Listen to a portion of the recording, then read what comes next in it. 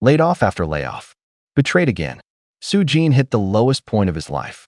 And then, at that moment, a hiring notice from an unfamiliar company arrived. One short line, like a sliver of light squeezed through a crack in the door. The company had a name, Kindling. Their mission was written like a myth. Thousands of worlds were smoking. Civilization was a spark blown shaky by the wind. Only by saving those clients who were prophesied, cursed, or ignored could the flame of civilization possibly keep burning. In plain terms, saving people was saving the world. Soo-jin accepted his first assignment. The pop-up held a rescue recording. I see the end of the world in 7 days. The voice on the phone trembled like paper horse from lack of sleep, full of a disbelief no one would share. I told everyone. No one believes me. My own mother called the police and said I'm crazy. Do you really believe me? Can you save me? Soo-jin set his hand on the microphone. The air had a cold edge. Somewhere far off a bell was tolling in a strange, offbeat rhythm. His voice was steady. There were no promises in it, only fact. I'll try to save you, he said short, like the bite of a blade. What can you do? The caller demanded, more frantic, on the verge of tears. Soo-jin didn't spout any mystical training or claim ranks or chi. He let his actions speak. The click of a phone powering down, the explosions outside the city, the dust on his collar. He said, I don't ask you to believe me. Just watch me fail. Silence on the other end. Soo-jin continued, his voice cold as a metal rim at dawn. Because I never miss. He finished. The pop-up's play button clicked and stopped. Soo-jin's fingertips still trembled. There was a restlessness in his eyes. He felt no joy, only a mechanical click to close the pop-up. The room returned to the hum of the air conditioner and his own breathing. He'd meant to keep job hunting. The mouse slid across the screen one page after another. Then his phone buzzed. The short vibration ran across the back of his hand. Soo-jin turned and picked it up. Hello. He hit accept. His voice dropped like a stone into the air. Hey, little Sue. It was old Lee on the line, voice worn and familiar, like a busted speaker pulling at the low end. Soo-jin's face was a blank mask. A tight, bitter smile touched his mouth. Old Lee, missing me? The place won't fall without your beam, will it? Old Lee inhaled like he'd been pricked. Words tumbled out, anger threaded with exhaustion. Your attitude. I told you to talk to a client, and you beat him up. How dare you? I told you. Soo-jin's hand shook the screen through his pale profile back at him. Mr. Wong was just messing with Xiao Jing. She didn't even call the cops. And now you act like you're some kind of hero. Old Lee's voice stretched thin. That account 6 months on it was worth millions. You ruined it. That deal wasn't mine to pull. Wasn't it me who closed it? Soo-jin asked coldly, as if doing arithmetic without feeling. What deal? You think you can make anything move without a platform? Do you know how many black marks I've had to take for you? I ran myself ragged because of you nights without sleep, throwing up from drinking. If I hadn't dragged you out of the precinct, you'd be done for. Who am I even doing this for?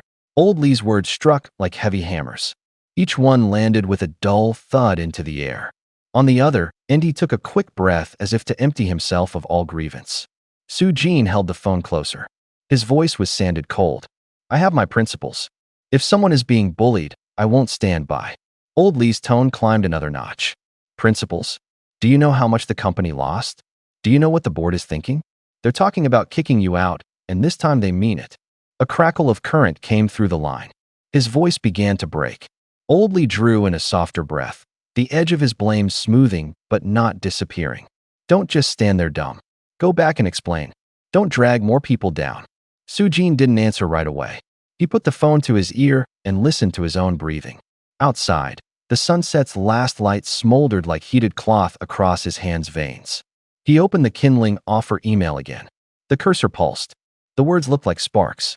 He said quietly, I'll handle it. He hung up. The screen went black. The room settled into its hum. Soo-jin stood. The floor gave a thin creak under his steps. He went to the window and cracked it open. Cold air carrying the city's odor slid in. In that wind there seemed to be the echo of a distant, unextinguished bell. The countdown to the end felt like a black hourglass, the grains moving slowly. Soo-jin clenched his fist until the lines of his palm showed.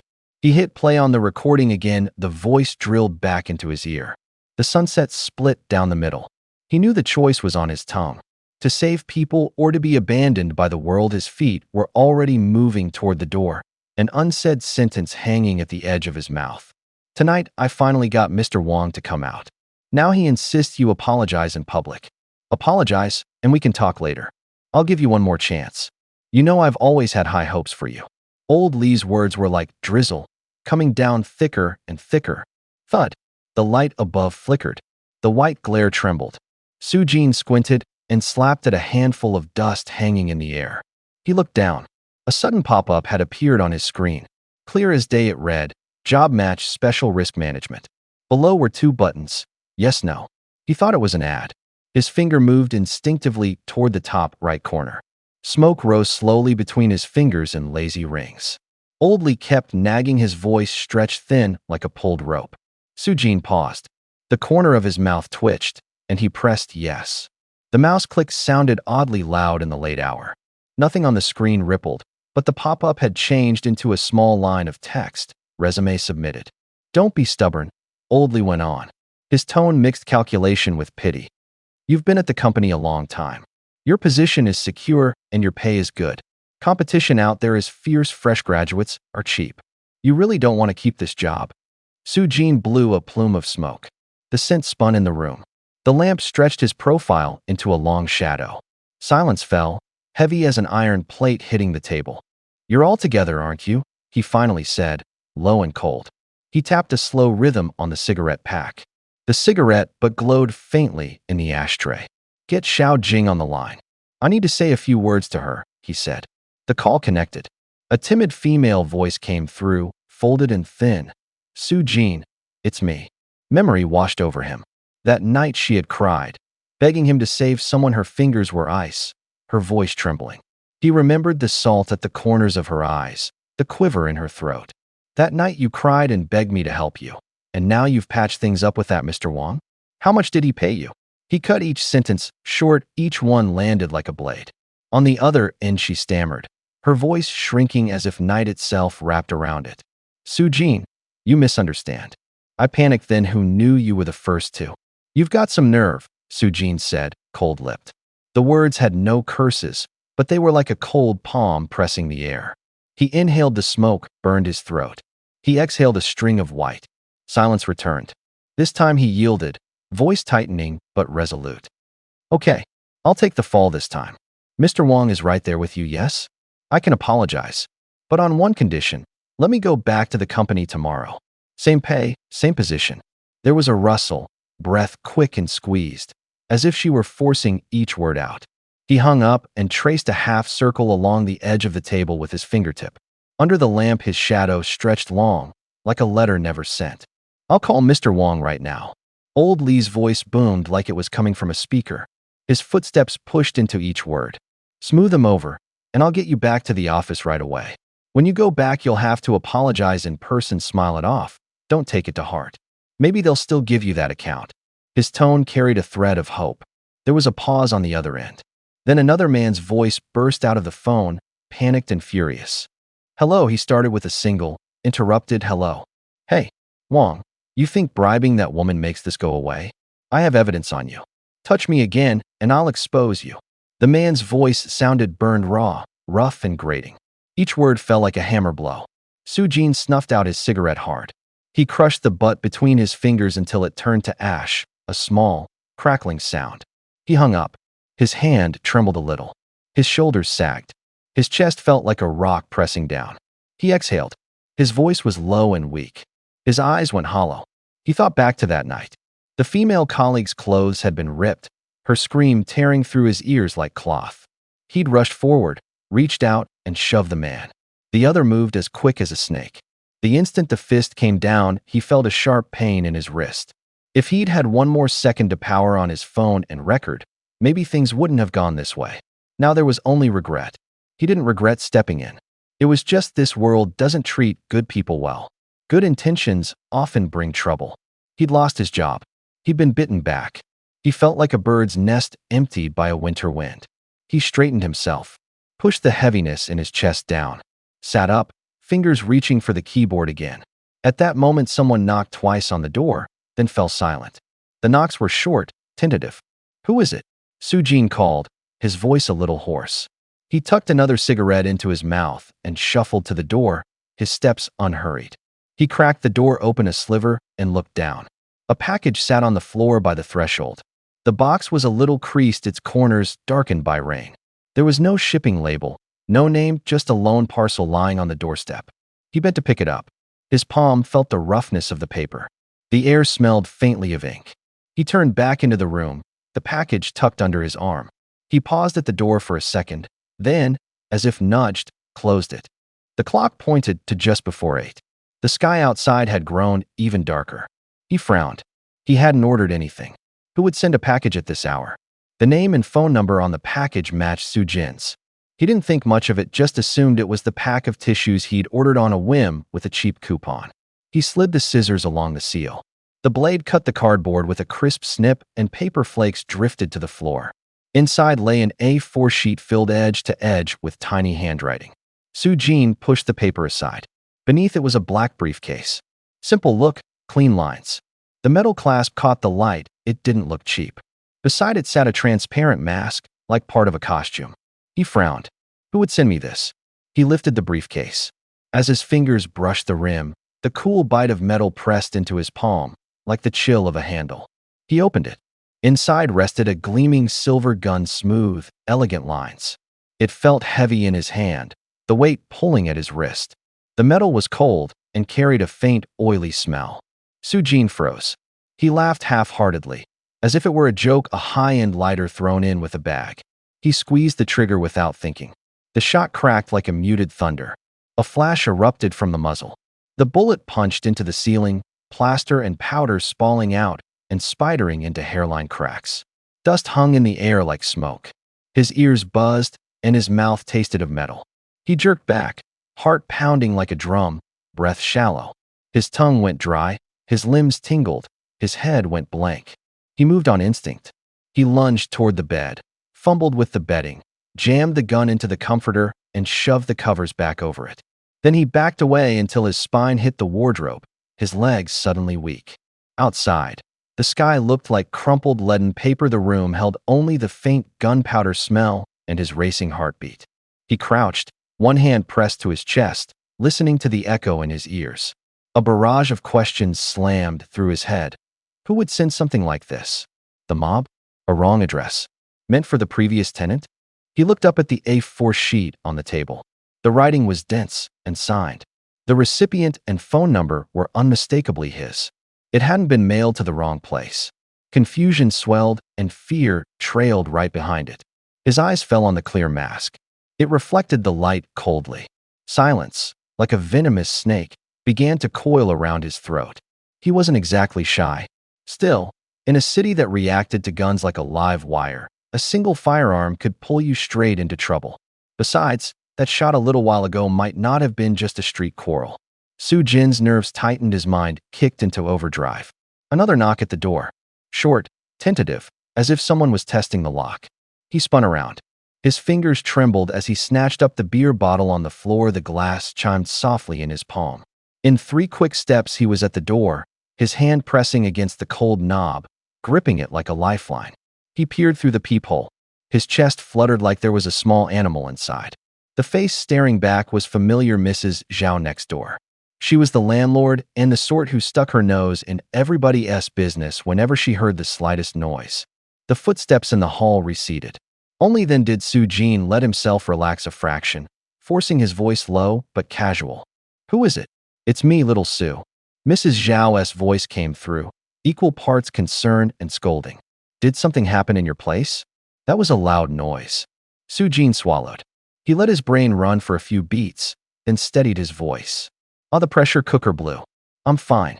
I'll clean it up right away." "Oh, you kid. Always so careless." Mrs. Zhao fussed a few more words. Then her steps faded down the corridor. The door clicked shut. The apartment fell quiet again. Soo Jin exhaled, his shoulders slowly unclenched. The beer bottle still in his hand bumped his teeth, the rim making a metallic little sound. He set it back on the table, but his gaze snagged on the small parcel lying there. He'd thought it was just one of those cashback flyers from some store and had thrown it aside.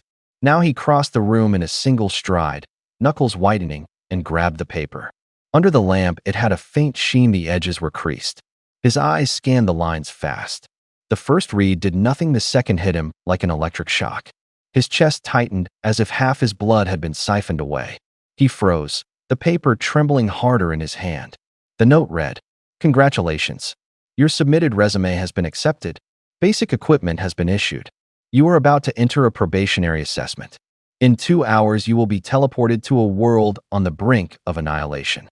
Immediately contact and protect the client, ensuring their safe passage through the early stages of the apocalypse. The task ends when the client achieves independent survival capability. The company will recall you." Soo-jin read it again and again. The words echoed in his head like a distant siren. Teleported. Apocalypse. Protect a client. Recall. He could hear his own breathing.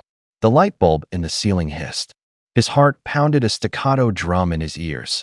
His palms went numb, the printed letters on the paper crawled like insects, inching into his reason. 2 hours. Teleportation. A world close to destruction. He tightened his grip until his nails bit into his palm, the pain bringing him back. He looked at the door, half expecting Mrs. Zhao's silhouette to reappear. The hallway outside was still somewhere, a car horn honked in the distance. A flood of questions crowded his mind. Who sent this? How did a resume even get into whatever system this is? What kind of company issues assignments like this? Who was the client? An apocalypse, did that mean real ruins and blood, or some kind of simulation? None of that mattered right now. The paper gave him an order, and it also offered an escape. Outside, the night was thick, the streetlight cast a long shadow across the curtains. Soo-jin drew in a deep breath, his awareness split clean in two by a knife. Half fear, half curiosity. He folded the paper and shoved it into his pocket, his fingers still shook. The phone on the table lay silent. Pack up, call the sender, take off immediately, or pretend he never saw it and go on living. A breeze nudged the curtains as if urging him. Soo-jin stood at the table, listening to his heart and to the faint rustle of paper in his pocket. It was late. He knew that whatever choice he made in the next 2 hours would change the course of his life. The company will provide you with basic support during the assignment, including language translation, currency exchange, and identification. Do not disclose any company information externally, and do your best to complete the task. If the task succeeds, you will be formally hired and given more privileges. If the task fails, you will bear the consequences. The notice lay on the desk. The paper was smooth. A red line ran across the top. It looked like fire without flame. No smoke. No heat. The red line spread downward like a stain of blood, swallowing the letters as it went. Silence narrowed until the only sound left was a faint sizzle, like a needle scraping glass. Soo-jin's hand suddenly loosened. The paper spun and drifted back onto the tabletop. As it landed, he saw the bottom line of the signature consumed by the red, the company name gone into the color. Tiandao Unlimited Liability Company, as if it had never existed. A chill climbed his spine. Scenes played behind his eyes, frame by frame, the rich in dark rooms manipulating ordinary people. Kidnapping, pranks, live-streamed games, or something simpler, someone waiting for him to break character so they could harvest the joke. The package. He remembered the courier slip. There had actually been a real gun inside. How was that possible? Who would send a real gun? Was it the client, Old Wong? The man who had just told him on the phone to go apologize? It seemed unlikely, but the thought multiplied like sand slipping through his fingers the more he tried to hold it. He patted his pockets again. His phone screen glowed cold. A small voice urged him to call the police. Damn it, he muttered, more to steel himself than anything, and pressed the screen. The call went out. The ringtone pealed, one beat after another, like a heartbeat. Beep, beep, beep. His mouth felt dry. He rehearsed a line in his head, short, clear, precise. Location. What happened? No extra words. The line picked up. The voice on the other end was calm, professional. Police. Soo-jin blurted, his voice shaking though he tried to steady it. I'm Soo-jin. I'm at Building 3, Qingyan Road. I just received a delivery. There's a real gun in the package, and a notice that burned itself. It had Tiandao Unlimited Liability Company on it, but it's been burned away. Is someone watching me? I need someone to come check. The dispatcher took down the details. After a few seconds, the reply was brisk and orderly. Don't touch the package. Stay where you are. We'll send officers. Are you inside? Is anyone else nearby? Keep your phone on. He looked around. The apartment was eerily quiet. Beyond the window, the city was a dark blur. The distant hum of car engines rose and fell like waves. His heartbeat tightened into a steady rhythm. I'm inside, he said. Doors locked. No one nearby. His eyes returned to the half-burned notice. The red lines seemed to keep moving, as if watching him, an apparatus waiting for his next move. Hello, this is... Her words broke off mid-syllable. A mechanical voice drilled into Soo Jin's head. Do not disclose company information in any form. Second-time offenders will be severely punished. Put on a mask immediately and prepare at once. Beep. The harsh tone stabbed at his eardrum like a needle. It wasn't just coming from the handset.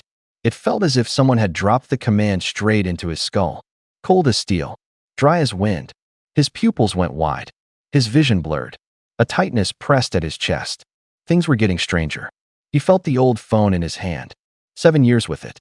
A single-eared handset couldn't make that kind of internal, echoing stereo. Was he dreaming? He blankly opened his download client and clicked a video with a blue dot by the title. The screen lit up and he hit play. Rough sounds poured out of the phone, panting, wet noises. A few seconds later, he snapped the screen shut. His fingertips felt cold. A weird certainty rose in his head. He immediately tore it down and rebuilt it. His thoughts felt sliced into pieces by a dull blade. The clip was called Hot Springs 2-Day Trip. He hadn't finished it last night. For private reasons he didn't want to dwell on. The studio reused sets and the themes were old. But this was his favorite director's new work, the director's first time doing a Hot Springs series. How could a dream hold so many specific details? He took 2 steps back and sank into the chair at his desk. It made a soft sound. Out of the corner of his eye, the screen caught him.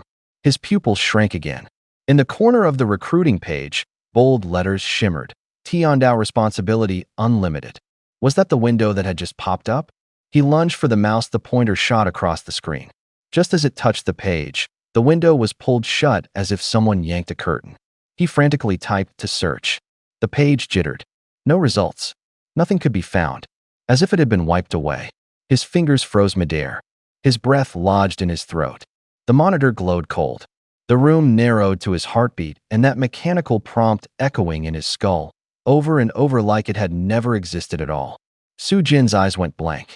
His breath came short and fast. He dug his fingers into his hair. What on earth had happened? He wanted to stand up and run, but his limbs felt like they had been filled with lead. One thought kept repeating. He couldn't just run. Someone was watching him. Leaving now would be unpredictable. He lifted his hand and slowly reached for the edge of the table. He picked up the transparent mask. Light caught on the plastic and threw back a faint, cold gleam. It looked like nothing more than a thin sheet of plastic. The voice on the phone had told him to put it on short, icily commanding. He squinted, studying it over and over, adjusting it carefully with his fingers. Then, as if flipping a switch, he pressed the mask to his face. The instant it touched, a cold scrape ran across his skin. The mask seemed to melt away and vanished. His fingers were still on his face. He could still feel his own skin. The world changed instantly. A string of numbers appeared in his sight, shifting like a countdown. 1 hour 32 minutes and 11 seconds. 1 hour 32 minutes and 10 seconds. 1 hour 32 minutes and 9 seconds. He froze. His heart leapt into his throat. He sank back into the chair, his chest heaved. The room was eerily quiet, only his heartbeat and the low hum of the computer fan. He sprang up and hurried to the bathroom. The light was cold white, the mirror was lit. He cupped his chin in his palm and ran his fingertips along his cheek, trying to peel the invisible thing off. He rubbed frantically. The skin at his temple was raw from his nails. There was an edge with no feeling, only his feverish skin and an eyelid that kept twitching. In the mirror there was nothing but that string of numbers, like a translucent watermark stuck to his vision. His eyelids twitched as if jolted by current. The mirror showed his face, still the same familiar outline. Only now there was a set of numbers that didn't belong to him. He drew a deep breath and stared at himself. The faucet was ice cold. Cold water like blades hit his face. Droplets ran down his jaw, taking the heat with them. His heartbeat slowed, beat by beat. Calm down, he said to his reflection in a hoarse voice, forcing it steady. A conclusion slid through his mind. This was not a joke, nor an ordinary trick. Something had entered his body, whether it was good or bad, he didn't know. He couldn't remove it now, he could only set it aside for the moment. He thought of the pistol and the black briefcase on the table. If the mask wasn't an ordinary object, those two wouldn't be simple, either. He pulled himself together, tapped the mirror with a finger as if sealing a plan, then turned and left the bathroom, heading back toward the table. First, he'd check those two things: 0.00:59:23.00:59:22. Time stretched by half an hour. He was alone in the bed. Soo-jin sat up, back against the headboard, breathing hard. Two things sat by his hand: a briefcase and a pistol. The mask was still on his face. He couldn't take it off. It clung to his skin as if glued. With every breath, cold sweat trickled down his cheekbones. He tried to tear it off, to soak it in hot water, to pry it with a blade. Nothing worked. The mask seemed to have a will of its own, tightened until it almost choked him. The gun was strange too. No model like it existed online. The magazine wouldn't come out. The last time he tried to test it, loosening his grip and pulling the trigger, it went off. A short, dry bang. Later he found there was no shell casing, no bullet. As if the round had been swallowed somewhere else. The sound hung in the air like an alarm bell. No explanation. Only fear. The briefcase was odder. When his hand reached the bottom, he felt a strange, almost synesthetic connection, like touching an open room. Beneath it was a cubic meter void he couldn't see. He shoved things in: keys, his wallet, a few cans, a notebook, and they vanished into that invisible hole. Pulling them back out was as smooth as opening a drawer. Larger items wouldn't fit. It was a trick, like a little portable room from a movie. In other times, such things would have driven anyone crazy with excitement. Not today. The more mysterious the objects, the heavier his heart. Phrases like near extinction and the end of the world hit him like a splash of ice water. His stomach dropped, his mind went to pieces. Every thought could push him to the brink. His phone was still lit. The notification on the screen flashed the time. The numbers lay there like a shadow, pressing against his eyes.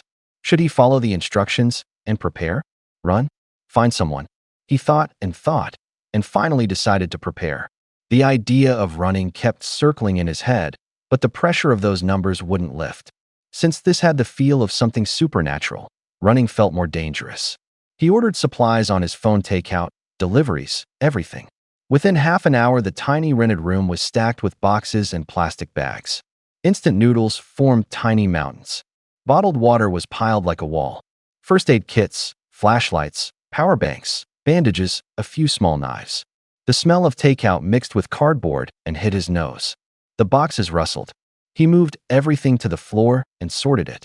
Cans in one pile, medicine lined up box by box, tools in a bag.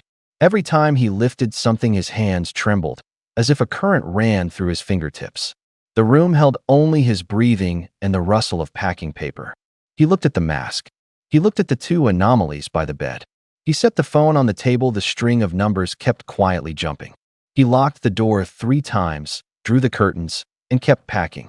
Every motion felt like fighting an invisible countdown.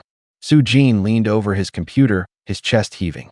His fingers trembled as he clicked the mouse a few times. Confirm. The payment success chime rang crisp and clear. A small line of text popped up on the screen. Life insurance active. Beneficiary, parents. If missing for 2 years, claimable. Next, he submitted a loan application on a reputable lending site. Approved. A few more went through, in total just under 170,000. His palms were slick with cold sweat. Then he signed a gift agreement online. Beneficiaries, his parents. Amount, 150,000. An e-signature, the format of a legal document, making the money theirs on paper. He did it to lock the funds in place, to reduce the chance they could be clawed back. He left 10,000 for the landlord, paid 6 months rent up front, and typed a short note with the transfer. Please keep an eye on things. Do not disturb. The rest he converted to cash and stuffed into a waist pouch. Finally, he cleared all his browsing history. One by one, the browser tabs closed. The sound of his fingers gliding across the keyboard still echoed in his ears. When everything was done, the room was left with only the low spin of the computer fan. Soo-jin's chest felt like a stone. He picked up the phone and dialed his parents. The dial tone clicked like cold droplets of water. After a moment, a familiar but muffled voice came through. His mother, still half asleep, soft. Son, why are you calling at this hour? Aren't you asleep? He swallowed and dropped his voice, forcing it to sound casual. Mom, I transferred some money to you and Dad. Can you check if it went through? Silence on the line. Then his mother's voice snapped awake, as if splashed with cold water. Transferred what? 150,000? Where did that come from? His father's voice came from the background, threaded with surprise. Soo-jin managed a forced laugh, his voice trembling. It's good news. The company poached me. Mr. Lee gave me a sum to keep me on. I don't need it right now, so I'm sending it to you. Don't be shy, spend it however you want. His mother squealed like she'd been on a roller coaster. Really? My heart just about jumped out of my throat. My son has made it. I thought someone had scammed you. He hurried to add, speaking faster. Don't worry, I didn't get involved in anything shady. The company transferred it. I was so happy I forgot you might be sleeping.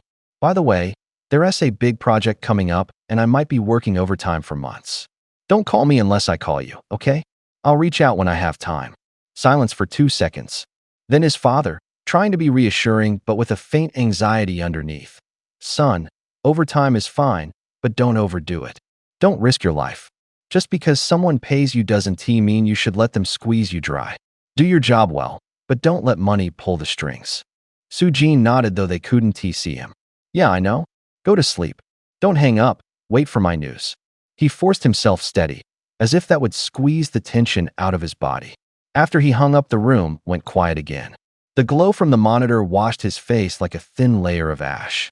He slid his hand into his pocket, his fingertips brushed cold bills. The air felt compressed until he took a long breath and slowly let it out. Got it. You guys go to bed early. I have to be at the office early tomorrow. He hung up. Soo-jin slipped his phone into his pocket and let his shoulders drop. He exhaled a long breath that escaped from his chest. His fingers rubbed back and forth along the collar of his trench coat. His expression was calm, but it carried a weary resignation. He'd done everything he could. He tightened his grip on the gun handle, as if holding down something unspeakable. The numbers on the timer flickered. The cold light of the countdown washed his face. 3, 2, 1, 0. His pupils snapped shut. A blinding pinpoint of light shot up before his eyes. The specks swelled as if blown by wind, split in an instant, and became a golden door. It stood in front of him. The air at its edges seemed torn, emitting a faint electric hiss. Soo-jin blinked twice. His mind went blank. A miracle? Or a hallucination? He reached for his phone, wanting to test the temperature inside. No sooner had the thought formed than the golden door moved. Lights surged like a tidal wave, violently spilling out of the frame and rushing straight at him. The air tore with a high, piercing shriek. Soo-jin didn't have time to shout. The light swallowed him. A shrill, agonized scream cut through the light. Fu Qingdai sat up in bed. Her pajamas, damp with sweat, clung to her skin like a translucent film. Her heart pounded and her hands were still cold. She drew her brows together. Tears rimmed her eyes, breathing in short gasps. Fu Qingdai stood at the window, as if nailed to the spot. The dam in her eyes finally broke. Hot, salty tears ran down her cheeks and dropped into her palms. Her fingers were dug into the curtain, knuckles white. The fabric rubbed against her skin, rough and cold. Her dream and the sky outside were almost the same. Not vague shadows, but details. The clouds rolled like a heavy tide, a black curtain. Lightning flashed through the rifts like a metal blade slicing the night. The air felt crushing, as if even her heartbeat had been pressed into a new rhythm. By the third time she started to sense something was wrong. The dates in the dream, the shapes of the clouds, everything in the dream matched the real world. She piled every waking note in the corner of her desk. Her scrap paper was dense with the same cloud drawings and the same time written over and over. A few pages were taped to the wall, their corners rubbed raw. She called her parents, messaged her teachers, and everyone treated it like a child's fancy. No one took her seriously. The door hinge sighed. Someone came in. Zhang Wan pushed the door open, her steps light but deliberate. She shrugged off her coat and sat on the edge of the bed, exhaustion in her eyes. She looked at Fu Qingdai like she would a child tormented by nightmares. Fu suddenly lunged forward and threw herself around her mother.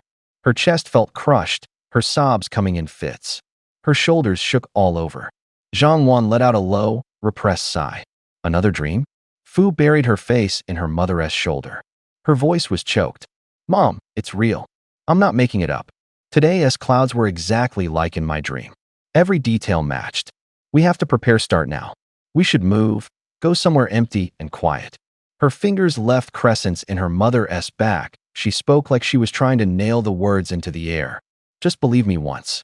Just once, Mom. Zhang held her tighter, as if she could press the panic out of her. Her voice was equal parts helpless and urgent reason. Qingdai, you're exhausted. The doctor said stress causes nightmares. Your finals are a month away. What you need is to study, not invent stories. Do extra work at school today, go to bed early, rest a few days, and you'll be fine. Fu snapped her head up, fire in her eyes. Can you stop using exams to cover everything up? I saw it, I swear I did. The sky will turn like that. The clouds will be like blades. Just let me finish, okay? Her voice shot up, like glass being scratched. The room went silent for a beat. Outside, the clouds still rolled heavily, as if they could hear the fight. Okay, you go ahead. Zhang sighed and put the serving spoon back into the bowl. There was a casual calm in her voice, as if she didn't care. Finish telling me and eat, don't dawdle, get to school early. Fu Qingdai bit her lip, pressing down the discomfort in her throat, and began to describe the dream scene bit by bit. There was a light in her eyes, and her fingers unconsciously rubbed the edge of the blanket. Zhang only nodded now, and then her brow never left the pot. Her gaze seemed to be measuring out portions. As she listened, she shook her head, as if trying to shove the whole thing out of her mind. Qingdai's voice suddenly rose, urgent and annoyed. Mom, are you even listening? I am. Zhang answered perfunctorily. Isn't this just those weird dreams you always talk about? It's not the same. Qingdai shot upright. Her fingers curled into a fist. This time it was different. I saw a man, and there was a voice talking to me. Before she could finish, Zhang knife stopped on the cutting board. Her expression changed, grew sharp. What man? Are you dating someone? What are you thinking getting into that now? Young love won't do you any good. Qingdai froze, then her face flushed. She had been hoping her mother would listen. Instead, she felt shoved back into the dark. Mom, her voice cracked, edged with anger and hurt she couldn't hide. She forced the details out, like squeezing a stubborn drop of oil. Zhang only said, yeah, in an impatient tone. She pushed her chair back, footsteps echoed in the cramped kitchen. The door clicked shut with a sound that felt like a final verdict. Qingdai reached out and grabbed her mother's sleeve. Her knuckles went white. The fabric was cold, and reality felt colder. Mom, can you give me some money, please? She put the request into her voice, trying to make it sound like an ordinary favor, not a plea. Zhang paused, her movement slowed. The soup in the pot made a little gurgle. Don't I usually give you money? She asked. I want a bit more. Qingdai said quietly, tears glinting at the corners of her eyes. The food at school hasn't been great lately. I want to buy some workbooks to catch up, and maybe a few nicer things. How much? Zhang asked, her voice like a tossed coin measuring value. 500 yuan. Qingdai whispered the number as if afraid to stir the air. 500. Her mother repeated, as if checking a ledger. Her brow tightened, and she tapped the table. 500 became a string of concrete expenses in her head. No. At most 50. Go get ready. Don't be late for school. Zhang tone snapped back to brisk decisiveness. There was no hesitation. She closed the matter as if switching off a light. She turned and left in quick steps. Her heels struck the floor in a hurried rhythm. A cold draft slipped through the door crack, carrying the dampness of morning. Qingdai stayed at the bedside, her palm pressed to her chest, feeling her heart pound like a small drum. She forced back her tears until only the burn in her eyes remained. She groped for the mirror on the nightstand and saw her eyes were redder than they had been that morning. The room narrowed to the ticking of a clock. Each tick felt like a reminder of her lack of power and her silence. If she were older, if she could earn her own money, maybe she could change something. The thought kindled like a small fire in her chest. She tucked that faint hope into her backpack, carefully stashing it away like a bus ticket she might one day use. She sat under the ink-dark desk lamp. The pen tip scratched short, clipped sounds on the paper. Each stroke felt like she was scraping the dream off her skin. The lights outside the window were torn into fragments by the passing stream of cars on the street. TV noise and voices leaked in from outside the door. Human sounds squeezed through the crack. Someone swore, urgent and dry. Fu, why don't you do something about your daughter? She just sits there watching TV all day. Call Teacher Lee and ask if she's misbehaving again. I know. I'll call later. Later? You're always later. You never do anything at home. How did I end up with such a useless man? The words gusted through the room and were swallowed by the click of the closing door. The choral downstairs didn't stop. It rubbed at her eardrums like an old rag. In the classroom, the early reading lights were on. Chalk dust on the whiteboard floated up in the beam. The students read aloud in low voices. The sound rose and fell in neat waves. Qingdai packed her bag. Her fingers still trembled slightly. Her eyes weren't on the pages. Her mind replayed the dream, not pictures, but a feeling, cold. The cold in the cracks. And water, as if it had a sound she couldn't quite make out. Her deskmate turned her head. Quiet, direct. Qingdai dreaming again? Qingdai nodded, half an answer, half a brush off. Then her face sharpened. Xiaoning, I'm telling the truth. Don't underestimate me. I know more than just the dream. The world might change. If it rains, don't touch the rainwater. There is something wrong with it. You'd better stock up on food and seal the doors and windows. Her words stopped the classroom for a second. Someone swallowed. Someone laughed, a sudden popping sound. Xiaoning's expression slid from curiosity to disbelief to helplessness. She muttered, "Here we go again. Are you completely crazy?" A boy in the front row flicked open a thin boy's love novel. The pages made a crisp flipping sound. Xiaoning pulled out that same kind of book, eyelids half closed. I'm reading BL. If I want to lose my mind, it's to find a lead guy, all right? Don't give me that look. Put your book back. Lend it to me when you're done. Another small, urgent voice bargained. People sighed. Heads shook. The pen cap at the corner of a desk was tapped out a rhythm by fingertips. The teacher's eyes scanned from the back door like dark ink spots, tired and puzzled. The argument outside kept going, a stretched string of noise. The lunch bell rang, short and sharp like a struck gong, cutting everyone off. The students poured out like a flock released. In the hall, the scrape of soles on tile, the thud of backpacks, laughter and shouts braided together.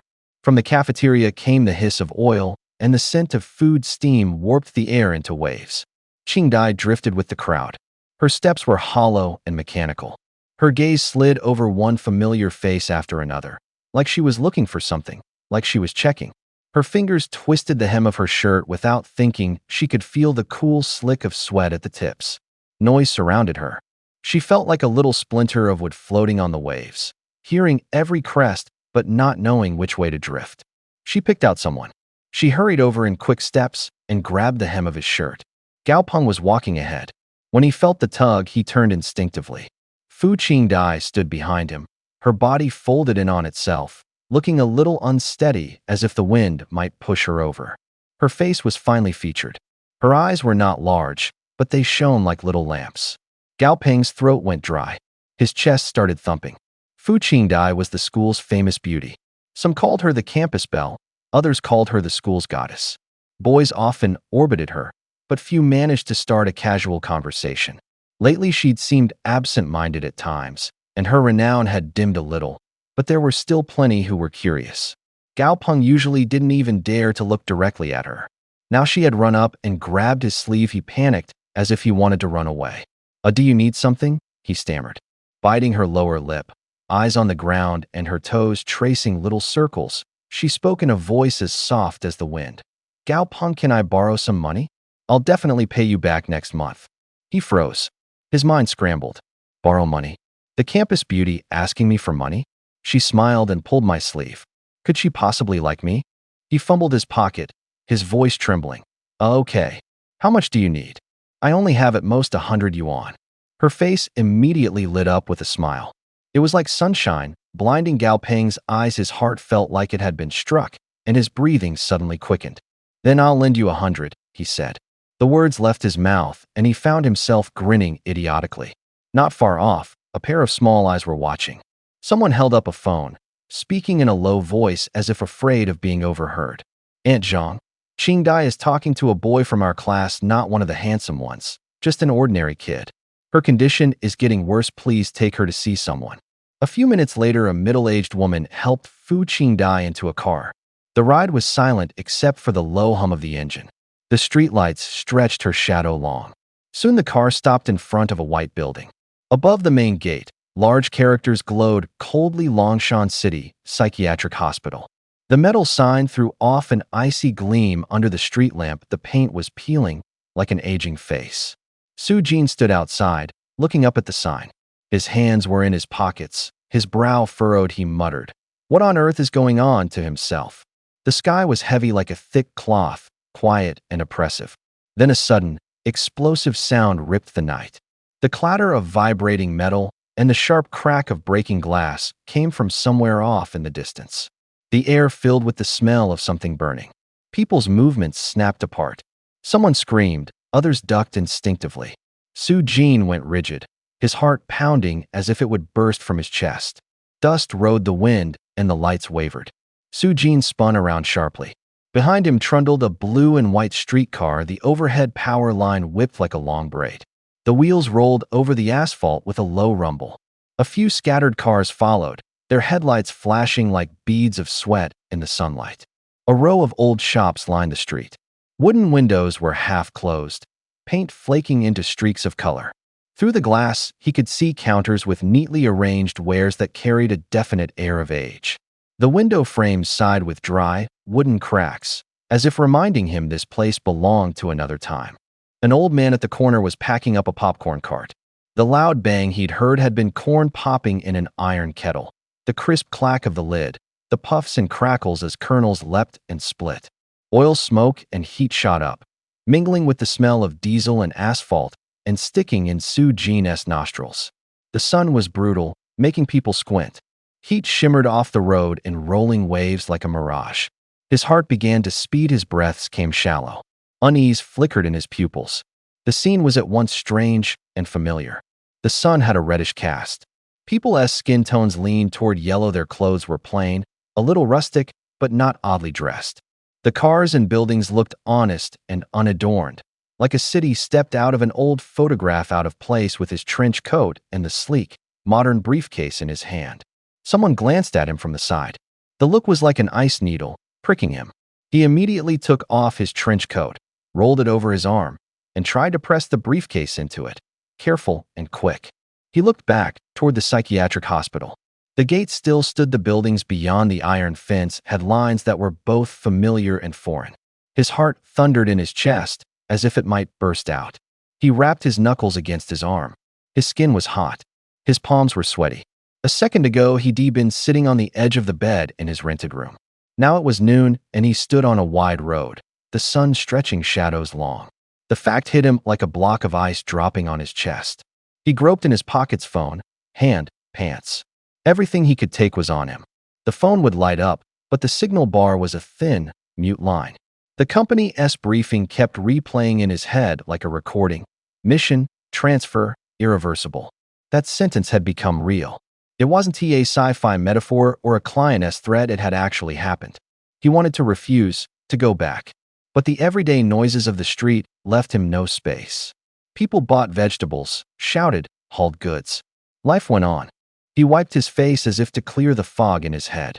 He drew a couple of deep breaths and let them out slowly. He forced himself to slow each inhale. His body trembled, but his reason held. He glanced down at his shadow, then looked up the street as if searching for what to do next.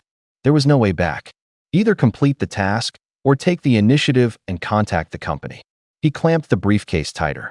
The sun burned his hand, but he held on all the same. The popcorn at the corner sent out its last little pops.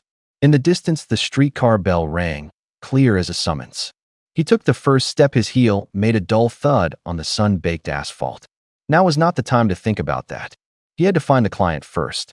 The mask threw a small red glow into his vision. The red dot jumped on the psychiatric hospital map sharp as a pinprick, like a compass pointing the way.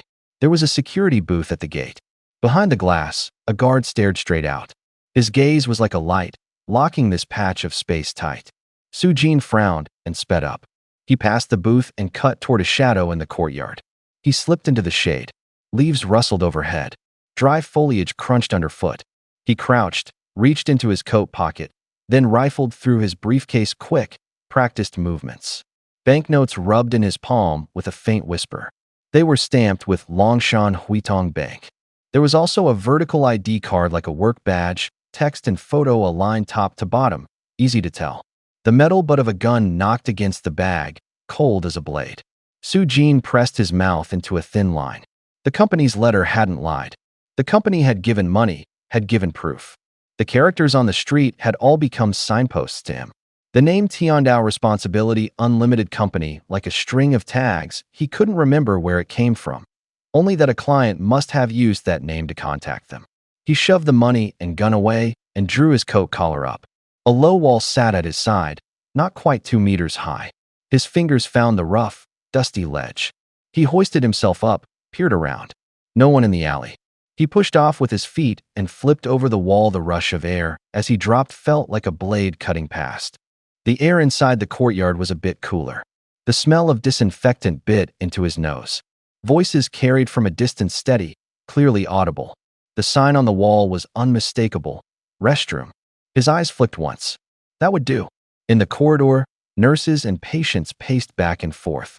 The click of heels, the rustle of fabric sounds blended into a single wash.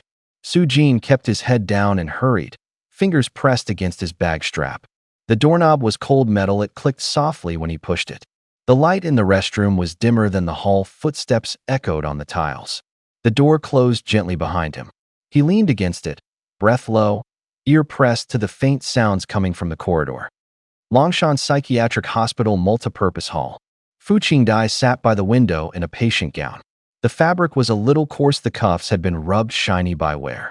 She rested her hands on the windowsill, the back of her hand warmed by the sun. Sunlight lay over the lawn outside like a blanket. Leaves cast dappled shadows that swayed in the breeze. Her gaze was calm, unhurried. Now and then she lifted a hand and tapped the porcelain of the sill with her fingertips, a light, crisp rhythm. People in the hall chatted about home. Voices and the clink of teacups blended into an easy, unhurried current of life. Outside the window, the courtyard was peaceful. In that moment, the world inside the hospital looked perfectly ordinary. The electric fan overhead creaked as it spun. Voices whispered down the corridor. Now and then someone screamed. The sounds came in ragged pieces. Fu Qingdai listened and had no strength left to look at the scenery. Her eyes began to burn. Her small hand clenched the hem of the hospital gown, knuckles white. There wasn't much time. She paced once around the room, as if counting the last seconds. She bit her lip. The corner of her mouth twitched. The words from the dream echoed in her head. The voice had said, "Someone will come for you." She repeated the sentence over and over like a bet with herself. "He'll come," she whispered. Her voice sounded thinned by the wind. She smiled again, a little bitter, a little stubborn. If he didn't come, the dream would be false. The end of the world would be false. If so, being called crazy would have been worth it. She wiped her eyes with the back of her hand. Light returned to her gaze, though it was still unsteady. She was about to go back to her room. Her steps were light. Her eyes swept down the corridor. The fluorescent tube in the ceiling flickered twice. The instant she turned, a dark shape streaked past the far end of the hall. A coat hem whipped. A handbag swung in the figure's hand like a black stone. Her heart felt struck by lightning. The images in her head overlapped with reality. Beneath a black vault, bodies piled like mountains. The silhouette, one hand holding a bag, the other a gun, matched the shadow in front of her with a. Before he stepped through the door, he ran it through in his head. Even if the person opposite is a lunatic, as long as he's a big, solid man, he can handle it. The door opened. Reality snapped him back to himself. Not a big man. Not middle-aged. It was a girl who looked like a student, pale skin, a backpack with a school badge. The crowd around her instinctively labeled her like a virus. Student, sensitive, unfit. Soo-jin's shoulders dropped. His fingers tightened, then loosened. The air conditioner hummed quietly in the lobby. The floor caught the echo of heels. Soo-jin scanned the room, his gaze sharp as a blade. No one was looking at him. No one was looking at her. He grabbed a chair without thinking. The scrape of its legs on tile was short and sharp. When he sat, he leaned forward, trying to make his posture look casual. She was directly opposite him, close enough to see a tiny red dot on her forehead. Suddenly, that seemed to fade, as if someone had blown it away. They didn't speak. She kept her head down, rubbing her hands on her knees until her knuckles went white. Her breathing was almost paper thin. Jin watched her hands and could even hear the faint clicks of her knuckles. He tried the first question, his voice steady. Did anyone from the company contact you beforehand? She nodded hard. Her chest rose and fell as if a small deer were banging against it. Her lips trembled. At last, she looked up. Her voice came out so small it sounded like it was traveling from a great distance. My name is Fu Qingdai. He took the name down. A flicker of doubt passed through him, but he shoved it back. He let his gaze linger on her face for a beat longer. She didn't look mad. She looked like someone who'd just been woken up, like she'd had a nightmare and couldn't remember the details. She added, even quieter, "Brother, I don't even know what to call you." He swallowed. His Adam's apple bobbed. His fingers tapped the chair back without him noticing. This was a public place. He couldn't reveal too much. But right now the priority was to make her trust him and to draw information out of her. Plans lined up in his head. He took a breath and set the stage, his tone carrying a professional firmness, softened as much as he could manage. From this point on, our conversation is just between you and me. Don't tell anyone who I am, understood? She nodded, eyes bright, serious like she was swearing an oath. Sweat in her palms was wiped away on the hem of her sleeve. He switched to a more casual explanation, as if giving someone a household detail. I'm hired to handle a special case. You can call me director, or just call me Hal. To everyone else we'll say we're cousins, okay? Her reply came on instinct, voice shaking a little. Understood, cousin. In a few sentences the atmosphere settled. The lobby's noise drew back like a curtain, leaving them a pocket of privacy. His hand still trembled slightly. He brought his eyes back to hers, ready to pick answers out of her words. I've written the name down. Jin set his pen down, his voice calm.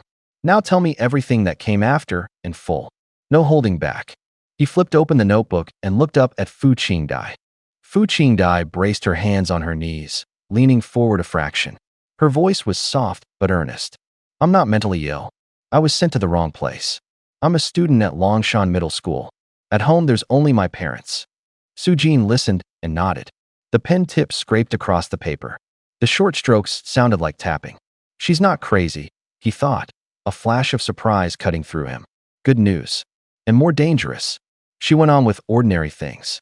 She said life here felt like an old time on Earth, simple, backward. In his head, Jin pieced together the picture. Dusty streets, rundown shops, courtyards where children chased each other. He nodded, his gaze steady.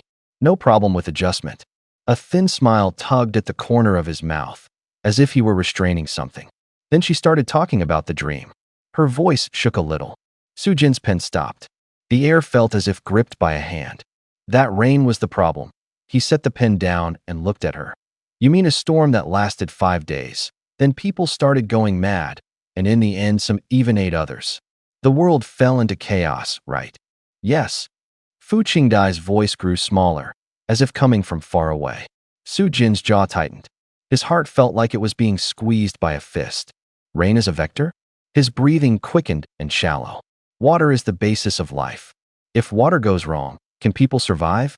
He pictured raindrops landing in bowls, a metallic taste spreading. He imagined rivers turning to poison, children at the bank drinking, their faces going rigid in an instant.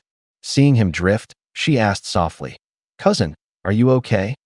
Jin forced a smile, the kind that had a wire tightened beneath it. I'm fine. Keep going. The dream mentioned a company. When did the company get in touch with you? When were you told someone would come for me? Fu Qingdai bit her lip. The memory was sharp as cut paper. The company, and that you would appear, those things are from the last few days. In the dream, a voice suddenly spoke. It called itself Heaven's Way Company and asked if I wanted to keep living. Her words finished, her eyes held a light mixed with fear. Jin listened. His fist clenched slightly. The ward corridor hummed with the air conditioner. Outside, the rain still hammered the glass, like footsteps that wouldn't leave. He closed the notebook and said in a low voice, "Write down every single sentence you remember. Times, names, places. Don't leave out even the smallest detail." I said yes. Fu Qingdai finished, her voice drawn out thin. And then, Jin looked up. The pen still made a faint scratching on the paper. He said the contract was signed. They'd send someone to help me. And then nothing else. That's about it. Her fingers twisted the hem of her clothes until the knuckles whitened. Jin nodded, replying, "That sounds right. Our company operates like that." Inside, though, he felt like he'd been pricked. His jaw tightened, his knuckles rapped the table, and he muttered under his breath, then softened the words. That's ridiculous. They're forcing people. He pictured her situation. Click a mouse, and you're shoveled onto a spaceship headed for deep space. No negotiation, no choice. One flash of contract text, and fate is written. The air seemed to be sucked out of the room. There were holes in what she'd said. She'd known a few days before she would appear, yet she'd literally been hired just hours earlier. The timeline didn't add up, not by a little. Time travel? Precognition? Or someone had planned all along? The questions were loose threads he couldn't tie. Soo-jin pinned those doubts beneath the tip of his pen. Only the pen on paper and muffled footsteps in the corridor filled the room. The light was cold, like a cut. He steadied the pen, looked up at her, and his voice sharpened, quick and crisp. We'll keep going. Don't say anything until I finish asking. Fu Qingdai nodded. Her voice was so small it seemed carried away by the air. Okay. How many days until that rain? Do you remember? He asked, urgency and calculation blended in his tone. 7 days from today? Her eyes brightened. She answered clearly, like a line she'd rehearsed. Soo-jin wrote 7 days on the paper. The nib left a small black impression. Then he looked up, staring at her face. In those 7 days, if you have to act, if you have to look pitiful, can you go home? She hesitated. Outside, a distant hum of traffic reminded him time was still moving. She bit her lip. I'm not sure. I did say I wanted to go home. My mom keeps telling me to stay here for treatment, but she comes every day. She's worried. All right, skip that for now. Soo-jin set the question aside, his voice dropping lower. Are there any rentals near your place? The closer the better. Her eyes suddenly lit up, as if she'd grabbed a lifeline. Yes, in my building, several units for rent. The phone numbers are taped to the windows. The paper S nearly faded from the rain. Soo-jin nodded and asked, tell me about your routine. How are your parents? She began slowly. Visits every afternoon, a cup of warm water by the bedside, a pot of yellowing grass on the windowsill. There were details: the smell of disinfectant, the sharp clink of paper cups, the rhythm of her mother's palm slapping the sheets when she spoke. Soo-jin wrote, turning those details into usable fragments. 10 minutes passed. His notebook was dense with writing. Soo-jin looked up. His expression grew darker and darker. He stopped writing. The air in the room seemed to congeal. The rain picked up again outside. Drops drummed against the window frame, like someone beating a drum. The room smelled damp. Soo-jin twirled the pen between his fingers twice. The tip tapped the rim of a cup with a crisp little sound. He shut his notebook and looked at the girl across from him with a questioning gaze. 7 days, he said first. The words were short, like a countdown. Fu Qingdai kept her head down. She looked alert, but there was a naive confusion in her eyes. Her handkerchief still had the creases from being washed. The chill from the rain seemed to seep through the glass and settle on her shoulders. Soo-jin switched tactics. His voice was steady, the sentences short and sharp. How much do the three of you spend a month? How much do your parents earn? Her brows lifted, a question mark hovered over her head. She hesitated. About 2,000 each. Our household is roughly 2,000 yuan a month. Soo-jin drew a line across the page. The pen rasped on the paper. He asked, is this a rule of law society? Is the law enforced strictly? She swallowed. Thunder rolled low outside, like an answer from far off. Of course there's law. We have courts, police. Soo-jin shook his head and then nodded. If something happens at work or a kid gets into trouble at school, do you have to rely on connections? Call in favors? Use backdoors? Fu Qingdai didn't lie. Her voice carried an assumption. Yes, everyone does. Without connections, it's hard to get things done. He marked that down. His pen paused 2 seconds, as if weighing the reply. Rain rattled along the eaves. Then he asked 2 seemingly random questions, as if assembling parts. Do you think you're pretty? I guess so. She smiled, a little embarrassed, childishly shy. And me? How do I look? My style. She looked up and blinked. You're good looking. Your clothes are nice. You just look hot, like wearing a suit in summer. Soo-jin flipped the page in his notebook. He didn't take his eyes off her. Are there photo shops, markets, internet cafes nearby? There are photo shops and a market. Internet cafes. I'm not sure. He slipped into a test-like tone for a moment. What's the molecular formula of water? H2O. She answered quickly, like reciting. Then a private question. His voice stayed calm, but the sentence was direct. Do you have periods? Do you use sanitary products? Her face flushed instantly. She looked down and her voice went small. Yes, I do. The rain pushed sound out the window and then dragged it back. Inside, there was only the two of them breathing and the rustle of paper.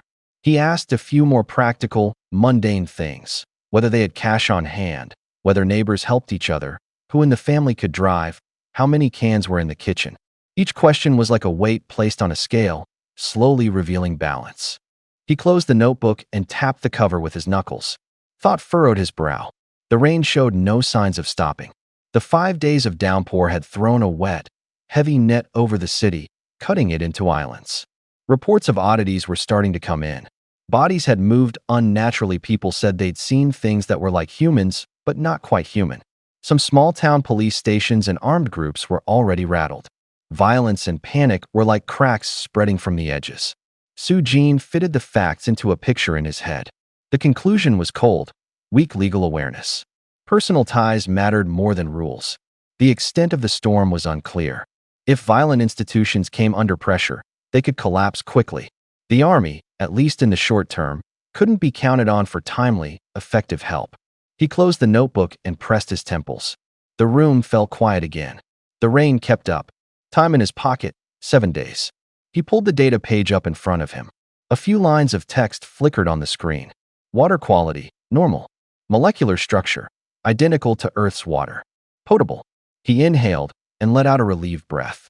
But out here there would be no resupply. Contamination could cut off any retreat. He didn't have the time or money to build a shelter. He couldn't force Fu Qingdai to come with him. Renting a place and stockpiling supplies was the most realistic option. He had a little over 7,000 on hand, barely enough for a deposit and the first round of essentials. The surroundings still felt familiar. He could understand the language. Basic common sense was the same. If they kept quiet for 7 days and caused no trouble, they could ride out this buffer period. He thought of a small thing. He picked up a pen and wrote H2O on a scrap of paper, then handed it to Fu Qingdai. The ink on the page still glinted where the pen had touched. Do you recognize this? He asked. Fu Qingdai glanced at it and shook her head. There was real bewilderment in her eyes. Her fingertip traced the edge of the paper, like someone feeling a strange map. I don't know what that is. He muttered a curse under his breath, not loud enough to scare anyone, more a sound of frustration. Why are you swearing at me? Her voice was a little panicked. She reached to take the paper back, genuine confusion written on her face. He set his jaw. Something odd was rising in him. The words he spoke were understood by others. Whatever the mask or the company's software did, it made his speech directly comprehensible. But the symbols he wrote on paper weren't understood. Speech and script were split. He tore off another page and handed her a pen. Pointing to 2 squares on the page, he pantomimed, "Write 2 characters for me. The first is Sue, the second is Jean.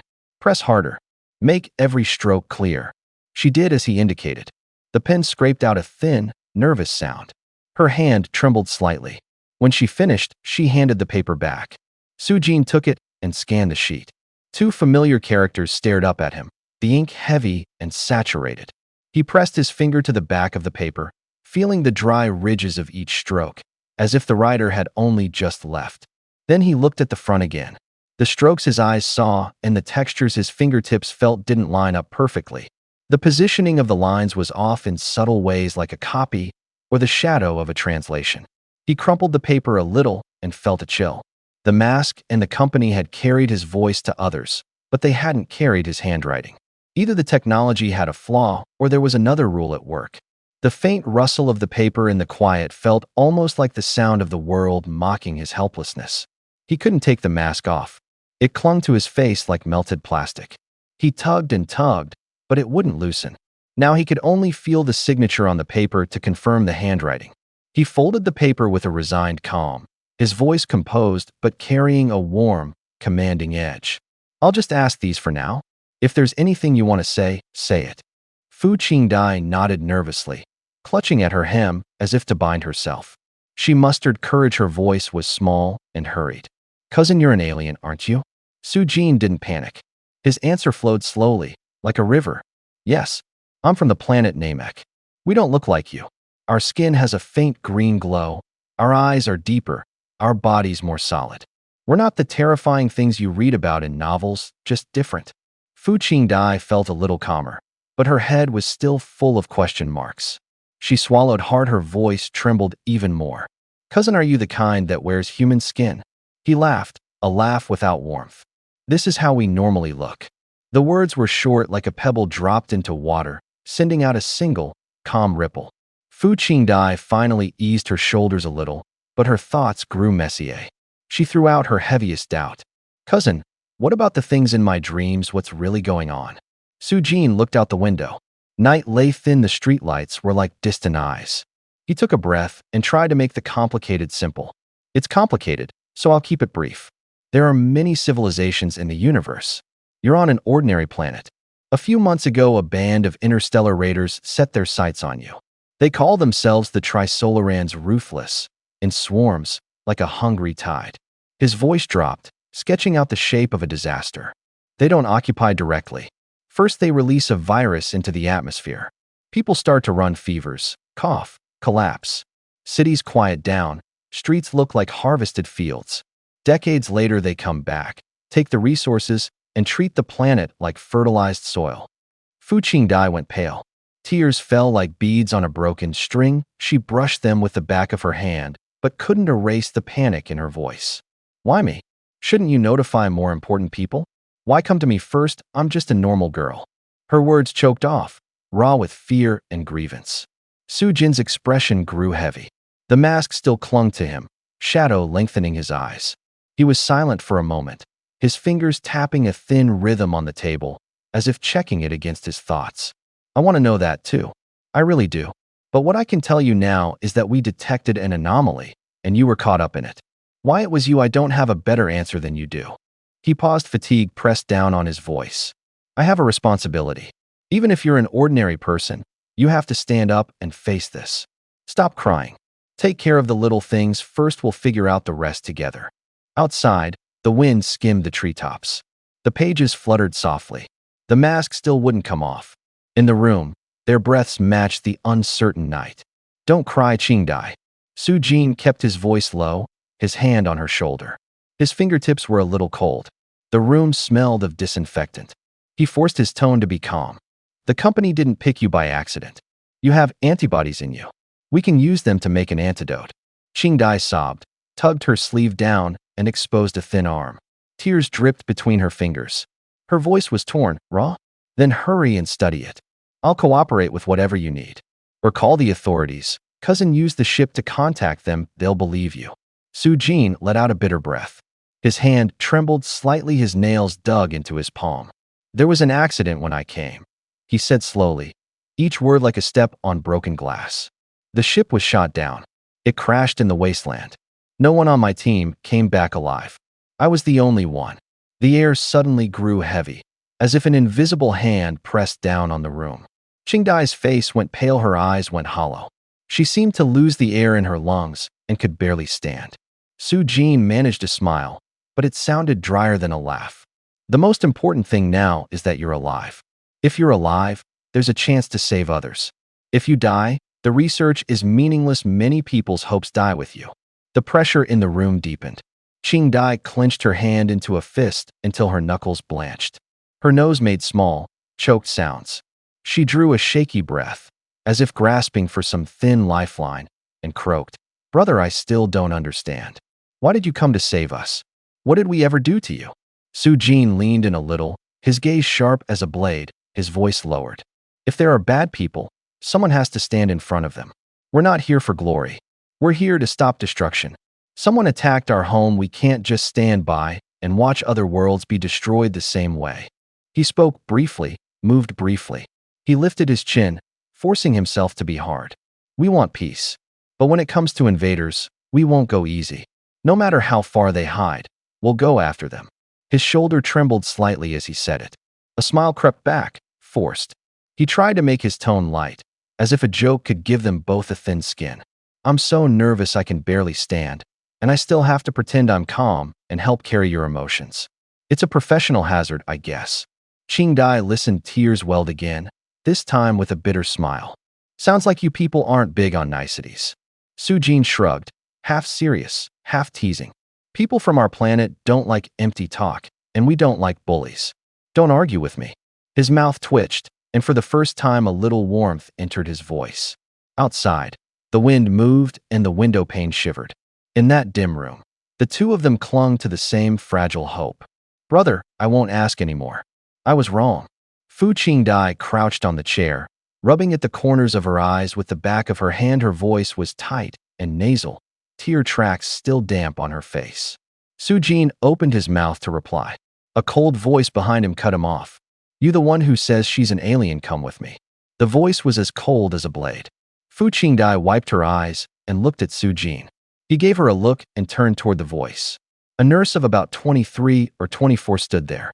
Her face was hard, no hint of a smile between her brows. The buttons on her uniform flashed in the white light. Her footsteps clicked crisply on the corridor tiles. Ding Jia. Come with me. She offered no small talk and walked toward the open balcony. Bright light flooded the outside. The wind made the medical charts flutter and whisper. Su Jin took a breath and followed. From the balcony came the distant beeping of monitors. Ding Jia stopped, her back to the ward, and looked at Su Jin coolly. What is your relationship with Fu Qingdai? Her tone was like a measuring instrument, short and precise. Su Jin straightened his shoulders. His voice was steady. I'm her cousin. Ding Jia narrowed her eyes, a form in her hand, and tapped the pen twice on the edge. Her mother was here this morning. The pen clicks made a fine echo. Did you register when you came? I did. Su Jin nodded short, factual. The pen paused. Ding Jia returned her gaze to him. She's currently showing severe delusional symptoms. Talking about those things in front of her will only pull her deeper. You may stay with her, but please don't interfere with the treatment. She spoke calmly. Each word was like a stone cast into still water, making small rings. Su Jin's fingers clenched. His palm had bunched the hem of his shirt into folds. There may be a misunderstanding. He lowered his voice and stepped forward, closing the gap. The wind brushed past. He smelled the cool tang of disinfectant. My name is Su Jin. I raised Qingdai when she was little. We used to play make-believe. This was just me trying to help her remember. Nothing more. Ding Jia didn't answer at once. She looked at the form, then at the ward door. Inside, Fu Qingdai's breathing was rhythmic. The sheets made a faint rustle. You just came back from abroad? She asked, more to confirm than to question. He nodded. The motion felt like unburdening half a stone from his chest. Ding Jia's brow twitched. The pen tapped the paper twice more. Then you'd better cooperate with our treatment protocol. She handed him the form, her voice flat. Leave your contact information. Someone from the hospital will be in touch. And please do not speak to her about anything that might fixate her. Su Jin took the form. The paper felt cool under his fingertips. He looked at Fu Qingdai's curled figure in the ward, an expression of mixed emotions in his eyes. The balcony wind came in gusts, carrying away a few scraps of paper and the last of the quiet. Ding Jia sized Su Jin up, her voice calm but probing. She's not in a good state. She keeps having delusions, going around telling people the world is going to end, telling everyone to prepare. Su Jin frowned slightly and picked up the thread. But she is kind of strange. Strange how? Ding Jia took a step closer, as if piecing people and events together. She sighed. Not like an ordinary nervous breakdown. During the day, she can sit still, answer questions normally. But the moment she speaks, it's all about the apocalypse. As if she really saw something. There's a kind of fear, like a cold wind pressing on the chest. Su Jin rubbed his forehead and gave a wry smile. I heard from her classmates that her grades have dropped quickly recently. There's a lot of pressure at home. Maybe she's been pushed too hard and can't handle it mentally. Maybe she's saying those things to make excuses, or maybe she's genuinely terrified. I have an impertinent request. Could you help me? What is it? Ding Jia asked cautiously. I don't want her to stay here any longer. Su Jin spoke fast, as if pressed for time. Qingdai doesn't want to either. You know this place, the longer she stays, the more oppressive it gets, and it's only hurting her studies. Her uncle spoils his daughter. He certainly wouldn't want her to suffer. The problem is her aunt won't agree. Next time her mother comes, could you put in a word for me? Persuade her mother to take Qingdai home. Ding Jia's expression hardened immediately. Absolutely not. We have clear regulations. Unless the parents insist on taking her back, we can't intervene. I know the rules. Jin hurriedly waved his hand, anxious. This is just a request. How about leaving a phone number? He casually pulled a phone from his pocket. The screen lit up, a cool white glow sliding over his fingertips. The light played across Ding Jia's face like ripples on water.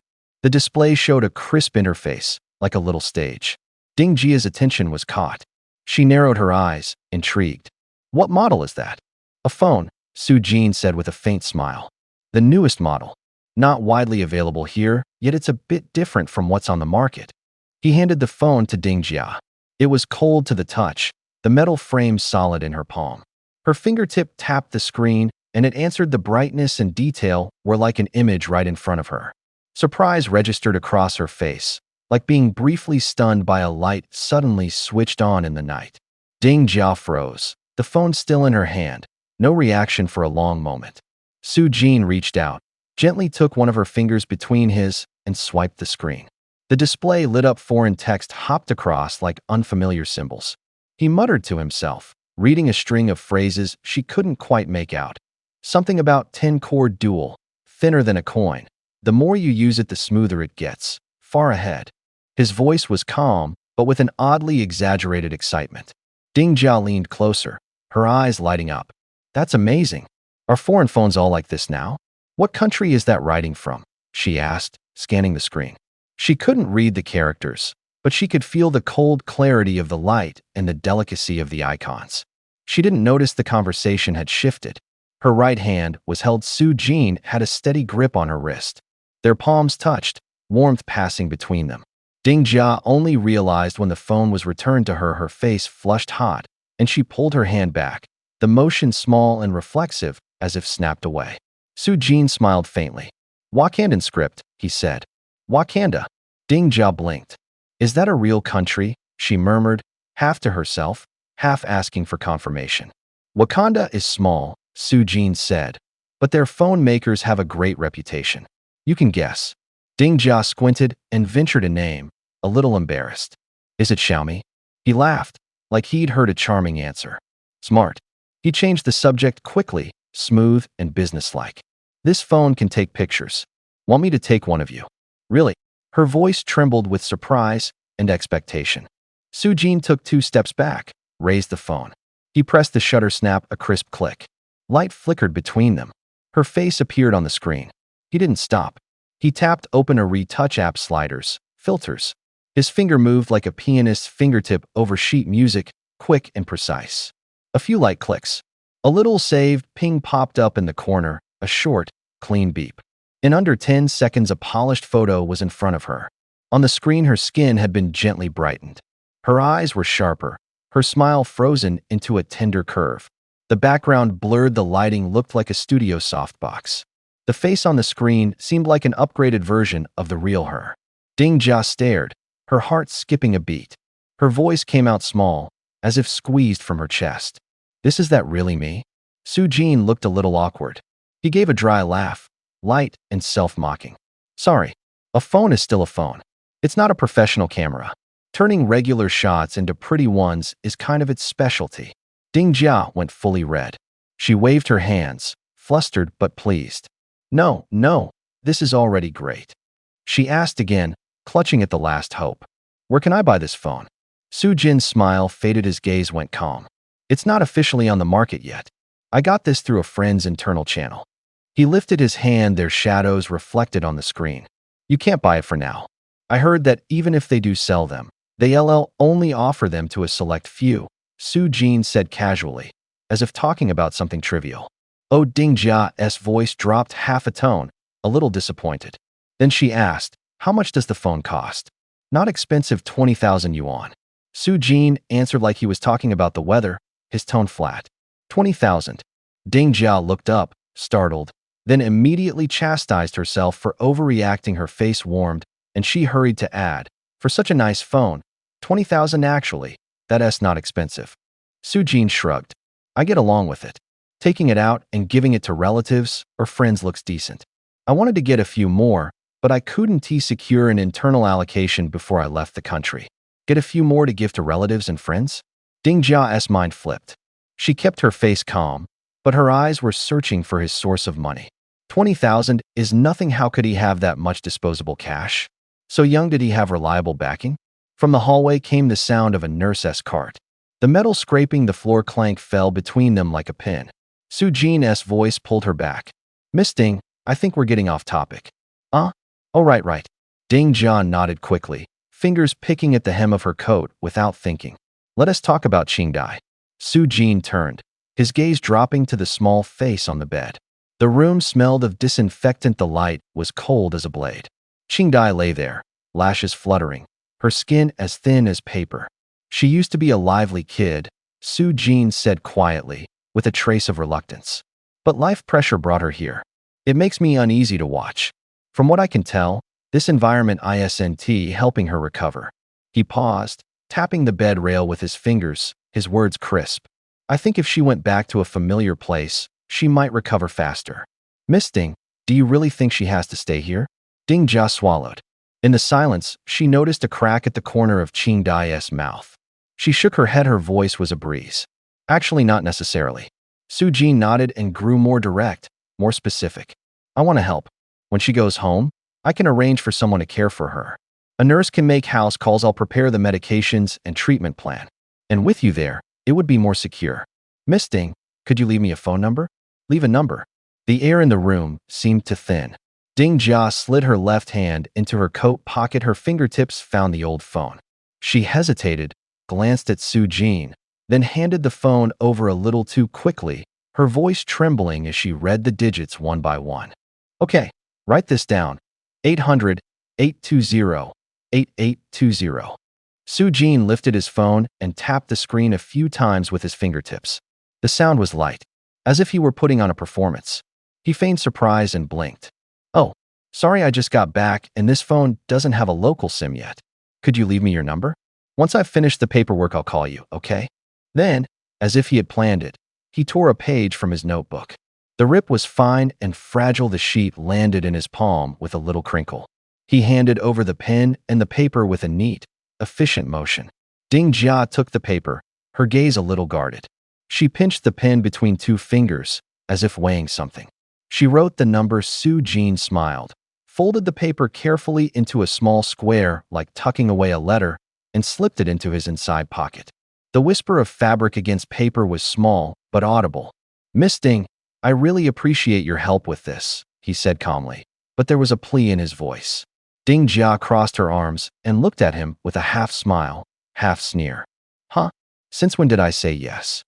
Soo-Jin let out a soft laugh, awkward and hopeful at once. You're right, that was presumptuous of me. I just want to stay in touch and know how things are at Qingdai. You take such good care of the patients. Your voice is gentle and your hands are steady. So if you have time, I'd like to take you to dinner and talk shop. He kept his words low but sincere. A flush rose to Ding Jia's cheeks like a petal in the wind, then almost immediately faded. By the way, my uncle and his family might come tomorrow. I haven't told them I'm back. I'd like to surprise them. He leaned in a little, lowering his voice as if afraid of being overheard. Don't tell them I was here. Don't let them know I'm back, okay? I need you to help me with that. Ding Jia paused for half a beat, then nodded. Fine, there are favors you can skip, but this one you must do, Soo-Jin said, as if entrusting her with something important. Don't worry, I'll help with that, Ding Jia replied. Coming back to herself, her voice was firmer than before. As they finished speaking, a call came from a distance. Ding Jia glanced over her shoulder, a flash of concern in her eyes, then turned back as if making up her mind. I have things to do. Let's not chat now. She sounded conflicted but decisive. Soo-Jin nodded politely. The conversation ended politely, leaving a thread of unsaid things between them. Ding Jia turned to go, her steps light as if shaking off the awkwardness. She'd taken only 2 steps when Soo-Jin suddenly raised his phone and called out. Miss Ding. She stopped and looked back. Your photos are still with me. Can I keep them? I'll get them developed when I have time and bring them to you. Soo-Jin smiled easily, as if asking a small favor. Ding Jia's face colored again. She stammered, flustered. Ah, yes, sure. Wait for my call. Good luck. He waved, his smile softening. Her cheeks burned like they'd been kissed by sunlight. She turned and broke into a brisk little run. Her silhouette carried both a smile and a bit of nerves. Her voice faded away, and the breeze lifted her skirt with a soft rustle. Watching Ding Jia's figure disappear, Su Jin's smile snapped shut. He fished a scrap of paper from his pocket. Pinching it between his thumb and forefinger, the wad gave a faint crinkle. He tossed it casually. The paper flipped twice in the trash can, then settled with a sharp little clack. He hurried over to Fu Qingdai and sat down opposite her. The desk lamps stretched their shadows across the table. Su Jin put on a serious face. Let's make this quick. This afternoon or tonight. If you're free, go find that nurse of Ding Jia's. Don't bring up business, just pretend you want to set me up. Make an introduction. Don't be too stiff about it, just casual. Got that? Fu Qingdai bit her lip and nodded. Her voice was as soft as the breeze. Okay. Su Jin leaned in, his voice lower and more urgent. Tomorrow your mom comes here. Go to Ding Jia and tell her you need to go home to recuperate. Have her plead for you. If she won't, make a scene, cry, cause a commotion so someone has to step in. And don't drag me into it in front of your parents. Can you do that? Fu Qingdai swallowed. There was light in her eyes, and stubbornness too. I can. Su Jin let out a breath, a flicker of calculation crossing his face. Give me your home address. I'll check the neighborhood today. Try to rent something near you. The place with 2 pieces of white paper taped to the window, that's mine. Remember that, Mark. She hesitated, pressing her lower lip between her teeth, then finally said more heavily. Cousin, can I ask you one more thing? Go on. He braced his hands on the table, his knuckles whitened. Are you only going to save me? She stared at him straight on, as if testing the air. Su Jin didn't think before answering. He blinked, then sneered. How many people do you think I can save? The words hit like ice in water. Fu Qingdai went pale and took a step back, her voice breaking. No, that won't do. My parents have to be saved too. And my friends, you can't just stand by and let them die.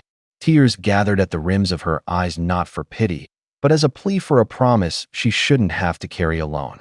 Her voice trembled hard. I'm just a kid, how can I manage with no one to look after me? Su Jin's brow tightened. The air felt wound tighter around them. He was silent for a few seconds, as if calculating. Each second struck like a clock. Finally, he said in a low voice, I can't promise about everyone right now, but your parents, I will definitely save them. Okay. Her breath loosened as if a weight had been lifted. Her shoulders sagged, a new light appeared in her eyes. Su Jin turned and looked out at the streetlights. Cold light cut the night into strips of shadow. He knew perfectly well. A child without parents had no real way forward. Saving them wasn't just charity, it was the most practical protection. Maybe it could help me finish the task earlier. His words landed. The air turned a little cool, as if he'd tossed them onto the surface of water and sent out ripples. Fu Qingdai heard it, and her gaze softened. She nodded twice, a small movement. Her voice was quiet. I understand, as long as it can save my parents. Cousin, I know I have no right to ask you for anything, but I'm really scared. Her eyes were rimmed with red. She reached behind her and fumbled. Her fingertips brushed the edge of some paper. She pulled out 3 notebooks and handed them over. Her hand trembled as she did. The pages made a soft, rustling sound. Su Jin took them, his brow knitting. He opened them. The friction of page on page was distinctly audible. The first was cramped with writing every one of her dreams. Every scene, every detail. Even the blurred fragments were circled with symbols, with times, and how often they repeated written beside them. The handwriting was small and urgent, like something scribbled down in the middle of the night. The second read like a life manual. Tips for buying groceries, frequently used phone numbers, the opening hours of neighborhood shops, and clippings from newspapers. There were coffee stains at the edges of the pages. The third held a map of Longshan City. A few places were ringed in red: the grain store, the hospital, the police station. Her building number was marked, too. Along the margin was a hand-drawn sketch of the neighborhood, simple but accurate. The supermarket, the pharmacy, the gas station were all marked with little squares. Su Jin looked up, a question in his eyes. All of this, did you record it? Fu Qingdai nodded, her voice low. I knew you'd come. I suspected you weren't ordinary, so I prepared. She reached again as if remembering something and pressed her lips together. I have a little over 10,000 yuan. It's buried under the tree at my front gate. There's only that one tree. I drew a red dot on the trunk. It's buried right beneath that. Su Jin froze, then laughed out loud, both surprised and incredulous. Over 10,000? Where would a student like you get that much money? You some rich kid. Her face flushed instantly. She looked down, 2 words stuck in her throat. No. She raised a hand, her knuckles went white. I went to the boys in my class and borrowed from them, one by one. That's all it adds up to. Her voice held embarrassment and a streak of stubbornness. Sujin drew a sharp breath, a bit theatrical. Good grief, at your age, you're already borrowing money from men. Fu Qingdai shot him a glare and immediately retorted, I didn't lie to them. Her voice rose, then fell like the air had left her. I never said I wouldn't pay them back. If they're still around, I'll definitely give it back. If not, I'll get a job and scrimp and save until I can. They met each other's eyes for a second. A cold draft edged in through the window crack. The notebooks lay open on her lap, their pages casting fine shadows in the lamplight. In the room, only breathing and the soft closing of paper remained. All right, Sujin kept praising. His eyes landed on Fu Qingdai, full of surprise and admiration. She was barely 10. Standing in the crowd, she had shouted that the end was coming. People laughed at her. People doubted her. People treated her like a joke. She didn't back down. She handed over the documents. She paid the money. Even after being sent to the psychiatric ward, she never stopped acting. It was all written in her gestures. Her gaze was unflustered. There was a strange hardness in her voice. Sujin saw it all clearly. The adults in front of her seemed to have the wind knocked out of them. He closed the 3 notebooks. The paper made a low rustle as it rubbed together. The motion of putting them away was slow and decisive. Sujin looked up and addressed her seriously. Well done. Leave the rest to me. Wait for me outside. You're too thin, eat more these days. Fu Qingdai pressed her lips together. Her voice was small but sure. Got it. I'm counting on you, cousin. The light in the doorway hummed.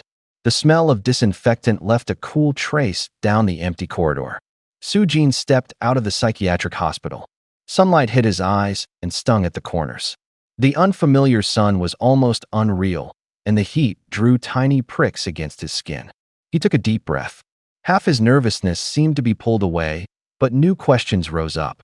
There were no messages from the company on his phone. Contact with the company had been severed.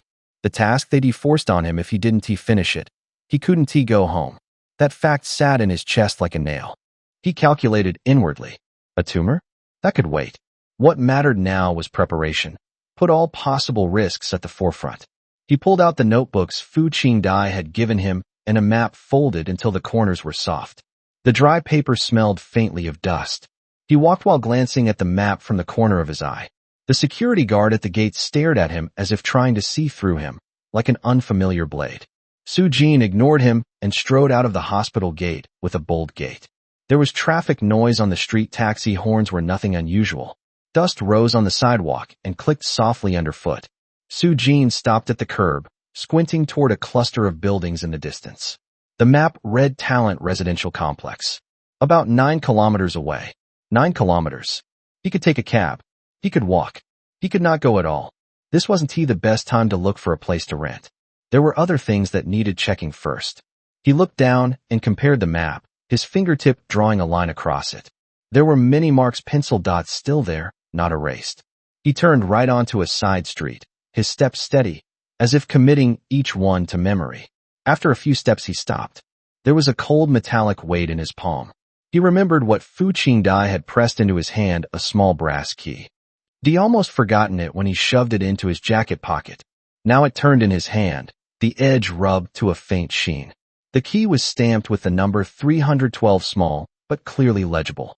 When Fu Qingdai left, there had been a solemnity in her eyes, as if she were entrusting him with a secret. He took a length of cord from his briefcase. One end was looped around the handle, the other fastened firmly to his wrist. The trench coat covered the briefcase. Only then did he keep walking. Dawn had broken, but he stayed tense. The street was out of the way. Crime was bad. A stray motorcycle would whip by now and then. If the bag was snatched, nobody would bother. Sujin tugged the rope tighter around his wrist, as if strapping on a second line of defense. He felt for the familiar bento box inside the bag. It contained the rations he'd brought. Eat these first, probe cautiously later. The plan was simple: go to the nearby produce market. Buy everyday ingredients, run small tests at home, observe any reactions overnight. Safe and steady. The market entrance was packed. Vendors' cries rose and fell like tides. Beside the vegetable stalls, knives struck cutting boards with a crisp snap. The fish stalls gave off a wet, briny smell. Sunlight hit the damp tarps and picked out bright rings. He threaded his way between the stalls. Vegetables were piled high. Some leaves were so familiar they made him squint. Others were entirely new. A white radish streaked with odd veins like it had been dyed with thread. A single enormous leaf looked like a green umbrella. Red vines curled around the basket rims like bloody ribbons. With one hand, he slipped a leaf off a bunch. The stem broke with a light, brittle sound. The surface bore a faint powder. It felt cool and slightly slick. He held the leaf to his nose. It smelled of fresh grass, not fermented or sharp. He nodded and pocketed it for testing. "What is this called?" he asked the vendor as if casually. The seller looked up, wary and professional at once. From the countryside, red vine greens. "Stir-fry good," came the rough voice like sandpaper. Sujin smiled and moved toward the meat stand. Chunks of red meat hung there. The butcher's cuts were clean, knife on bone rang with a crisp clack. The cut faces gleamed, fat marbled through the flesh, hanging heavy like warm stone. He pressed a finger to a piece. The meat bounced back under his pad. No slime, no sharp chemical smell. Nearby, someone was grilling small skewers. The scent of cooked meat drifted and pulled people closer. He stepped to another stall. The surface of that meat had a dark purple sheen and a film at the edges. He took a step back. The cord at his wrist rubbed softly inside the trench coat. A biological alarm unfurled inside him like a small flag. "Start small," he murmured. He still had to try the vegetables. Only by doing that could he indirectly confirm whether the processed foods in the supermarket were actually safe. After looping around the produce section, he came to the meat and seafood stalls. Little pink lamps bathed the meat in a rosy glow. Sujin blinked. He hadn't expected this other world to use the same sales trick. Turn on the light, and the meat looks fresh. Large slabs of meat, streaked with fat and lean, hung at the stall. A few beast heads dangled nearby, cow-like in outline but rougher, more savage. The smells mixed, blood and spices. Seeing whole cuts like this meant the meat hadn't been completely ground into unrecognizable paste, which was a good sign. He shoved a few handfuls of rotten leaves into his jacket pocket to take back for testing. The meat looked okay. Next was the seafood. The seafood area was a stretch of glass tanks. Behind the panes, water flowed slowly, bubbles rose, schools of fish weaved back and forth. He stopped at one tank, his gaze snagging on a single large fish. The fish was enormous, its gray body pressed to the glass. It twisted and pushed its big mouth against the pane. The looked almost human soft lips, but inside were rows of straight, needle-like teeth, standing upright and packed tight. The way its mouth opened from the bottom upward sent an instant of unease crawling up his spine. Sujin jolted and sucked in a cold breath.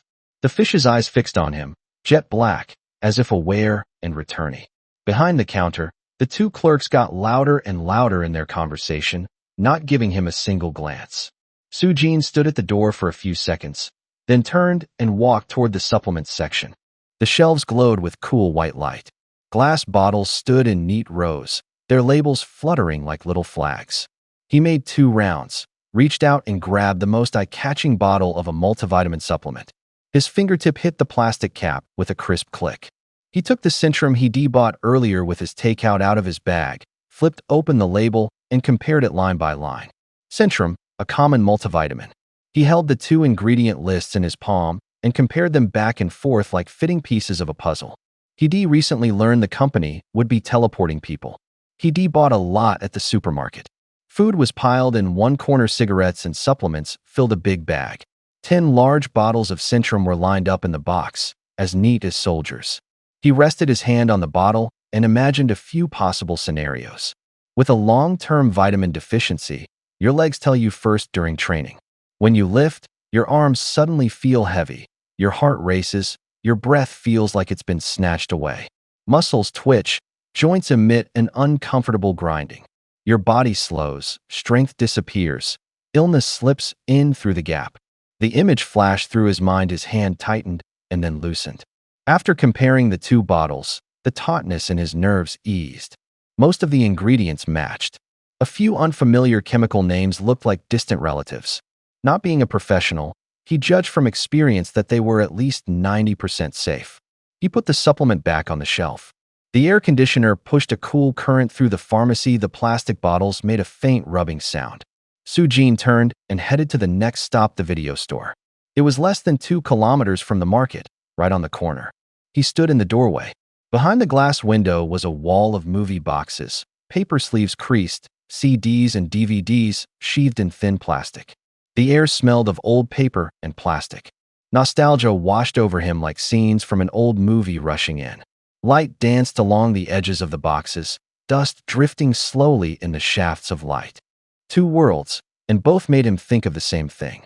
When he was a kid, he used to rent Lam Ching-ying's old films. Those hopping vampire movies, bundled under the covers. A flashlight bobbing, laughter echoing in the small room. Those days were light, like a cloud with no weight. Soo-jin pushed the door open. The hinge clicked. The doorbell gave a crisp chime. The shop glowed in a yellowish light. The air smelled of plastic sleeves and old paper. Behind the counter, the owner stood. The desk lamp chopped his face into blocks of light and shadow. He looked up and asked bluntly, "What kind of movie are you looking for?" Soo-jin didn't beat around the bush. His voice was calm, each sentence clipped. Disaster movies. The kind that focus on surviving before the catastrophe fully hits. Virus spreading, mutated beasts, or an alien invasion, any of those. The owner thumbed through the sleeves and asked, "There are lots of disaster movies. Which kind of tension do you want? A slow, crumbling collapse, or a sudden, all-at-once outbreak?" Soo-jin turned his gaze to the movie wall. Posters crowded together. Time had washed their colors into blotches. Some were reduced to the silhouettes of 2 people in a hot kiss. Some corners showed tiny explosions and distant monster shapes. He let his finger skim a poster. Dust danced in the light. Movies were miniature worlds. People's panic, choices, mistakes all condensed into 2 hours. Faster than flipping through those heavy practical manuals. Right now, watching movies was his most direct kind of scenario training. He thought of Fu Qingdai. Last time she said she often watched cartoons at home. He had meant to borrow her player. Easier said than done. First, he had to get the discs. The owner climbed out from behind the counter. His steps were light. 2 minutes later, he was holding 3 discs. The surfaces caught the lamp like old records. Fine scratches rimmed the edges. He handed them over with a smile. "Just these 3. They'll suit your taste." Soo-jin took them, holding the discs an inch from his face. His fingertips found the grooves of the scratches. "Only 3, he asked evenly. "Only 3, the owner shrugged. "Don't worry about them jamming. If they do, I'll give you a refund." Soo-jin looked up. The shop fell quiet for 2 seconds. The air had a faint smell of adhesive tape. He slid the sleeves back into the bag. It made a thin rustle. "Brother, I've been doing this a long time," the owner added, voice seasoned. "I can tell what you're into at a glance. I like these kinds of films too. The others are kind of weak. Only these 3 have no romance, pure disaster movies. You know your stuff? How much to rent? The price is on the door. $5 a disc, $10 deposit." "Fine, I'll take them all." Soo-jin took out his cash. Coins clicked crisply in his palm. The shopkeeper slid the money into the drawer, forcing a smile. "Want anything else? I've got all the newest titles guaranteed to please. Pick 3 for me. A historical, an urban drama, and a war film. They have to be authentic, no cutting corners, no junk. Don't worry, I don't carry trash." The owner turned, pulled out a stack of disc cases, his fingertips flipping them with the soft scrape of plastic. Before long, Soo-jin had 3 discs in hand. He skimmed the covers, nodded, and slapped the money back onto the counter. "I'll take them all. Want to look at anything else?" the shopkeeper asked with a smile, his eyes appraising Soo-jin's face as if sizing him up. Most customers usually grabbed 1 or 2 discs and took half an hour to browse. This one didn't dally. His movements were brisk, like a seasoned film buff. Soo-jin gave a slight smile, a twitch at his brow, and leaned forward. He dropped his voice a few notches. "Hey, you know that one." The owner reacted fast, eyebrow lifting, his voice going low too. "What? A good one? I've only got good ones here. I mean, that kind of good one." The owner straightened, waved a hand in denial, the smile wary. "No, this is a legit business." He kept rifling through the cases, his fingers rubbing the backs of the discs with a faint scraping sound. Soo-jin held his stare, lips pressed. I've rented 6 from you before, and I'll keep coming. If you have one, let me see it first. Don't trust the cover." There was a tone in his voice that brooked no refusal. The shop felt a little stuffy. The fluorescent lights hummed steadily. The smell of plastic from the discs mixed with the must of old paper. The shopkeeper hesitated for a few seconds, then glanced at the back door. The paint on the panel had faded in the light. The doorknob showed a bright brass ring worn by countless hands. He sighed and nodded. "Okay, come on." He led Su-Jin to the door. It creaked faintly as it opened. Beyond it was a hallway, darker, a small lamp on the wall casting long shadows. The air felt a touch colder. The owner shut the door and lowered his voice even more. "Keep it down in here." Behind the door was a small room. The furnishings were sparse. A mattress lay straight on the floor. An old, beat-up TV sat on a low table. Clothes and disc cases were scattered across the floor. It looked like the boss's living space. The boss bent and picked up a bundle of discs from the floor, opened it, and handed it to Su-Jin. "Here, pick for yourself. 21 discs. Sale only, no rentals." Su-Jin flipped through them. The covers were mostly freeze-frame shots of dance and fight practice people mid-leap, others posing in exaggerated punching stances. He raised an eyebrow. "Hard-hitting enough?" The boss laughed. "You'll be the judge. If it doesn't do the job, don't bring it back. I don't give refunds." "Pick one to start," Su-Jin said. "Fine." The boss pulled one out, bent over and fed the disc into an old VCD-style player. It made a soft clack as it slid in. The TV went from snow to picture. The boss grabbed the remote and pressed a few buttons. "I'll speed it up for you," he said, a note of smugness in his voice. The footage advanced. The image was accelerated. The movements became fluid and tight. Su-Jin stared at the screen.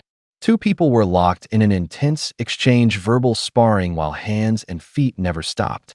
Part drill, part release. It wasn't he knew. Su-Jin had seen more real conflicts. This was too formulaic, too performed. There was nothing worth watching until the camera suddenly tightened. He leaned in instinctively. A close-up filled the screen, and then it zoomed in again and again. The detail was so sharp you could see every muscle twitch. Skin wrinkled under the light. Sweat slid in slow motion like pearls falling off a broken strand. Seeing him practically glued to the screen, the boss's grin faded. He patted Su-Jin on the back, half joking. "Buddy, don't press your face to the TV. Back up. Don't glue your eyes to it." Su-Jin looked up and rubbed his eyes, but his mind stayed still, assessing the image. The bodies on screen were proportioned normally. Muscle lines contracted and released like springs in slow motion. Every move had a clear force and transmission path. This wasn't flashy showmanship, it was technical movement, the underlying structure of Kung Fu. This place being almost like Earth was enough to put him at ease. If there were any strange mutations, at least he'd have something in his head to compare them to. It made him feel steadier. "Sorry, I got lost staring for a second." Su-Jin smiled awkwardly. His voice was low and quick. The shopkeeper slid a disc across the counter. Its shiny face caught the light like a small moon. "How about this one? If it's right, take it." He wobbled the disc. As he spoke, his fingertips trembled a little. Su-Jin shook his head. He tightened the strap of his shoulder bag. A clean, brisk motion. "Not buying today. Maybe next time. Thanks." The shopkeeper's eyes flicked, his sentence dying unfinished. He stared at the hand under Su-Jin's trench coat. His gaze was direct and intense, fixed there like a nail. The hand beneath the coat moved twice, as if arranging something, then stopped and went still. "What's wrong with you?" the shopkeeper asked, tilting his head, equal parts surprise and disbelief. Su-Jin followed his line of sight. The hand under the coat was quiet and harmless. The streetlight stretched his shadow long. His face went dark in an instant. He nodded once, voice dry. "Thanks. Safe travels." Then he turned. The door swung open.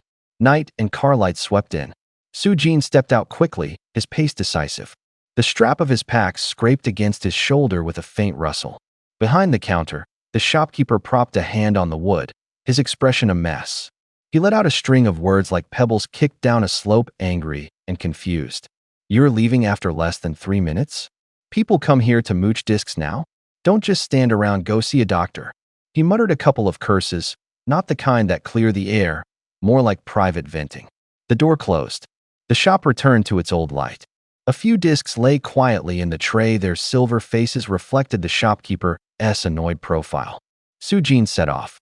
He debought a backpack. The metal buckle on the strap gave a crisp little clink. Traffic flowed, a taxi meter ticking, engines humming low. Neon smeared into streaks outside the window like running paint. He took out the dossier Fu Qingdai had given him. The pages had been flipped through a few times. The corners bore traces of notes. A thick line circled the outline of the complex on the map. The handwriting was spare, as if the map itself understood how to keep its distance. The taxi stopped outside the complex. There were no high walls. Across the street stood a gray 6-story building. The facade was old, shot through with fine cracks. The gray looked like cloth that hadn't been washed in years. The wind brought a taste of dust and rust. Between the blocks were narrow slits of space. Building numbers hung on black plates nailed to the walls, blunt and easy to read. Building 7 was in view, close enough to count the flower pots on the windowsills. Sujin didn't hurry inside. He walked around the perimeter a few times, steady-footed, eyes sharp. The map in his hand was his guide, and he kept matching it to what he saw. Occasionally someone moved behind a window drawing a curtain, hanging out laundry. The street swallowed most of the sounds. Only the thin slap of cloth and a child's distant laugh filtered through. He stopped under an old locust tree and tapped a spot on the map. The night breeze brushed his collar, cooling him. Something in his bag tinked softly, like a reminder time to move. After circling most of the complex for about half an hour, Sujin was back at the entrance. There was no access control. The guard sat in the booth with his head down, scrolling his phone, completely unguarded. He pulled out the hand-drawn map Fu Qingdai had sketched. The lines were neat, as if measured with a ruler. The locations and proportions of the supermarket and the copy shop were accurate. Looking at it, Sujin felt a weight lift. He didn't need to spend any more effort figuring things out. He stepped into the courtyard. The air smelled sour and rotten. He was standing in front of Building 7, Unit 2. At the stairwell entrance, on one side, there was a square hole about 40 centimeters across. Food scraps and plastic bags soaked with broth were piled beside it. A low concrete wall separated the door from the opening. There had been trash chutes like that in the old building he grew up in. Each apartment had a drop, so people tossed garbage straight from the corridor. Convenient, but always stinking and easy to clog. An old tree stood by the door, its trunk thick, roots knotted. Sujin walked briskly around it. In the loose soil there was a faded red dot. It was faint but still clear. His heart quickened. He recognized Fu Qingdai's mark, the hiding place for money. He glanced around to make sure no one was watching. Taking a pair of gloves from his bag, he put them on.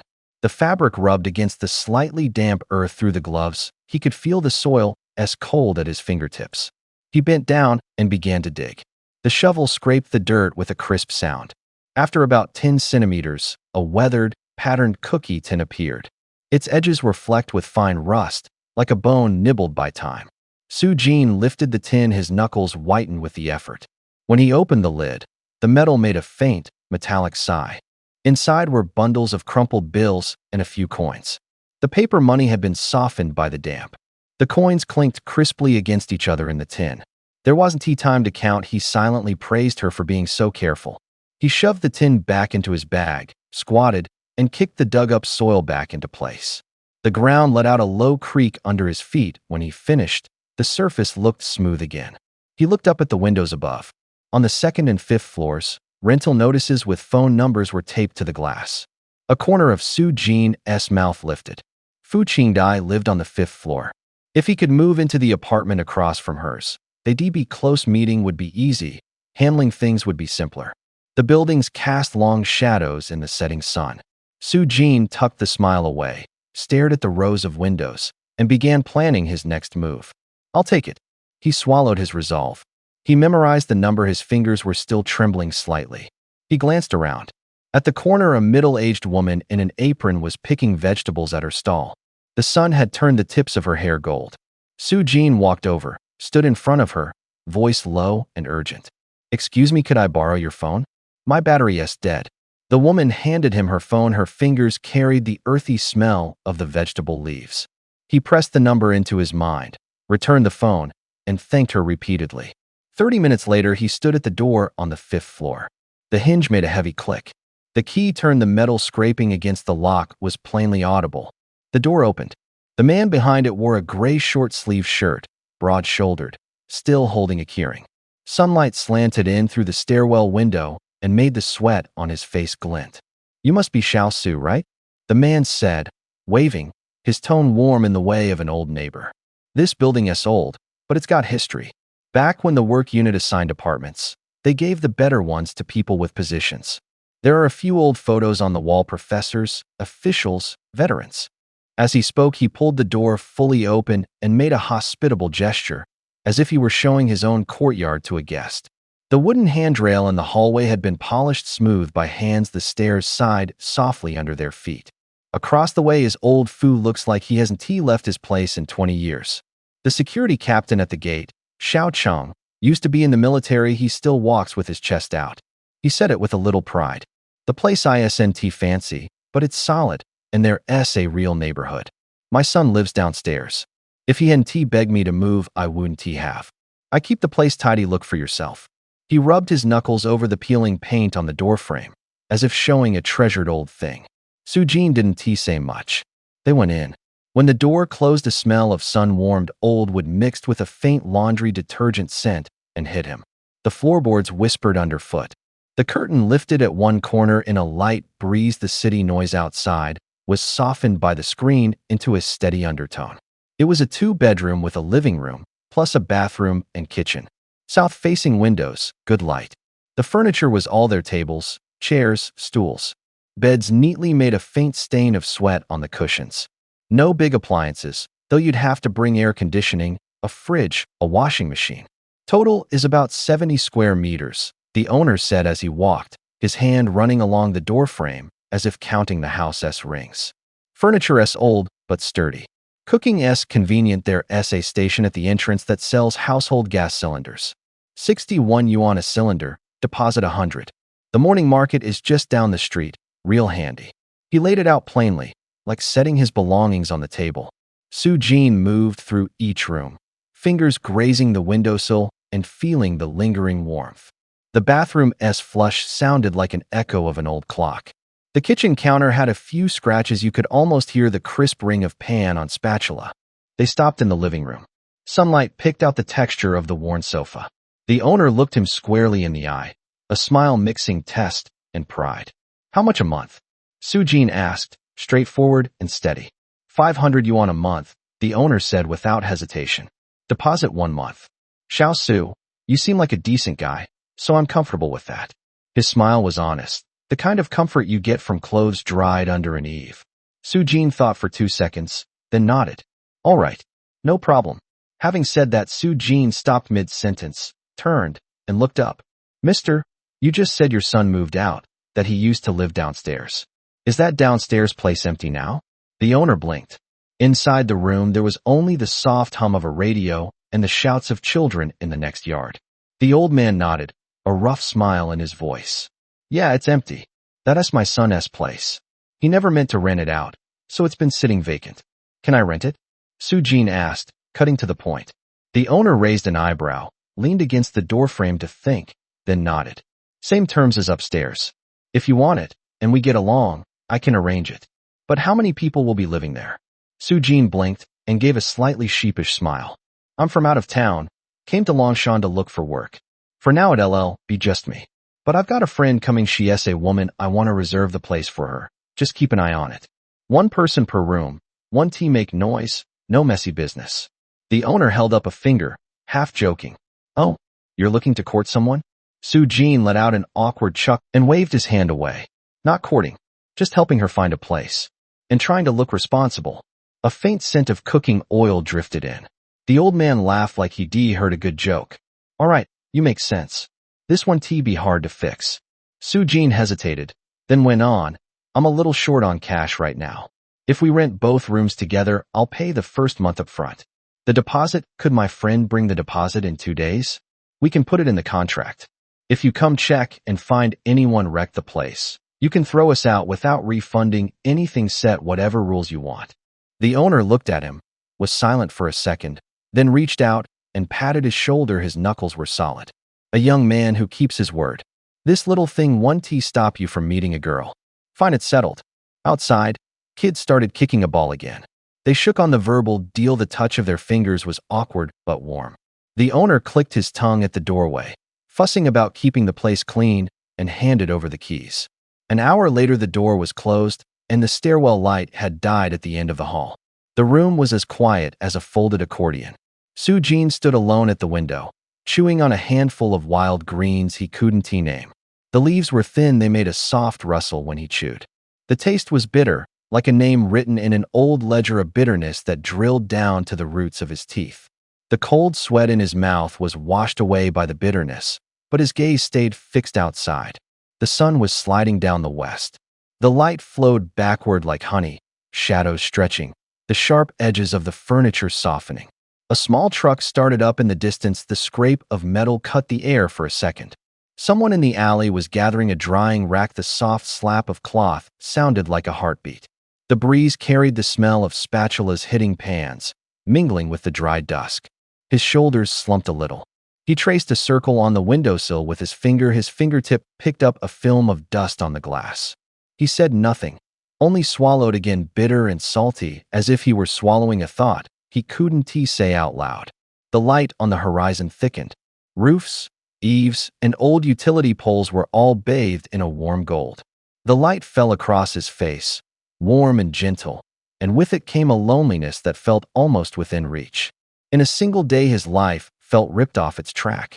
In the morning, he was still at home. In the afternoon, he was in a psychiatric hospital. By night, he had rented 2 rooms. At last, he finally had a place to land. He'd been spinning all day like a top. Tasks piled up until the edges blurred and anxiety had no room to breathe. Helplessness lay over him like a heavy blanket, pressed down by reason and unfamiliar scenes. But now the door was shut. He was alone in the room. His body finally loosened. His heart, however, surged like a floodgate opening. Soo-jin pressed his forehead against the window glass. The cold pain showed his drawn face. Outside, the lights flickered. The street noise was swallowed by the glass, leaving only a distant car humming. His breath tasted bitter, like cheap coffee. He let out a long sigh as if he'd inhaled all the air and then forced it out. He put his hand to his chest. His heart pounded, like drumsticks on his ribs. His legs went weak, and he sank to the floor. The floor was cold. The chair behind him creaked. He grabbed at the roots of his hair, nails cutting into his scalp, pain so clear it felt like trying to pull those thoughts out. The same thing kept looping in his head. Today someone shoved work at him and told him to prepare for the end. The end.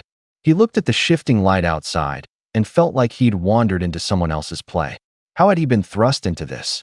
How could it be the apocalypse? The words hit him like sharp stones in the chest. He thought back. To keep his job, he'd drunk with clients, smiled and nodded, swallowed his pride. He remembered the clink of glasses that night, booze and smoke braided together. He remembered what he'd said, laughing too genuinely. Maybe that one line had been the spark. He'd been forced out of his old post, forced to find a new job, and the company had sent him overseas on assignment, pushed onto a stage he didn't know. He stood and staggered to the center of the room. The air smelled of paint and old furniture. His fingers unconsciously clenched his phone. The screen was dark. He dialed the company number. His voice echoed through the empty apartment. "Is the office there? Can anyone hear me?" he asked, his voice dry. All that answered was an echo. No reply. He collapsed back onto the bed, gasping. A blunt thought flashed through his mind. Your place in a company is largely a measure of how replaceable you are. Plainly put, the more important you are, the more likely you'll be protected. The more replaceable you are, the higher the risk. All the brown nosing and endurance hadn't bought security, they'd just made him an easier thing to discard. Wind pushed the city's neon outside. The glass beaded with tiny droplets. The drops slid slowly, like a timer. He looked up, his eyes full of endless bewilderment. At this moment, he was nothing, neither a hero nor someone who took charge. Just an ordinary person shoved along by life, standing on the threshold of a strange world, listening to his heart thump, waiting for the next move. If you were really going to be fired, the worst thing was showing your weak spots: car payments, mortgage, wife and kids. Say one of those out loud, and the company had you in its grip. Any severance you could scrape together would be pathetic. The day he left campus, Jin had drilled that rule into himself. From then on, he learned to manage upward, measured words, decisive movements. Whenever he met a client, he was the kind of man who made people take a second look. Several teams in the office got cut. He stood like a mountain, not an inch of him moved. If this mess hadn't blown up, Oldley never would have touched him. But the place called Tiandao Unlimited Liability was hollow now. An empty shell. Try to find a supervisor for answers, no way. He sat there for the whole day. The sun slid slowly down past the window until the last sliver of light broke off above his head and the room fell into dark. He rubbed his face in the black. His fingertips felt sore and weak. His chest was tight. He let out a heavy breath as if squeezing the day's fatigue out of himself. He flipped the switch. The light clicked on and cut the dark with a sheet of white. He gave himself a pitying smile. His face softened, but his movements grew harder. He stood and headed for the bathroom. His steps echoed across the floor. The turning of the doorknob made a metallic scrape. As he walked, he seemed to be bargaining with himself one last time. Stop daydreaming. Toss the fantasies. Get ready to fight. Finish the job. Maybe it was better that the company ignored him. At least it meant no one was peeking from a corner. Since he'd come here, he felt eyes sliding through the cracks in the walls like a moth trapped in a jar, too terrified to even fart. So he held it all day, hadn't been able to go at all, and his stomach was bloated like a bellows, gurgling until his face went pale. He thought about the protagonists in those web novels, how they ran into systems or old men and suddenly lived without a care. He had no idea how those heroes dealt with this kind of embarrassment. That night he took his clothes off and put them back on. In the end, he fell asleep in his pajamas. He tossed and turned like a fish in a pot. He only dozed 2 or 3 hours and woke toward dawn. Sunlight slipped through the curtain seam like a blade across his face. It was so bright he squinted, his eyelids slipping. His heart felt tugged by strings. After a moment, he opened his eyes with a sliver of luck. The bedroom was the same unfamiliar room. The weave of the sheets, the dust in the corners unchanged. Disappointment rushed in like a tide. At least the greens he'd eaten last night hadn't done him in. He could still taste their crispness, and his stomach didn't hurt. He pinched his arm. 6 days. The calendar looked like it was sneering. 6 days until Doomsday. He splashed cold water on his face, the sting sharp and clean. The mirror showed a man with dark circles. His hands still held the residue of last night's exhaustion. He pushed his hair back, drew a deep breath, pressed the fear down, and began a quick wash. The towel rasped with tiny sounds in the room. The only rhythm was the drip of water hitting the floor. Jin pushed into the living room. 2 sheets of white paper were taped over the window, blotting out the light. They trembled in the wind like 2 silent flags. He glanced at them, then turned and sat at the kitchen table. The chair gave a soft sound. The tabletop was cool. The wood grain stood out. He pulled out a notebook and a pen and picked up a piece of bread. The crust was crisp, a milky scent spread. He bit off a piece, and the pen traced short, rhythmic dashes across the page. He ate and wrote at the same time, simple, deliberate motions. He and Fu Qingdai had already agreed. She would move into the apartment across the hall. As soon as she was discharged, she would come to him. He wrote 3 words. Observe 3 days. He looked up, as if listening for the house clock. If she didn't show in 3 days, he'd make another trip to the psychiatric hospital. He added a line beneath. Backup retrieved from hospital. What needed doing now was gathering resources. 6 days left. Most urgent. Water, food, medicine. His handwriting stretched out, each stroke like it was measuring weight. He drew a basic chart and listed the problems. Water will be contaminated. Resupply will be difficult. Water is heavy. Containers concentrating load on small areas can create huge pressure on floors, spreading out the barrels waste space.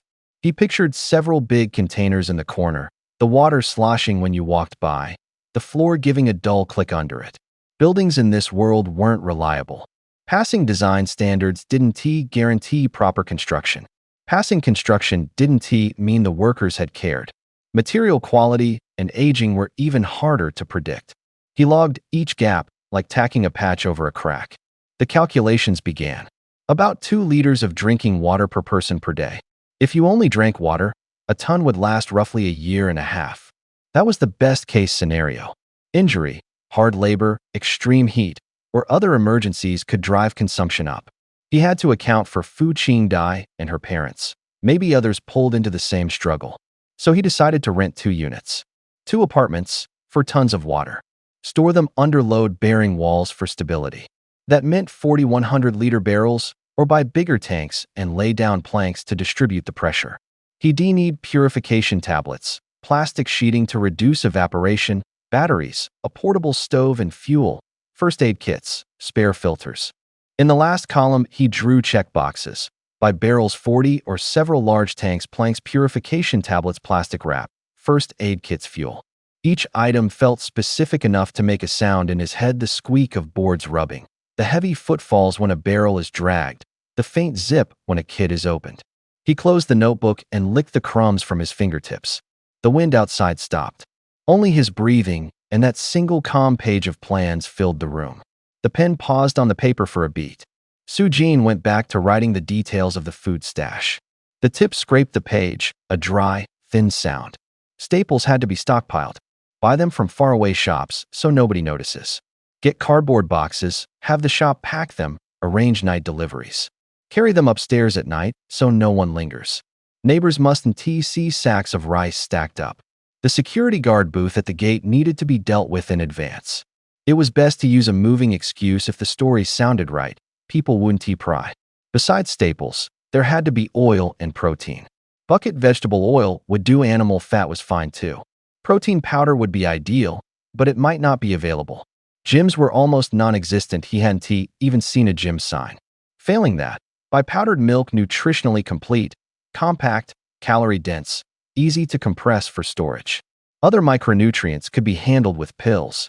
He drew a few lines and did the math for more than 20 minutes. Empty bottles and sticky notes were scattered on the table. He flipped to the next page and kept writing. With food and water confirmed, the next item was weapons. Industry had developed, firearms were common, but guns were out of reach for ordinary people. He asked Fu Qingdai civilians couldn't just carry guns. The channels to get one were hard to find. Legal risk was high, and the expense was steep. He pulled out his phone and opened the calculator. He had 7,000 yuan.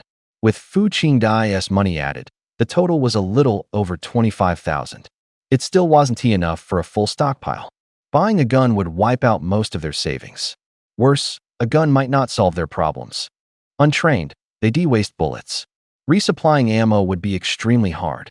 Gunfire would draw dangerous attention, likely attract swarms of zombies.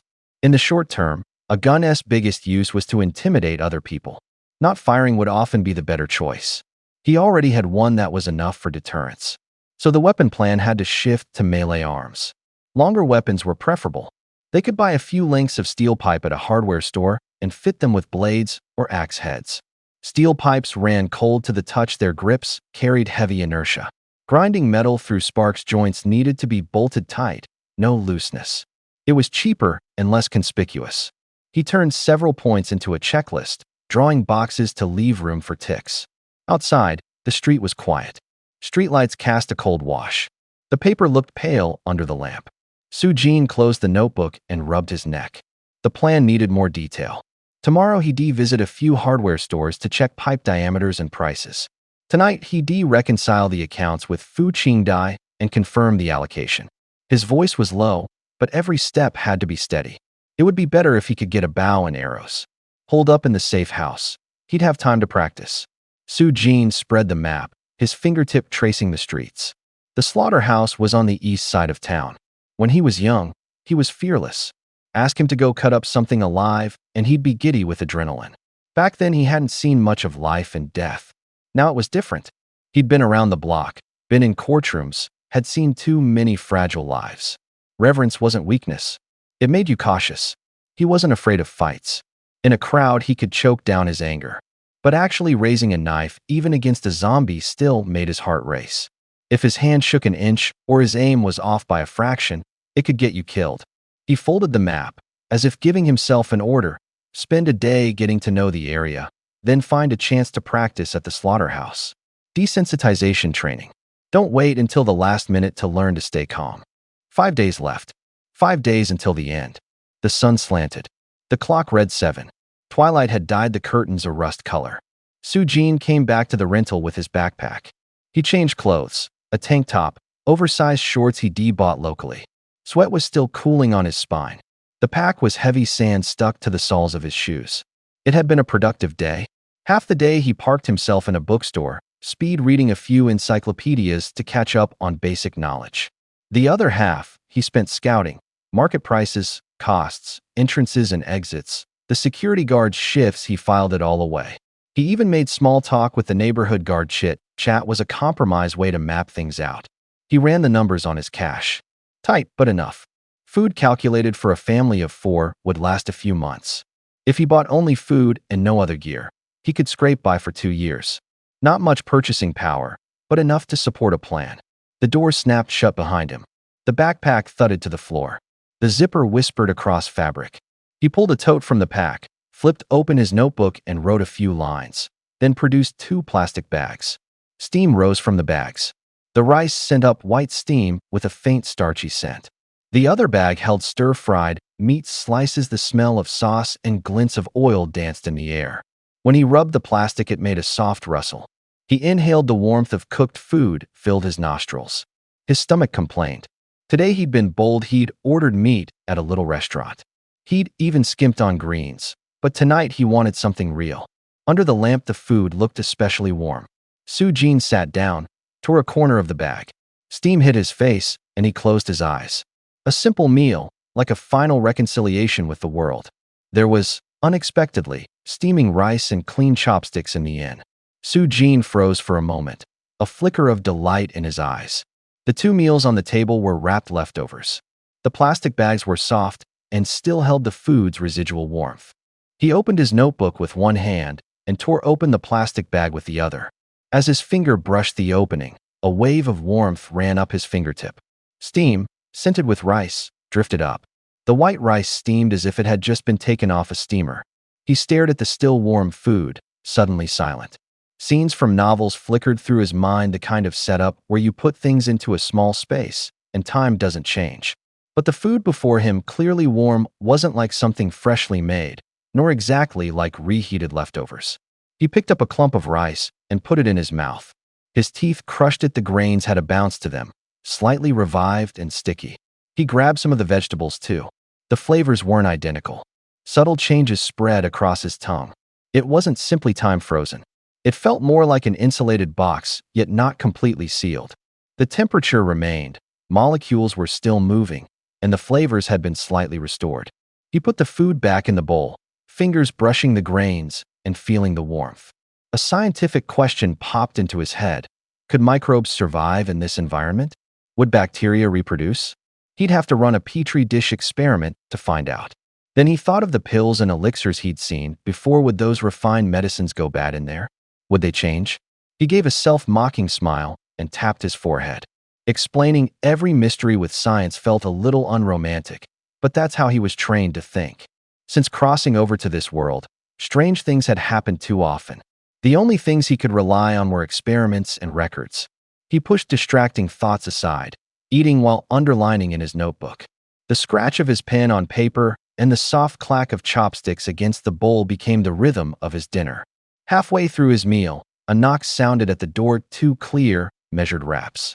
Soo-jin jolted, set his chopsticks down, and crossed to the door in a few strides. He bent to look through the peephole and saw a woman standing outside. Her face, lit from beyond the door, was calm and resolute. Fu Qingdai. She stood in the doorway, fingers twisting at the hem of her dress. Her body was taut, like porcelain on the verge of shattering. There was no one beside her. The door was flung open. Soo-jin yanked her inside, and the door slammed shut behind them. Wind rushed in, carrying the dust smell of the street. Fu Qingdai stumbled and sucked in a cold breath. When she saw Soo-jin's face, her shoulders slowly relaxed. Her heart beat against her ribs in a steady rhythm. "I'm back, cousin," she said softly, voice carrying the weariness of someone who just returned from elsewhere. Soo-jin's brows lifted, a light flashing in his eyes. "Nice work. When did you get here? Any trouble on the way?" "Arrived at noon." She kept her head down, avoiding his gaze. "My mom just left. She went to work. Nothing happened on the road. That nurse kept talking to me. A bit too much. She whispered that I still need to recuperate. She wants you to call her and give an update." Su Jin nodded rapidly, as if filing every word away. He guided her toward the kitchen table. His steps were quick, purposeful, like a hunter on a trail. He filled a cup from the tap. The cup clicked against the sink. He pushed it toward her, the cold from the paper cup seeping through to her fingertips. "Sit. Let us be clear," he said. Fu Qingdai stood there like a plucked string. She eased onto the edge of a chair, her skirt trembling slightly. Her voice was small and soft. "Cousin, what do we do now?" Su Jin leaned on the table, fingers tapping the wood, each tap sharp, like a prelude to orders. "I'll handle what comes next. You just follow my instructions. But first, there are 3 rules you must remember." "Rules?" She looked up, a flicker of uncertainty in her eyes, but more of it was hopeful. "First, stay calm. Don't act impulsively. Second, tell me everything, even the little things. Third, whatever I tell you to do it cleanly and completely, no half measures. Can you do that?" She inhaled, tamping down the rush of emotion, and pressed her lips together. "I can." A satisfied smile spread across Su Jin's face, and he gave a thumbs up. The smile wasn't showy, it held a mix of trust and deliberate calculation. "Good. You're smart, I can see that. I believe you can pull it off." His voice softened, as if making a vow. "Really, there's only one thing you need to do. Trust me completely. Give me your trust, and I'll carry the rest. Don't be nervous." Su Jin smiled easily. "Really, don't be nervous?" Fu Qingdai's voice still trembled a little. "Don't ask me about win rates. Measure me by my losses. You can't see any losses because I've never lost." He winked as if joking. There was confidence under the joke. Fu Qingdai's eyes brightened. Hope fluttered there. "Really?" she whispered. "Really?" Su Jin shrugged. "Then why are the Trisolarans so mean?" she mumbled. "They're good at scheming. People on our side are used to telling the truth," Su Jin answered plainly. She became much more lively. Su Jin relaxed too. He glanced around the room. The outlet in the corner caught his eye. 2 round holes. The white plate was a bit worn. The fluorescent tube emitted a faint hum. There was a hint of dust in the air. He suddenly remembered he hadn't checked the power today. He still needed his phone. 2 power banks were in his bag, but he wasn't sure how long their charge would last. Anyone who treated a phone as a tool knows that a dead battery is dangerous. He walked over, reached out, nearly touched the outlet's cool plastic, then withdrew his hand. "Let me ask you something first. What's the outlet rated for?" he asked. His tone was calm, but he seemed intent on pinning down every detail. 220 volts, Fu Qingdai answered quickly, as if it were routine. "And what's the unit called?" He didn't want to make a fool of himself. He wanted to confirm it was the same electrical terminology used on Earth. "Volts. It's the same name used on Earth. It's the unit of voltage," she repeated, a little proud. Su Jin nodded. The room was quiet for a couple of seconds. The switch by the outlet made a faint plastic scrape sound. He took out his phone. The metal on the side felt cool, the screen still warm. He felt the 2 power banks in his pocket, tapping their charge indicators. One showed 3 bars, the other 2. When he pressed, there was a little plastic click. "Let's try the power bank first," he decided. There was a plan in his voice. "Don't try the wall yet. I'm worried switching between wall power and the phone could ruin it." Fu Qingdai nodded and handed him the charging cable. The cord was a bit stiff. The plug still carried a faint plastic smell. Su Jin took it and felt a tiny static tingle at his fingertips. He plugged the cable into the power bank, then aimed the other end at the phone. The plug slid in with a small click. A charging icon popped up in the corner of the screen. The charge indicator slowly climbed. The fluorescent tube kept humming, as if everything was settling back into its usual rhythm. He looked at the wall socket again. 220 volts, this number settled firmly in his mind. Many countries' grids used that same figure. The odds of coincidence were slim. Su Jin felt a weight lift off his chest. "Should be fine," he told Fu Qingdai, his voice a touch more certain. "Keep the power steady first, then we'll figure out the next step." That voltage was both cheap and effective. The numbers on the meter steadied. Su Jin nodded with satisfaction. Science hadn't lied to him. Experience hadn't betrayed him. "What's wrong, cousin?" Fu Qingdai blinked. Curiosity threaded her voice. Su Jin shook his head and pushed the notebook across the table. He tapped the pen cap between his fingers twice, as if sealing a decision. "Nothing. Now tell me everything about your parents, from start to finish. Be detailed, don't leave anything out. This determines whether we can go to their place openly. If you explain it well, It'll be much easier for me to visit and better for helping them. Start. Fu Qingdai nodded and was about to speak, then swallowed. Her voice came out smaller. Bro, after I finish, will you tell me about that Mike Star? No problem. Su Jin snapped the notebook shut. His voice was calm. You go first. An hour later, the room held nothing but the dry ring of water at the bottom of a cup and several folded slips of paper. I've told you everything I know, Fu Qingdai said, setting the empty cup back on the table. The rim clicked crisply against the wood. Anything else you need to ask? Su Jin closed the notebook. There was still a faint smell of ink on his fingertips. No more questions. I'm coming to your place tomorrow. You have 2 tasks. What tasks? Her eyebrows went up. Get your mother to cook a few more hearty dishes, things she can be proud to serve. There will be a lot of people. The food has to be plentiful. And you need to get me 2,000 yuan. Bring it now, I'll use it, and you can pay me back later. He said it plainly, like ticking off a list. The light outside slanted. For days until Doomsday. He'd been busy all day. Su Jin's little 4th-floor room was stacked with supplies. Cardboard boxes rose in layers, labeled and neat. Cans knocked softly against one another, a metallic clink. Plastic bags rustled constantly as stuff was dragged from one end of the room to the other. He'd spent the morning scouting. He'd felt the lock on the stairwell door 3 times. That afternoon, he went to the wholesale market. Vendor calls seemed to be carried away by the wind. All he heard was the rhythm of his own work. Pick up, weigh, pay. He bought 10 large water buckets. His palms still remembered the cool edge of their rims. Bags of formula were stacked in heaps. The scent of plastic mixed with the sweet, cloying odor of milk powder. Bags of salt stood in a neat row like small hills. He bought 20 more bags of salt, a few bottles of vitamins, the usual cold medicine and anti-inflammatories. Gauze, rubbing alcohol, and iodine were all accounted for. At a farther grain shop, he placed an order for staples and oil, left a deposit, and scheduled delivery for 2 nights from now. He stocked an armful of plastic bags. Cases of toilet paper were hauled into the room.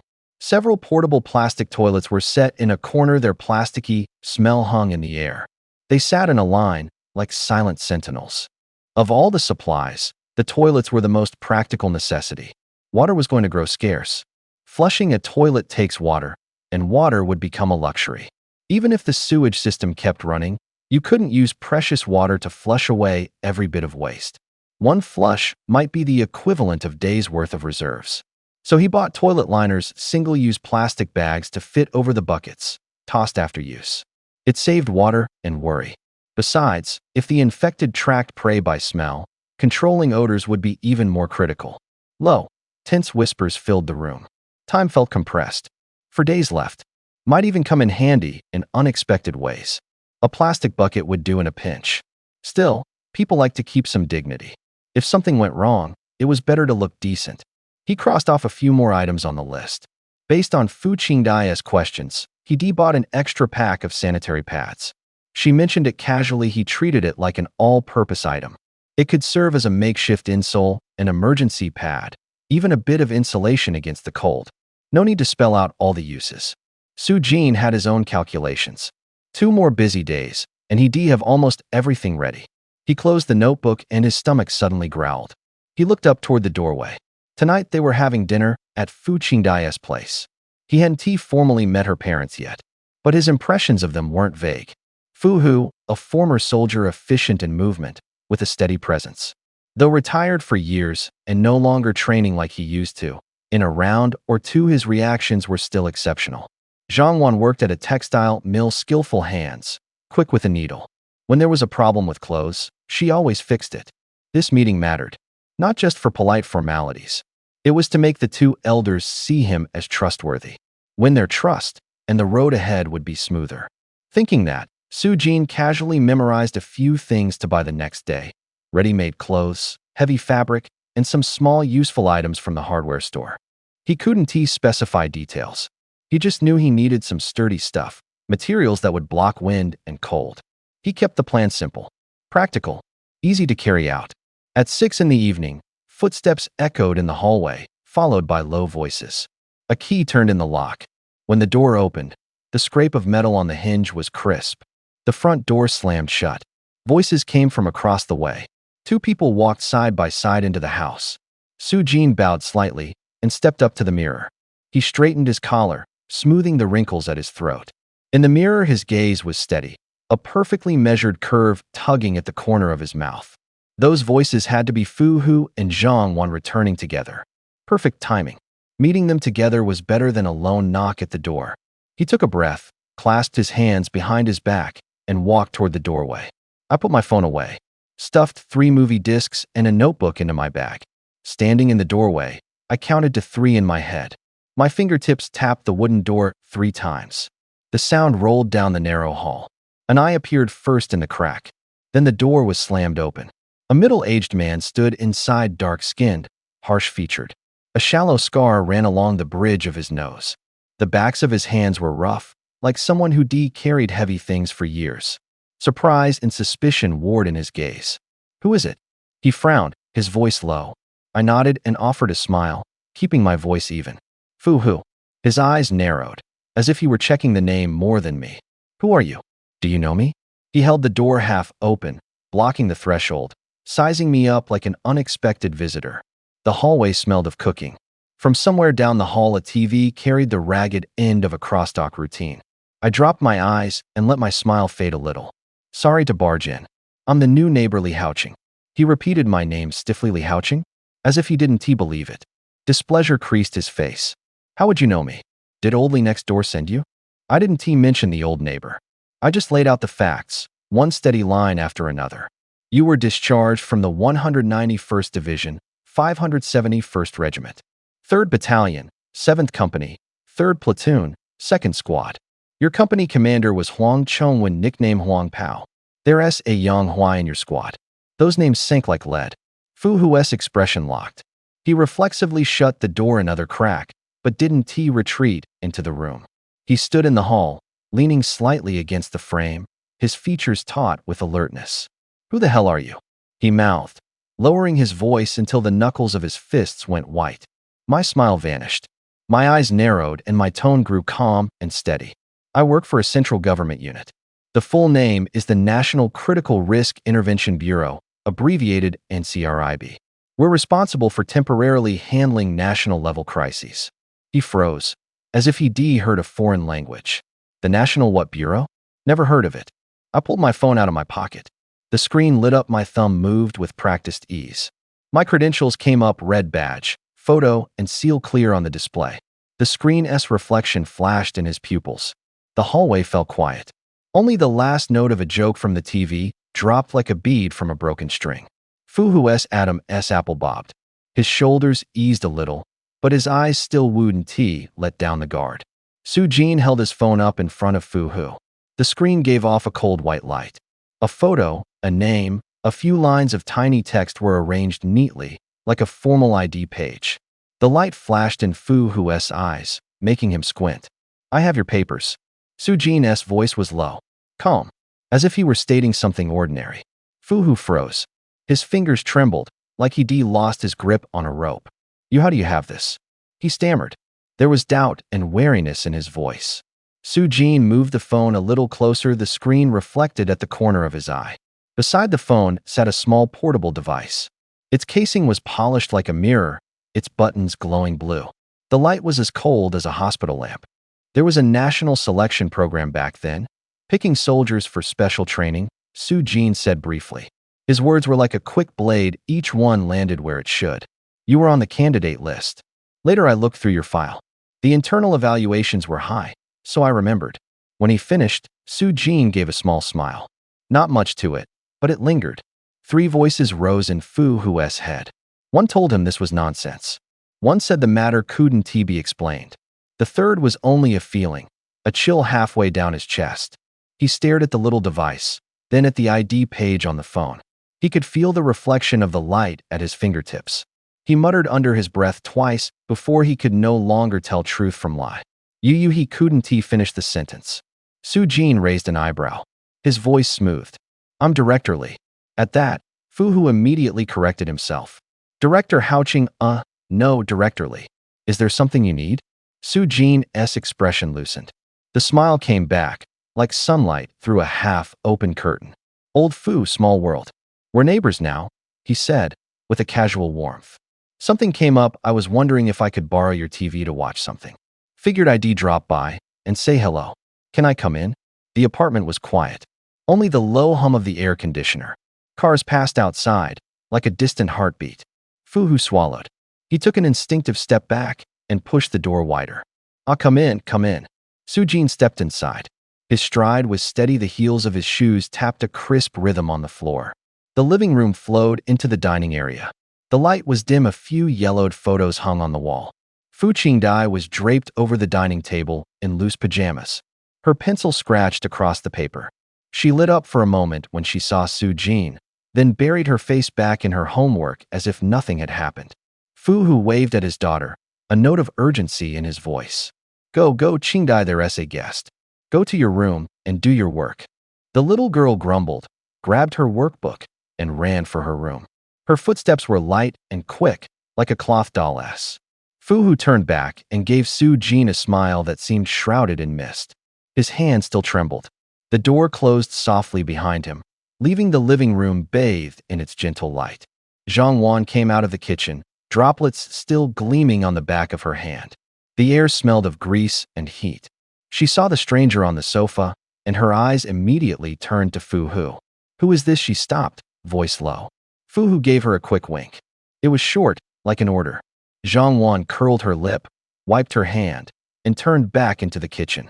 The clink of bowls came from the pot, steam drifting through the door crack. Fu-Hu nodded towards Su-Jin and pointed at the sofa. "Directorly, let us sit and talk." They sat at the same time. The sofa made a soft sigh as it gave. Zhang Wan brought over 2 glasses of water, tiny beads of condensation on the glass. She set them on the coffee table and went back into the kitchen. The door swallowed her silhouette. The room fell quiet. The clock on the wall ticked, as if measuring patience in seconds. Fu-Hu stared at the man across from him and tested the water. "Directorly, can I ask you a few questions?" Su-Jin looked up, his gaze calm. His voice was even but bordered on guarded. "Of course. But some things are classified. I can't answer those." "Naturally." Fu-Hu shrugged, his tone laced with its usual suspicion. Then, more directly, when was this National Cadre Bureau set up? What exactly does it do? Su-Jin took a sip. Ripples crossed the water in his glass. He put it in the bluntest terms. It was set up 30 years ago. It's not an ordinary department. Simply put, it handles national-level emergencies and anomalies forecasting, intervening, dealing with them, and, if necessary, covering things up. In other words, it takes care of risks you can't explain in public and provides a safety net for national security. Fu-Hu's eyelid twitched, the corner of his mouth moving. "You told me before I was too low-ranking to know this. Why are you just telling me now?" Su-Jin gave a faint, cool smile, glancing at Fu-Hu from the side. "Simple. Before long, the whole country will know there's an agency like this." Fu-Hu squinted. "Why?" Before he could press on, Su-Jin pulled a disc from his chest and laid it flat in his palm like a warm stone.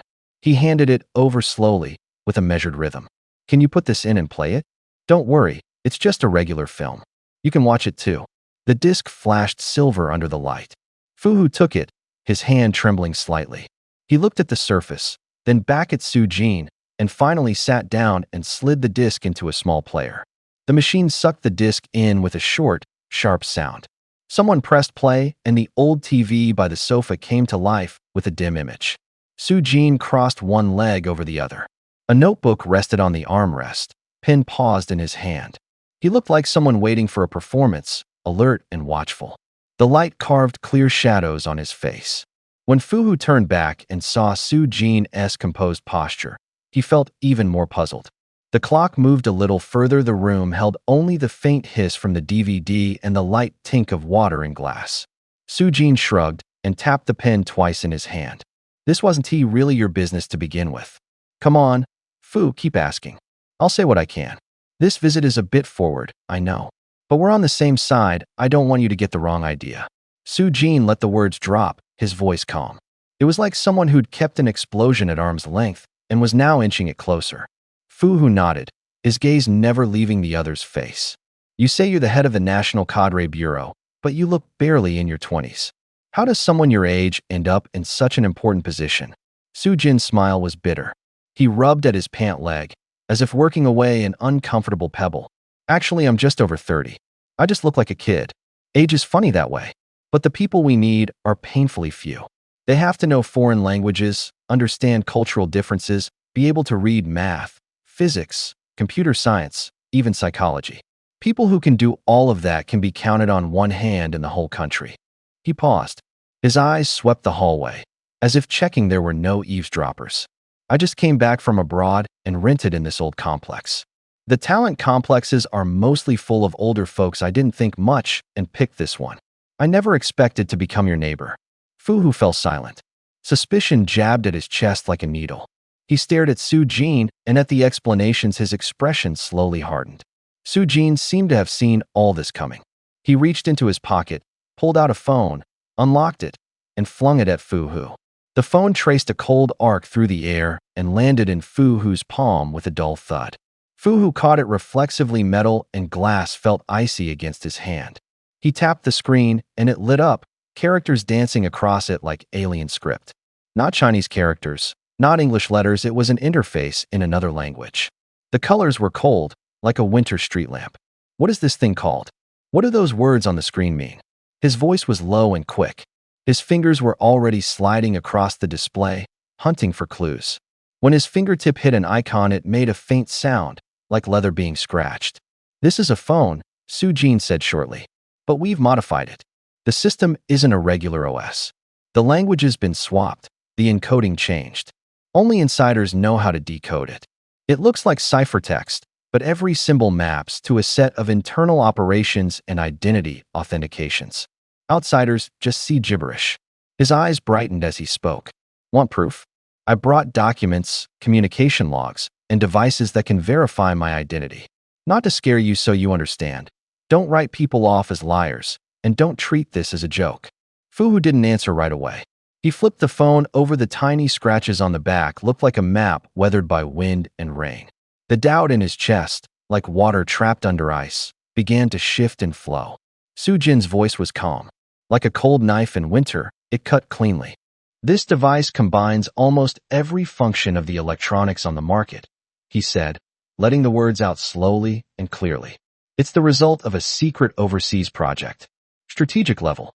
My assignment abroad was to get the manufacturing specs. Fuhu held the phone like a kid with a new toy. The plastic back was still warm. He swiped the screen a few times until it locked itself. The display threw a ring of cold light, then fell back into darkness. Fuhu looked up, squinting at him, curiosity and suspicion in his eyes.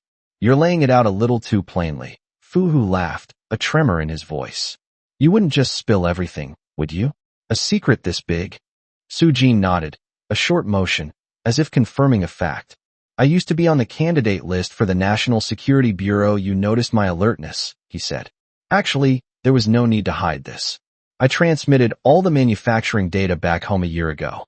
A little over 6 months ago, internal trial production started. His voice wasn't loud, but each word landed like a hammer. When the Bureau makes this public, the device will be released as a civilian product. It will be affordably priced. Everyone will be able to buy one.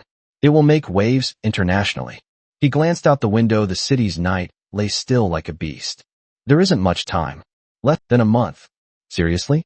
Everyone can afford it. Fuhu's eyes widened. His heart jumped as if struck. How much will it be? About 18,000, Su Jin answered, as if reading a bill. Affordable. Fuhu scoffed. Can you pay in installments? Interest-free installments, Su Jin said evenly. Fuhu froze, then half a second later laughed out loud, the surprise making him sound a little off. Su Jin hurried to finish, like sheathing a blade. You still have doubts. You don't trust my identity. You don't understand why someone like me would be here. To be blunt, I secretly came back without telling my superiors. The mission was long finished. Next month the confidentiality period ends, and I can officially return to the Bureau. He slowed his speech, piecing the account together. Something happened at the Bureau. The deputy director position opened up. It should have been mine. But I was overseas for years and left a gap. Someone inside wanted to take the spot. So my team and I quietly rented this apartment and made some arrangements. He shrugged, a helpless smile hidden in his laugh. Running into you was a complete accident. I only wanted to borrow a TV to watch the news. When the words faded, Only the low hum of the air conditioner and the distant glow of car lights at the corner filled the room. Fuhu's phone lay on the table, its black screen like a small mirror reflecting two faces. I can tell you all of it. Su-jin swallowed the words, as if weighing them. You just have to keep it secret. Fuhu narrowed his eyes. His guard prickled up like needles. All that, and you're just going to tell me? Is that appropriate? Su-jin smiled lazily and leaned back on the sofa. It gave a soft little sigh. The TV hissed in the corner, light flickering across his face. You're not on the inside. You can't affect anything, he said evenly. Besides, I can't spread all my cards when I'm overseas. I turn in what I can decrypt. There's still a chance at the deputy director spot. He lifted his hand. And it was a notebook.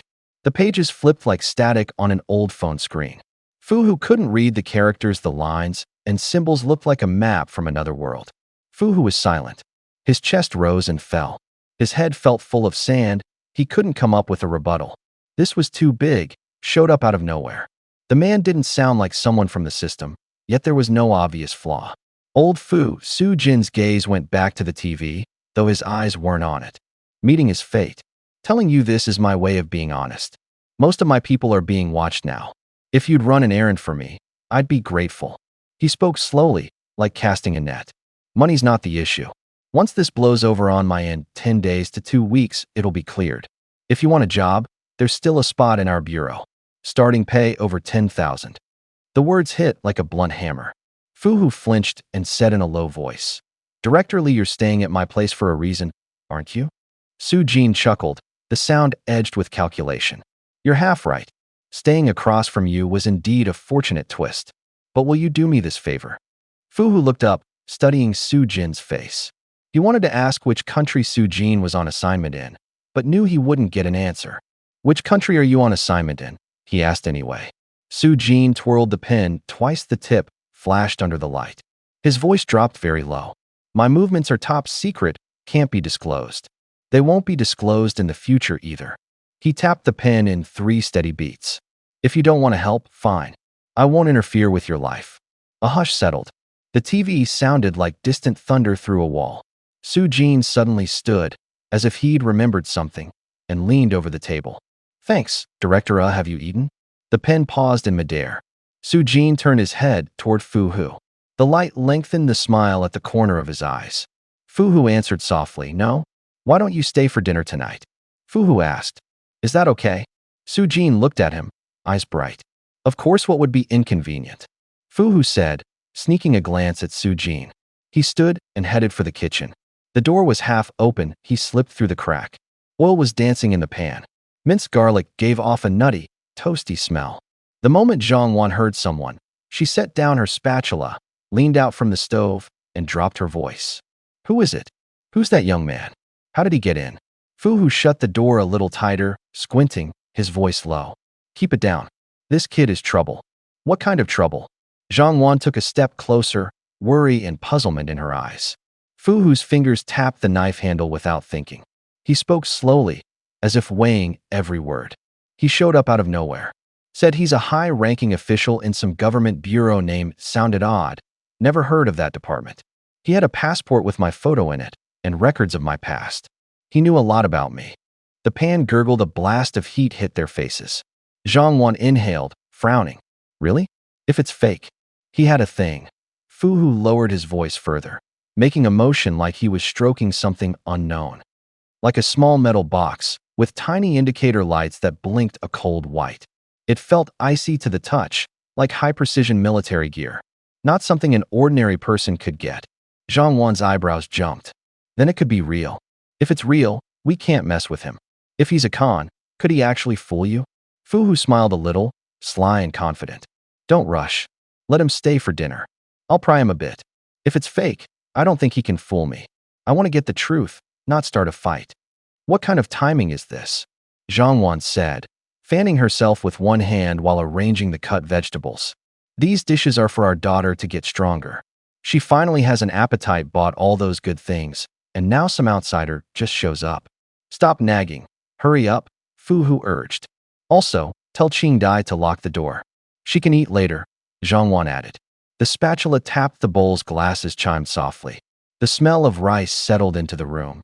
mixed with the bite of scallions and chili. Plates were set one by one. Bowls and chopsticks lined up neat. The light turned the steam into a thin veil. Su Jin sat on the couch, remote in hand. The movie on the TV was playing in fast forward. His notebook lay open with pages of handwriting, 2 full pages already. He glanced up now and then, his gaze concentrated and calm. The last dish went on the table. Fu Hu smoothed his apron, tilted his head, and asked, "Director Lee, did you finish watching that episode?" Su Jin snapped his notebook shut. He turned off the TV, stood, and walked toward the dining table, a faint smile on his face. Looking at the couple opposite him, he said, "Sorry to intrude. This is a bit abrupt, my apologies." Fu Hu stood to greet him, reaching out to introduce, "This is my wife, Zhang Wan, and this." Su Jin nodded with a smile and finished the sentence for him. "Li Haoqing, director of the Guogan Bureau." He added in a matter-of-fact tone, "The Guogan Bureau handles state security and emergency incidents, basically a hybrid of intelligence and emergency response." Fu Hu waved his hand repeatedly. "Please, sit down." He pushed a glass back towards Su Jin. The clink was bright and clean. The smell of hot dishes drifted in from the kitchen. The scent of oil and seasoning felt comforting. Fu Hu raised his glass. "Director Lee, since we've been lucky enough to meet, let me offer you a toast." Su Jin smiled and waved him off, his voice very soft. "Sorry, I don't drink outside of work." His eyes were earnest and his movement natural, as if he expected this. His chopsticks tapped the rim of his bowl, producing a clear, sharp sound. Zhang Wan smiled and nodded, her tone gentle. "Yes, it's healthier to drink less. Then just eat more." She picked up a piece of food and, with her chopsticks, transferred it into Su Jin's bowl. Steam and aroma rose and touched everyone's face at the table. Silence spread between the three of them. Su Jin turned his gaze down the hall. Fu Qingdai's door was half closed, a thin strip of light leaked through. There were low sounds coming from the room, like a phone playing video. Su Jin turned back, his tone casual. "Is that your daughter in there? Why didn't you call her out for dinner?" Under the table, Zhang Wan jabbed Fu Hu's thigh lightly, a helpless expression on her face. "No need. That kid's always snacking, one to eat a proper meal. You two keep talking, don't worry about her." Su Jin shifted the subject, his voice coming a little closer. "I don't even know your daughter's name." Fu Hu answered flatly, "Fu Qingdai." Su Jin looked at her door again and slowed his voice. "I heard something from inside. How is her mental state? She seems a bit off." The words hung there, and the air around the table felt as if a cold wind had passed through. Both of them stopped mid-bite. Zhang Wan's smile froze, a flicker of panic crossed her eyes. Fu Hu traced a circle on the rim of his glass with his finger. The sound was as small as grit rubbing. They stared at each other for a long moment, and their faces changed. Fu Hu suddenly remembered something and hurried to speak up. "Director Lee, aren't you trained in psychology? Can you really tell from just looking?" Su Jin smiled at the corner of his mouth, his tone calm. "I can get a general read. Bring the child in, and I'll take a look. I can't promise I'm better than top specialists, but I'm definitely not third-rate." Before Fu Hu could answer, Zhang Wan got up to fetch her. Fu Qingdai was pulled over and sat down with a wooden face. She kept her head down, fingers rubbing the rim of her cup as if she were counting something. The chair gave a small creak. The room was quiet. The ticking of the clock seemed unusually loud. "Say something, don't just sit there." Zhang Wan jabbed her shoulder lightly, voice urgent. Fu Qingdai bit her lip and spoke in a paper-thin voice. "Li Uncle Li." Su Jin gave a slight nod and let his gaze pass over her face. He was unhurried, like someone studying a portrait. His nostrils flared with the faint rhythm of his breathing. His fingers tapped twice on the table, as if timing. Fu Hu shoved his hands into his waistband, his voice hard. "Director Lee, what's wrong with this child?" Zhang Wan was about to list symptoms, but Fu Hu cut her off with a look. "Don't say anything more. Don't influence him. Let him look properly." Su Jin looked up. There was a cool clarity in his eyes. His gaze rested on the dark circles under Fu Qingdai's eyes, on the pale corners of her lips, and he listened to the shallow, quickening rhythm of her breath. After 2 minutes, he finally spoke. His voice was low, but it sliced the silence like a knife. "She's under a lot of pressure. Her complexion and eyes tell you that. There's also a risk of self-harm. I suspect this is the result of accumulated academic stress." Zhang Wan let out a breath, a look of sudden, anxious relief on her face. Fu Hu frowned, rubbing his jaw with the back of his hand, displeasure written all over him. He didn't speak, only stared. Su Jin continued, matter of fact. She slipped in two subjects recently, math and physics, like two supporting pillars collapsing. When grades drop fast, the heart sinks with them. A kid can feel there's no future and want to avoid all the pain. Fu Qingdai gripped the cup harder, her knuckles whitening. She lifted her head, her eyes were wet, but the words got stuck in her throat as if locked. The room felt heavier. Su Jin stood and stepped closer, his voice softening. Don't let her carry this alone. She needs professional intervention, and you need to hold things steady at home for a while. Fu Hu's shoulders loosened a fraction. Zhang Wan looked like she might cry or laugh. Fu Qingdai whispered, I don't want to make you worry. Su Jin looked at her without hurry. First, reduce her academic pressure. Get her sleep and eating back on track. Everything else can wait. Most importantly, don't leave her alone right now. Qingdai, lift your head. Su Jin's voice was flat, very calm. I'm going to ask you 2 questions. Qingdai looked up and nodded twice, cautiously. What time does your school break for lunch? What time do you eat? 12 for break, 12:30 for lunch. Her voice was thin, as if the wind had blown it away. What do you eat at lunch? Who do you eat with? Su Jin asked again, and again, and again. The questions came like a volley of bullets. Breakfast, where she spent the noon break, her seat, who she sat with, what time she returned to the dorm, how long she spent on homework, where she went on weekends, whose messages filled her phone. He rattled them off as if flipping through a book. Fu Hu and Zhang Wan were shrouded in the fog of questions. They looked at each other. Fu Hu's brow stayed furrowed, his gaze locked on Su Jin. By the 20th question, Su Jin let the last word fall. The rim of his cup tapped his lips. The cup made a soft sound. He gave a small smile. His voice was gentle as a blade. I think the truth is very clear. What's going on, Director? Zhang Wan called out, urgent. Su Jin stared at Qingdai, his gaze like a magnifying glass. He started with the first point, his tone flat. Too much academic pressure. Before Zhang Wan could exhale, he moved to the second point, his voice colder. And there's a complicated matter. She was in a relationship. I didn't. Qingdai shot back at once. One tiny hand gripped the top of her thigh so hard her knuckles went white. She froze. Each breath came shorter than the last, as if she were bound. You did. Su Jin was unhurried. That boy wasn't in your class, probably the class next door. Average grades, good at sports. You were together for more than 2 months. Then he moved on, dumped you.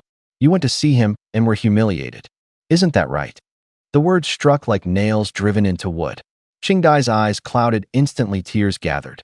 She bit her lower lip, her shoulders trembled. Then, as if something had torn open inside her, she flung herself into Zhang Wan's arms and began to wail. Her crying was sharp and broken, her chest feeling as if it had been punched. The room was so quiet you could hear paper rustle. Fu Hu and Zhang Wan exchanged glances.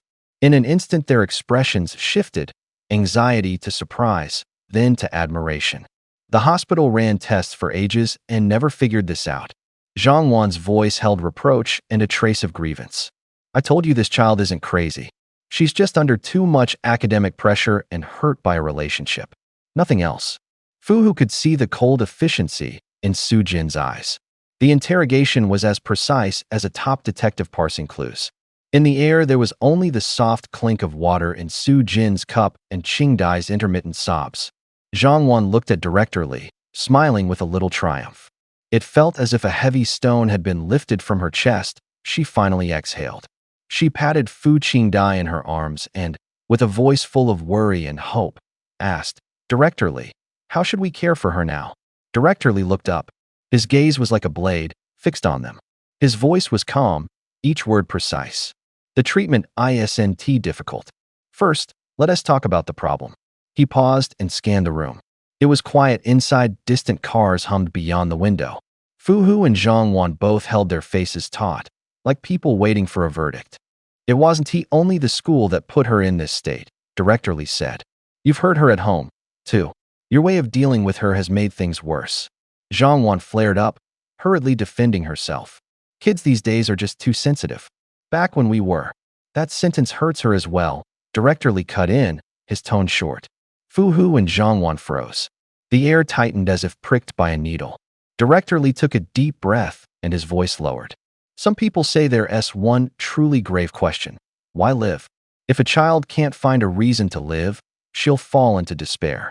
The couple listened in silence. Fear and unease showed in their eyes. She was already shaky from what happened at school. Coming home and being misunderstood and blamed pushes someone toward the edge, Director Lee said, the back of his hand paling a little under the light. In severe cases, self-harm thoughts appear, even hallucinations.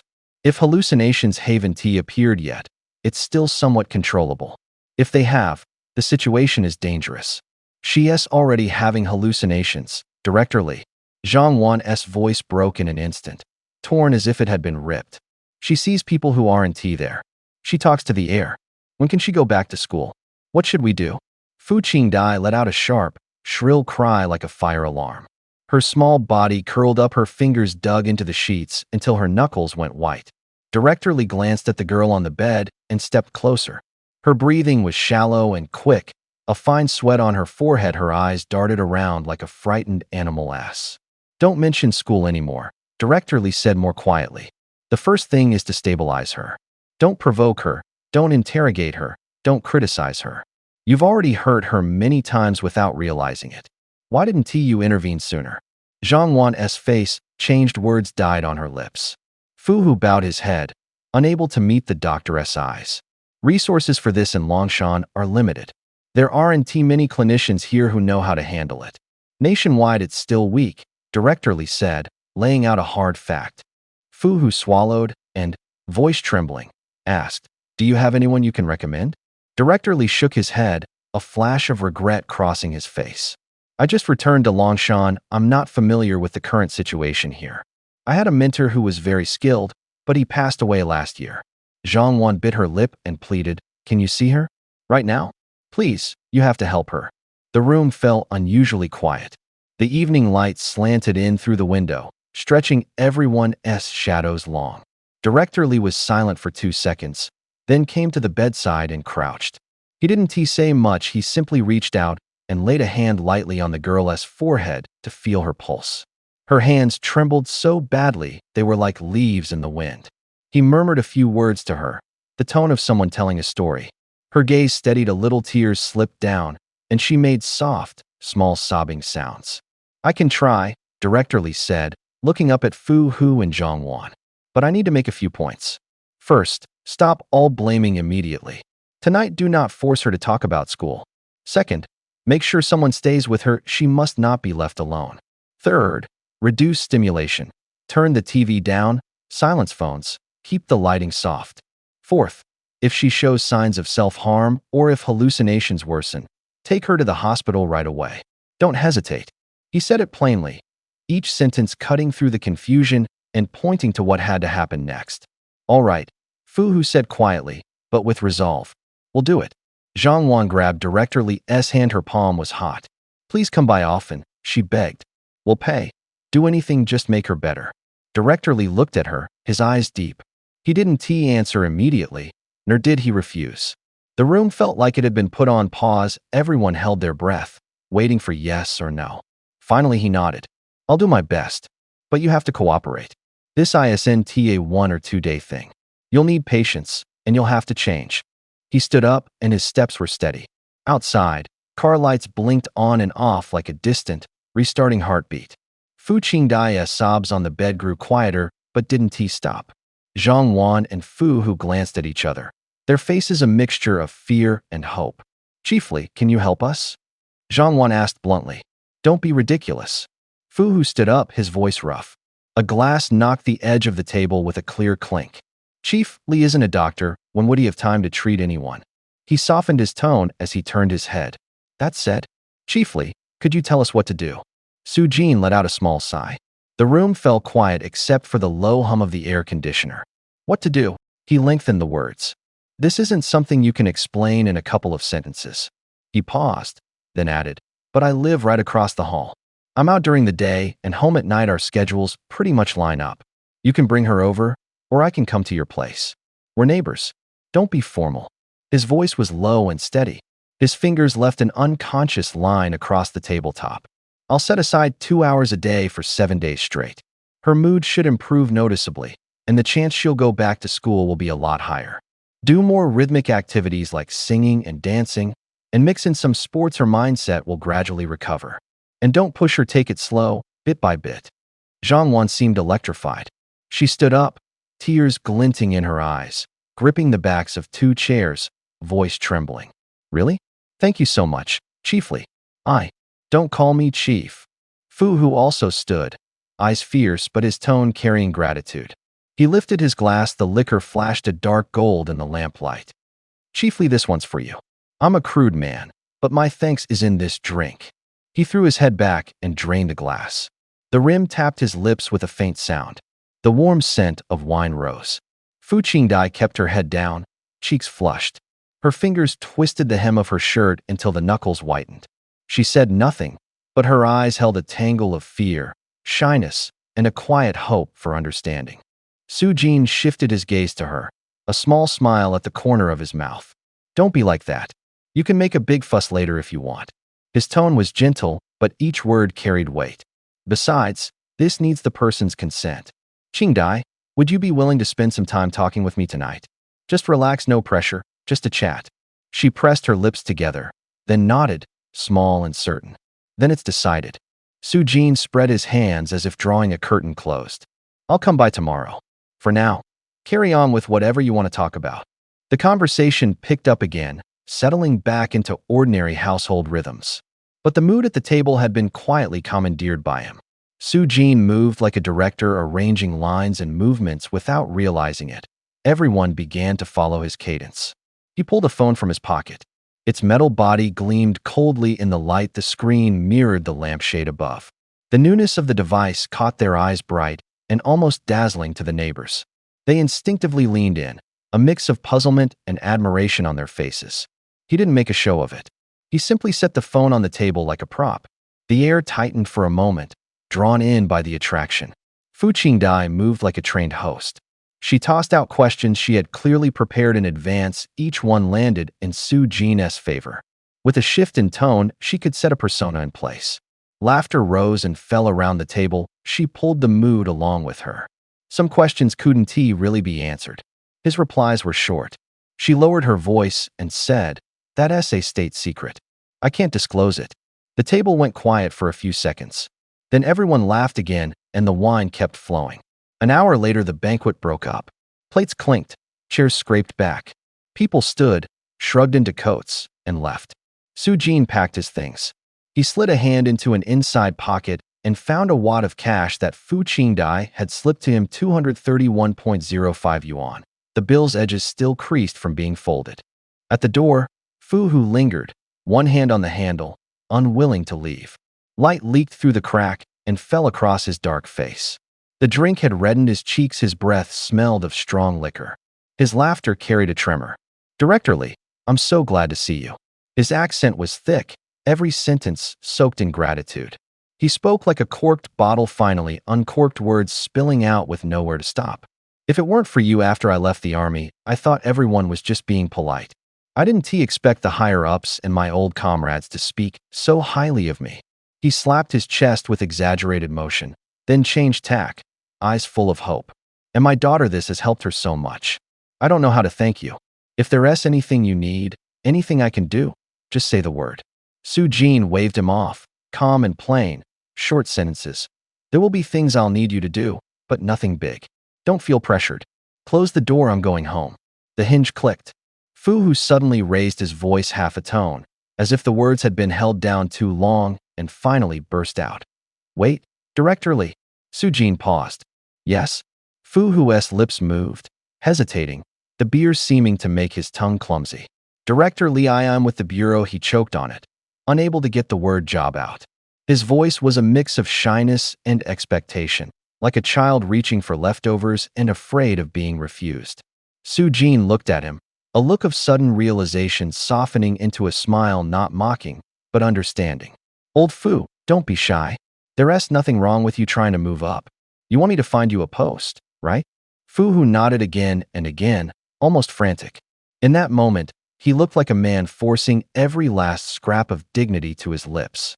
Su Jin's tone softened, but he didn't promise the world. Old Fu, I can help. I can't guarantee a thing. I'm not aware of every opening at the bureau. Wait for my message. I'll give you an answer tomorrow, okay?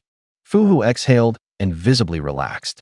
His grin was tinged with liquor and a real, fragile hope. The door closed gently behind them. The night stretched their shadows long across the wet flagstones under the streetlight. Great, Director Lee, thank you. Get some rest. Fu Hu kept thanking him. Su Jin waved in reply. The front gate slid shut, the iron lock giving a dull clang. He turned back to his door, fished out his keys. His fingers made a light clink against the metal. Voices came from across the hall, the Fu family still lively inside.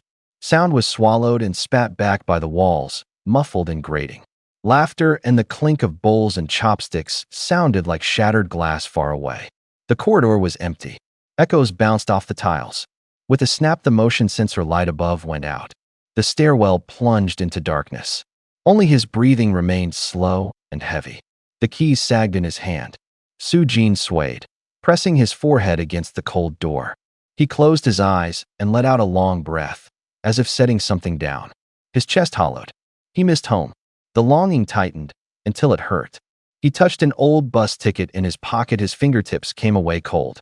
For a second, as if by a trick of the senses, he thought he smelled soy sauce from a kitchen and heard the clatter of dishes. He wiped at the corner of his eye, turned the key, and the lock gritted as the door opened. He stepped inside, and the door shut behind him. The sky had soured. Clouds lay over the city like sheets of lead. Cold wind, like blades, threaded with rain, dove through the blocks. The streets were scrubbed empty by the rain. Under the streetlights, only stray shadows moved, ragged strips of cloth blown by the wind. A reek of rot climbed through the air. Old shoes splashed through puddles with a plop-plop. A few figures lurched along the curb, aimless, clothes torn, eyes hollow. Su Jin crouched in a street corner, his raincoat glued to his back, eyes fixed ahead like a hunteress. Raindrops hammered his hat brim, keeping a steady, tight rhythm. There was a faint sound behind him, like a strip of cloth scraping ruined plaster. Then something surged close. He turned. A human shape lunged. Its face was a torn red, whole teeth showed, and dark red liquid dripped from its mouth. Damn! Su Jin grabbed the head as it came, without time to think. Teeth, saliva, blood tumbled before him. He shut his eyes and bit down hard. His teeth tore through wet flesh. The metallic, sticky taste of blood and heat hit his nose. A raw ripping sound. Rain, heartbeat, the coarse rasp of teeth over flesh tangled into one. His arms strained, his molars ached, but his will was iron steady. A startled cry yanked him back from the nightmare. Su, if your mind snaps, it's over. Su Jin hammered that sentence into himself. Then he looked up at the calendar on the wall, every square crossed out in red. Each box felt like a struck bell. 3 days until the end. He got up, washed, packed light, adding an extra set of clothes and slipping them into his pack. He walked fast, as if there was a storm to outrun and errands to finish before it hit. The slaughterhouse on the outskirts wasn't a secret. He'd asked around. Loose management, mainly slaughtering animals like pigs, not earth pigs, more like wild boars, small ears, pointed heads, exposed teeth, taut muscles, quick. Good practice targets.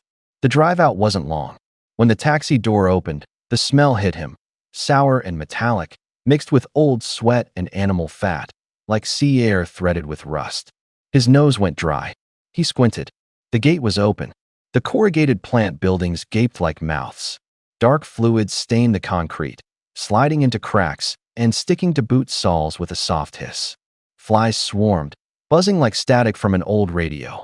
Inside, a few dozen workers in rubber boots moved with familiar rhythms.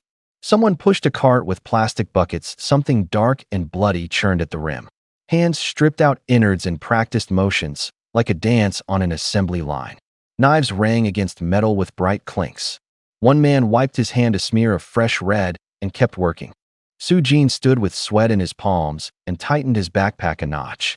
He breathed. The slaughter was under an open, corrugated metal shed. Heat mixed with the smell of blood rose into the air. The tin flashed harshly in the sun. The ground was tacky with mud and blood. Each step made a dull, creaking squeak. Flies hummed. The stun gun popped occasionally in short, sharp sizzles. The long pole struck like a metronome. Someone dragged newly killed meat out, the scrape of it across the floor punctuated by the faint cracking of bone.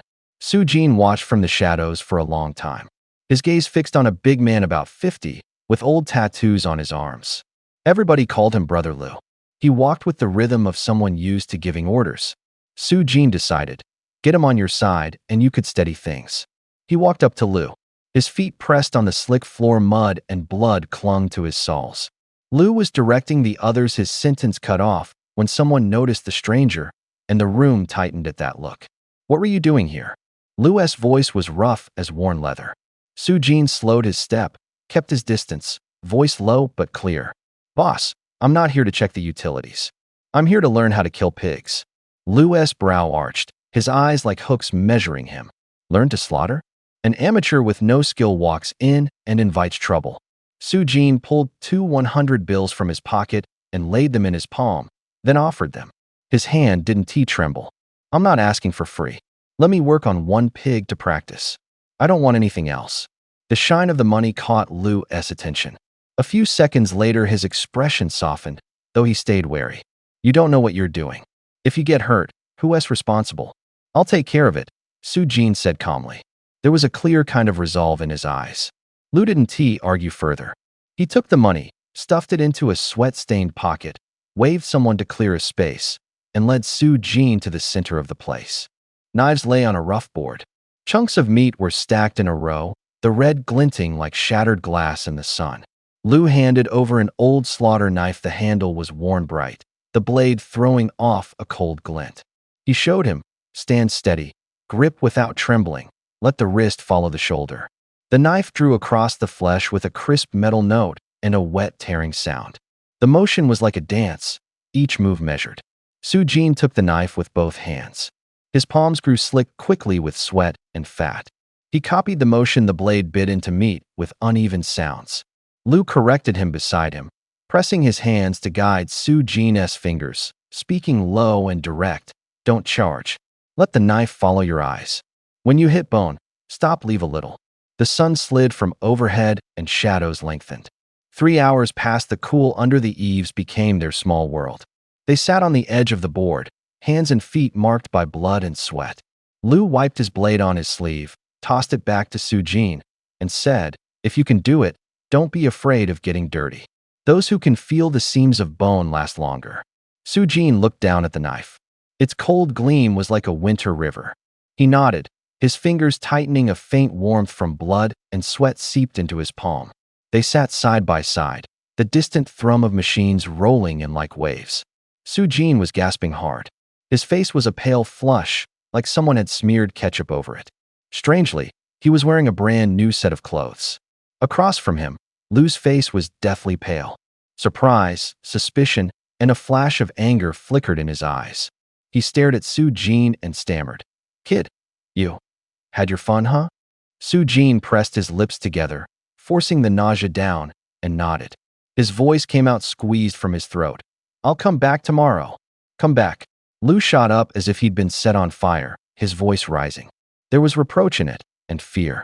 He had thought this would be a quick little job, $200, simple, finish and go home. Now, looking at Su-Jin, his stomach churned. The kid looked civilized on the outside, but he'd acted like a man possessed. They were supposed to lightly stun the pig with the electric prod so it would go unconscious.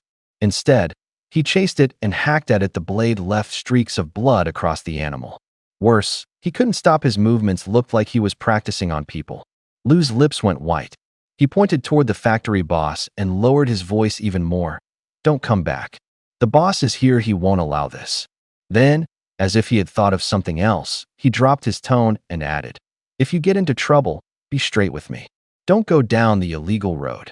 Those words felt like a cold hand clamping Su-Jin's heart. His chest tightened and his breathing became shallower. The earlier overkill from his practice left the metallic smell of blood swirling in his nostrils. A bitter, metallic tang rose along his tongue. Sweat trickled down his forehead and clung at the corners of his eyes. He instinctively clutched his stomach. His muscles tensed. Something crawled up his throat. Time and again he fought to keep from retching out loud. Finally, the last of his stomach's contents was pushed up to his throat he swallowed once, as if trying to force it back down. Tears slid down, mixed with snot. His voice broke and he choked out, "Bro, I'm telling you the truth. I really didn't come here for that. Take your time, kid." Lou leaned in a little, wary. The light in the room was dim, and yellow outside came the intermittent grunts from the pig pen. The air smelled of hay and dirt. Soo-jin drew a breath like he was trying to blow the fire out of his chest. His voice cracked, but it was fierce. "She left with someone else. I want to go find them and make them pay." Before he finished, his fist clenched, knuckles whitening. His breathing was quick, like a face stung red by a winter wind. Lou's face went even paler. "Don't do anything stupid."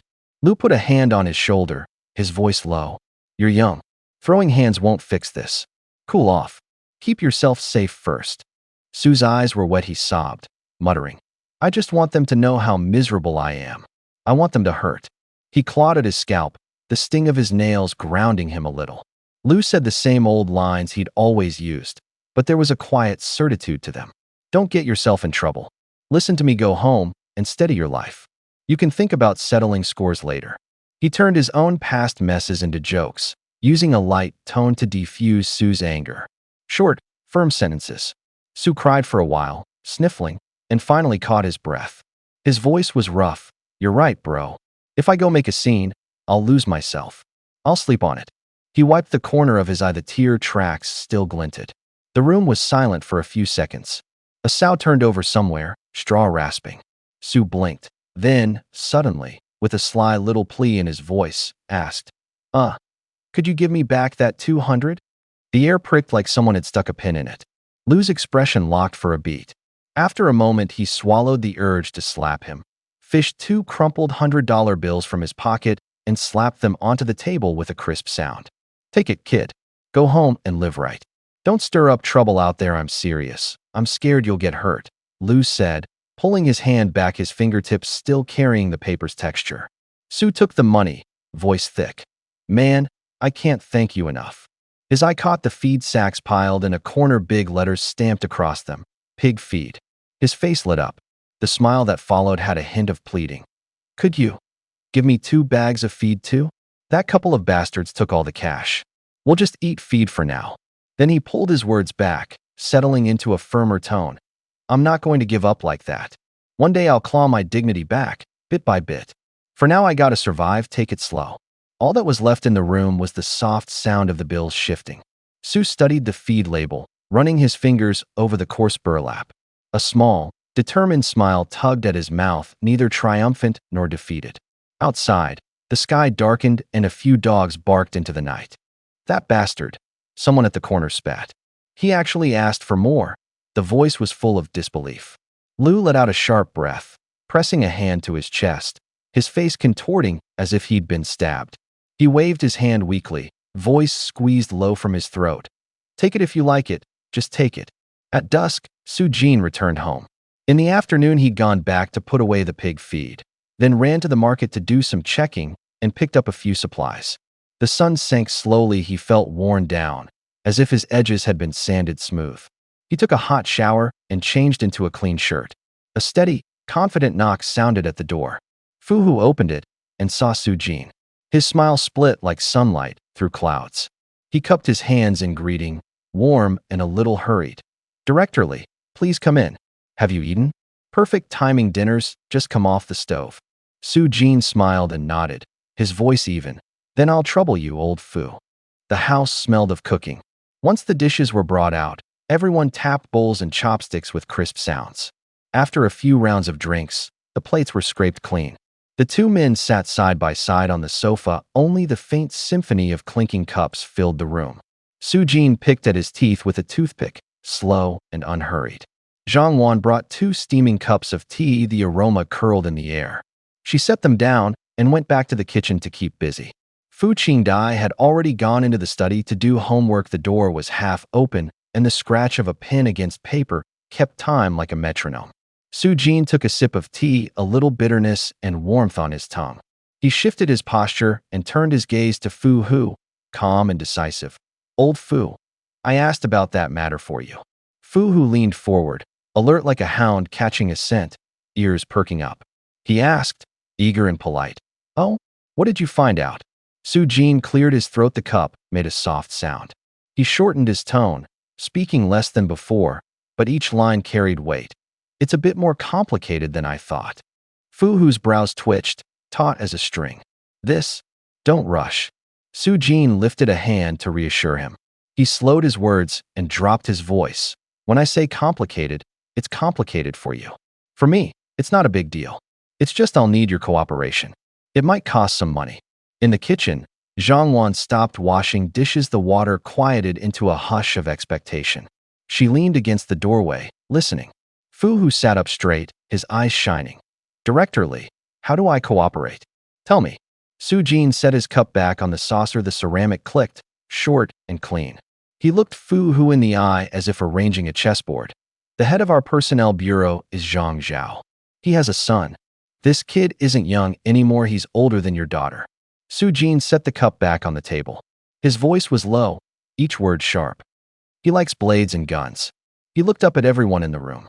His gaze was like an ice blade, sweeping across the papers on the table before stopping on Fu-hu. My people are being watched. Around the bureau chief are all my opponent's people. He paused and tapped the edge of the table with his fingers. So I'm going to start with his son, and I'll deal with your problem at the same time. Lock your position in place ahead of time. Fu-hu shifted in his seat, sweat beading on his brow. I've met the kid once. He likes bows. The director used to forbid him from touching them. Now he's grown and more reckless. It's the age for messing with those things. A corner of Su-jin's mouth lifted. Go get the bows. The word was a command, short, decisive. Get 3 heavy bows. Compound bows. 1 at a 50-pound draw, 1 at 70, and 1 at 90. Put extra arrows with each. Arrows need strong penetration, solid hunting tips. Fit every accessory you can: laser sights, rapid-fire modules, anything usable. Don't leave anything out. Each model must be a different color. Do the same for the arrows. Color code the sets. The coldness of it hit like a bucket of water. Fu-hu nearly took a step back.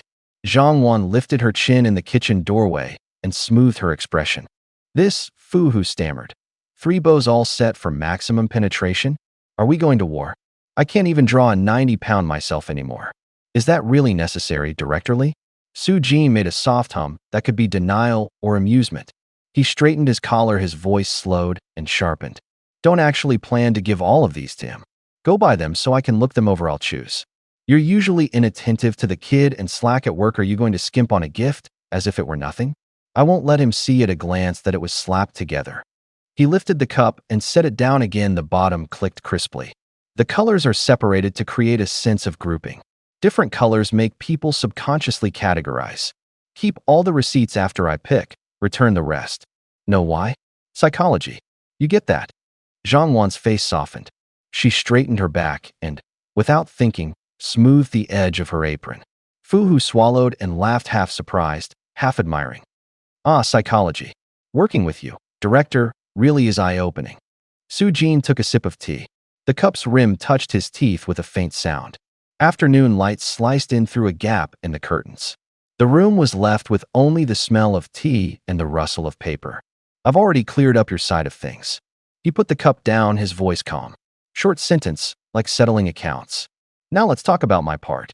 He lowered his voice. There was no smile at the corner of his mouth. The bureau chief's son is useful. He can push your case through. But I'm away a lot, and my information lags. I only have about a 70% handle on the situation. The remaining 30% depends on you fighting for it on the ground. Fu-hu's face slowly darkened. The back of his hand felt a chill. Habit from his military days made him instinctively lock his gaze on Su-jin's eyes. Now he was just an ordinary man, dragged into this circle. His voice trembled. Director, can I do it? Su-jin reached out, lifted the cup and set it down again. The bottom clicked on the table like a period. Don't be nervous. Your task is simple. Whenever I'm abroad, I leave 2 people at home as contacts. We'll set up a few secret signals first. He paused half a beat, then laid out the task plainly. Short sentences. A clear rhythm. You go to the solar parts shop in Erdogan. Buy a solar panel. Buy a battery, a storage battery. Buy a controller to regulate the current. And an inverter, the kind that converts DC to AC. Fu-hu listened, eyes wide, as if hearing a fairy tale. His finger tapped the rim twice. How much will that cost, director? Su Jin didn't dodge the figure. About 14,000 yuan for the whole set. Someone will front the money for you, keep the receipts. After you buy them, it won't be long before my people get the signal. I'll pass the situation on to them, and they'll handle the rest. You just wait to be called in. But 14,000. Panic and helplessness colored Fu Hu's voice. Where am I supposed to get that kind of money? Don't worry. Su Jin's fingertip tapped the tabletop twice. Crisp. Buy the items and keep the receipts. You can return them in a few days. The things themselves aren't the point, they're our signal. It has to be exact. He stressed that last part. Don't ask questions. Just do as I say. Fu Hu swallowed. His palms were sweating, but he still nodded. The rim clicked again. All right. What's the deadline? Go tomorrow. At the latest, the day after. Buy everything at once. Su Jin spoke briskly. Remember the receipts. Don't show any sign. Do exactly as I said. Just this little tremor once you're comfortable. I'm comfortable, Su Jin said with a smile, his voice very calm. I understand. I'll take a day off tomorrow. I'll get everything sorted for you. Fu Hu nodded, his tone a little hurried. Su Jin reached out and patted his arm lightly. His palm was warm. Don't be nervous, old Fu. It all falls into place, he lowered his voice. We're about done here. I'll go check on Qingdai. Su Jin stood up, his steps were steady. Okay. Thank you, Director Li. Fu Hu hurried to follow. The two of them walked down the corridor, their footsteps echoing. Qingdai's door was half open. He pushed it wider. The white pajamas in the dim yellow light looked soft as cloth. She sat at the desk, her pen skittering across the workbook. Her lower legs swung back and forth like a pendulum. A few stuffed animals were arranged on the bed. There was a faint scent of powder in the air. The sound of turning pages was soft and monotone. She saw her father and Su Jin come in. Her eyes flickered, and she immediately looked down, a sheepish look of having been caught. Fu Hu stood at the doorway and whispered, Qingdai, pay attention when you study with Uncle Li. Listen, okay? He let the door close. It clicked softly. The instant the door shut, Qingdai sat up straight, as if snapped into place. She moved to the edge of the bed, spine rigid, hands on her knees, voice small. Su Jin glanced around the room. The stuffed animals were propped in a row at the headboard. The curtains were half drawn, and the streetlight outside cast the window a golden wash. He sat down on the chair closer to her and, low and clear, asked, Is the room soundproof? Pretty much. Keep your voice down. They want tea here outside, she said, biting her lip, eyes uncertain. Su Jin reached for money, his movements unhurried, as if bringing the topic back to reality. Qingdai fumbled under the mattress. Her fingers found a small pouch. She pulled out a few bills and some coins and set them in Su Jin's palm. He looked and frowned. 32 yuan 80. That's all. Silence fell in the room. The rustle of the bills sounded unusually sharp. Qingdai kept her head down. Her voice had thinned to a whisper. That's all. I asked Mom for money and she yelled at me, saying I always want things, so she wanted to give me a reason. A hint of impatience crossed Su Jin's face. He tapped the table, quiet but in a steady rhythm. Can you use your head a little? If you need money, ask for it outright. Don't keep buzzing like an alarm. Buy things that matter. $30 doesn't go far. He looked at her small hand. It was a little cold. If it's not enough, I'll give you more. But you need to learn how to fight for things. Don't always expect others to pave the way. A faint blush crossed her cheeks. She drew her hand back. The cover fabric made a soft rustle. Outside, a car passed, tires whispering over the wet road, distant and low. Gidge, she said quietly. I don't want to trouble you all too much. Su Jin shrugged, his tone softer. A couple of times one tea hurt you. Learn something. Don't just keep looking down. You'll figure your own way. Then, part command, part reassurance, he changed the subject. Okay, don't sit there dazed. Get your things ready for tomorrow. Put the workbook away. Don't make me come back to a mess. Qingdai nodded. She stood on tiptoe, light-footed like a cat, went to the head of the bed, carefully folded the bills, and slipped them into a book. Her fingers paused for a beat when they touched the paper, as if counting. The room settled back into quiet, the only sound the clock's second hand. Tick, tick. A flush warmed Fu Qingdai's cheeks. A flicker of embarrassed annoyance crossed her eyes. She pressed her lips together, unable to help snapping back. I told her to buy me something to eat, rice and she actually called me sick. I asked for cookies and she bought an entire box. Can a whole box be a meal? I don't want to steal anymore. She said it in a low voice. I'm scared of getting caught and being sent to that kind of place. Soo-jin rolled his eyes and slapped his palm against his knee in a steady rhythm, like someone ticking off a list. His tone was impatient and a little helpless. Ching-dai, the money is going to be useless before long. Look at the situation. I'm at your house again. Nothing to hold me back. If you don't steal, what am I supposed to live on? I came all the way from Orion, spent money on the trip. Are you really going to turn me down? Before he finished, his voice tightened. He glanced toward the door as if something had hit him in the chest. The words died on his lips. Fu Qingdai sat on the edge of the bed, her shoulders rounded. She kept her head bowed, her long lashes were wet. Tears slipped free and landed on the quilt with a faint, fine sound. She curled her legs up against her body and buried her face in her knees, folding herself into a small, compact shape. Her shoulders rose and fell as if invisible hands were pinching them. After a long while, she could no longer hold it and a choked sob escaped her. Outside the door, two shadows pressed against the panels, ears tilted. A thin line of light showed through the crack like the edge of a blade. She is crying.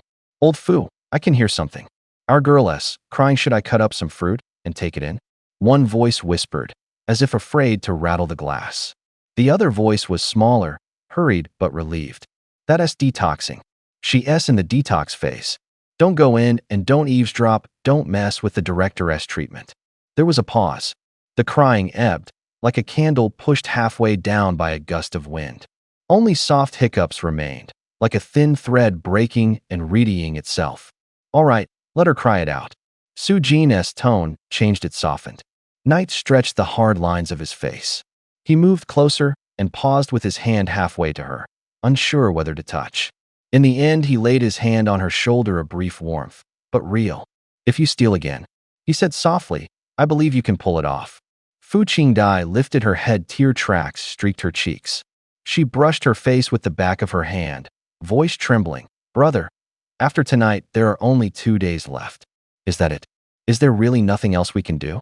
Tension tightened the space between Soo-jin's brows. He bit his lip and shook his head slowly, a motion that was both refusal and an admission of powerlessness. His fingers drew a thin line across the quilt, as if trying to scrape an answer out of the fabric. My grandfather, my grandmother, and my friends. Her voice thinned until it was like a scrap of paper caught in the wind. I knew something would happen, but nobody believed me. If I'd been older, maybe someone would have listened. Silence settled again. A clock on the wall ticked a single, steady beat. Soo-jin closed his eyes. His breathing grew heavy. His lips pressed into a line, and his knuckles went white. The room smelled of medicine and the chill of night.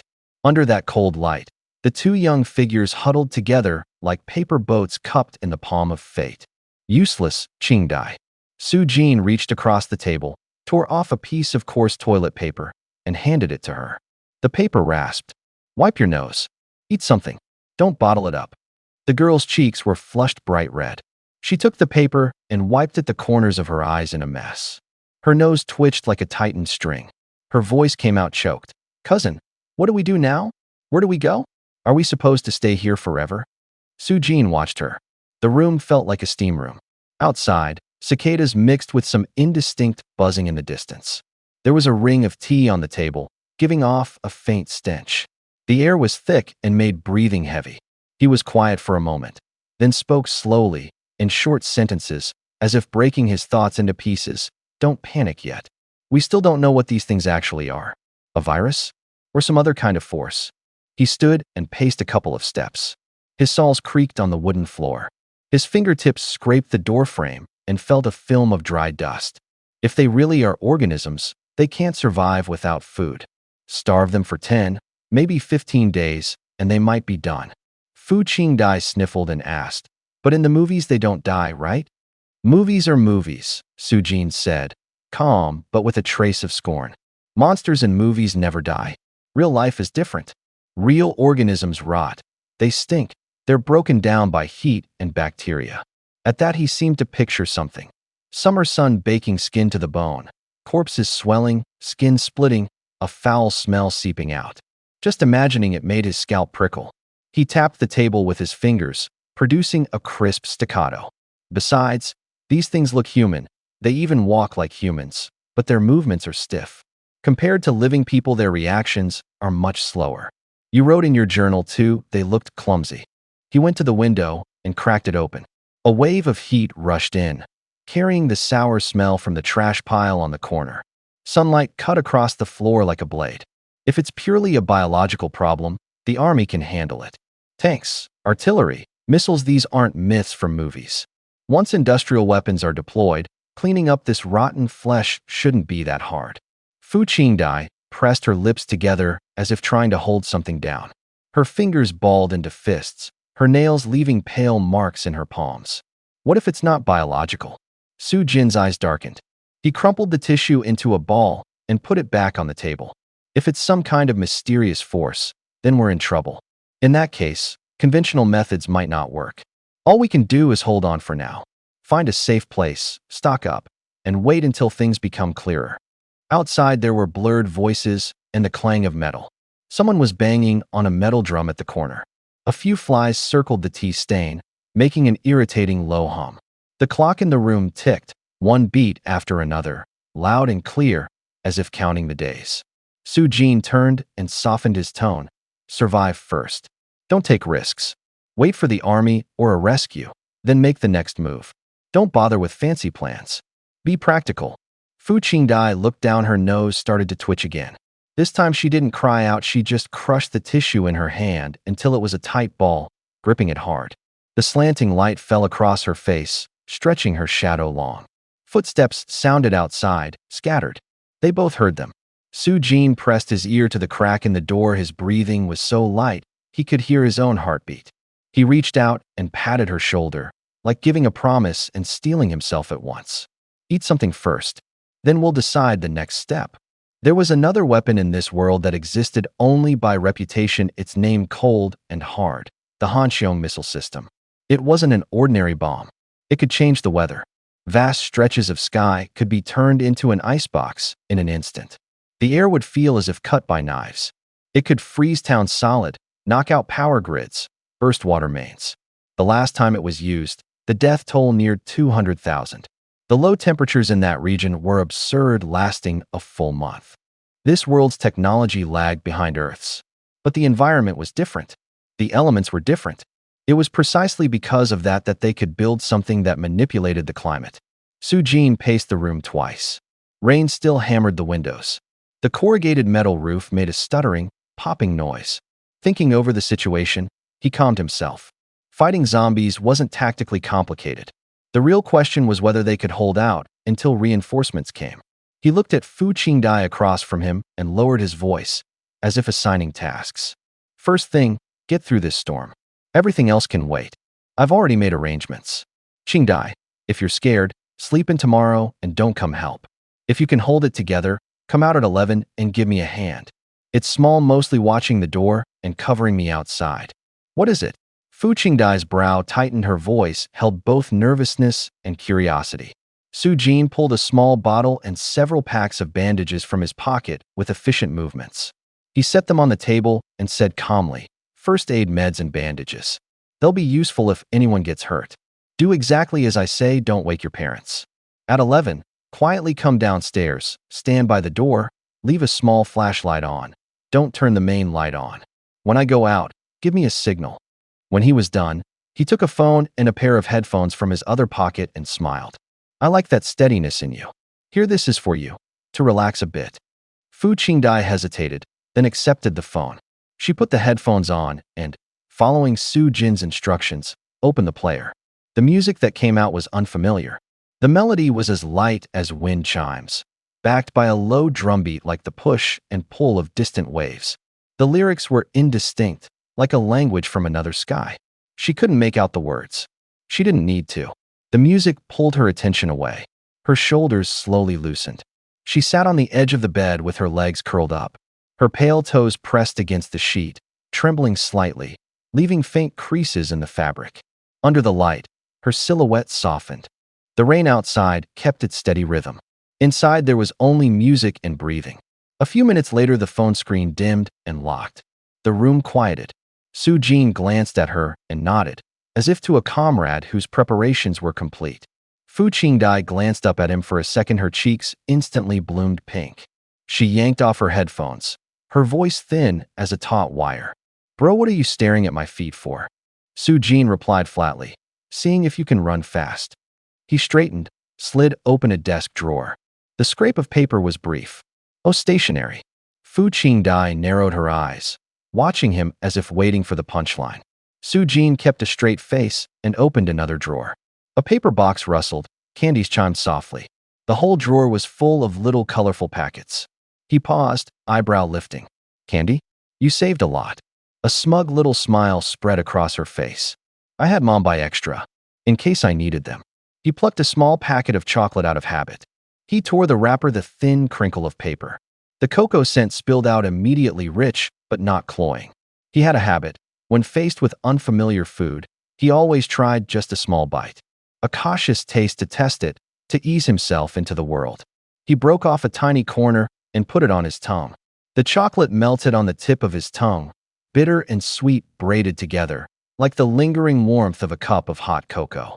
He nodded in satisfaction, words still on his lips, then his eyes snapped wide. His expression changed. Red crept over him like ink spreading through water, traveling up from his chest. His neck, the base of his ears, even the whites of his eyes threaded with fine veins. The color hot and flushed flooded his face. His breathing sped. A dry sound scraped his throat, like paper whipped by wind. Panic shot through Fu Qingdai. She reflexively moved to call out, but before any sound left her, Su Jin's hand, trembling, clamped over her mouth. His grip was sudden and stiff. Muffled, she coughed, choked out a few dry gasps. A dizzy, cold jolt woke her like a splash of icy water. She shoved him away and bent over, retching a few steps away. When she looked up, he was half open-mouthed, his face scarlet, eyes frantic. He waved both hands frantically, begging silence. Everything in his movement screamed urgency. Fu Qingdai understood immediately. He was warning her. She couldn't make a sound. She bit her lip, closed her mouth, pressed her fingers against her own lips. With the other hand, she looped under his arm, helped him to the bedside, and eased him down gently. The sheets whispered as he settled. The room narrowed to 2 quick, shallow breaths. Her heart pounded a drumbeat in her ears. Su Jin tried to speak. It came out in broken, wheezy breaths. He clenched his hand into a fist, knuckles widening. The faint scent of chocolate lingered, mixed now with something harsher and urgent, sharp tension. Fu Qingdai sat on the edge of the bed, steadying her breath, eyes fixed on his face. Her voice was low. "Don't be afraid. I'm here. Tell me slowly what's wrong." He lifted his eyes. The panic in his pupils gradually gave way to reason. He hesitated, then pointed to his chest, then to the empty chocolate wrapper. She got it. An allergic reaction. Maybe serious, maybe just the start. She moved quickly, pulled a damp towel from the drawer, and pressed it to his forehead. The cool cloth was like a life preserver. He steadied a little. The air over the bed stayed taut. Their shadows stretched long in the window light. Outside, the world went on as if nothing had happened, but in the room, every breath beat like a drum on the ribs. He stumbled and fell onto the soft, scented bed. His face contorted, his eyes bulging wide. Blue veins on his forehead stood up like weeds. His body began to shake violently, like an electric current convulsing through him, like something churning in his gut. Ugh, ugh. He clawed at his throat, hammering it with his fists, trying to force something up. Fu Qingdai hurriedly dragged a wastebasket to the bedside, her hands trembling. He writhed on the bed for 10 minutes. Then, like a receding tide, the convulsions slowly eased. Su Jin lay flat, chest heaving, breathing heavy. Sweat slid down behind his ears. "Cousin, are you okay?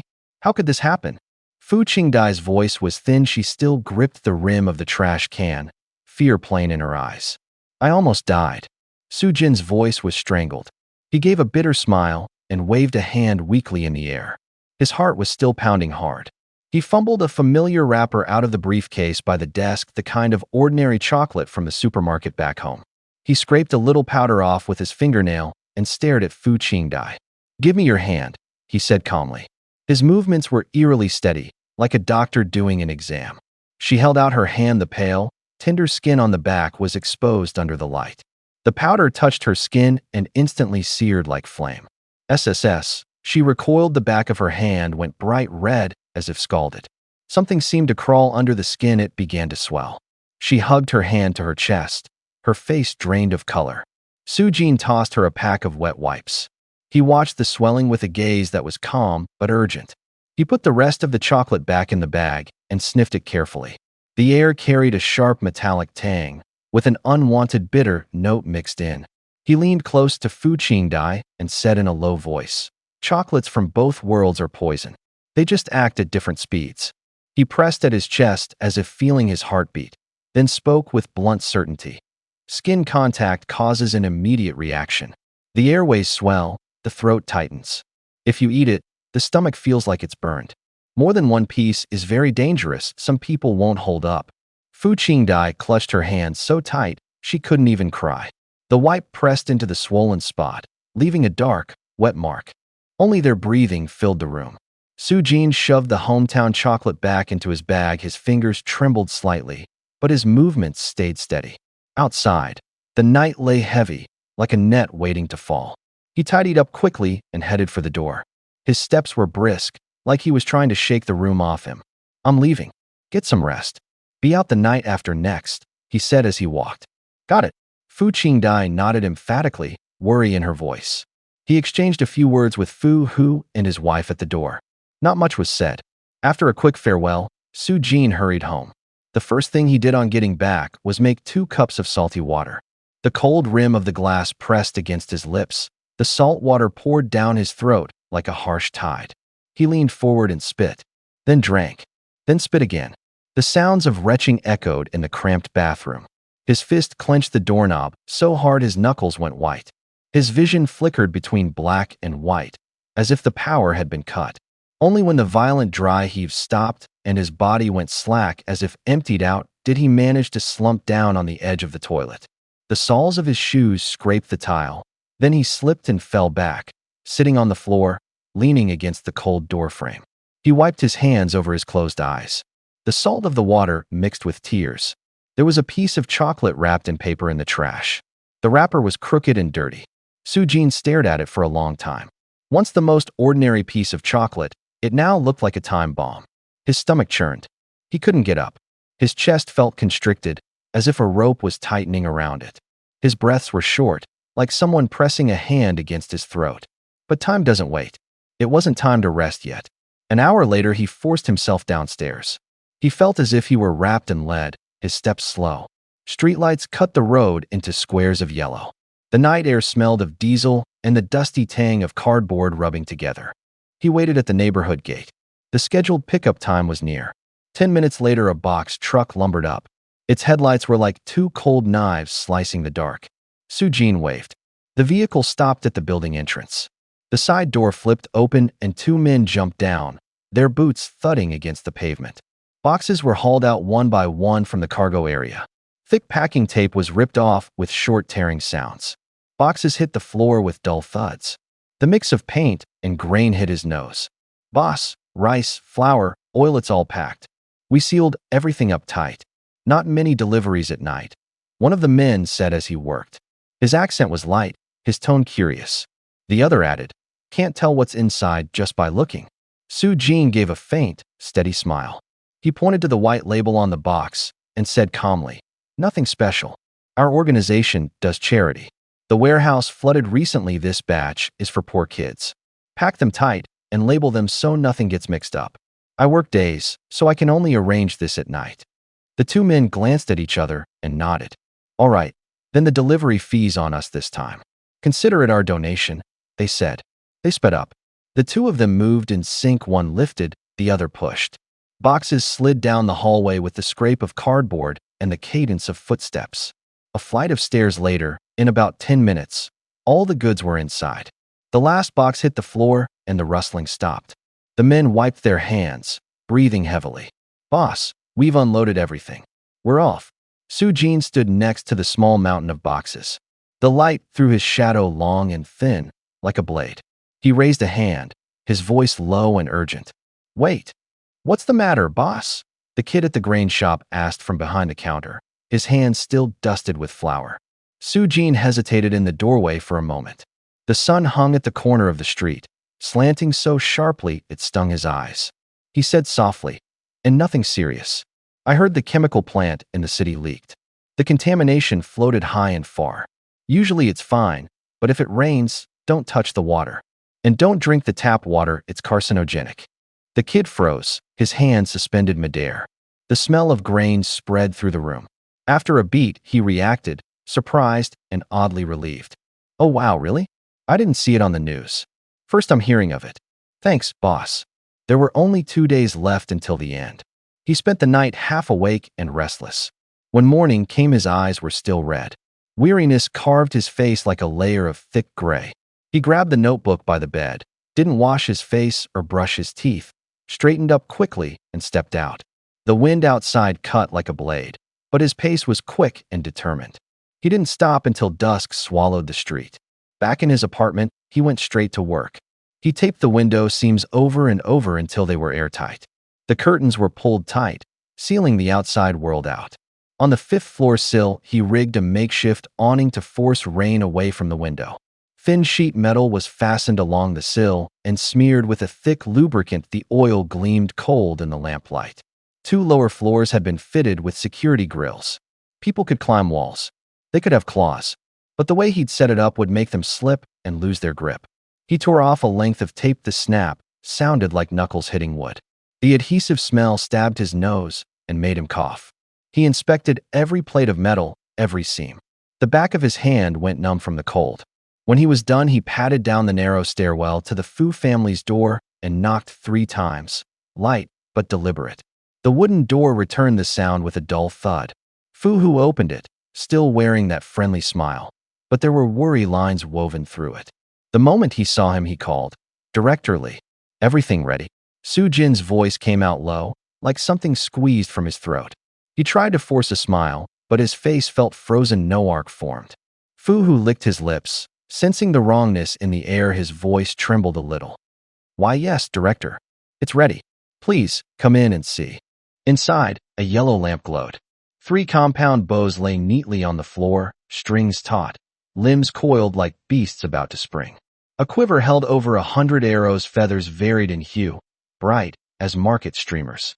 Piles of accessories sat nearby, sights, spare strings, extra points. Solar panels were stacked in the corner, their surfaces dark like a still lake. Batteries were lined up orderly. The inverter's metal shell flashed a cold light. Su-jin let out a small, relieved breath.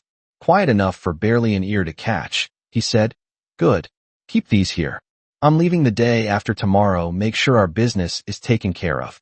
"Director, did something happen?" Fu Hu lowered his voice, eyes sharp with worry. Su-jin shook his head. His voice was calm, but hollow. "No. Just got word a comrade was killed on a mission. Qingdai's treatment has to be pushed back a couple of days. I'll back the day after tomorrow." That night, the room's supplies had been laid out with military neatness. Buckets were filled and sealed. Jars stood in a row with their labels facing out. Each item looked as if it were waiting for one last inspection. He had just finished showering.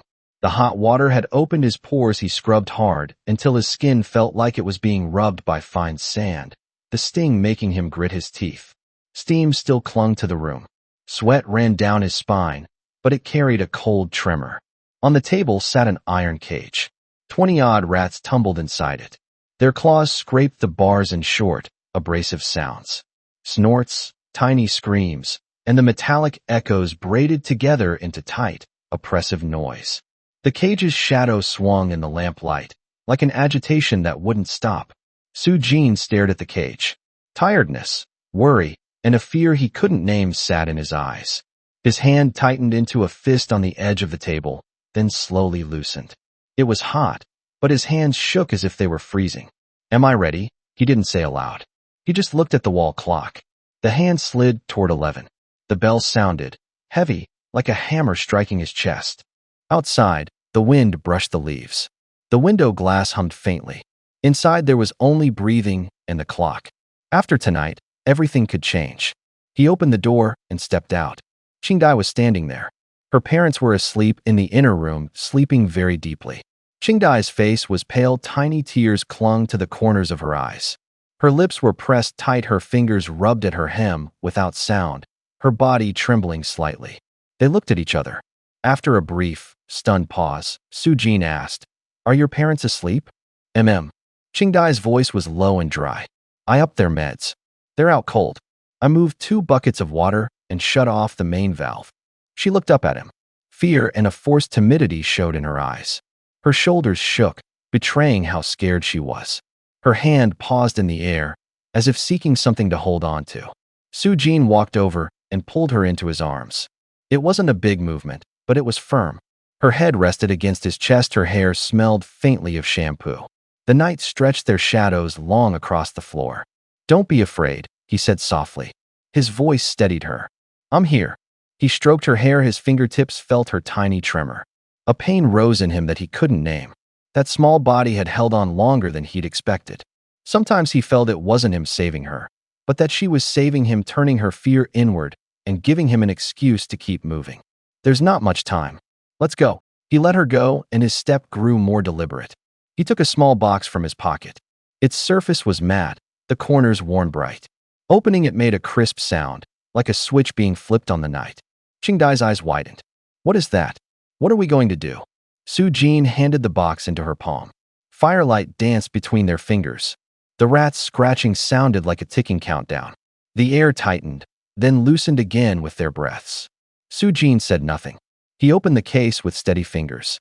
Inside, a neat row of small bottles sat in a line.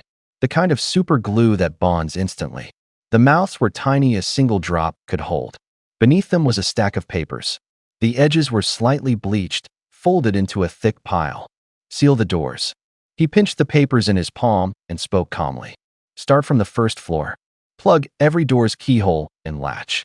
Pour the glue in until the lock won't move." Fu Qingdai's voice trembled. "But what if they're fine? They'll be trapped in their homes. What about no water, no food?" There was urgency and unease in her tone. Su-jin reached into the case and pulled out the top sheet. It was a forged community notice. He didn't look up, he only held the paper out for her to see. "I forged a notice about contaminated rainwater," he said flatly. "We'll slide it through the crack like a delivery. I also prepared a solvent," he added. "When the time is right, I can let out whoever can be saved." He weighed 2 bottles of glue in his hand. The plastic rubbed softly. In the night air, the glue smell was acrid like paint with a chemical bite. Su-jin inhaled. The scent drilled into his nose, his throat warmed. "We can't save everyone," he said bluntly. "What we can do is trap the people who might become dangerous. That makes our side safer." Fu Qingdai bit her lip, fingers clenching the paper. After a few breaths, she nodded, voice small. "I understand. Let's go." They moved quickly downstairs. Footsteps and keys scraping the stairs echoed in the empty corridor. Outside the building, Su-jin went first and circled to observe. The whole block was dark. No lights, no glow from televisions. The night was deep, the street quiet, even the wind felt muted. Most people went to bed early, lights out by 10. Back at the door, Su-jin divided the work. Fu Qingdai took the bottles and the notices. They worked fast. Caps were unscrewed, the nozzles pinched, and thin strings of glue squirmed out like worms, dropping into the keyholes. The glue hit metal with a faint wet sound. The adhesive took hold immediately. Latches stuck, knobs jammed when pressed. They moved door to door. Their fingers brushed cold cracks under thresholds. Sometimes a faint breath slipped out from beneath a door. Every time a notice was slipped through, the wind pushed the paper inside with a soft rustle. After a few locks were plugged, long threads of glue stretched from fingertips, sticking to skin with a harsh, stinging tightness. Spots smeared the back of Fu Qingdai's hand. She couldn't wipe them off and had to peel them away slowly through her gloves. He'd tested the stuff at home. The result had made him frown. It smelled and handled like ordinary superglue, but it was stronger than any he'd used before. It dried faster, bonded deeper. The day of the test, he'd used a knife to pry the joint. His fingertips felt a burning shock. When the bond snapped, it made tiny cracking sounds, like thin ice breaking. Su-jin stared at the transparent film on his skin and muttered, "It shouldn't be like this." He turned the bottle's label over. No manufacturer, just a string of codes. In the dark, the label caught the light and looked like a silent eye. They finished one floor and went down to the next. Each door turned the space behind it into a little cell. Occasionally a breath or the faint scent of leftover food slipped through. The glue sealed the locks, and the notices lay against the doors like official bulletins. During a pause, Fu Qingdai asked in a low voice, "If it rains hard, will anyone be able to get out?" Su Jin watched the dark, his fingertips stained. His voice was even. "Depends on how long it rains. 7 days straight, and the people on the first floor won't have much chance." There was no pity in his words, only fact. The wind at the roof ripped at old advertisements with thin wails. Silence settled over the building again. The smell of glue hung in the hallway like a thin mist. Their footsteps sounded unusually loud as they packed up. Su Jin put the remaining bottles back into the case with slow, deliberate strength. When the lid snapped shut, it felt like sealing everything away. On the walk home, he glanced back at the building. In the dark, the doors looked like closed mouths. The night wind lifted the corner of a notice, and it flipped softly like a page. There was no celebration in Su Jin's chest, no remorse. Only a cool calm and a precaution he could hardly put into words. The air reeked of sharp glue. The foam rasped against itself, a close, sanding whisper at their ears. The steel pipes were heavy, each one trembling like an iron bar in the palm. Two people in the corridor moved fast. Hands rose and fell, glue brushed along the door gaps. Foam pads slapped into place, steel pipes jammed one by one. Every door got glued shut, so tight it felt like they'd sealed the very breath behind it. All but our door, the supply room, and the Fu family's door left untouched. Back on the 5th floor, Su Jin pulled Fu Qingdai inside. The room was lined with rows of long objects wrapped in foam. The sound of foam rubbing was like a towel dragged over sheet metal. Qingdai pointed at the floor. "Brother, what is this?" Su Jin picked one up. The pipe was cold to the touch, a chill that bit into his palm. He tore the foam back to expose the smooth steel. It gleamed like a blade. "Steel pipes," he said, clipped, to prop the doors. The glue might not be foolproof. With a hard shove, a door can still be forced. He sorted them into 2 stacks on the floor. Bare-handed, he grabbed a bundle of wooden slats and pointed at one of the unwrapped sticks like he was assigning a mission. "You take that. Do not make a sound. Watch the wood chips, don't step on them. Don't wake anyone." Qingdai took the slat. She could feel the coarse grain under her palm. She nodded, said nothing. Only their breathing filled the room. Breathing sounded enormous at night. They worked some more. They propped both opposing doors on the 1st, 2nd, 3rd, and 6th floors with makeshift supports. The metal frames clicked and groaned. Wooden wedges were pounded in with dull, heavy thuds. Each strike jammed the doors tighter. Glue spidered fine filaments in the gaps, like a strong web. With the glue in the props, aside from jumping out a window, there were almost no chances to bash a way through. Even if someone lost control, any violence could only happen inside a room. It couldn't spill into the hallway. Neighbors' conflicts were trapped behind doors. What could be controlled had been controlled. Back home, Qingdai sat on a chair, rubbing her tingling legs. She watched Su Jin move, methodical. He crouched at the table and laid out small packages. His movements were like a practiced habit, steady, quick. He handed her a small bottle of pills. The plastic cap made a faint click. "These are vitamins. Take 1 tablet morning and night." He said it while pushing a bag of powdered formula across the table. The bag made a fine rustling sound. 1 cup of formula in the morning and 1 at night. Don't skip it. Keep to the schedule. He wrapped a bundle of greens next, the leaves whispering under plastic. "These will go bad fast. Eat them first when you get home. Don't waste them." He sounded almost calm, but his eyes carried an urgent certainty. Su Jin stood and walked to the door. His footsteps on the floorboard were low and deliberate. "I'm going to seal the stairwell completely. I'll turn off the main water valve. The power grid won't collapse immediately, but it won't hold long, maybe a few days of stability." He glanced back at Qingdai, as if giving a final order. "No unnecessary noise. Use as little light as possible. Close the windows tight. If anything happens, lock the door. Don't open it to ask what's going on." Qingdai curled her fingers around the pill bottle. The corridor draft slid in, carrying the cold of night. She swallowed and spoke very small. "I understand." Su Jin nodded and packed the remaining food into cloth sacks. The wooden slats sat in a quiet pile in the corner like a standing army ready to shore up a line. The room was left with only the lingering glue smell and the steady, concordant beats of two hearts. Spend any spare time working your arms and legs. You need to be able to draw a 50-pound bow. Take a few extra bottles of glue. While your parents are asleep, seal every window so they can't open them easily. You had those doomsday dreams. This rain will make them jumpy. It's relatively safe in the short term, but you never know what might happen. I'll keep watch for a few days, then come find you. Fu Qingdai packed the things on the table into a bag one by one. Her fingers trembled slightly, but her movements were decisive. When she finished, Su Jin sat down beside her. His voice was low and steady. Don't wander off when you go back. I'll seal your front door too. Here, take the key for now. There are supplies on the 4th floor. Under no circumstances tell anyone about them, not even your parents. I didn't want you to know about this. He paused, as if weighing something. But I trust you. These things were prepared for you. You'll have to learn to survive on your own. For now, trust no one but me. Let's go. Fu nodded, picked up the package from the table, and followed him. They didn't speak on the way. Their footsteps echoed in the stairwell. At her apartment door, she set the things down on the doorstep. The wind outside smelled of damp. She suddenly turned and threw herself into Su Jin's arms. Her sobs were muffled and heavy, as if something inside her chest was breaking. Tears soaked his shirt. They held each other tightly. Only heartbeats and the rustle of fabric could be heard. 2 in the morning. Su Jin pulled his coat tighter and sat in the center of the living room. The silver rifle in his hands moved back and forth over the cloth. Metal against fabric made a clean, light sound. Each time he wiped it, his eyes flicked to the window. The darkness outside was so thick it felt suffocating. Tonight might be the night.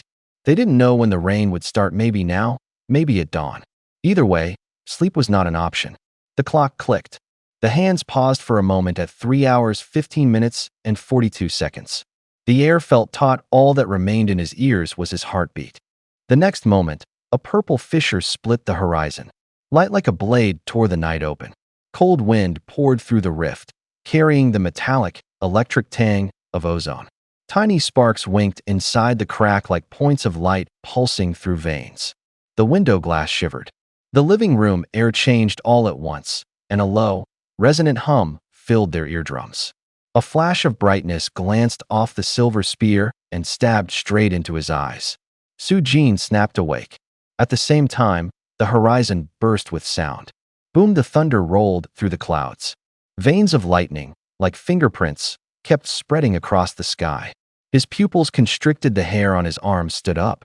The world sounded like an overturned bronze bell, clanging and hollow. Rain came. Not ordinary rain. It sliced the sky like knives, pouring down in sheets. He swallowed a mouthful of dry spit and shut his eyes. His chest felt as if someone had squeezed it with fingers, an ache that was painfully real.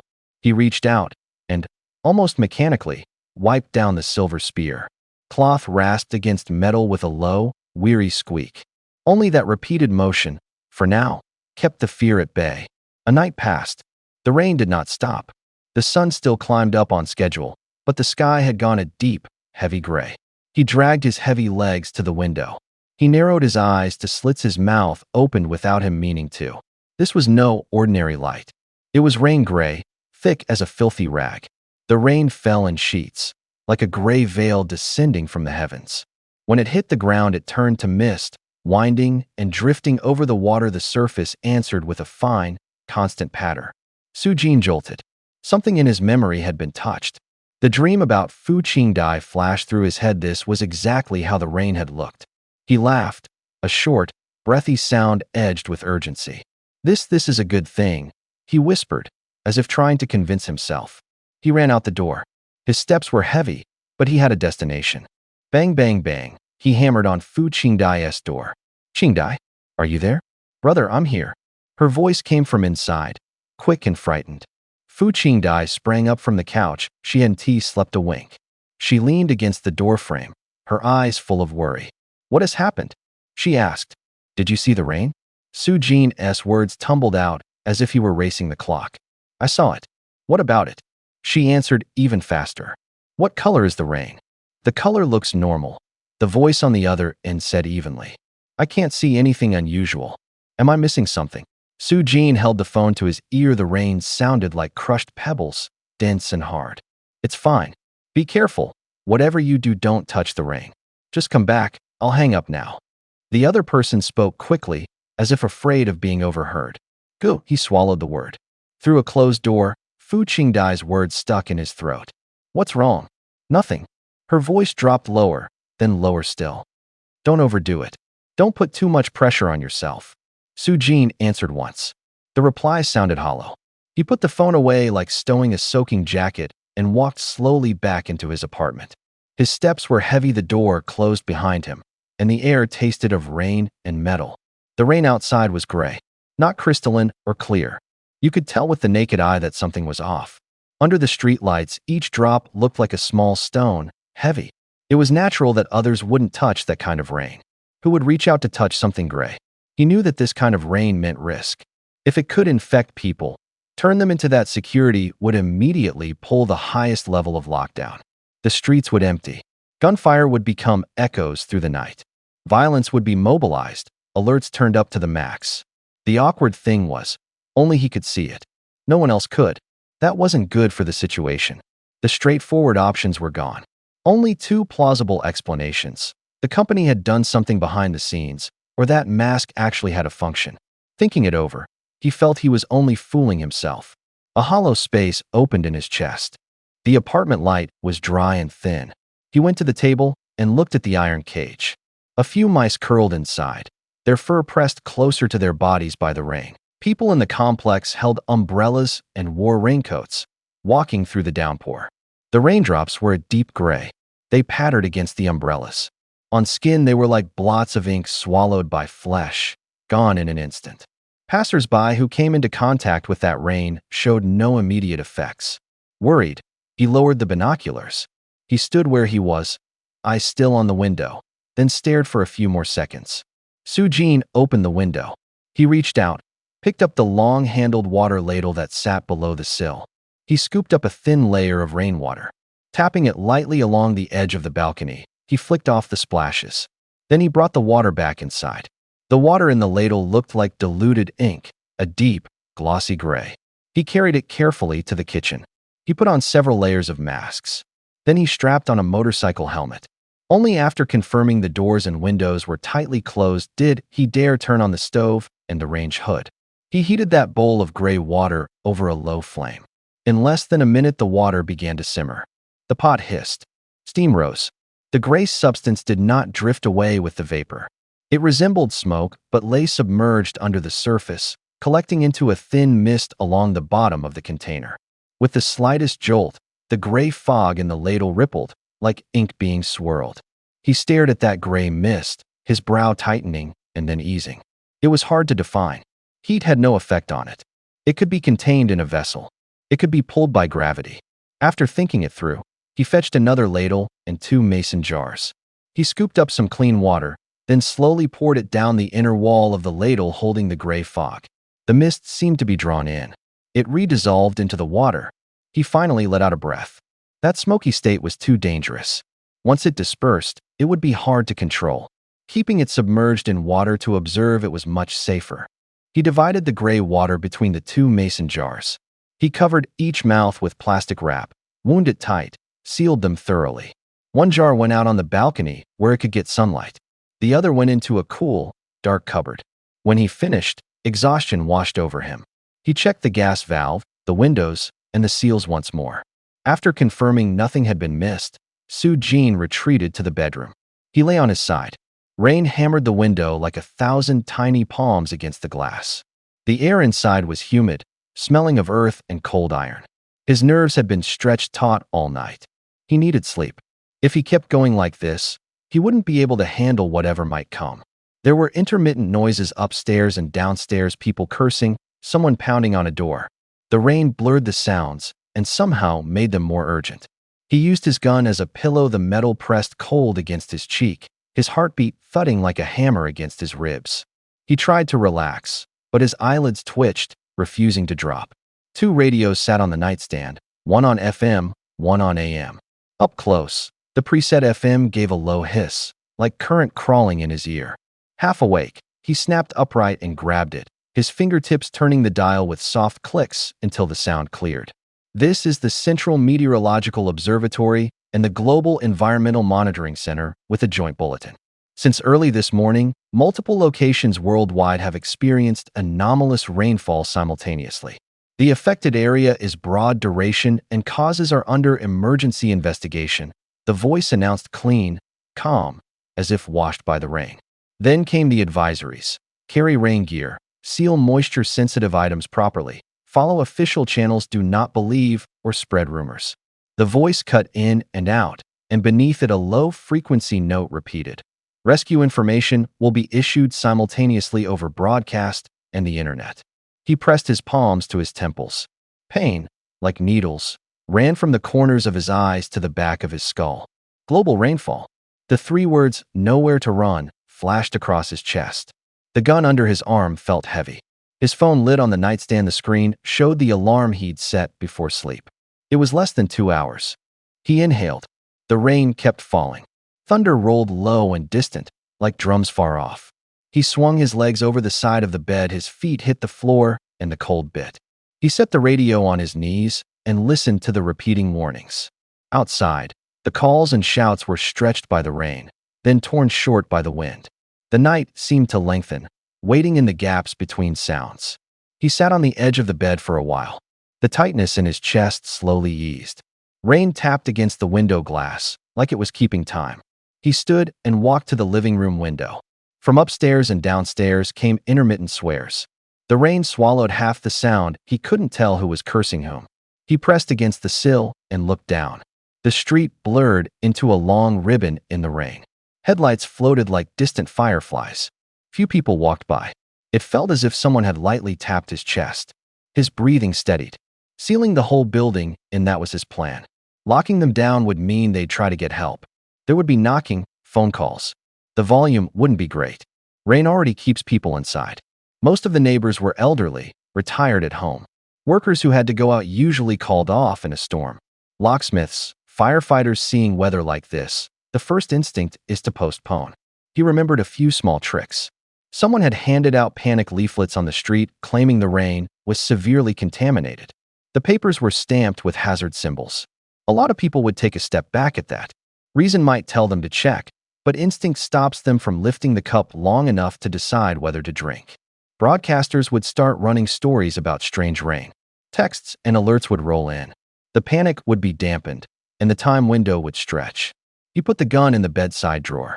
It was cold and heavy. Even if someone did come to rescue them, he was ready. Delay, standoff, control, those were all in his plan. No one could storm in easily. He took a pair of binoculars and raised them. In the lenses, raindrops flew like tiny bullets. Traffic was thin. Only 2 or 3 pedestrians. 2 wore raincoats, another held an umbrella. The umbrella was suddenly thrown to the ground. The fabric hit the pavement with a dull thud, rain splashing up in rings. The 3 figures walked with an unnaturally slow pace, as if someone were tugging their arms from behind, like marionettes being dragged after their strings snapped. Shoulders stiff, heads tilted forward, arms swinging limply. No reflex to dodge. No natural shift in balance. Each step seemed to push through the air. Through the binoculars, he watched one stop, foam at the mouth and nose. The hems of their clothes were dark with rain, with an oily sheen.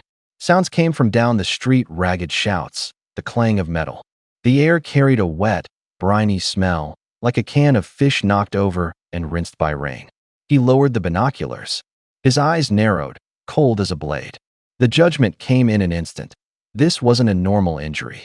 Not drunkenness, not fainting. That gait, that unconscious slowness, was the movement of reanimated corpses. He whispered 3 words, part verdict, part incantation. They're already reanimated. Soo-jin swallowed and trained the binoculars on the floor across the way again. Most of the apartments had no curtains drawn. Under the lights, people moved about. The clack of spatulas cooking, the muffled low drone of televisions, everything was visible. He had watched 2 units and seen nothing but ordinary life. The third was painfully, glaringly off. In the living room opposite on the 5th floor, a big-bellied man stood at the window, bare-chested, as stiff as a puppet. His skin had taken on a bluish tinge, his body trembled slightly. His eyes were hollow, his face blank. The room was so quiet all that could be heard was his breathing. Sujin lowered the binoculars. His hand shook. Then, without a sound, he drew the curtain closed. The corpse had begun to change. In less than a few hours, the infection had surfaced in this building. The tap water was tainted. The air smelled of metal and decay, a sting like ash rinsed by rain. A tightness seized his chest. He turned to the kitchen and scooped a ladle of gray rainwater from the sink by the window. Tiny black flakes floated in it, an image that made his stomach turn. Back in the bathroom, he set a crude wire cage on the counter. The cage was split into two compartments. The left was a normal chamber, the right held a small running wheel. The wheel's linkage and bearings had been reinforced. The cage creaked, the smell of iron rose up. This was lab gear. He had to test how this infection spread. To understand it was to buy a few more chances at staying alive. He selected 2 mice from the box. His movements were light and steady. The little hearts thumped like drums against his palm. He placed one in each side of the cage. The doors snapped shut with a short metallic ping. Sujin pulled on thick gloves, the leather rubbed against skin with a muted rasp. He picked up an eyedropper and drew 2 full pulls of the gray rainwater. At the tip, the water's surface reflected the yellow light. Fine particles swirled in suspension. He dripped equal amounts of the gray water, drop by drop, onto the backs of both mice. The drops fell with a faint pop. The mice pricked their ears, their noses quivered, and after a few moments they settled again. Half an hour passed. The only sounds in the room were a clock's second hand and his own breathing. The mice showed no signs of change. Their eyes were bright, their fur sleek, as if they'd just woken. Sujin frowned. He pulled a toy RC car from his bag and began to strip it down like he was taking apart an old friend's skeleton. Lifting the shell revealed a small motor and thin gears. Childhood memories clicked, gears meshing into motion. The mechanism was little changed from what he remembered, same technical core, different casing. He removed the motor, made a simple modification, and coupled its shaft to the running wheel. When he powered it, the wheel spun with an even hum. The little wheel ran like a tiny conveyor, smelling faintly of iron and warm electricity. This machine was for testing the mice's stamina. Whether infection sapped strength was a critical indicator. Another half hour ticked by. The mice remained unchanged. A prickling unease grew between Sujin's brows. Sweat dampened the inside of his gloves. He brought the dropper to the nape of one mouse and squeezed out another pull of gray water. The droplets slid down the fur and fell into the shadow of the wire mesh. 10 minutes later, the mouse that had been doused twice in the gray water moved first. It no longer lifted a paw to groom its whiskers. Its motions had gone stiff, like something wound up and driven by a mechanism. Its shape hadn't changed, still a small gray body, but its presence was completely different. It stared at him. Its eyes were cold as blades. Every time it fixed that stare, it lunged. The cage was woven from thick iron wire. Not even pliers could break it. The wires pinged when struck, keeping its sharp little claws at bay. The mutant mouse slammed into the bars again and again. Its claws scraped the metal with a high, metallic screech. It stopped scavenging for food. It stopped looking for holes. Its gaze never left Sujin, as if it wanted to tear him to pieces. Sujin backed away, his steps light and quick. He gripped the silver spear. The shaft was so cold, it made his hand tremble. He slid sideways slowly. With every step he took, the mutant changed the direction of its charge. It chased his shadow. Swoosh, swoosh, the impacts kept time with his movement. Sujin kept his eyes on it. Sweat rolled down his forehead and hit the wooden floor with a dull thud. He wondered why.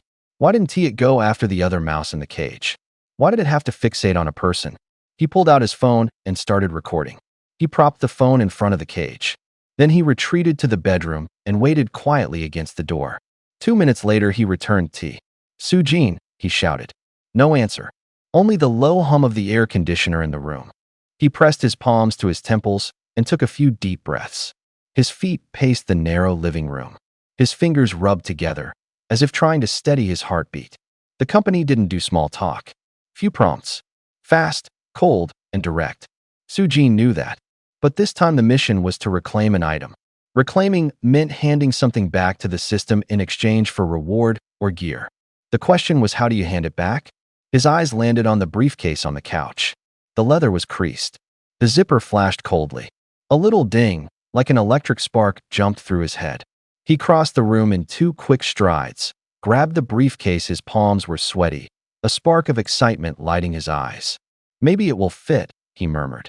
The briefcase wasn't ordinary. He'd felt it once before. The inside felt like another small world, an empty space. He clung to that thought as his only hope. He licked his lips. His hands trembled harder. He dug through the bag until his fingers met cold metal. He pulled out the extra-long screwdriver. The tip had been honed sharp as a needle. The mutant rat in the corner was still struggling. Its eyes glinted in the dark, its fur ridiculously bristled. Sujin didn't hesitate. He drove the screwdriver in. The metal slid through with a muted tearing sound and a wet jolt. The rat's movements slowed until only sporadic twitches remained. He pried tea. New things tend to be extraordinary. Sujin drew a deep breath, his movement ritualistic. His fingers flicked the lid of the black box. A silver light burst out cold enough to sting the eyes, with that thin metallic chill. Inside lay a small metal object. Its curves were perfect, rounded and smooth, like a polished pebble. Its shape was at once familiar and strange, suggesting some kind of personal care device, but refusing to be pinned down. The smile drained from Sujin's face. His mouth sagged. His hand trembled as he reached in and pinched the thing between finger and thumb. The palm felt cold metal and a faint weight. It slipped in his hand as if it had a life of its own. 2 looks were enough to turn his face ashen. Anger exploded. With a shake of his wrist, the black box smashed onto the floor with a sharp slap. The lid burst open. The bright clink of metal rang through the small room. "What the hell is this?" he hissed under his breath, voice thick with humiliated fury and plain disappointment. His heart felt like it had been struck. He gripped the object harder until his knuckles whitened. His thoughts were a mess. The end of the world company sent him something like this? Was it deliberate humiliation? Were they telling him to shut up and die? Guilt hit him next. He shouldn't have had that drink with the client. If only those excuses rushed in like a tide. Gradually, the heat of his anger cooled into a bleak, inexpressible sorrow. He set the metal piece back in the box, eyes hollow. A thin card popped out from the seam and skittered across the floor, flipping twice before settling. He bent and picked it up. Small, dry industrial type filled the card. Part manual, part warning. Emergency suppository, he read softly.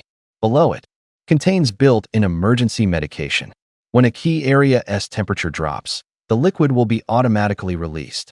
Reusable until the liquid is depleted. A warming or burning sensation is normal. Do not panic. Special instructions. If using in hazardous environments, place in the correct position in advance to avoid missing the opportunity. Do not force open the casing. The medication may lose efficacy. For suppository use only. Accidental ingestion is toxic. His fingers went slack. His gaze stabbed at the lines.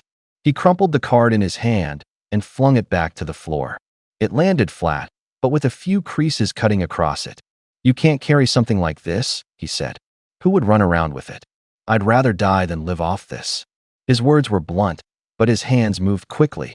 Sujin pulled out a length of nylon cord, wound it into a makeshift tourniquet, and fastened it to his waist.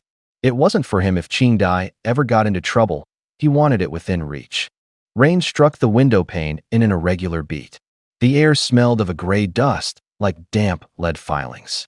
The experiment had to continue. Sujin set 2 mice in front of him.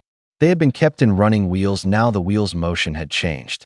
The mice kept surging forward as if to batter down the wheel wall, then were constrained and flailed in place. You could hear their claws skitter across the plastic. He crouched, eyes close to the cage, watching for a long time. A pen rolled between his fingers, and he began to take notes. The nib scratch on paper was small and steady. Rain, metal echoes, and the faint rustle of falling gray powder formed the lab's background music. The gray powder was the core of the mutation. The more it covered them, the faster the mice changed. Those that inhaled the dust reacted more violently. Amount and rate were strongly related. But the sample was too small. With such crude methods, he couldn't calculate infection probabilities precisely. He wrote this down in the notebook in firm strokes. Infected mice looked like their bodies had been rewritten. Their limbs moved with a mechanical stiffness. Their gait lost its agility, but never stopped. They seemed impervious to pain. In their eyes was a baffling fixation, as if forever chasing a single target. Sujin wanted to test endurance. He fitted batteries into the chassis of a four-wheel drive toy car. The motor clicked and hummed to life. The wheel assembly began to spin fast. Plastic and metal friction deepened into a low mechanical drone. The mice were flung about the cage, tumbling and smashing into the walls with dull thuds. They tried to steady themselves, to right their posture, and then lunged at the wheel again. 20 minutes later, the first set of batteries died. He replaced them with a second, then a third, a fourth, a fifth. Each change produced the same scene. The machines whine, the claws scrape, the rain's relentless tapping at the window. He stopped only after the fifth set ran out. He turned the wheel by hand and felt the weight, the axle's metal warming under his palm. The wheel slowed, but the mice inside kept struggling. Disappointment carved his face. The notebook's conclusion was short and cold, no obvious decline in stamina, even a faint sign of enhancement. They were adapting constantly, their bodies were adjusting. Another hour passed. Closed chamber tests, burning, immersion, needle pricks, each method forced the problem from a different angle. The mice's reactions traced the same curve, unafraid of pain, tireless, increasingly like automatons driven by some will. He snapped the notebook shut. His fingertips were still cool with ink. Outside, the rain intensified, as if washing the world into gray. He stood and wiped the rain from his temple, but couldn't brush away the weight in his chest. The lab was left with only the low whisper of wires and the sounds of bodies hitting the wheel walls. Light, pulled thin by the rain, fell across the table in long strips like cold knives. Wouldn't asphyxiate. Couldn't drown. Even when burned to charcoal, it would still twitch a few times. Infected creatures lived like ghosts. Only a stab through the torso would drop them instantly. Cut off the head, and they'd still writhe. Su-Jin couldn't figure out the rat's internal layout. Which stroke was lethal, he never pinned down. He only knew that when the spot nearest the heart was pierced, death came fastest. Two things were left undone. One was to measure how long it could survive. The other was to see whether it would infect its own kind. He was spent like a wrung-out rag. He lifted the cage, set it inside the glass aquarium he'd bought earlier, and nailed a wooden plank tied over it. Then he went back to the bedroom. Once the door clicked shut, he slumped on the edge of the bed. His eyelids were lead. In the dark, the radio turned itself on. The AM band had been tuned long ago. Su-Jin forced his eyes open, felt for the knob, and gave it a twitch. The sound at first was his static, like distant currents moaning. This wasn't Earth, but radio waves still carried. AM fights interference and covers wide areas. In disasters, people used it to call out to one another. Su-Jin had prepared for that, so AM was his first radio. After 2 seconds of silence, the broadcast finally cleared. The announcer's voice was flat, metallic. Now broadcasting. National emergency broadcast, important notice. As of 1 p.m. today, unexplained rainfall has occurred in most areas nationwide. The coverage is wide and the precipitation is persistent.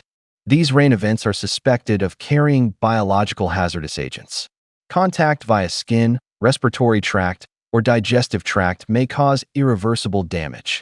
It has been confirmed that sudden mass loss of control incidents have occurred in multiple locations. Individuals display abnormal behavior with increased aggression and cannot be controlled by conventional means. Su-Jin listened, palms sweating. What the voice left unsaid chilled him more.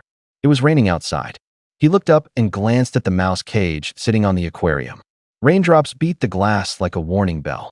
All citizens must immediately carry out the following orders.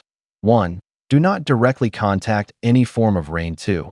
Use only bottled water or water sources that are tightly sealed for drinking and cleaning. 3. Immediately close all doors, windows, vents, and drainage systems to prevent any external moisture from entering. These directives take effect immediately upon broadcast. Anyone who refuses to comply will be regarded as endangering public safety. Further updates will be issued via broadcast and online channels. The broadcast voice was sharp and mechanical. After a pause, there was only a sustained hiss of static. Su-Jin stood in the living room. Outside, the rain kept falling. It slapped the glass like countless tiny drumbeats. The air carried a damp, metallic tang. The lights inside were as cold as a hospital. He let out a breath. The tightness in his chest slowly eased. His shoulders dropped. The corner of his mouth twitched, half a smile, half not. Good, he thought. Not because the rain would stop, but because someone was finally getting serious. The broadcast's decisive, non-denying tone made him feel that someone at last acknowledged how bad things were. It was like a long and used machine being switched on. He looked at the jar beside him. It was the sample he'd kept of the gray rain. 5 days earlier, the mouth of the jar had been filled with a black, smoky film. Now the gray sediment at the bottom was slowly dispersing. The lab report lay on the table. The results were clear. The remaining water sample had lost its infectivity. The wording was clinical and cold, but it was better than any consolation. Time felt like a stretched rubber band. 5 days of high pressure and fitful sleep had ground him down into something thin and translucent. His complexion was waxy. His eyes were rimmed with blood. He felt every nerve tremble. His fingers shook so often he couldn't hit the keys accurately. There was noise from downstairs. Low cries, the rasp of metal being scraped, occasional thuds. The sounds came up through the floor and into his ears like things being rummaged through, like people groaning. He counted roughly 20 shadows swaying in the corridor. They huddled by the trash pile, their bodies rigid, like broken puppets. The last 3 days had brought both good and bad news. The good news: tests showed some components long thought lethal were decaying. The company's so-called forecasts weren't entirely accurate. Fu Qingdai's dream looked more like a simulated image the company pushed than an inevitable future. The fissures in reality were wider than the gaps the dream had suggested. The scope of the situation was broader than they'd expected, but its complexity was somewhat lower. In other words, there was a chance to respond. The bad news was blunt.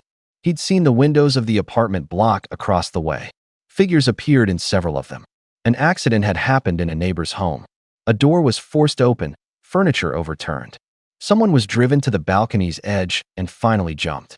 The ground floor turned to chaos, people surging, tearing sounds, the dull thuds of bodies hitting the ground.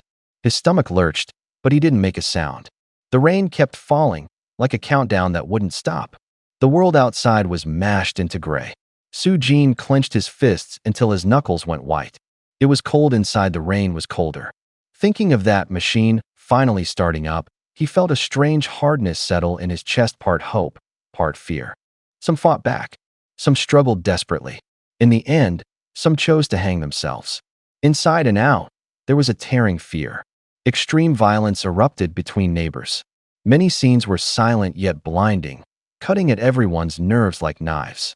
Wails went on from morning until night and never stopped. These things came like tides, battering the survivors' will again and again. Su Jin was already exhausted. The whites of his eyes felt like paper rubbed raw and about to split. His shoulders were always tight. Every nerve felt pulled to its limit. His only hope now was that the rain would stop, that the army would arrive, that someone would come and gather up this nightmare and take it away. The final thought was simple: don't make me live through it again. What unsettled him most was what came after that day the broadcasts went dead. The last voice had been like a thread, suddenly snapped. The city fell into an unnatural silence. No soothing words. No instructions. As if the whole world had held its breath. He dragged his heavy feet back to the bedroom. The room felt damp and heavy. Outside, the gray rain kept falling. He took off his coat and slung it over the chair. He lay down but couldn't sleep. Only the rain remained, and the intermittent pounding and shouting from upstairs. Time stretched. The clock pointed to 5 in the afternoon. The sky was far darker than usual. The rain pressed the sky down like a heavy blanket. From afar came the occasional low roar, and the thud of that door being pounded, each bang landing like a fist on everyone's chest. He lay flat, eyes fixed on the ceiling. Expressionless, like a stone, the storms of the outside world struck him without making a ripple. Then the radio came to life. Noise first filled his ears, like pouring sand into a jar. In that instant, all the silence was ripped open. Su Jin shot upright, reaching out, fingertips cold. He turned the knob already at full another notch to the right. His body tensed. He pressed his ear to the old set, expectation like a thirsty man hearing water. After the hiss of current, a broken voice came through. Panic mixed with a clipped command. Attend citizens. State functions terminated. Please fend for yourselves. Self-preservation first. Do not trust. Before the sentence finished, a scream tore it apart. The broadcast cut off. The sound vanished as if a strip of cloth had been yanked away. Jin's face went rigid. His mind felt gripped by a cold hand, all sounds receded. In an instant, the air raid sirens exploded. Long, high wails sliced across the sky like knives. Woo woo woo, like the heavens being ripped open. The noise made the air in the room ache. Jin's heart skipped a beat. The light stabbed at his eyes. Finally, his body moved. Jin jolted and sprinted toward the living room. The sight before him felt like a knife cutting his breath. His pupils snapped wide, his legs went weak. On the distant horizon, toward the city center, a dozen or so missile-like silhouettes streaked out of the skyline, dragging white tails. They were like meteors running backward, tearing the sky. In an instant they vanished. Then a ring of shockwaves suddenly expanded. The air felt as if it had been ripped open. Above the explosion point, black clouds billowed like a tide. The cloud mass swelled rapidly, like waves surging toward the sky, whipping up wind and smoke. Boom, like a hammer striking the night. The whole building shuddered as if yanked by a rope and dropped. Window frames rattled in their sockets. The glass gave a long, keening wail. Everything around him seemed to have been hit with a pause button. The apocalypse was no longer an abstract word. It had become a tangible catastrophe, right in front of him, violent and unmistakably real. Lightning began to flash inside the cloud mass.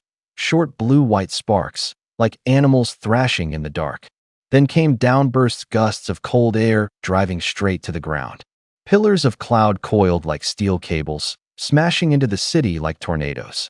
Each impact cut the ground as if with an ice blade. Soil frosted over roads went white. The cold froze exhalations into wisps.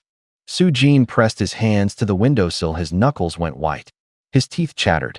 He knew what kind of weapon it was. Not an ordinary bomb. It was a device that used the weather as its warhead. Clouds, air currents, temperature differentials turned into weapons.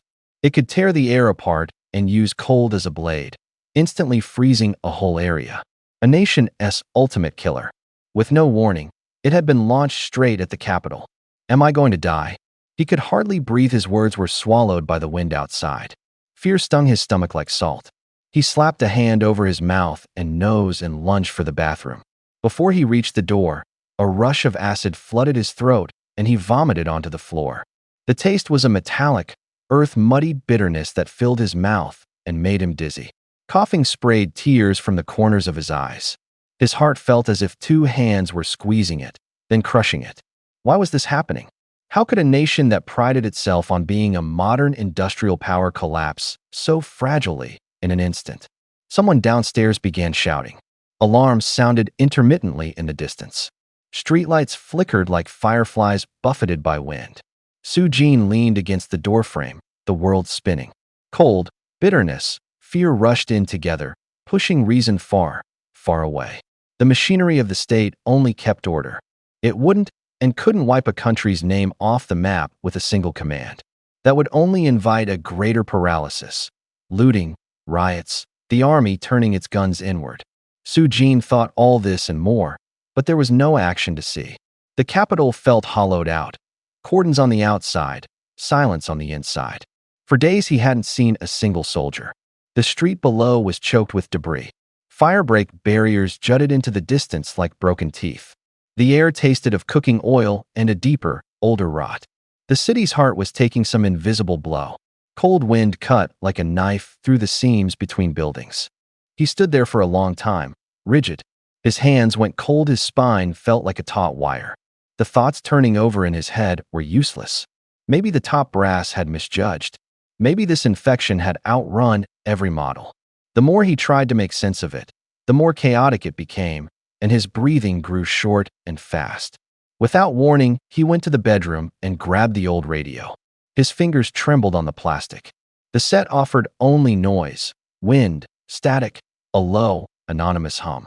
He held it up and, with his throat clogged, shouted, "Don't believe everything. Speak, say something." The moment the words left him, he flung the radio to the floor. Plastic and metal met the wood with an explosive crack. Pieces scattered. Outside, panes rattled. The echo inside the room cut like a blade. He'd already made his own apocalyptic verdict. The company's emergency plans seemed like paper boats now. Still, he had clung to one idea. The army would come. There would be ranks, orders, something to hold on to. That thought was an ember, quietly warm enough to keep total despair at bay at night. Now the ember had gone out. Everything had collapsed. The lights at the end of the street leaned like half-extinguished candles. There were fewer ways out and more ways to die. Reality had become a cold knife, slicing away every illusion. From downstairs came distant shouting, sharp, brief, like cloth torn by the wind. People were crying. Someone pounded on doors begging for help.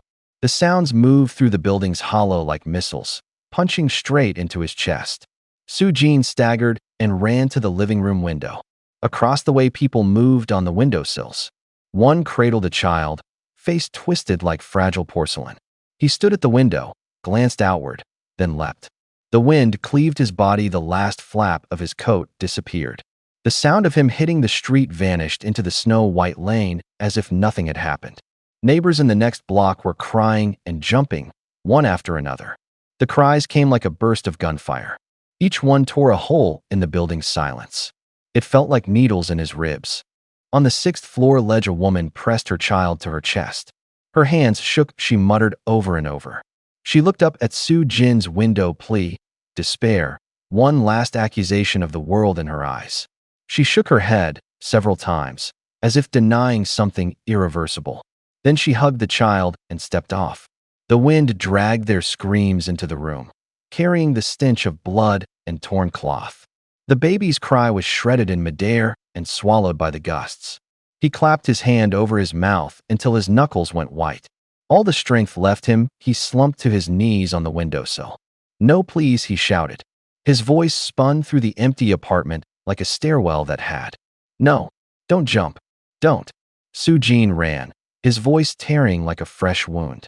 The horde outside roared closer. The mother and child were driven to the water's edge. The mass of corpses closed in, rubbing together with a low, grinding sound like starving wolves sharpening their teeth. He yanked the window open, raised the handgun. He didn't think. Only instinct remained. Bang, bang, bang. 9 shots. The last 2 were only clicks, no muzzle flash. The recoil brought a cold metallic smack. Sujin squeezed the trigger mechanically, hearing his heartbeat like an iron hammer on a drum. He watched them get torn apart. Not a delicate description, blood slammed into his vision. The small body was crushed and stretched, until only a smear of red rippled across the water like wind-whipped cloth. The sound was like torn fabric, wet, heavy, low. Pain crawled out of his chest, like someone driving needles into him one by one. Each needle carried someone else's cries. His fingers finally stopped. His stomach churned. A metallic, rusty taste rose in his throat. He lurched forward, bent double, tried to vomit, but nothing came up. 2 seconds stretched into a century of stillness. Then he suddenly turned and hurled the pistol to the floor. It bounced, struck the wall, skidded, and cast a dark streak across the floor. "Where are the people from the company?" He sank to his knees, eyes scavenging every empty corner. His voice ripped between despair and fury. "What am I supposed to do? I'm just an ordinary person. Why did this happen to me? I couldn't even save myself. How could I save anyone else? Why didn't you do something? I came here for a job. What did you expect from me?" The words snapped like broken wire. His fist smashed the floor. A sharp stone cut the back of his hand, bright red. Blood dripped from between his fingers, pooling on the tile in a small, wet, red bloom. The more he pounded, the weaker his fists became. Strength drained out of him, one beat at a time, like a spring winding down. At last he slid against the wall, hands over his face, making noises that were barely cries. The sobs were like little pebbles, slowly slipping into the cracks of the night.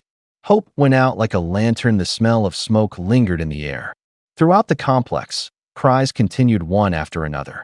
Someone jumped from a rooftop. Someone stopped breathing in a corridor. Cold wind shoved through broken windows, carrying away the sobs and a few final prayers. The air tasted of cold metal, damp blood, and the whispers of the fragile. "Zhongwan, Zhongwan, wake up." Fu, who stood in the bedroom, dizzy as if he'd been shaken. His arms trembled as he tried to lift Zhongwan. Every shout made his voice raspier. The room held only the faint yellow light of the bulb and the cooling warmth on the sheets. The moment the text arrived, the room dissolved into chaos. The two of them were left with nothing but panic and vacant stares. Then a huge crash rang out outside. Like the sky being ripped open, the thud of someone jumping from downstairs exploded through the air. Zhang Wan screamed and went limp. She fainted. Fu Qingdai stood in the doorway, her face paper white. She clutched the doorframe so hard her knuckles went white. She couldn't bear to look out the window. Even just listening made her legs tremble. She could hardly stay on her feet. Fu Hu called from the bedroom a couple of times, then urged, "Qingdai, go get some water." She nodded and darted to the bucket, scooped a bowl, and hurried it back to the bedroom. Her father was bent over her mother, sweating with worry. Her heart felt pricked by needles. Her chest tightened. She glanced down at the front door and quietly pulled it shut. The house felt stifling, heavy. She turned toward the living room, and her eyes fell on a wooden chair. Gritting her teeth, she lifted it and brought it down against the doorknob. The chair hit the door with a dull, hard thud. "Qingdai, what are you doing?" Fu Hu burst out of the bedroom, his voice raw with fear and fury. She ignored him and struck the door again, then again. On the third hit, her finger clipped the knob, and she cried out, biting back the pain as blood welled and trickled warm between her fingers. The doorknob finally loosened. Fu Hu, breathing hard, planted himself in the door. Blood spattered the floor. Su Jin sat on a stool, his fists wrapped in thick bandages, dark red seeping through the seams. The metallic reek of blood mixed with sweat, hanging in the air like a lead weight that couldn't be shaken off. He was bare-chested. Sweat soaked his muscles, the light sliding over them as if gilding every ridge. His gaze tilted to the side. That sidelong look was as cold as an animal's stare, and it made Fu Qingdai flinch. Her arms came up instinctively to clutch her chest. She had never seen eyes like that. Nothing in them but hatred and fury, as if they wanted to tear someone apart. Her voice broke, threaded with a sob. "Brother, I'm scared." The room fell suddenly silent. The lamp popped and went out. In the dark, only a cigarette ember pulsed red, brightening and dimming. The metallic scrape of a knife across a whetstone cut off. In the stillness, the ember's faint glow was like a small, cautious heartbeat. Su Jin reached out a hand and, in a low, steady voice, said, "Don't be afraid. I'm here." The wind howled all night. By morning, the wind had stopped, and the rain had stopped. Su Jin woke from a deep sleep and sat up. The night's excess had emptied him. He had slept hard. There was a faint, barely perceptible weariness in his eyes. He looked out the window. The headlines still spun in his head. Government collapsed. Extreme cooling from a missile accident. The army gone, no one to keep order. Reality felt like a door slammed shut and jammed. There wasn't a single person to rely on. Outside, the cold cut like knives. Frost glazed the window. The temperature was probably near -50 degrees. There was no heat in the house. The cold gnawed to the bone. Su Jin let out a long breath that turned into pale mist in the air. He threw back the covers and climbed out of bed. He reached into the wardrobe, pulled out a heavy down coat, and zipped it up. Each movement was clean and precise, without hesitation. At the foot of the bed, he crouched, his eyes searching for the small cage wrapped in clothes and foam. The candle had burned down to a blackened wick. Still, there was faint movement in the cage. The wind outside had blown the room's sounds into nothing, leaving only a few tiny cheeps like a heartbeat trapped in ice. He lifted the cage lid a crack. Cold slipped into his palm, a sting of frost. A few lab mice huddled together, their snouts wet with shallow breaths. Seeing them alive, his shoulders eased. If this batch had frozen to death, it would have been more than a loss. It could have turned all his efforts to ash. Su Jin slipped his hand into the cage and felt a small, pulsing warmth. It was as tiny as a newly struck ember, but enough to steady him for the moment. The world outside had fallen apart. All he could do was hold on to this sliver of warmth. Even with several layers of clothes and a thick quilt, after sleeping through the night, his limbs were stiff, his hands and feet cold as ice. There was warmth under the covers, but it didn't last. The room had only one quilt and not enough winter clothes. If they hadn't lit a few alcohol stoves and surrounded them with bricks for insulation, they'd probably have gotten sick that night. The stoves made a low, repetitive crackle. The heat was confined to a small patch of floor beside them. The air smelled faintly of kerosene and ash. Fu Qingdai had been by last night and had brought a couple of stoves too.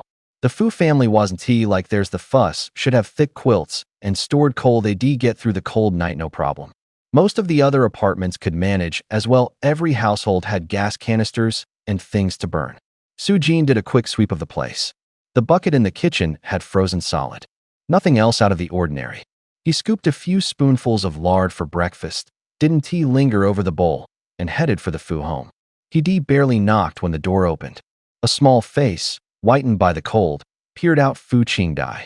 Then Fu Hu appeared, his expression heavy like a sagging eave. He froze when he saw Su-jin, surprise and confusion in his voice. "Director? Come in and talk." Su-jin cut him off, stepping inside with a casual ease. The door closed behind him with a dull thud. The place was a mess. A mound of spent embers sat in the middle of the living room.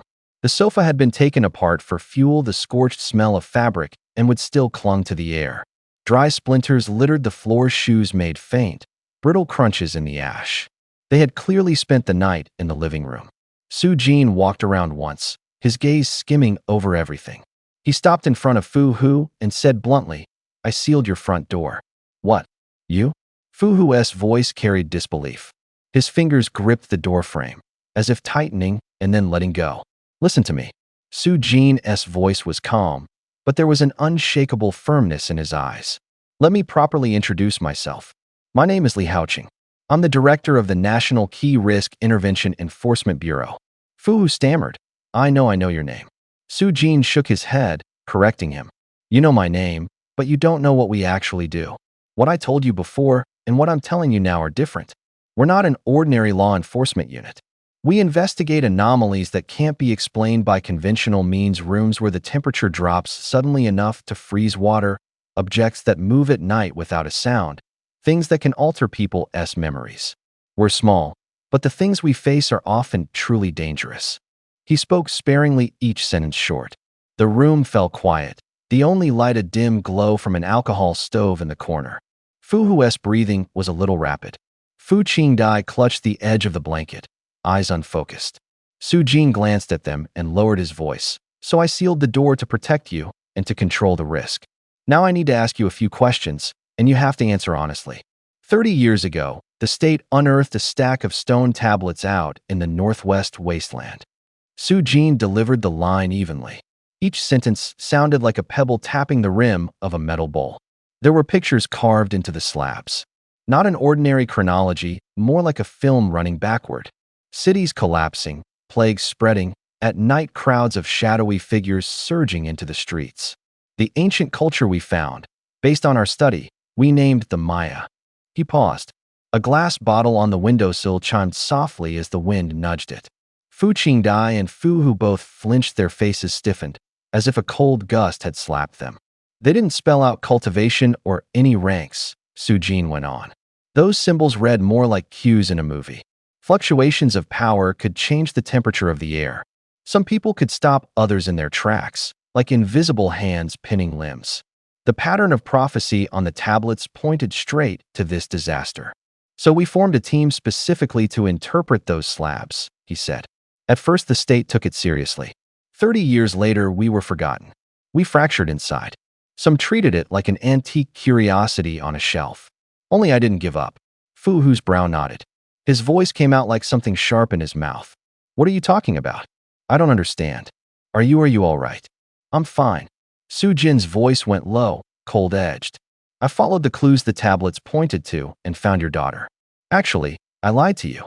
Before I moved in with you, I had already spoken with Qingdai." The room fell quiet. The clock ticked again, like a counted heartbeat. "She's the one the prophecy called the person who can change the pulse," Su-jin said, spreading his palm as if laying the words on the table. "I'm certain. Look at the infections appearing now you've seen them. This is not a coincidence." Fu Hu exhaled sharply, pressing his hands to his temples. His voice cracked. Wait, so you knew this would happen? And instead of reporting it to the state, you put all your hope on my daughter." His words were a blade trying to split the roof open. Su-jin didn't back down. There was light in his eyes, hard, not gentle. The upper levels of the state are mired in a brutal power struggle. Take news like this up the chain and you risk military ambushes, deals that turn her into a weapon. He leaned forward, the cup on the table whispered against the wood.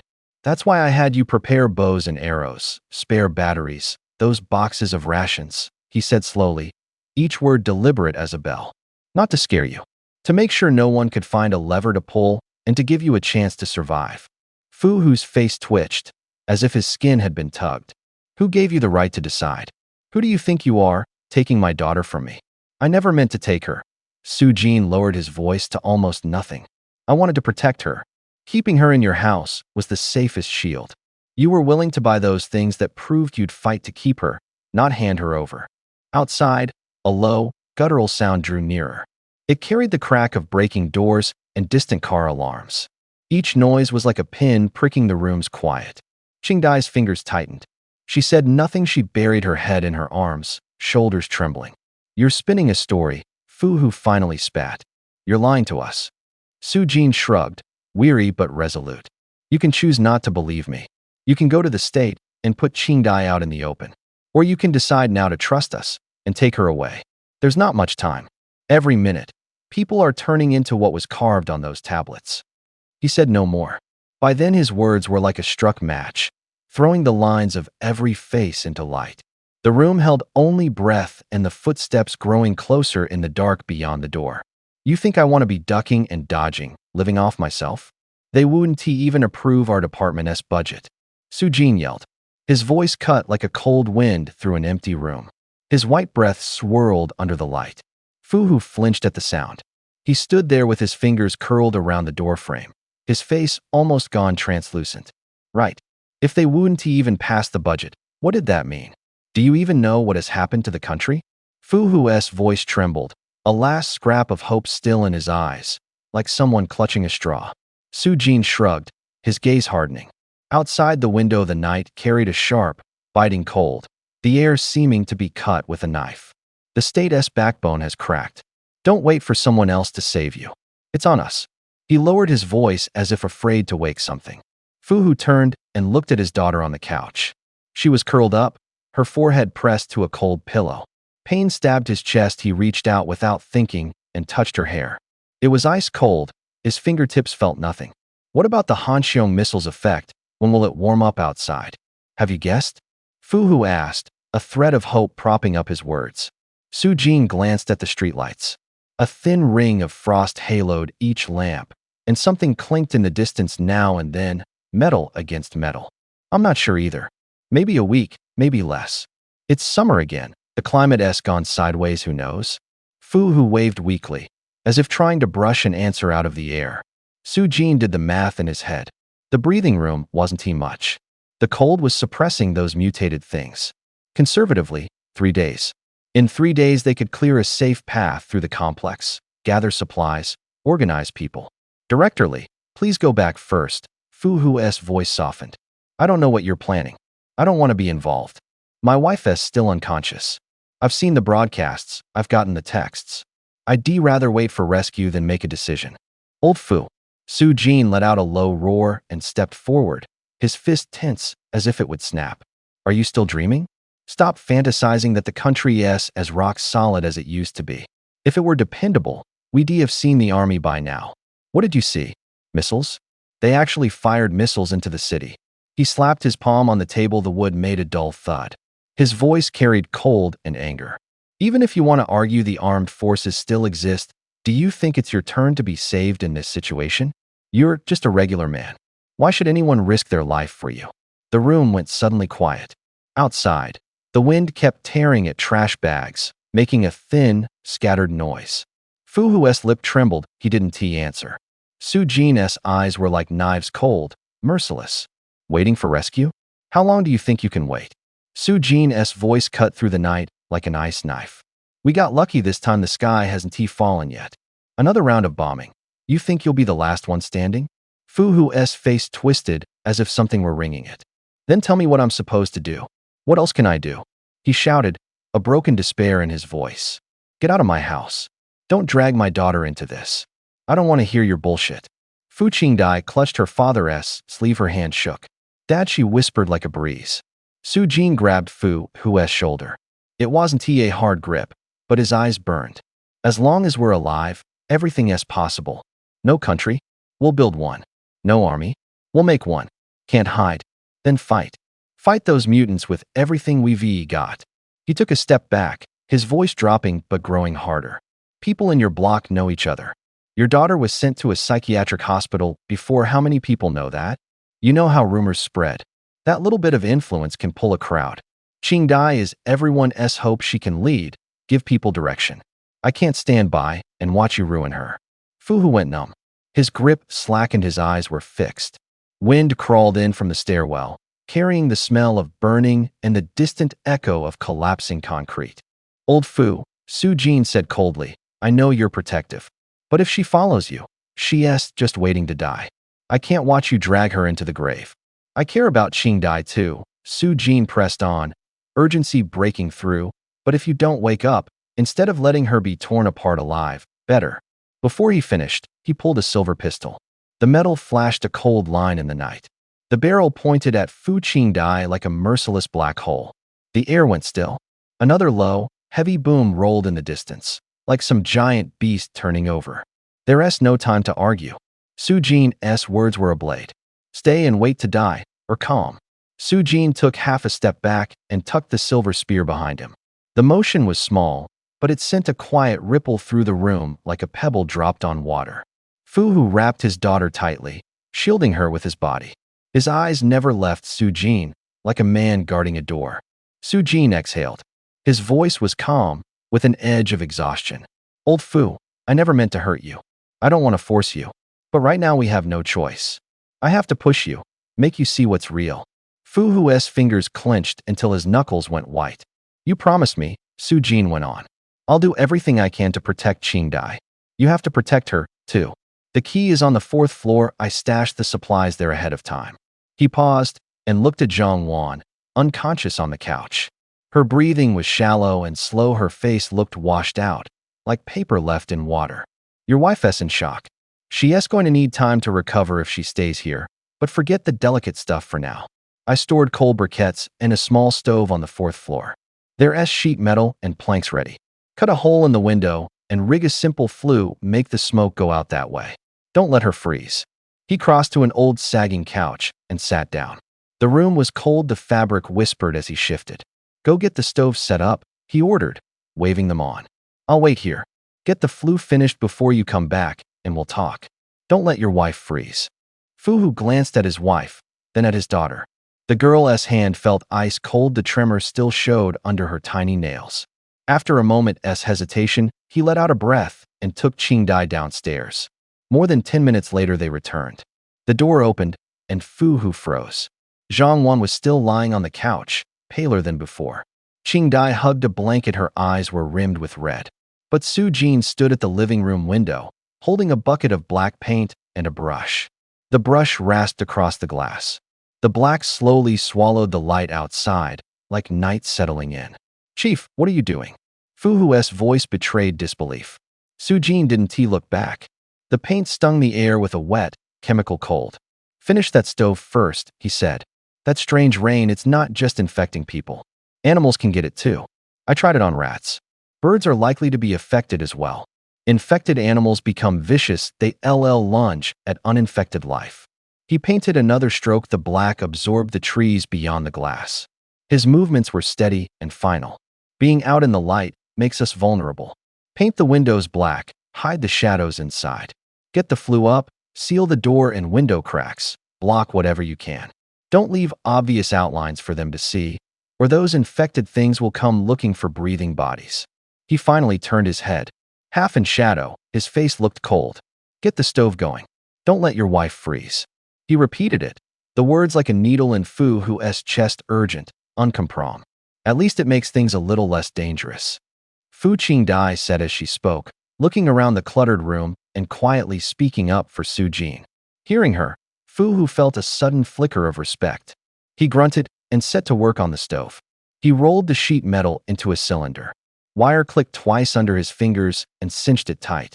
He sealed the seams with aluminum tape. The tape tore with a high, grating sound. He fitted several sections together, and a crude chimney took shape. Nails and knocks turned a broken window into boarded planks. When the last board went in, the wind was snuffed out. The heating system was done. The room suddenly felt inhabited. Flames leapt, the tin hissed. Black paint swallowed the window frame, but the orange glow of the fire warmed the room. Shadows stretched along the walls and trembled like living things. Fu Qingdai carried the kettle and padded towards Su Jin's room. She chipped a ring of cracks into the ice with a small pick. The ice fractured with a clear sound, and droplets plinked into the kettle in the cold air. Each drop felt like a memory of ice, so cold her hand went slightly numb. Su Jin and Fu Hu sat opposite each other by the stove. The fire breathed and popped. Both of them stared at the flames. Silence curled around them like smoke. Fu Hu spoke first, low and urgent. "Director, Lee, those doors, upstairs and downstairs, did you seal them that rainy day? And the main water valve, you turned that off too?" Su Jin nodded. A white mist escaped his mouth and vanished in the low air. "Will they die of thirst inside? It's been 6-7 days." Fu Hu tapped his knee with his fingers as if counting days. Su Jin's eyes stayed on the fire. The flames reflected the exhaustion in them. "They probably won't. There's still food.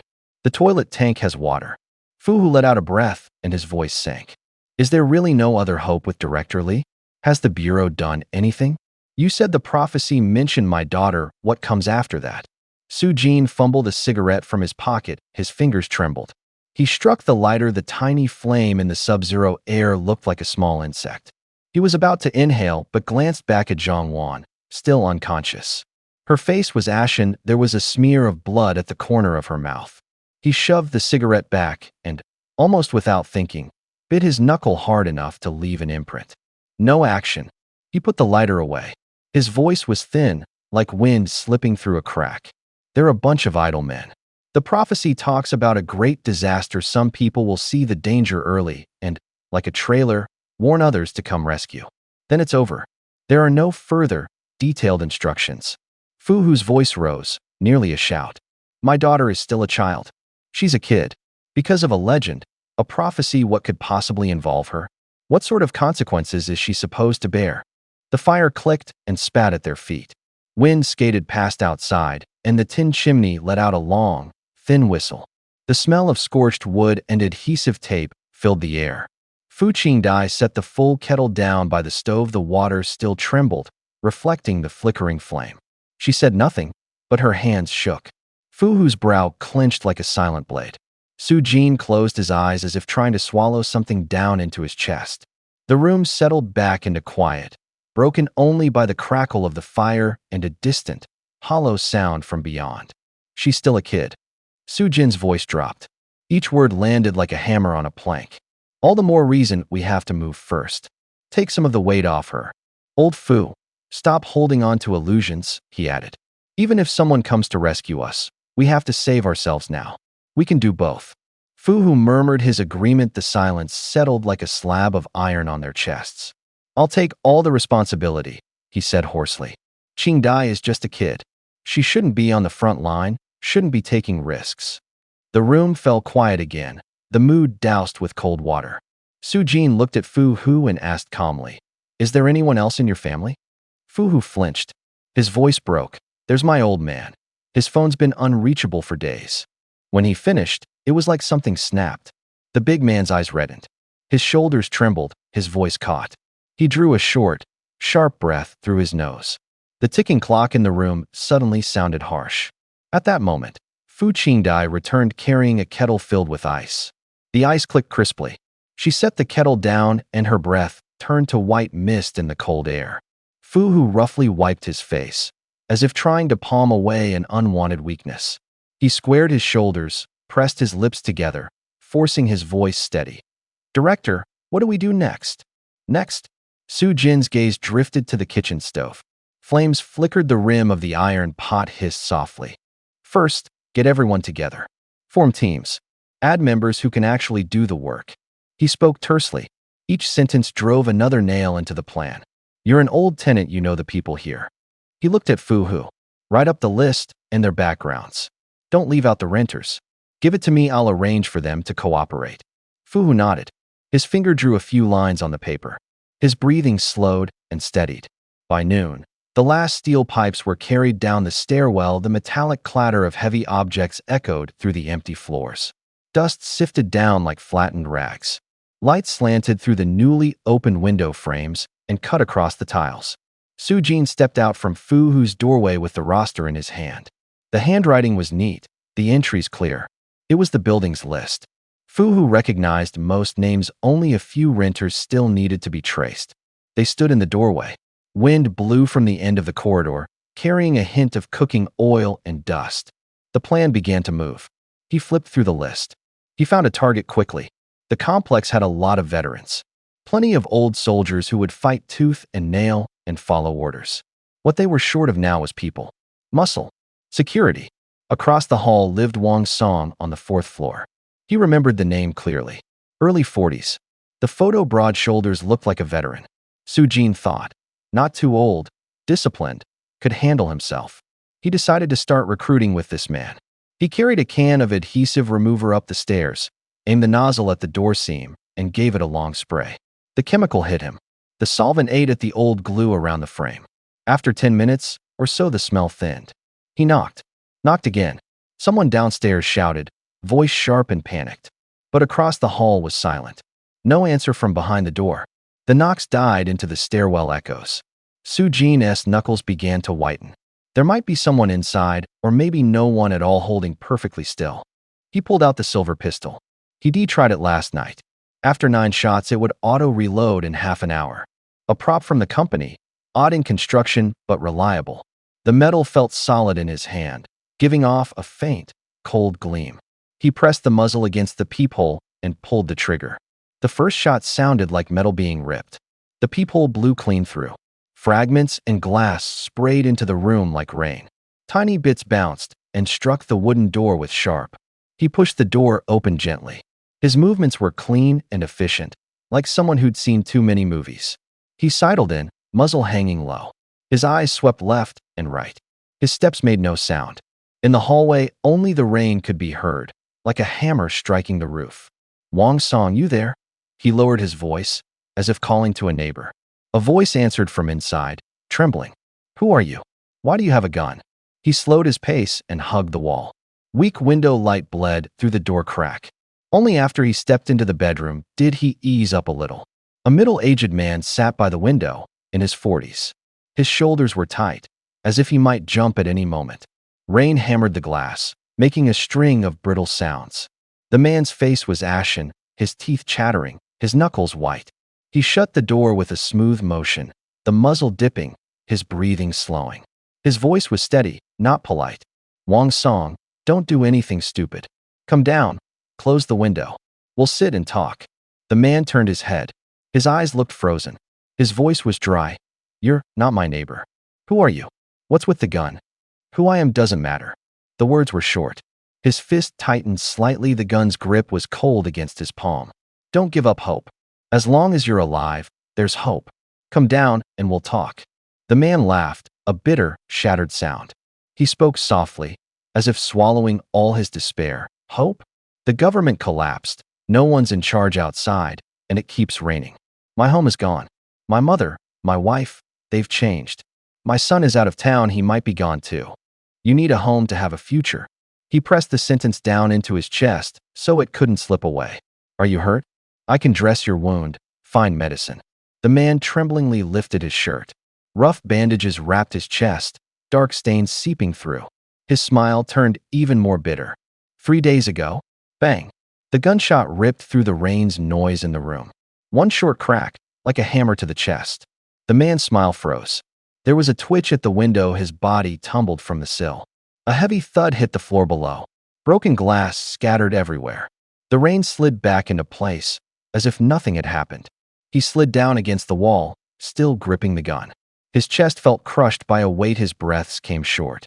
Outside, the rain was dense. Inside the room, there was only his ragged breathing and distant drips. He put the gun on his knee. His hand shook. He muttered over and over, as if passing sentence on himself. Did I kill someone? His voice grew smaller, as though from far away.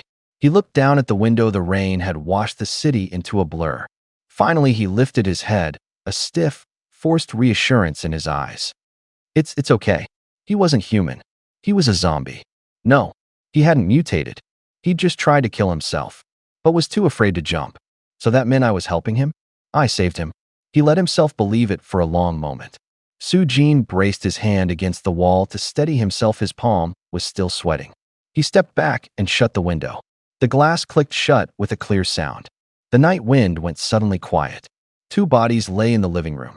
The smell made him suck in a breath, coppery blood mixed with rot, like damp rusted iron. Sujin found a mop handle. It was heavy in his hands, the wood rough and streaked with old glue. He used it to push aside the sheet covering the corpses. The fabric made a dull, rubbing sound. The light fell on the wounds. The color was as dark as dried ink. Flesh was torn, clothing shredded as if by some animal. Sujin thrust the handle into a chest cavity. It hit something with a low clack. He jabbed twice more, as if testing. The thing he touched was cold. Dried blood and a strong metallic stench clung to it. His stomach clenched. Infection wasn't a certainty. The lab experiments left probabilities. This wasn't the time to run the numbers. Wang Song couldn't be given another chance. The torn clothes showed signs of struggle. Neck, chest, abdomen knife wounds crisscrossed. The deepest was the one across the chest, a trench that plunged straight toward the heart. He remembered the failed mice and the conclusions from the lab. Those specimens had died from a single fatal blow near the heart. The truth snapped into place like a piece of a puzzle. The lethal wounds mostly came to the heart. Sujin set the pole down and drew a long breath. The air felt squeezed out of the room. He rummaged until he found a battered quilt. The edges were yellowed, the fabric dry and stiff. With the quilt between them, he lifted the corpse. It was heavier than he'd expected. Under the cloth, the skin was as hard as ice. He pushed the body out the nearest window. Outside, night and pinpricks of streetlight. Two silhouettes fell from the window. The body hit the ground with a dull thud. Dust and dried blood burst out with a faint echo. After dropping the second one, Sujin stood at the window, his chest tightened as if bound. His arms still trembled with the aftershocks. He retreated into the stairwell, clutching the list. His gaze quickly found the room number on the 6th floor. The earlier experience had taught him two things. He hadn't been careful enough, and he couldn't risk going after the young and strong. The 6th floor housed two old men. According to Fu Hu's description, they'd done research when they were young and had both served in the military. They were close to 70. Older people reacted slower, he thought. More importantly, frail bones and aged bodies probably wouldn't erupt into the kind of fierce danger a younger person might. Start with the elders, at least the risk would be more controllable. Apartment 601 was a single elderly man named Sunya. Start with him to practice the method, Sujin murmured to himself, as if confirming the plan. When he reached the 6th floor, he did as before, peeled off the seal and the tape on the door. His fingers scraped the glue with a faint sound. Then he knocked 3 times, softly. He held the gun with his body coiled like a spring. The muzzle was steady in his hand, but his eyes kept scanning the thin strip of dark under the door. After a moment, a dry voice came from inside. "Who is it?" "Downstairs, neighbor," Sujin said, his voice low and flat. There was some whispering on the other side. "My door was sealed. Sounded like yours was too. How did you get out? Are you hurt?" Sujin lifted one eyebrow. The echo of his steps stretched down the hallway. "I was the one who sealed the door. You can open it now. I'm fine, how about you?" As the words dropped, a faint noise came from inside. It sounded like someone pushing from within. The wooden door eased open. Sujin stepped forward slowly. A slit of candlelight slipped through the crack. The flame was matchstick thin, trembling in the dark. Behind the candlelight stood a gaunt old man. An old hunting rifle held sideways in his hands. The muzzle threw back a cold gleam in the candlelight. His eyes were bright like two old wolves fixed on prey. "Don't move. Stay right there," he said in a low voice. The barrel quivered. "Don't shoot." Sujin raised both hands, forcing his voice steady. "I mean no harm. I'm here to save people. There are others in the building. I just want to join everyone, huddle together for warmth." The old man's laugh was dry. The candle stretched it, turning it into fissures like rust. "Huddle together for warmth." He snorted. "There's no country left. This world's beyond saving. Huddle for what? How can you be so sure it's beyond saving?" Sujin tightened his shoulders. "The urgent thing now is to organize, to fight back. If everyone gives up, don't say another word." The old man cut him off. His voice was like a knife, slicing the end off the sentence. He narrowed his eyes and dropped his tone even lower. "There's no turning back." He set the gun muzzle on his knees. His knuckles looked white in the candlelight. His voice came out like sand pressed through a jar. That night of rain, it wasn't only people who got infected, he said slowly, as if piecing the sentence together. Animals were infected too. They changed. Instinct drives them. If they smell something alive, they rush in. He broke his words, short bursts. No long sentences. Each line landed like a little hammer on a tabletop. The army took the worst hit. Most soldiers were out in the field, tents, positions, vehicles all outside. When lights came on at night, it was like candlelight drawing moths. The infected animals just swarmed. His hand traced an arc, sketching the scene of that night. The candle cast long shadows, flickering on the wall like corpses. Beasts came into town. Small animals slipped through windows first. The army had to go out into the rain. The rain left people exposed. In that situation, any counterattack is useless. He stopped and inhaled the dry air. The wick gave a soft hiss. It wasn't the city that fell first, it was the army, he said, looking Su Jin in the eye, his voice as cold as winter iron. They may have collapsed in the very first moments. Su Jin stood there listening, his chest tight. The images flooded him like a tide. Figures running under lights, the sound of tents being torn open, animals screaming in the night. He remembered the man downstairs, Fu, who had once said this old man wasn't ordinary. He used to work in medical device research and development. He was seasoned, shrewd, and had seen too many disasters. Only candlelight and the two sets of breathing filled the room. Dust hung in the air. Su Jin didn't know what to say next. He could only let his gaze drop back to the hunting rifle in the old man's hands. The windows were all covered. The edges of the heavy cloth still trembled slightly. The rain sounded as if kept at a distance. Sunya had one hand pressing the shotgun stock, the other resting along the barrel. The metal was cold. The air was colder. Su Jin raised a hand and gave his name in a calm voice. I'm Li Haoqing. Can I sit and talk? Sunya stared at him for a few seconds. Then he slowly lowered the muzzle. The gun made a low, grinding sound against his palm. He nodded. Su Jin pulled a chair over the legs, scraped a short, sharp note across the floorboards. When he sat down, he leaned in a little. The rain outside became a background beat. How did you know that rain could infect animals? Su Jin asked bluntly, his eyes never leaving Sun Ya's face. And the analysis you gave about the military, where did that come from? Sunya sighed, his fingers tracing an old crack along the stock. He could feel the wood's dryness under his fingertips. I used to work in military industry. I ran experiments. I've seen the data. He paused. Only the rhythm of raindrops on the eaves filled the room. At first I suspected people might mutate. So I collected some rain. Did a test at home. I used my dog. His voice dropped low, as if saying something you weren't supposed to say. The dog went mad. I had to shoot it. A short, dry click sounded from his chest as he finished, like driving a nail into the memory. I was scared birds would carry it farther. Scared herds would get infected. Scared every crack in the window was an entry point. So I covered the windows. He glanced up at the covered curtain edges, his gaze empty. Until yesterday, when the authorities announced the military had been stood down, he added, as if confirming a fear that had turned real. That was when I really felt it's over. We can't count on anyone. Su Jin frowned. You say you know the inside, how can you be so sure you can't count on them? Even if the army's out, the city could organize resistance. Giving up shouldn't be the first option. Sunya closed his eyes. His palm pressed against the cool metal, he could feel the faint sweat. He opened his eyes slowly, tiredness and a kind of clinical calm in his voice. There are two possibilities. I won't rule either out. The first is that insects can be infected, he said, naming the nightmare as if it were spreading by speaking it aloud. If even insects get it, humanity doesn't stand a chance. That scale isn't something we can hold. The top brass would have no choice but to save themselves. The second, he swallowed, as if forcing down a stone. The rain's effect is far more complicated than it looks. Fast, crosses species. There's nothing like it in nature. Either it's a biological anomaly we've never seen, or it's not something biology can explain. He buried his face in his hands and exhaled a long, rough breath that sounded like chains rubbing. The sound lingered in the room, then fell back into the steady patter of rain. For a long moment, Su Jin had no words. His chest felt as if a stone were sitting on it. The air seemed to congeal. They heard each other's breathing. Outside, the world kept raining.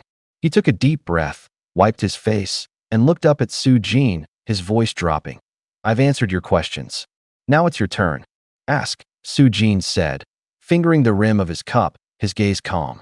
Sunya stared at him, as if weighing him up. You sealed off the whole building? Not just my place. The entire unit's been sealed, Su Jin replied evenly. Sunya's pupils narrowed, his stare grew sharper. Why? Su Jin slipped the amulet at his waist into his pocket and said in a low voice, There's a little girl on the 5th floor who says the end is coming. I believe her. Sunya laughed at first, a barb in the sound. How you believe that kind of thing? No wonder you wear an amulet. The laugh faded and his expression went heavy. That kid Qingdai? I know about her. I thought she was crazy. Now it seems not so simple. How could she know ahead of time?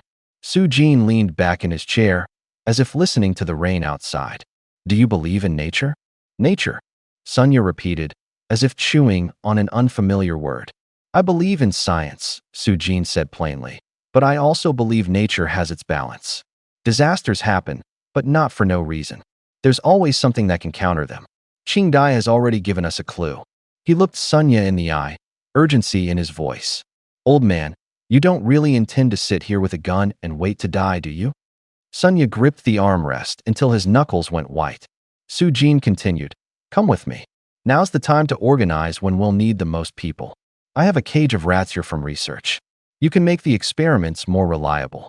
Those words were a spark to dry grass. A flicker of light appeared in Sunya's eyes. He appraised Su Jin from head to toe, as if trying to see through him. Form a team? You got the chops for that? Why would anyone trust you? He asked, his voice threaded with doubt and a hint of longing. Su Jin looked up, unruffled.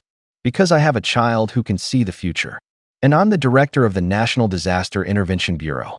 Sunya squinted and snorted. Bullshit. There's no such department. There is now, Su Jin said coolly, as if that settled every objection. Sunya gave him a wary glance. After a moment he nodded and muttered to himself, Fine. Okay. You're right. I can join. Maybe I can help. Sunya shifted his tone, lowering his voice calmer, but colder. I'm almost 70. Don't talk to me about the meaning of living. This world's so rotten it might as well be a corpse to me. He cut his sentences into pieces, each one was a blade. If you want to be a leader, you need to earn it. If you want me to charge with you, you'd better be worth it. If you're just useless busy work, I'd sooner finish myself now and be done with it. Su Jin looked up, but said nothing. The air smelled of old newspaper mildew and the sour stink of rot from somewhere far off. Sunya was silent for a second, then finally tossed the shotgun to him. The gun traced a short arc in the air and landed in Su Jin's hands. The cold of the metal tightened against his grip. It's a shotgun, he said flatly. I've got 30 rounds. You go down and clear the downstairs. Aim for the chest. The heart's the weak spot. They're especially sensitive to sound, light, and the scent of people. Gunshots and flashlights will draw them. He listed it off like a checklist. Watch the cats and dogs in the complex. They cause trouble. If you can pull it off, I'll stake this old life on you. Su Jin took the gun, his gloves squeaked on the metal. A cold light flashed in his eyes. I planned on doing this anyway. You stay up here and keep watch, he said, calm and curt. He slung the shotgun, patted the ammo strip at his waist, and pulled a small vial from his pocket. I coated the door with adhesive, it's stuck now. The solvent's here. If you can make it safe, let the neighbors across the hall out. If you can't handle them, leave it until I come back. The apartment's cold, go warm up at Fu Hu's place. Got it, Sunya nodded. Just as he was about to step out, Su Jin paused in the doorway, turned, and forced an awkward smile. How do you use this thing? Sunya froze, then snorted a laugh, partly annoyed, partly amused. Don't mess with me. I really overestimated you. Come back and I'll teach you a few tricks. I'm not going to send you out to die for nothing. He shoved the solvent into Su Jin's hand, said a couple more warnings, and for a moment his eyes brightened. Be careful. 40 minutes later, the stairwell held nothing but wind and echoes. Su Jin stood by the unit door on the first floor. Under his down jacket, he added a rough, homemade protective layer. The fabric was coarse and the stitches showed. It was cold. A draft crawled through the door gap and bit at his skin like needles. His helmet pressed against his forehead, his breath fogging inside the mask. Thick gloves made his fingers stiff against the gun. 2 pistols at his waist were tied together with cord and clinked when he shifted. A machete hung at his side, its blade flashing faintly in the dark. He checked the magazine again, feeling the temperature of the brass casings. The lingering smell of gun oil tickled his nose. Every piece of gear was deliberately arranged. If he fumbled and dropped a weapon in a panic, it would be a disaster. He tightened the gun strap and lashed a cord around his wrist. The stairwell was silent. Only his breathing and his heartbeat remained. His breathing was slow, his pulse steady. The thick hallway swallowed sound, leaving his footsteps like echoes. He lifted his foot and drove it hard into the unit door. The heel struck metal, and the door gave out a deep, resonant boom, like a heavy mallet falling. The sound detonated through the building, carrying an iron afterglow. Bang, bang, bang. The night outside the door answered like hammers. A cold wind pushed through the crack. Bodies outside made a low, grinding noise. A thin crust of ice had formed on their skin. The ice shell shattered like porcelain.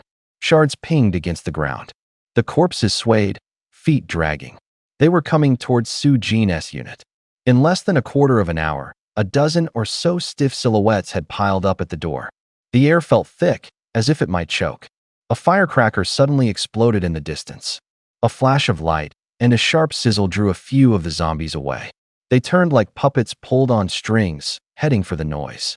Something hammered at the stair railing. Clang, clang, clang. The metal impact running down the hall like a hurried heartbeat. Su Jin didn't hesitate. He yanked the unit door open.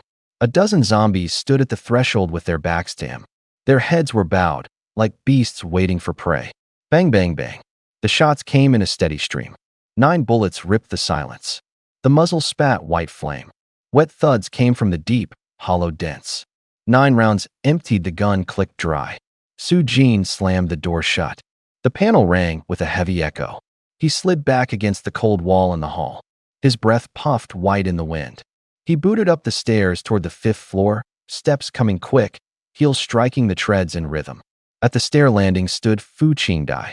One hand held a lit firecracker, the other a wrench. She smiled, as if watching an unexpected comedy. Bro, did it work? Her voice was a little winded, but happy. It did. Su Jin ruffled her hair, a note of relief in his voice. Looks like 3. I couldn't see clearly. We'll clear them out again on the way back. They repeated the same routine: light the firecracker, lure them away, shoot to seal the door. After several cycles, the writhing downstairs slowed. Most of the zombies fell. The night was left with only a few stray moans and the wet sound of bodies hitting the ground. The sun sank. The air turned colder, shadows stretching into black blades. Zhang Wan woke. Her eyelids were heavy, like a childess who hadn't fully woken. 2 more people were in the room, Sunya and an emaciated old man. The old man was thin as a scrap of paper, with deep sunken eyes, every breath seeming to take effort. Everyone sat around the stove in a circle. The fire licked orange tongues. A pot of sauerkraut soup bubbled, the surface gleaming with white flecks of oil. The scent of lard and slices of ham filled the air. Steam warmed every corner of the room. This is Xiao Li, I'll introduce him. Sunya patted the old man beside him, his voice low and steady. Wei, Sunya added, this is the Xiao Li I told you about. He nodded toward Su Jin. Wei lifted his head to look at Su Jin. The old man's smile was strained, like a rope pulled tight. Su Jin hurried up and reached out to shake his hand. The palm was short-lived warmth. Sunya let out a sigh. Old Wei, he has been helping us these past few days. Quick hands, sharp eyes. Don't pick on him. Wei coughed twice, his fingers brushing the wrinkles at his forehead. His voice was dry, like paper turning. You young people, tough luck is good. Come, sit down. Have a bowl of hot soup. First, don't rush into anything. The room fell to the sound of the soup bubbling and the soft settling of bodies. Steam rose in the light, like it might carry away the last of the night's cold. You know how fragile her heart is, the old man said in a low voice. She has gone better that way than to keep suffering. He sighed again. You need to figure things out and live. Don't just look out for yourself, think of the young ones too. We may be old, but we can still be useful. Wei nodded. The back of his hand trembled. He raised it and wiped the tear from his eye, his movements light and decisive. The room smelled of stew. The pot bubbled, steam hitting their faces. Zhang Wan bent over and took a few bowls and chopsticks from the cupboard. The bowls clinked with a crisp sound. Su Jin looked at Sunya, his gaze direct. Old man, so you're agreeing to help me? He asked. There wasn't much in his tone, just a single note of hope. Sonia kept a stern face and sat up straight. You've got the nerve and you think things through. You're a bit reckless, but useful. He paused, then added, I don't have many options either. I can only help you. Su-jin raised an eyebrow, probing. I don't understand. Why didn't you clear out all the corpses down there and leave one or two? How many rounds do you have left in that pistol of yours? Sonia chuckled, a bitter smile crossing his face. He tapped the wooden table with his finger. The pistol S well stocked. The shotgun S for saving your life, don't waste shells. I left 2 as targets. For practice, real combat drills. Su-jin S. I swept the room. A bow leaned in the corner, the quiver bulging. A few boxes of ammo sat on the table. Bows and arrows, and enough bullets, he nodded. Looks like you prepared thoroughly. Sonia exhaled and grew serious. You killed a lot of the undead today. Don't let up. He stared at Su-jin, each word clear. This is a lot more complicated than you think. Su-jin listened quietly, piecing the picture together. After a moment, he offered his observations. The bodies are crusted with ice crystals. Ears, noses, eyes look sealed over. But their reactions are alarmingly fast. Their walking pace is about the same as a normal person's slow walk. He paused, then added, meaning once the temperature rises, they suddenly speed up like something wound-tight that snaps free. Sonia nodded, tapping a light rhythm with his fingers. Good eye. I don't have to worry about you being overconfident, he said with a wry smile. But the problem isn't just that layer of ice. He lowered his voice, as if naming the danger. It's been cold and rainy out there. In a day and a night, their bodily fluids could freeze solid. He lifted his hand as if pinching a block of ice, fingertips imagining the chill. Logically, they should be like slabs of frozen meat, unable to move, Sonia said, puzzled. But they can still move. Science as we know it can't explain that. Outside, wind rubbed at the window frame with a thin friction. The people in the room fell silent. Steam from the hot soup rose in the lamplight like a fine mist, slowly swallowed by the cold. Sonia's voice stalled. The room was dim. The air smelled of old medicine and rust. I want you to bring back 2 zombies tomorrow. Cut them open and study them. He laid the words on the table like a knife. There's a risk of infection. Do you dare? Su-jin swallowed. He rolled a rubber glove between his fingers. Are you sure? His voice softened, then hardened. I can prepare protective gear, but the zombies' fluids will splash. Splatter, seepage. I'm worried about the consequences. Sonia stared at him, silent for a few seconds, then said in a low voice, I'm not completely sure. This goes beyond our medical expertise. I know a little, but I'm no expert. At best, it'll let us see a bit more of what the danger looks like. Su-jin nodded. His eyes held hesitation and resolve both. I know it's risky. You don't have to do it. But compared to what the future cost could be, this should be worth it. All right. Su-jin set the glove down. I'll drag 2 corpses back tomorrow. I'll do the cutting. You watch and take notes. He paused, then added, Old son, I want to run experiments on that cage of mine. 2 might as well start both. Sonia nodded and tapped the table with his fingers, a crisp sound. There will be splatter when we take the ice. I still have half a bottle of rainwater I collected earlier. It should do. Su-jin shook his head, calm but firm. Your rainwater might already be no good. I need to go get the ice samples myself. Sonia's gaze sharpened instantly. What do you mean? How do you know the rainwater's no good? The room fell quiet for a few seconds. Even Wei-da, who'd been looking down, raised his head.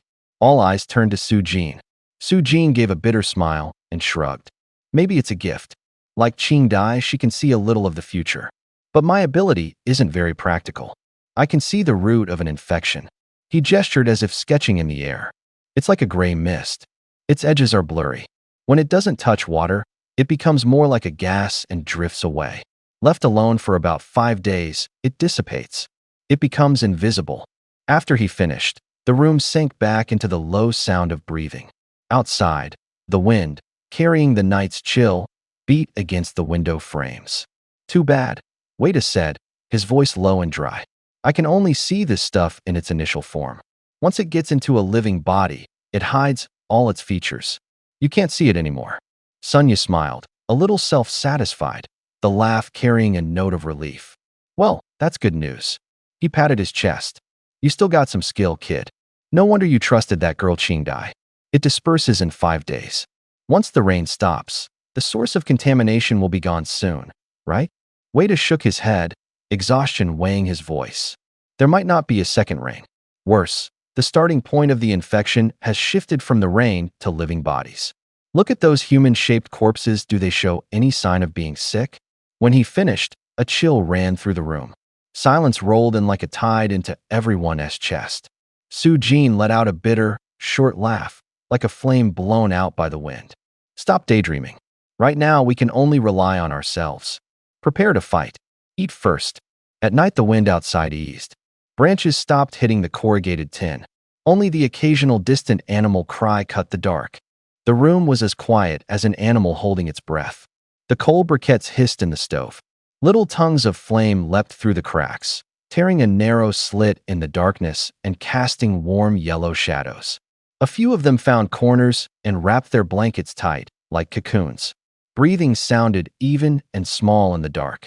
Sunya and Fu Hu leaned against each other like two stones pressed close. They'd killed a lot of infected today. The rasp of metal on skin still rang in his ears. He wasn't tense anymore. Fear felt like an old, faded garment. In its place was a strange exhilaration, a brief clarity like the sharpness of revenge. He stared at his palm. The sensation of blade on flesh lingered in his fingertips. A voice in his stomach asked him one thing. Dissect? Could I do it? The thought clung to his mind like the smell of earth after rain. He pictured how Old Sun would run experiments. Wait for Old Sun to sort it out, and then recruit people? Or start now? Recruiting would mean more risk. Starting the cuts would mean taking responsibility. As he mulled it over, a small shadow slipped past the stove. It crouched like a black kitten, crept up silent, then lightly pounced and curled up next to Su-jin. Qingdai? He said, looking down, voice very soft. Qingdai had her blanket pulled up high, only a small face showing. Her eyes were round and bright, like glass wetted by the firelight. Brother, can I sleep next to you? She asked, a child's nervousness in her voice. Su-jin reached out and patted her head. His fingers met warmth and a thin tackiness like oil, maybe sweat. Something sticky clung to the back of his hand. He instinctively wiped it on her blanket, leaving the tacky smear on the cloth. Qingdai sniffed the blanket, dropped her eyes, the smile gone. The blanket smelled of coal smoke mixed with the damp, loamy scent from outside. What's wrong? Su-jin asked. His voice was heavier than before, as if pressing on a stone. My mom still isn't doing well today. What am I supposed to do? Fu Qingdai leaned against Su-jin's shoulder. Her voice sounded frozen.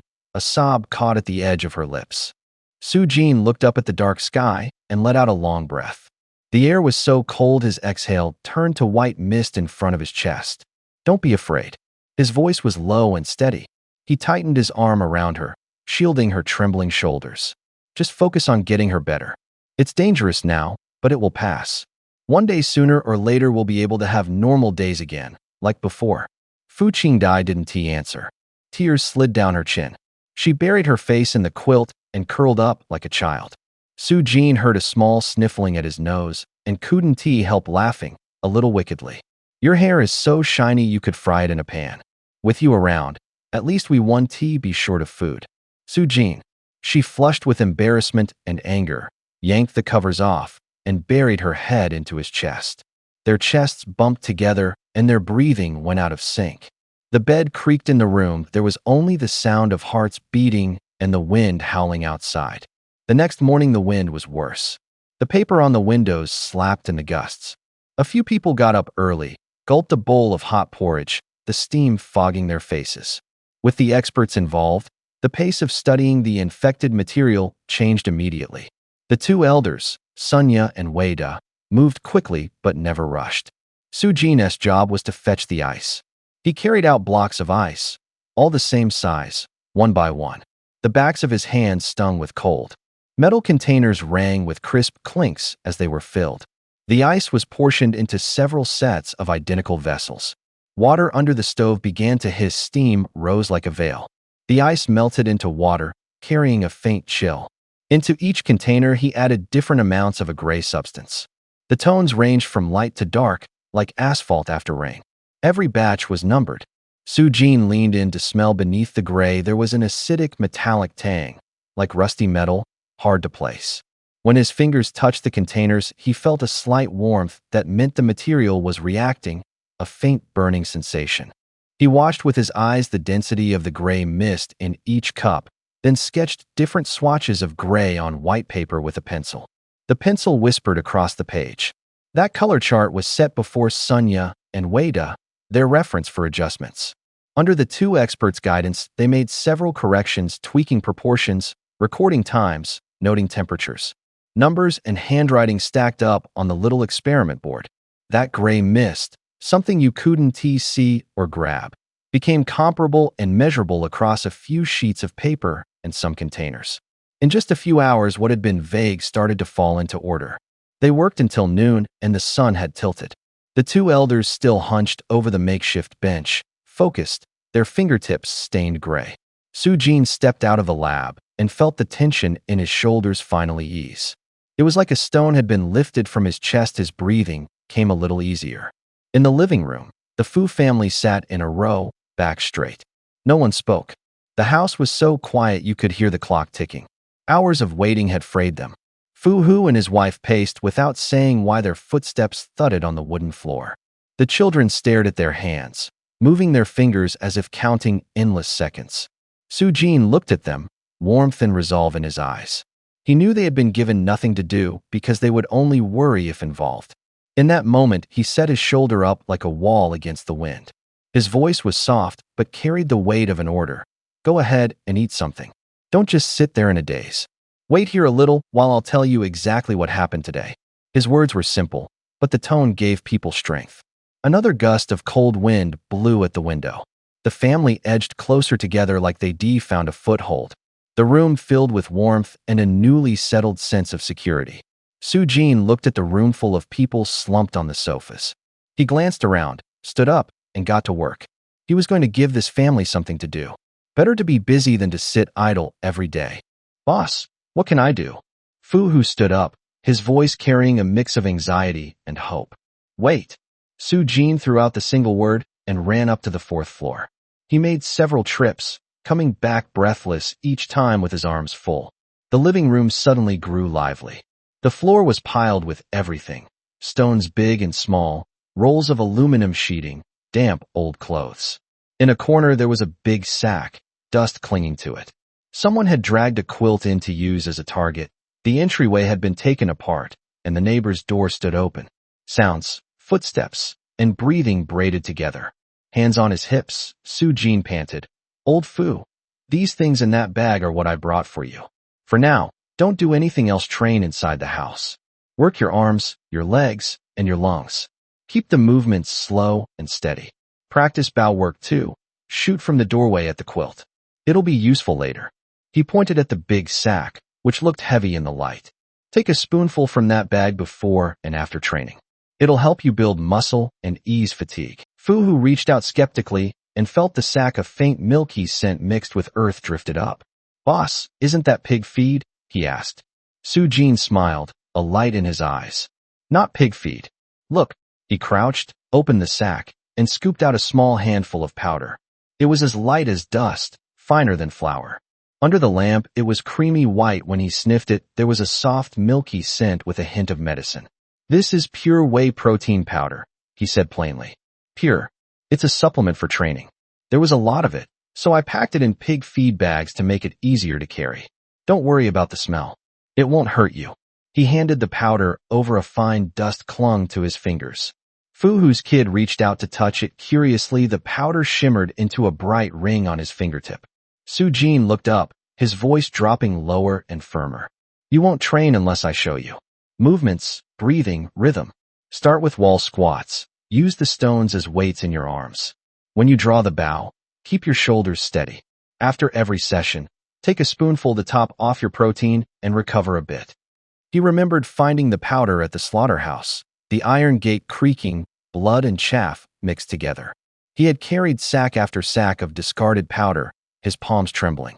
The dust had danced in the lamplight like tiny snowflakes. He had laughed then, stupidly, as if he'd found treasure. In this world, he added with a trace of pride, most people don't know this stuff is valuable. It's often treated like swill and pig pens. but it's very high in protein, exactly what people training for strength need. When he finished speaking, the room slowly came to life. People propped stones up to make barbells. Someone opened a stifling window, took a deep breath, and exhaled slowly. The children clustered around the sack of powder, giggling as they copied the adults lifting stones. The air smelled of sweat, a faint milkiness, and a little bit of hope. The fluorescent tubes in the pharmacy hummed. Rows of medicine bottles lined the shelves. The labels read, for veterinary use. They'd wanted the strong human-grade stuff. They'd been turned down. Too much paperwork, rules too strict. Veterinary medicine, by contrast, was oddly easy to get. The clerk didn't ask more. He handed over a box of plastic bottles, the outer packaging held together with loose tape. The smell of rubbing alcohol mixed with the dry tang of powdered drugs, sharp and unfamiliar. Glass tapped against glass with faint tinks. Su-Jin held a bottle. The glass had a crack. The leaflet was printed in coarse type. For wounds and infections, it'll do in a pinch, he said, his voice calm. Not up to human standards, he added. There was no comfort in his tone, only reality. Fu-Hu frowned, his face like it had been struck by cold wind. What about hormones? He asked hesitantly, his voice like would being forced out. Su-Jin shook his head. Short. Firm. We didn't get any. He put the bottle back into the bag with a clean motion. He glanced at Zhang Wan. His look carried a weight that brooked no argument. Some things you can't gamble with. The side effects are too many, the risk too great. We want to use anything that changes a person. Fu-Hu's shoulders sagged slightly. There was apparent fear in his eyes. My daughter, she's a girl. What if she doesn't have enough strength? If she meets an enemy and her limbs go weak, what then? His voice trembled, raw and real. Su-Jin stepped closer and put a hand on Fu-Hu's shoulder. His palm was warm. You only get weak from not training, he said bluntly. Training, protective gear, strategy. All three can make up for it. He made 2 quick gestures, sketching an outline in the air. Qingdai isn a block of wood. Muscles respond to training. She might be a little slower, but her reactions and endurance can catch up. What matters is the method and the time. Fu-Hu stared at the floor, as if chewing the words before swallowing them. After a long moment, he nodded. Director, I don't really understand your theory, but I know what needs to be done. There was resolve in his voice. The room was quiet for a few seconds. Zhang Wan's eyes were rimmed red, tears shone and threatened to fall. She nodded, head bowed. Su-Jin's gaze went to the pile of fabric and old clothes stacked in the corner. Can you sew? He asked, his voice suddenly softer. Zhang Wan lifted her face. Her voice was like cloth wrapped tight around a needle. Yes, I've been making clothes for the family all these years. Good. Su-Jin spread the roll of aluminum from the bag. The silver gray sheets flashed. The tailor's shears made a low sound against the metal edge, like metal breathing. I need you to modify these garments. Sew pockets, cut the aluminum to size. Slip the pieces in as plates. Not one hard slab, segmented, layered so they can move and stop shards and stones. He spoke simply and specifically. Zhang Wan touched the aluminum. It was cool, with a faint burr. She looked at Su-Jin and felt the weight of the trust he was placing on her. I will, she said, her voice steadier. Su-Jin nodded, then looked at Fu-Hu. You'll train with her. His instruction was short, like a nail into wood. Start from basics. Knee pads, elbow pads. For now, we make sure she can hold her ground. Then we move up. Outside, a distant car droned at the corner. Wind through a broken window lifted a plastic bag, and it rustled. The room grew quieter. Everyone could hear each other breathe. Fu-Hu drew a deep breath, as if compressing his fear into his chest. His eyes brightened. Then let us start, he said simply, with determination. Su-Jin closed the medicine bag and moved with tidy steps, like arranging a chessboard. First, wash and disinfect the fabric. Stitching must be strong. File the aluminum edges. I'll inspect when it's done. He said that, then went to fetch tools.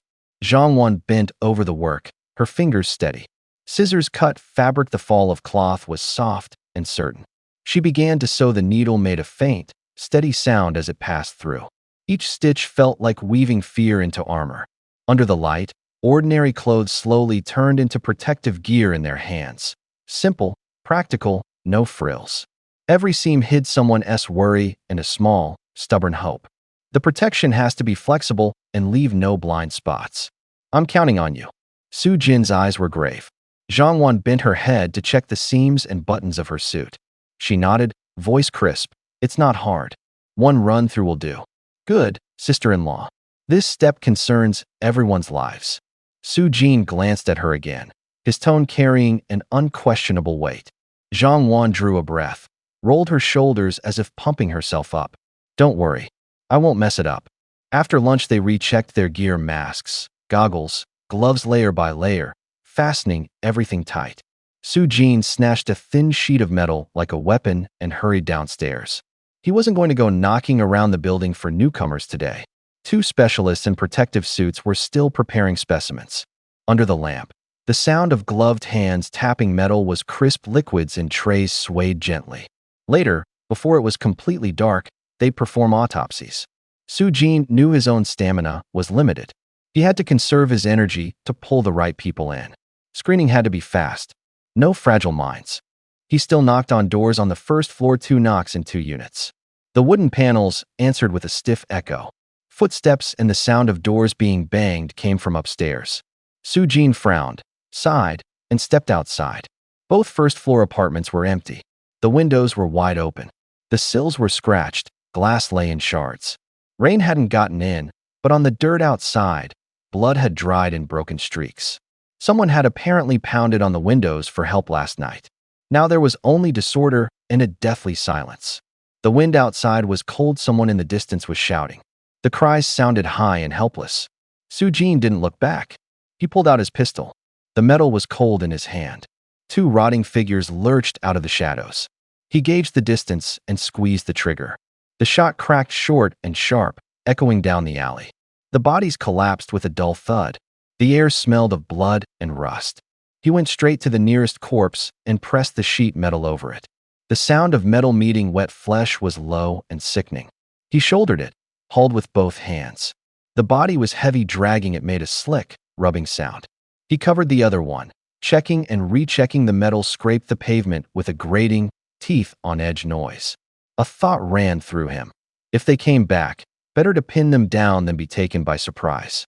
Sweat slicked his knuckles. The gloves felt cold.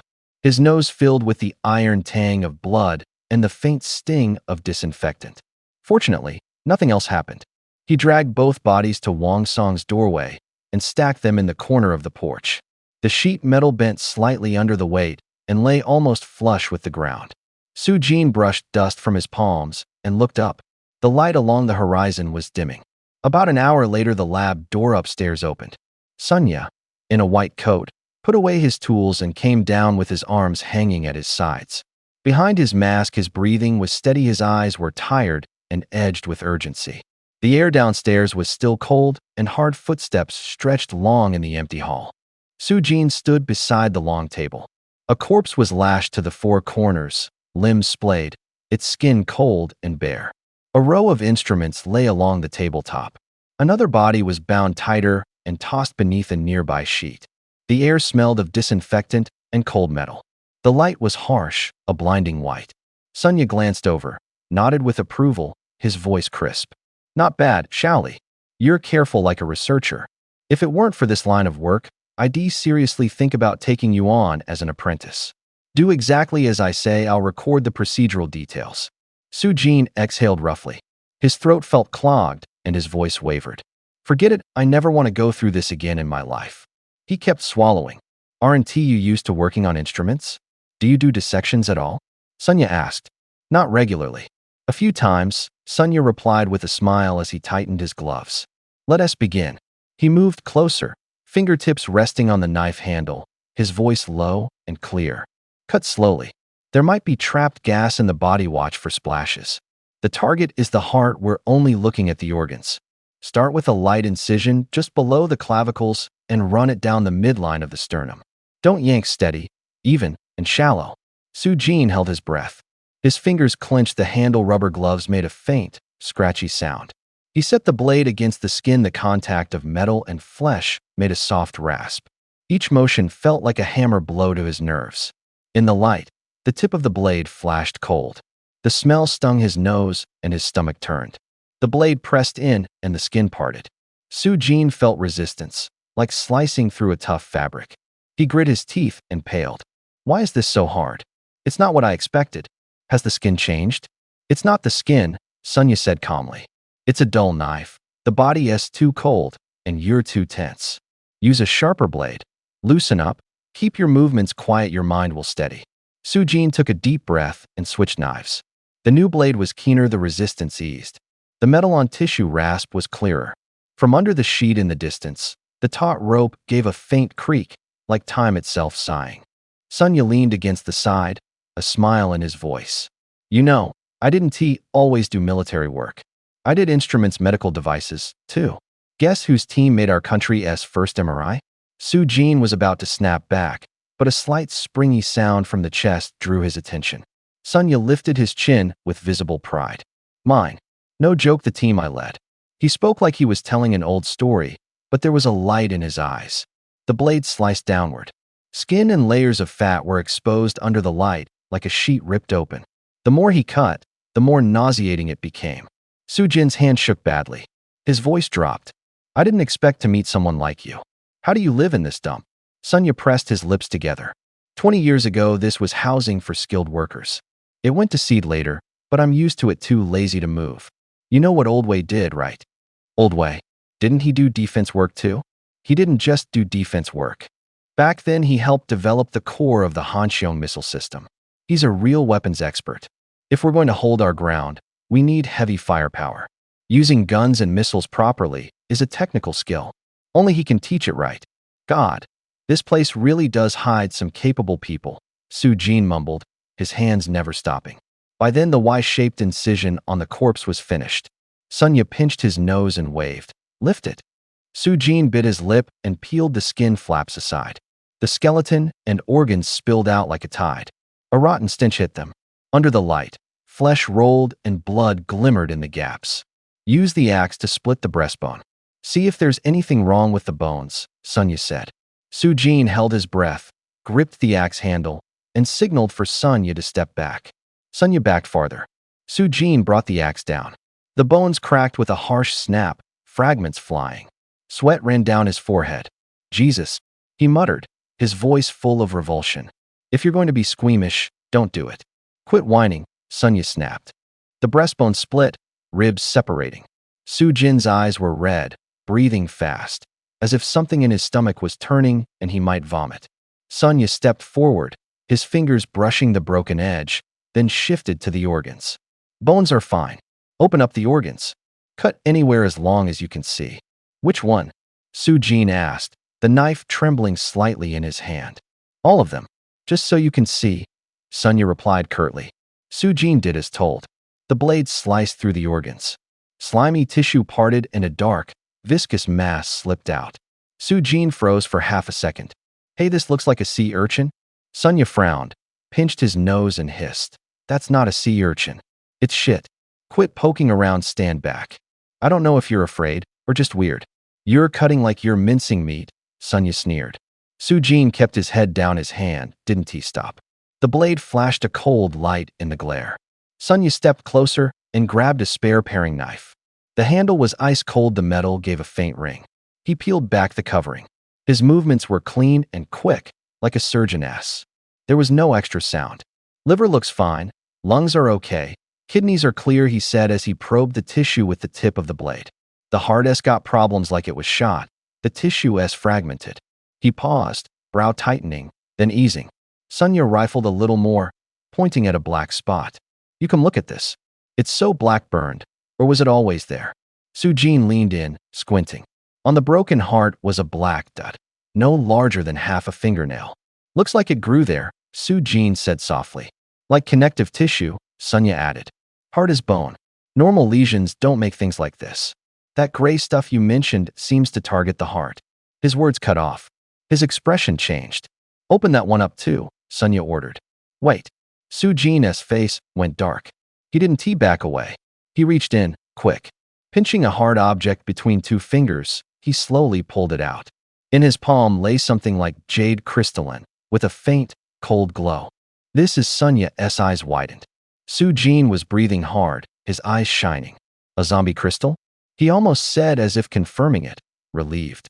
What is a zombie crystal? Sunya asked, skeptical. It's what bodies turn into, Sujin said. In novels, you eat it and get weird powers. He sounded like he was reciting a line, a boyish excitement on his face. Sunya rolled his eyes. You still believe novels? Come on. That's obviously a calcified stone. Can a stone really look like this? Sujin cradled the jade as if it were a treasure. Sunya reached out and slapped it. The stone hit the floor and shattered into several pieces with a bang. The light broke apart with it, scattering like broken glass. Sujin went blank. His face fell.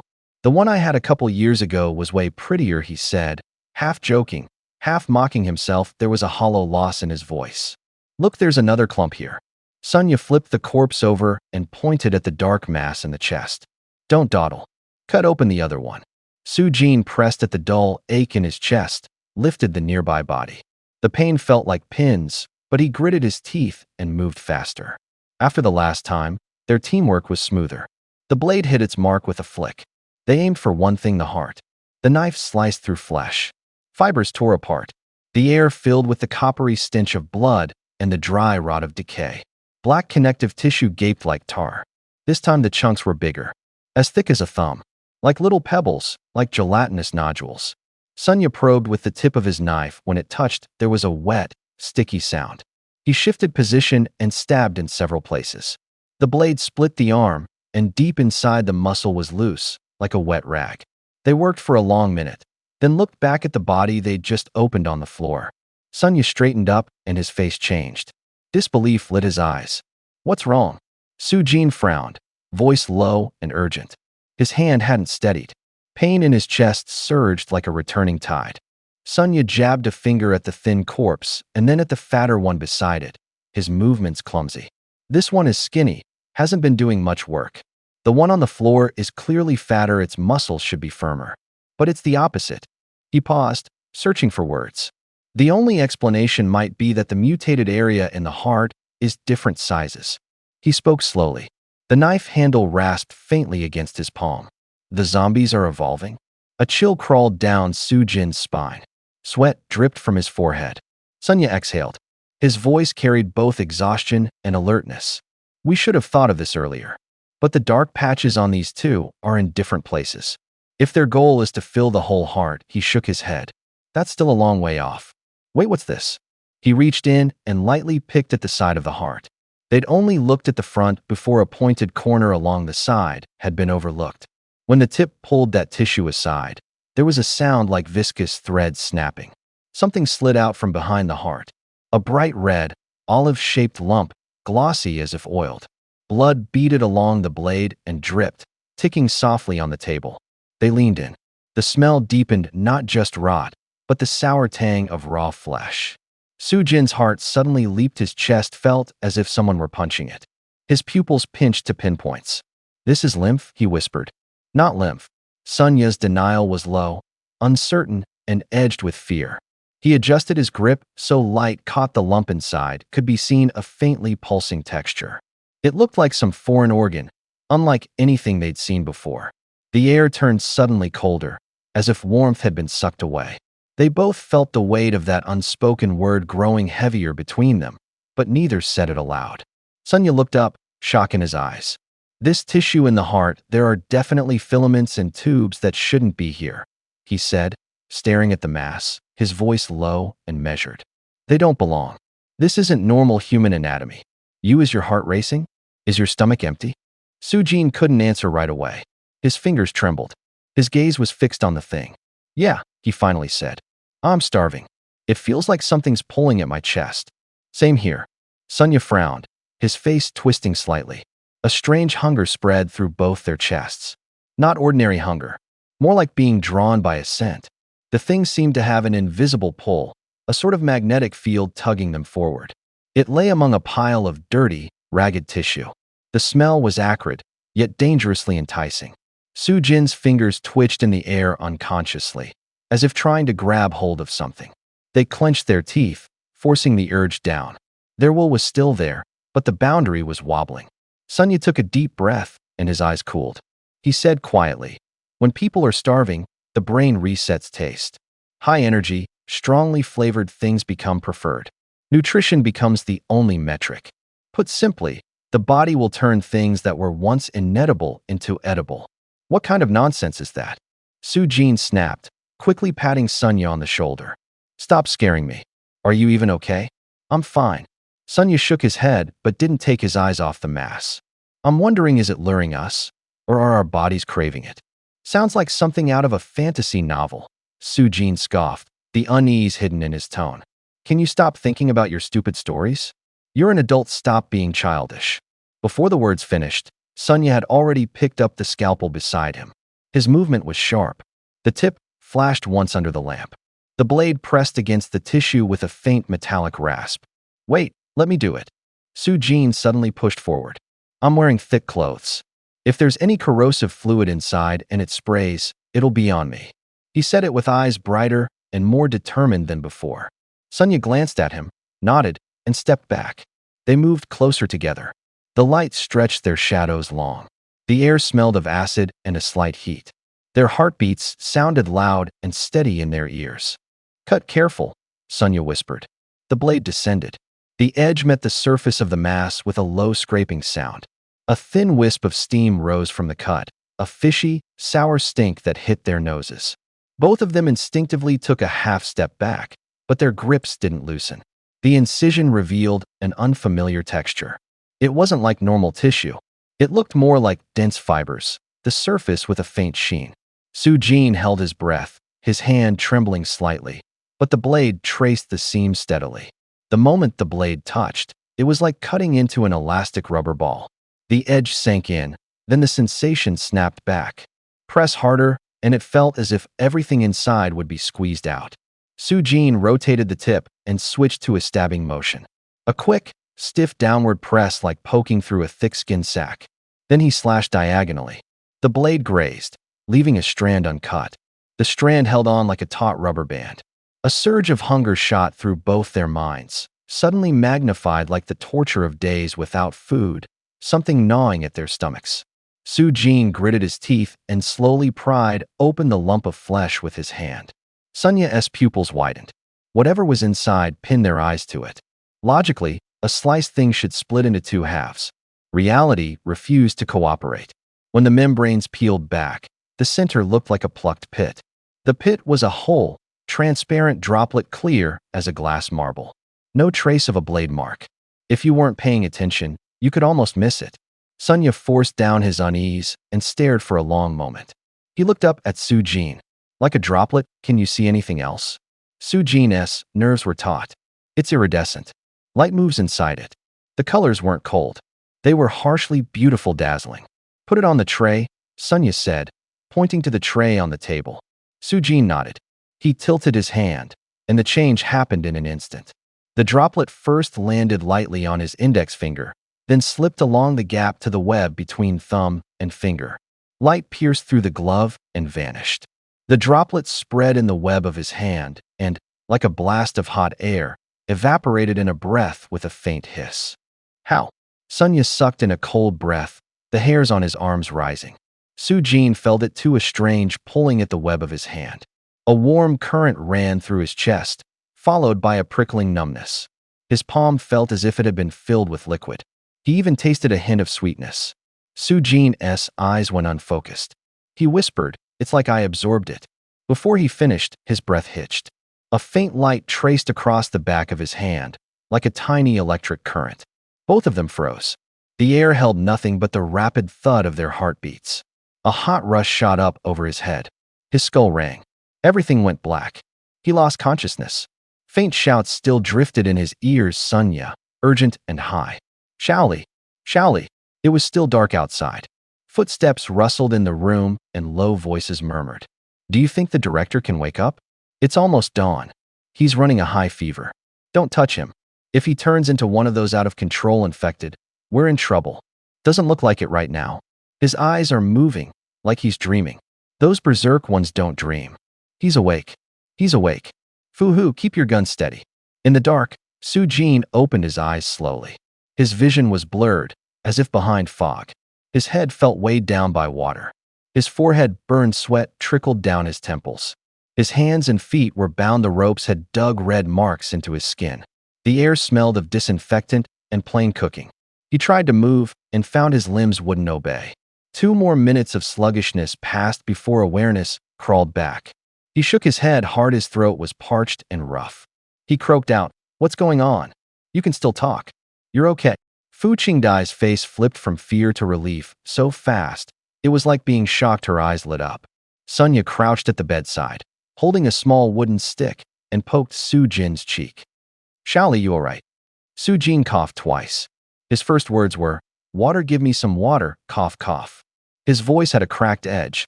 Fu Qingdai scrambled to her feet and ran to the kitchen. When she came back with a cup, Sunya barred her. "Don't get too close. Feed him with a long-handled spoon. Coming closer is dangerous." He grabbed a long spoon from the table, scooped some water, and inched toward him carefully. A low laugh came from the bed. Su Jin let out a short, hoarse hiss squeezed from his throat. Everyone in the room, jolted. A chill ran down their spines. Sunya went suddenly grave. "What are you laughing at?" Su Jin's voice was dry but edged with a kind of teasing. "It's just nice to have an old man here, you know. Don't be so tense." He spoke in fragments, as if clinging to whatever impressions he could. "You little still joking?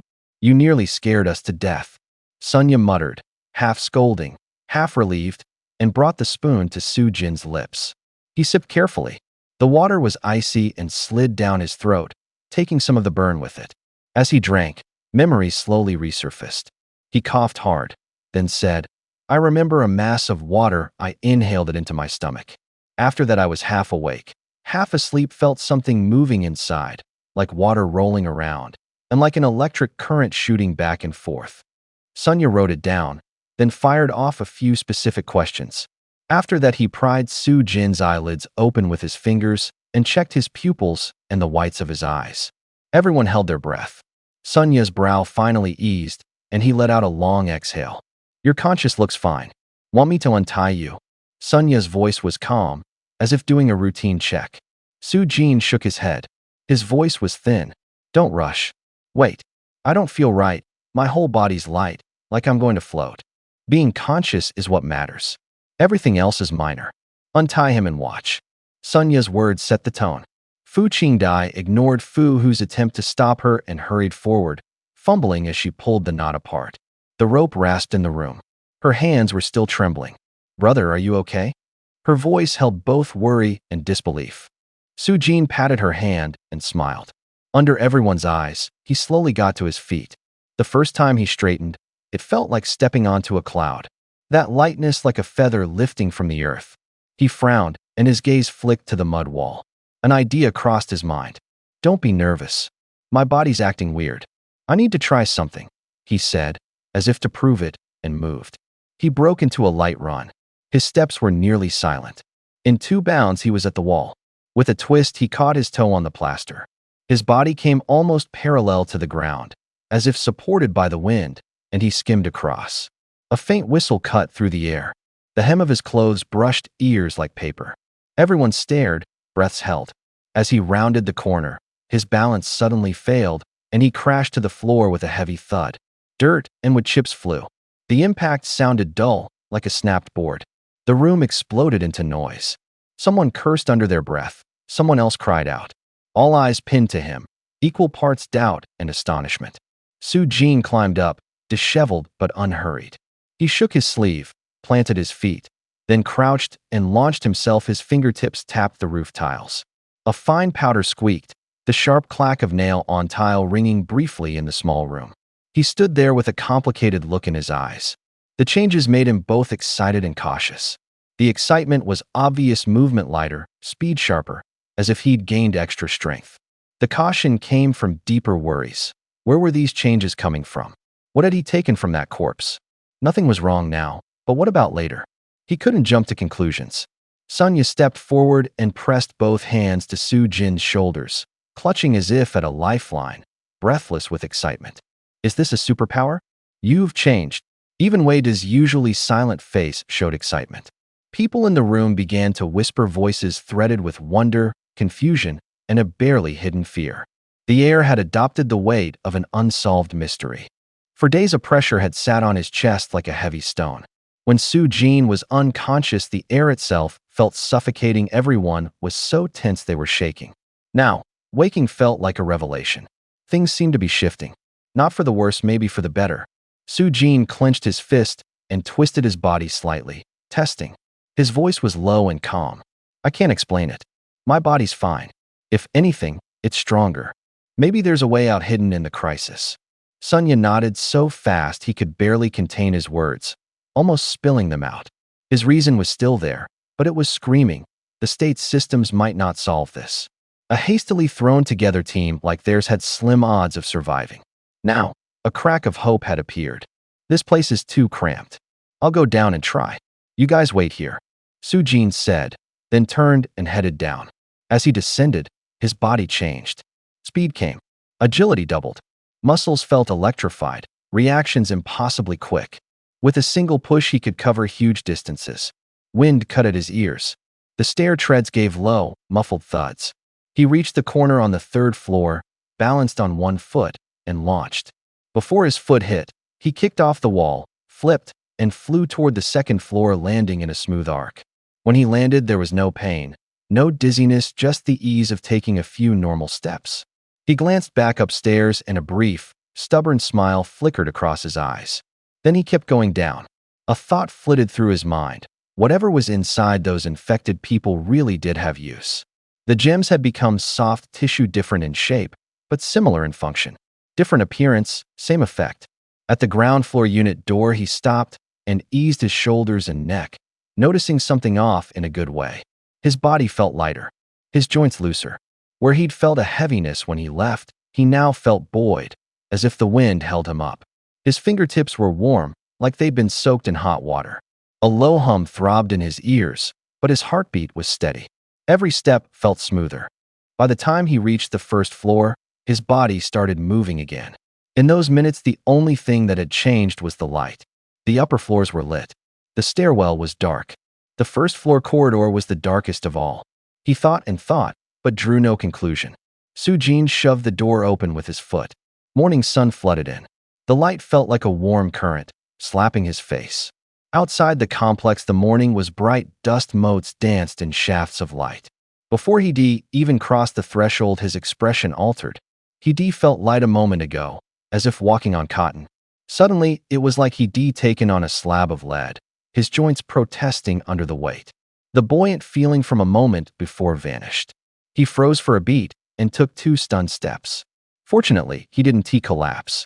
But compared with a moment earlier, his body felt brutally, unmistakably heavy. Every step had weight. His toes felt as if they were wearing sandbags. In the open space, he looked up at the windows above. A few heads poked out, squinting down at him. Fu, who stood in a window, his voice carried down. "How's it going, Director?" Sunlight slanted across Su-jin's face, and he squinted. His body kept slowly getting heavier, but it was still within tolerable limits. No other problems. Except that sudden heaviness. Someone upstairs shrieked. Su-jin jabbed a finger and shouted sharply, "Careful! There's a cat." Instinct made him turn. A feral cat sprang out of the bushes. Its movements were jerky, like its normal gait had been ripped apart. It lunged at him, teeth bared, eyes vacant. There wasn't time to think. He lifted his leg and swung his lower leg out like a hammer. Every inch of muscle in his leg tensed. His pulse thudded at the side of his neck. A dull, muffled thud. The cat was struck and flew back as if launched, spraying a cloud of blood and fur as it tumbled away. The hot, metallic smell hit him cold. Wet fluid spattered onto him and stuck to the hem of his clothes. The sound mixed with the slap of fur on concrete and people's shocked cries.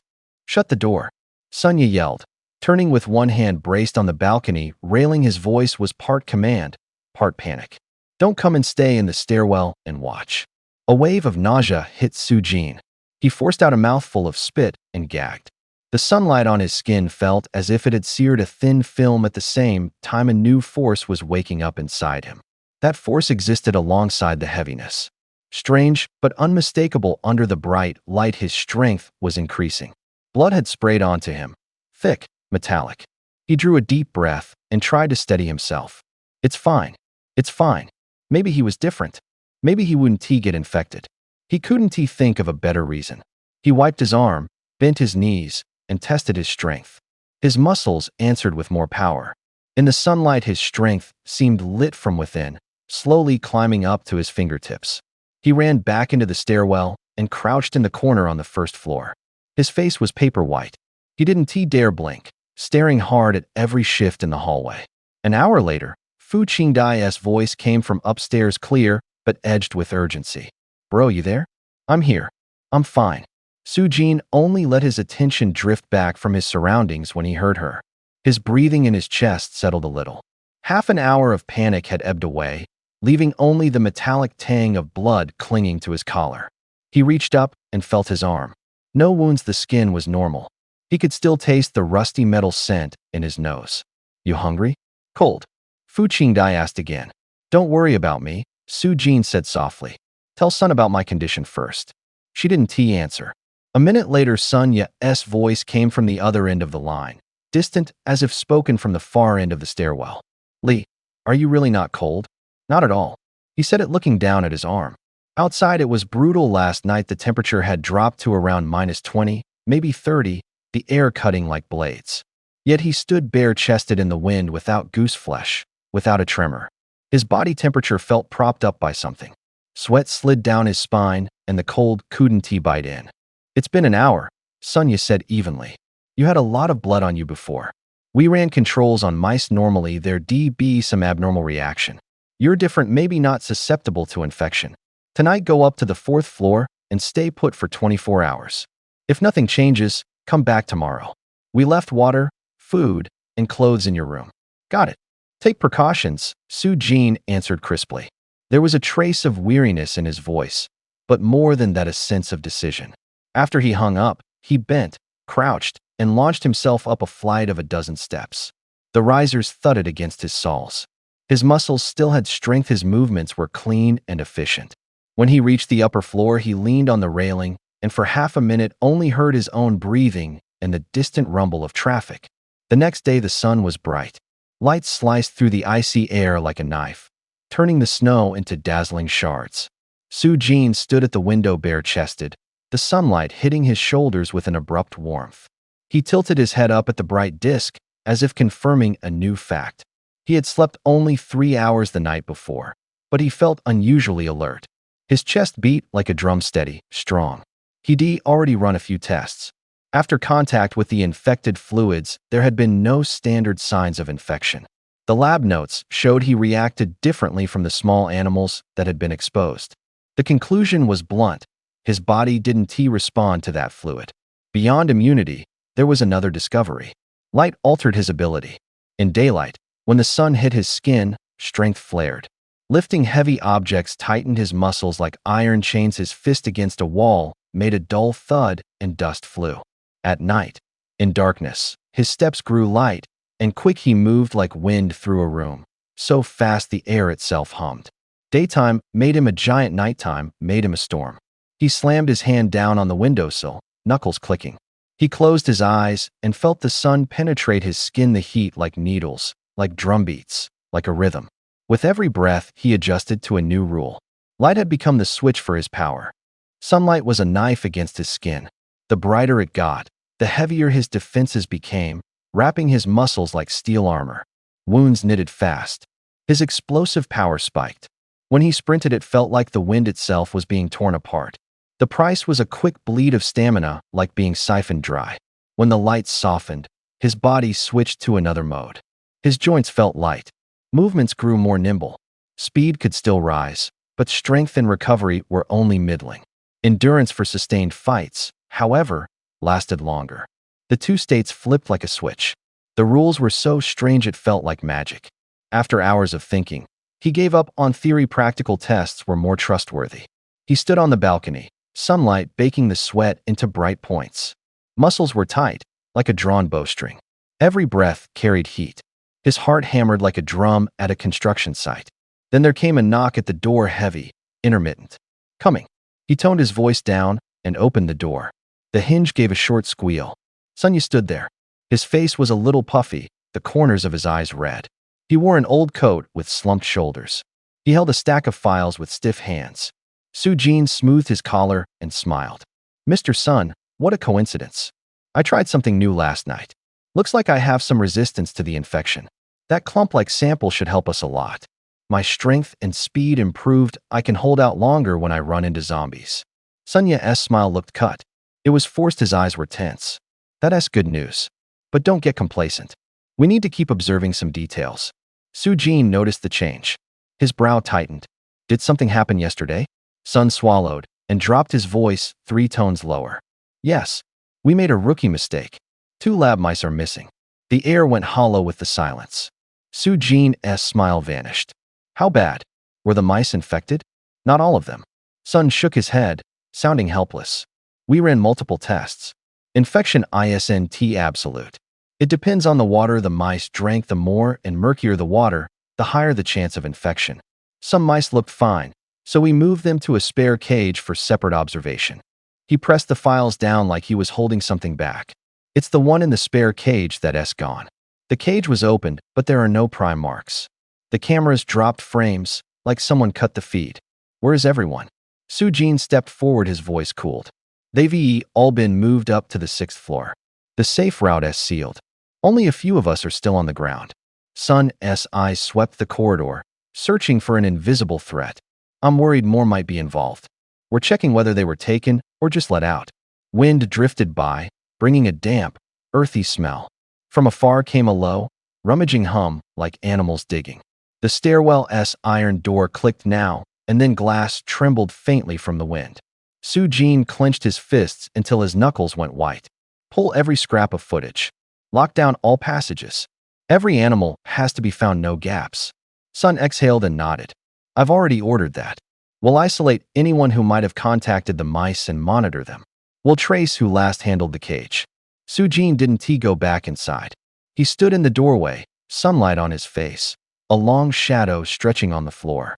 His chest felt like it had a stone on it. Light gave him power and responsibility.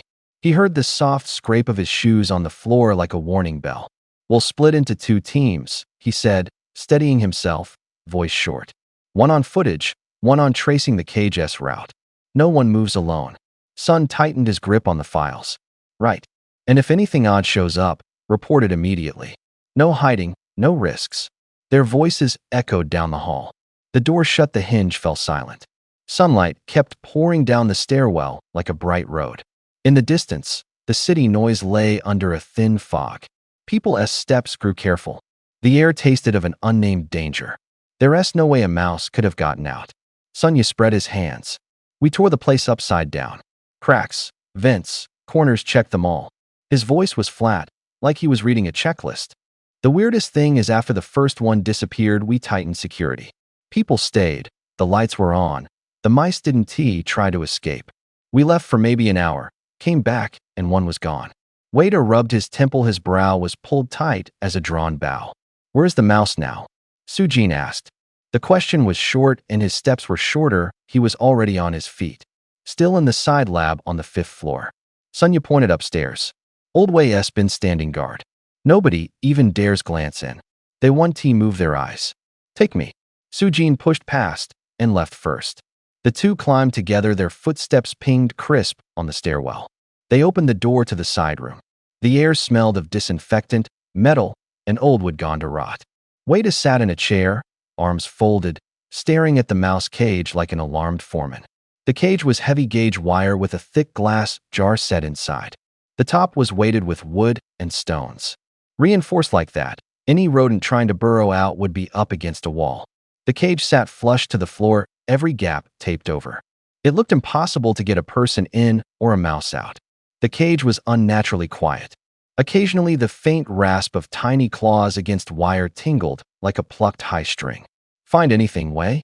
Sujin stepped right up to the cage, voice clipped. Wade shook his head, helplessness in his breath. People here, nothing happens. People leave, they vanish. I don't get it. If only we had surveillance. We do. Sujin slipped a hand into his pocket. My stuff wasn't tampered with. I brought my phone. A flicker of a smile crossed Sunya's face. No one touched your things. We moved up to the 6th floor safe. 10 minutes later, Sujin returned to the room. He stood neat and efficient. He cleared personal files from the phone, hooked up a power bank, mounted it on a simple tripod, zoomed the lens close, and fixed it on the most unremarkable corner of the cage. The phone cast a cool white glow. The lens aimed at the cage's least noticeable nook. Wada and Sonya leaned in the doorway like wary hounds, murmuring low. What is that device? The image is so clear, Sonya whispered in disbelief. Like a fingerprint screen, but not. Wada tapped his chin with dry fingers. The interface has that smooth touch feel. The seams on the case are almost invisible, like it was carved from one block. The battery is warm, probably lithium. It's power-hungry and has an external power feed. Capacitive? Ultrasound field control? Sonya rattled off terms like bullets. To make it this small, with this precision, who could do it? No branding. No screws. Looks like a phone shrunk in half and refined 10 times over, Soo-jin said coolly. He swiped the screen, and the fingertip reacted to a tiny shimmer. The power bank hummed faintly, like a distant engine. From the door slit came a half-joking shout. This kid, could it be aliens? They all laughed, the sound tight with tension. Soo-jin switched to a real-time zoom. On the screen, the mouse's fur was painfully clear, veins moving under skin, tiny beads of moisture on its nose. The phone's mic amplified a faint breath, like someone blowing gently from far away. The camera fixed on a small black dot in the corner of the cage. A sesame seed-sized speck stuck to the wire, shaped like a miniature box. The surface flashed, as if an LCD lit up. Zoom in. Wada's voice trembled, his throat was suddenly wet. Soo-jin brought the lens closer. The phone auto-focused in the dim light, the image sharpened. Around the box was a brighter ring, like a tiny screen. Tiny symbols scrolled across it like a micro-menu rotating. No screws. The surface was glassy, edges precisely chamfered. Is that a touch interface? Sonya breathed, barely more than wind. Looks like it, Soo-jin said. But no buttons, no seams. How do you even make something like that? The microphone picked up a faint sizzle, not the scuff of paws, but a delicate electric whisper. A bright line of light cut across the screen. The head of one mouse tilted as if startled, its nose twitched, like someone had shaken its focus. 17 seconds later, the cage held only a drifting smudge of fur. Somewhere a flash swallowed the little black box. When they looked again, the cage was empty. No fur floated in air. No evidence of a struggle. Not even a torn wire. All three inhaled at once. Play it back. Wada's hand shook. Soo-jin rewound and slowed the footage. The bright line sliced like a knife, and then, as if a tiny door had opened in the air, the mouse's body at the threshold blurred, stretched thin like smoke, then snapped and was gone. What is that? Sonya's voice cracked. It's not light. Not smoke. It's like the thing was pulled right out of existence. Wada stared at the screen until his eyes reddened. After a long silence, he said, not any consumer product we've ever seen. No brand. The workmanship is military grade, but the look is too refined, like a designer's toy. Even state labs couldn't produce such an integrated manufacturing recipe. Capacitive touch? Ultrasound field control? Or some kind of miniature teleportation device? Soo-jin listed possibilities, each word thudded like a stone on wood. A draft slipped in at the door and lifted a loose sheet of paper on the table. The corner quivered as if to remind them. This was bigger than they'd imagined. We need to take the cage and the footage back for analysis. Go through every frame. Don't let anyone touch it. Wada murmured. Okay. Soo-jin nodded, his face darkening. He set the phone on the table. The looped images of disappearance kept playing. The room's lights seemed to dim another notch, and the air thickened dense enough, suddenly, to feel like something you could reach out and grip. Either he got his hands on alien tech, Wada said in a low voice, or this rain has something to do with him. Hiss. Sonya lifted an eyebrow. There was a light in his eyes, but his smile carried suspicion. You might be right. He sometimes talks like he's reading from a book. Spits out all kinds of weird metaphors. It sounds awkward. Mid-sentence, the room fell quiet. A cold draft slipped in through the crack of the door. The three of them looked up toward the doorway at the same time. What are you two talking about? Soo-jin set his phone down, shrugged, and stepped inside. A faint glow from the screen still lit his wrist. And nothing. Sonya's voice tightened for a beat. Then he turned it into a question. Shaoli, what model is that camcorder of yours? Imported. New model. Soo-jin slid the phone back into his pocket, his voice even.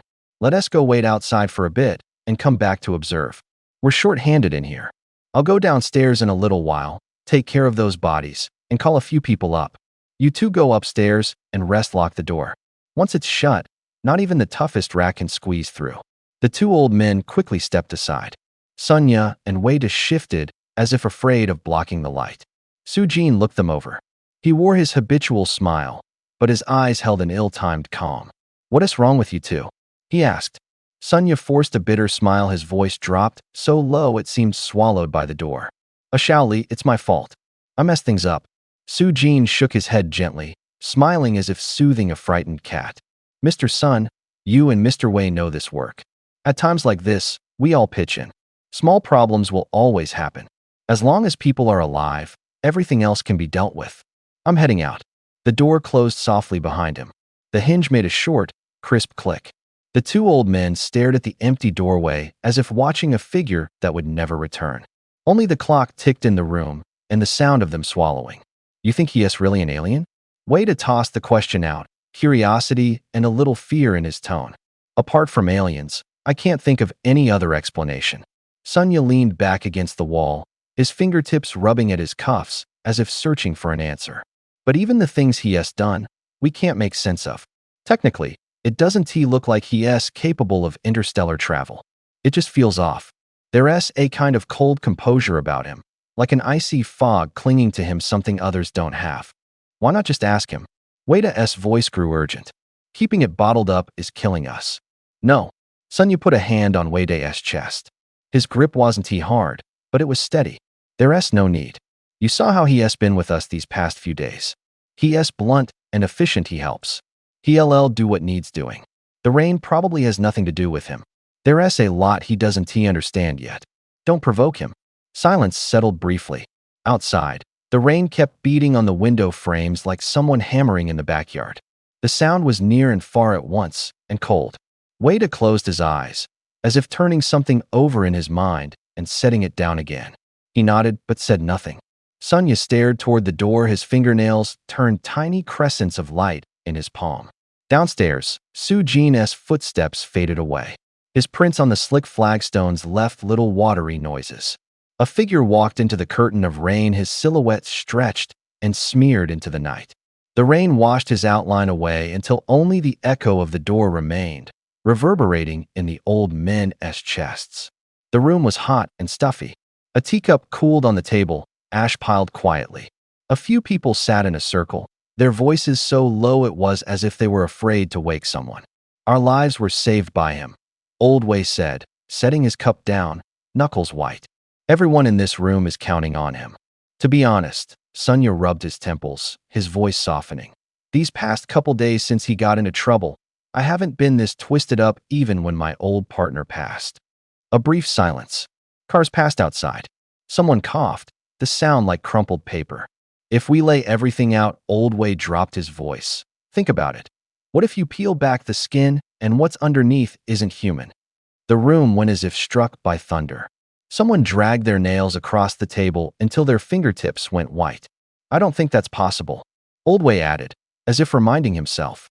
"Look at his tools, his movements, those engravings. They look like patterns, like some ancient pictograph.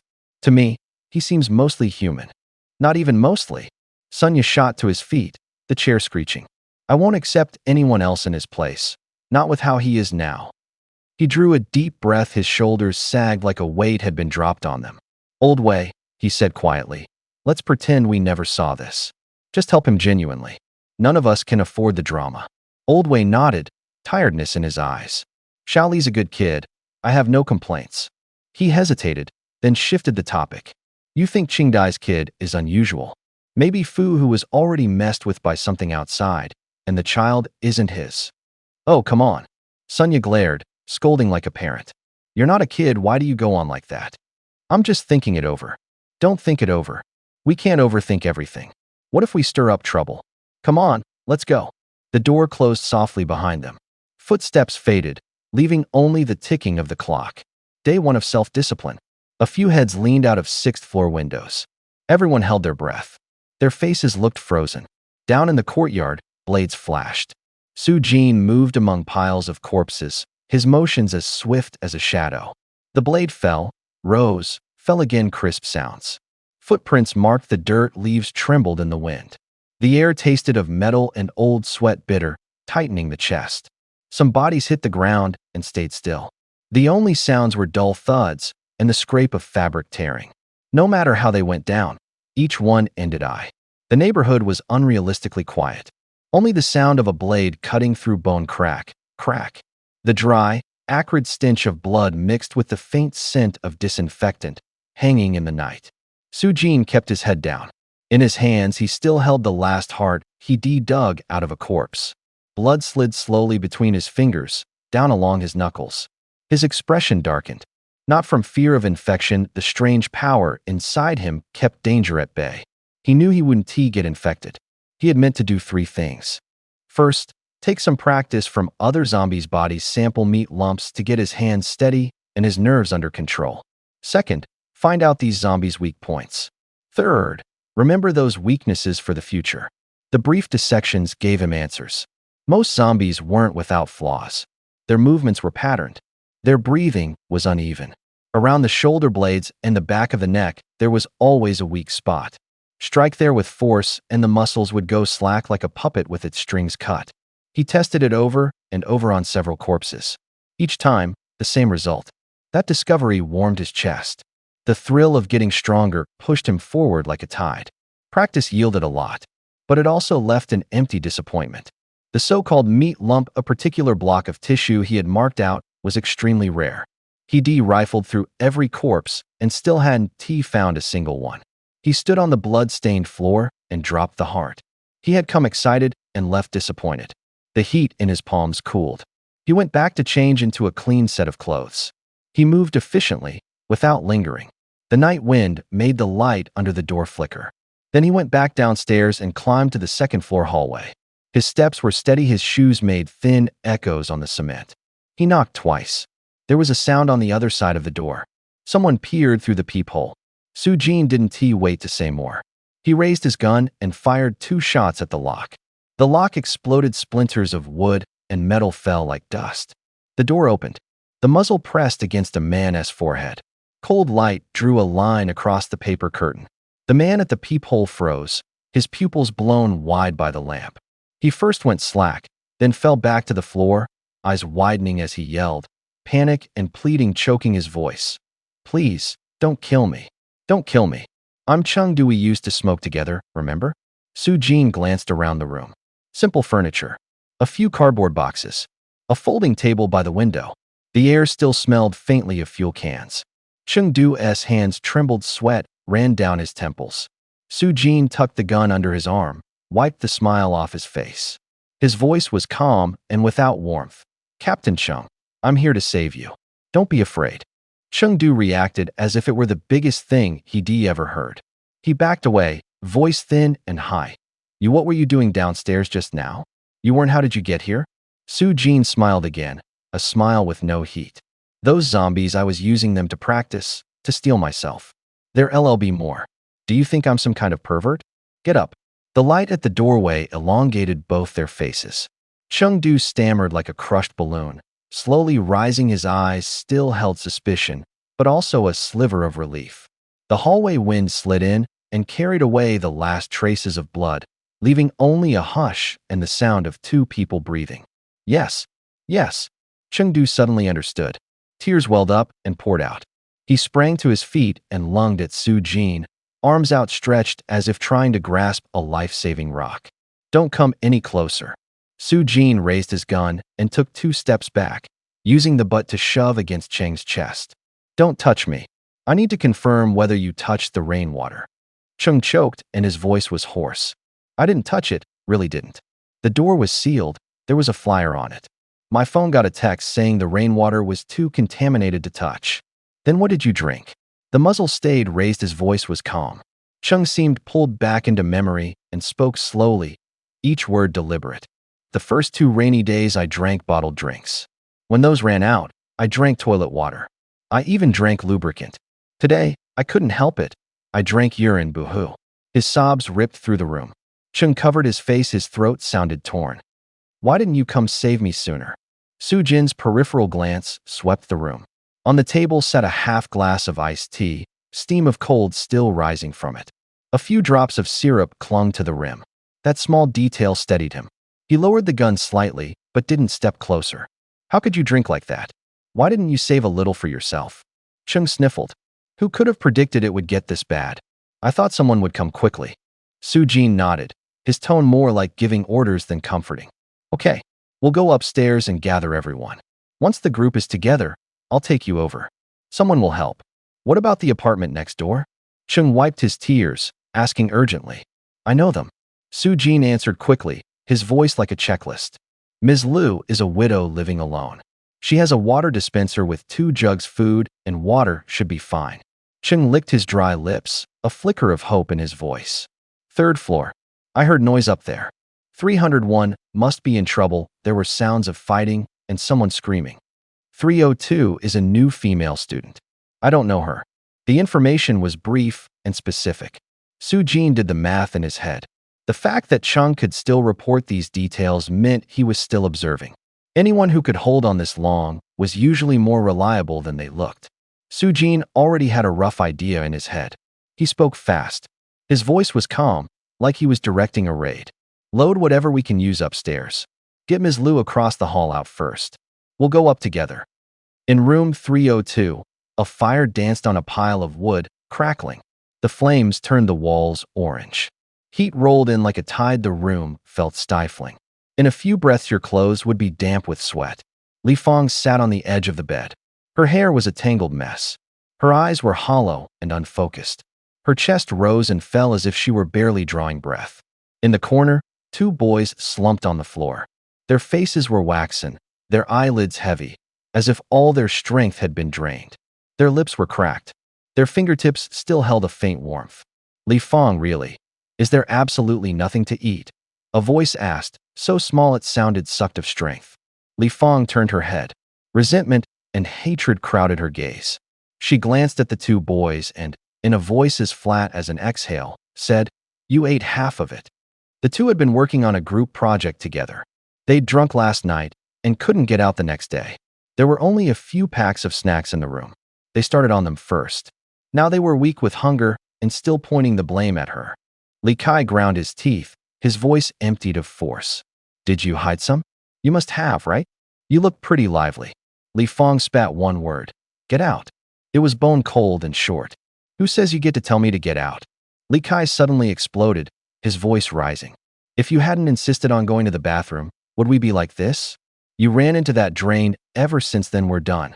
How can you only think of yourself? Chao Chengping staggered to his feet, shoulders drooping like a puppet about to collapse. He shrugged off his jacket, while staring at Li Fong. Panic showed more than anger in his eyes. You might not die of thirst, but we'll starve. Even if we don't starve to death, we could get carbon monoxide poisoning. There are more than monsters outside. There's someone guarding the door. We can't get out. None of us can. By the end his voice had dropped as if swallowed by the fire. He swallowed a dry mouthful and put it more bluntly. Li Fong, go wash up. The words were like a needle, stabbing the room's humid air. Li Fong narrowed her eyes and pulled closer to the head of the bed. Fear was written across her face. Are you crazy? She barely managed to spit out. Her fingers dug a crease in the bedding. Chao Chengping asked again, his voice threaded with helplessness and a flicker of hope. Do you have any water? Li Kai's eyes suddenly lit up, as if he'd been shocked. He staggered, his voice trembling. Chao Chengping's face twisted ugly. He was panting like someone who'd been trapped too long. There's water. His voice was low, laced with a crazed triumph. I collected it the day the rain stopped. I even drank from it. That little that's left, if you take it, you'd be dying for nothing. He shuffled toward the bed, rough. He grabbed Li Fong's wrist. Give me the water, he said. His voice was like sandpaper. Li Fong recoiled, tears gathering at the rims of her eyes. Her voice was like a leaf in the wind. I don't want to. Li Kai crawled forward and clutched Chao's pant leg. His fingers dug in, mud packed under his nails. Chao gave a light kick. Li Kai was flung back to the floor, spitting a mouthful of blood and foam. One sip of water, will it help? Chao's eyes were rimmed red, burning. He ground his teeth and managed a hard, ugly laugh. At this point, stop pretending. Let go of her. Let me see. Li Fong cried and backed away, voice shaking. Didn't you say you'd treat me like a sister? Chengping, don't. I won't die like this and lose my face. Chao held. His hand clenched white, his knuckles looked like rock. He lunged for the edge of the bed, a cornered, frantic animal. The room erupted. The blanket ripped with a harsh rustle. Furniture scraped with metallic screeches. Li Fong and Chao tangled together, hems tearing, their breaths slamming into one another. "Don't touch her." Li Kai braced himself against the wall, voice high and dry. His face twitched as if it might split. Chao glared at him, cold and mad. "You think you can stop me? We're nearly dead, and you still want to play hero." Li Kai lifted his head, his lips were pale, but his eyes were bright as blades. "Let go. Let her go." Before the words finished, the lock on the door was blown apart. The sound of metal tearing cracked, like ice breaking. The door was shoved open. A figure stood in the doorway, long shadowed. The muzzle still smoked. Su Jin filled the frame, eyes like an eagle's. The stock pressed to his shoulder, his breathing was steady. First, a lifeless face poked through ashen skin, crusted fluid at the mouth. No sooner had it appeared than a second shot dropped it. The head snapped back, throwing up a stench of rot and dust. 2 quick shots. 2 infected bodies collapsed inside. Their chests were ruined. Blood splattered the wall. A dull thud, and the hot, wet iron of blood flooded the room. Su. He didn't fire much. But inside 5 meters, he could put a round through a heart. He waited a few seconds. Nothing moved inside the room. Su Jin stepped forward, crouched, ready to cut open the chest and check. From the side, a scrawny zombie lunged out. Its movements were smooth, like an iron rod shot from a spring. The weak light stretched its outline. He heard the faint scrape of footsteps across the floor. His hearing snapped awake. His body moved first. He rolled a backward tumble toward the hallway, his spine hitting the cold, hard floor. Before he was fully up, he shoved off hard, his shoulder slamming into the door. The door shuttered. With a dull thud, the small figure slammed into the crack. The door clamped down on its head. A brittle snap, like a breaking branch. It froze. The glint of a dislodged eyeball skittered across the floor. He slipped the muzzle through the gap and fired a finishing shot. The bullet tore into its chest, a gust of blood and the iron smell rising. Then quiet. 3 zombies collapsed where they stood. Su Jin pushed the door open. It creaked. Light spilled into the room and fell across the bodies. He stayed crouched, the gun still tight in his hand. A bitterness spread through his chest. A thought hit him. That meatball wasn't in front of the heart, it sat behind it. If you always shot for the heart, you could shatter whatever precious thing was behind it. It would be wasted. A zombie's weak point was often hidden behind the fatal spot. To remove an intact organ, a knife was more reliable. But he'd already acted. There was no choice. He swapped knives, crouched, and slit open the 3 chests. His fingers met cold organs. The smell of blood deepened. Still none of the 3 had the thing he was looking for. No trace of it anywhere. Helpless, he shook his head. He pulled off his gloves and let his palms meet the cold air. Save the living first, the supplies could wait. Su Jin stood and walked to room 302. He knocked. He knocked for half a minute, then called out a few times. Silence. He shot the lock. The shot echoed down the corridor, dust spewed from the keyhole. He waited 3 minutes outside, nothing changed. He pushed the door open, muzzle high. The room smelled of vomit and sweat. The light was dim, the furniture overturned. In the master bedroom, he stopped. On the bed, a woman lay with her clothes in disarray. As if they'd been ripped, only one foot still wore a sock. 2 men slumped in the corners, sitting on the floor in nothing but shorts. They looked pale, as if they'd just climbed off a hospital bed, their eyes empty. Dried stains crusted their chests, like the aftermath of vomiting. They glanced at him. One curled into himself, hugging his knees. The other blinked slowly, like someone who'd lost his soul. Su Jin's gaze went back to the bed. He lowered his breath. The room was so quiet, he could hear his own heartbeat. The bed was covered in strips of mud. The damp, earthy smell was like something just yanked from the soil. Su Jin inhaled deeply and wiped his face with the back of his hand, then asked, bewildered, "Are you 2 scrubbing yourselves on the bed?" Li Fong burst into a scream, her voice tearing, like someone flung a window open and slammed it shut. Her sobs were ragged and gasping, her knuckles went white. Chao Chongping shut his eyes hard, his voice trembling. "Do it. What's the point of more talk?" Su Jin stood in the doorway with a tightness in his chest. Sweat dampened his back. He scratched the spot between his brows with a finger. He couldn't make sense of the scene. Everyone's reactions were off. He stared at Li Fong, his voice cooling. What is going on? Explain it to me. If you keep crying, I won't be so polite. She didn't answer. She only wailed louder, curling and uncurling her body. The sheets scraped against her harshly. After a moment, she suddenly turned, pointed at the two men on the bed, hatred and fear in her voice. It's them. They try to hurt me. Kill them. Kill them. Do whatever you want of me. Chao Qingping threw his head back, his tone turning to outrage. Each word sharp. You hid that from us and did that kind of thing. Filthy. Shameful. Then he sneered at Su Jin. Go on, do it. She doesn't deserve this house. You two are just right for each other. His words landed like stones on still water. Su Jin froze. His face shifted several times. It felt as if someone had hit his chest, and he sobered a little. He looked from one to the other. The air in the room was taut, as if it might tear. Outside, cars passed, and the rain still tapped the eaves. After a long silence, Su Jin said coldly, his voice low but decisive, make it clear. Listen to me, I'm only asking for one answer. Su Jin planted his hands on his hips and let out a long breath. He walked toward Li Kai, his steps steady, as if measuring the distance.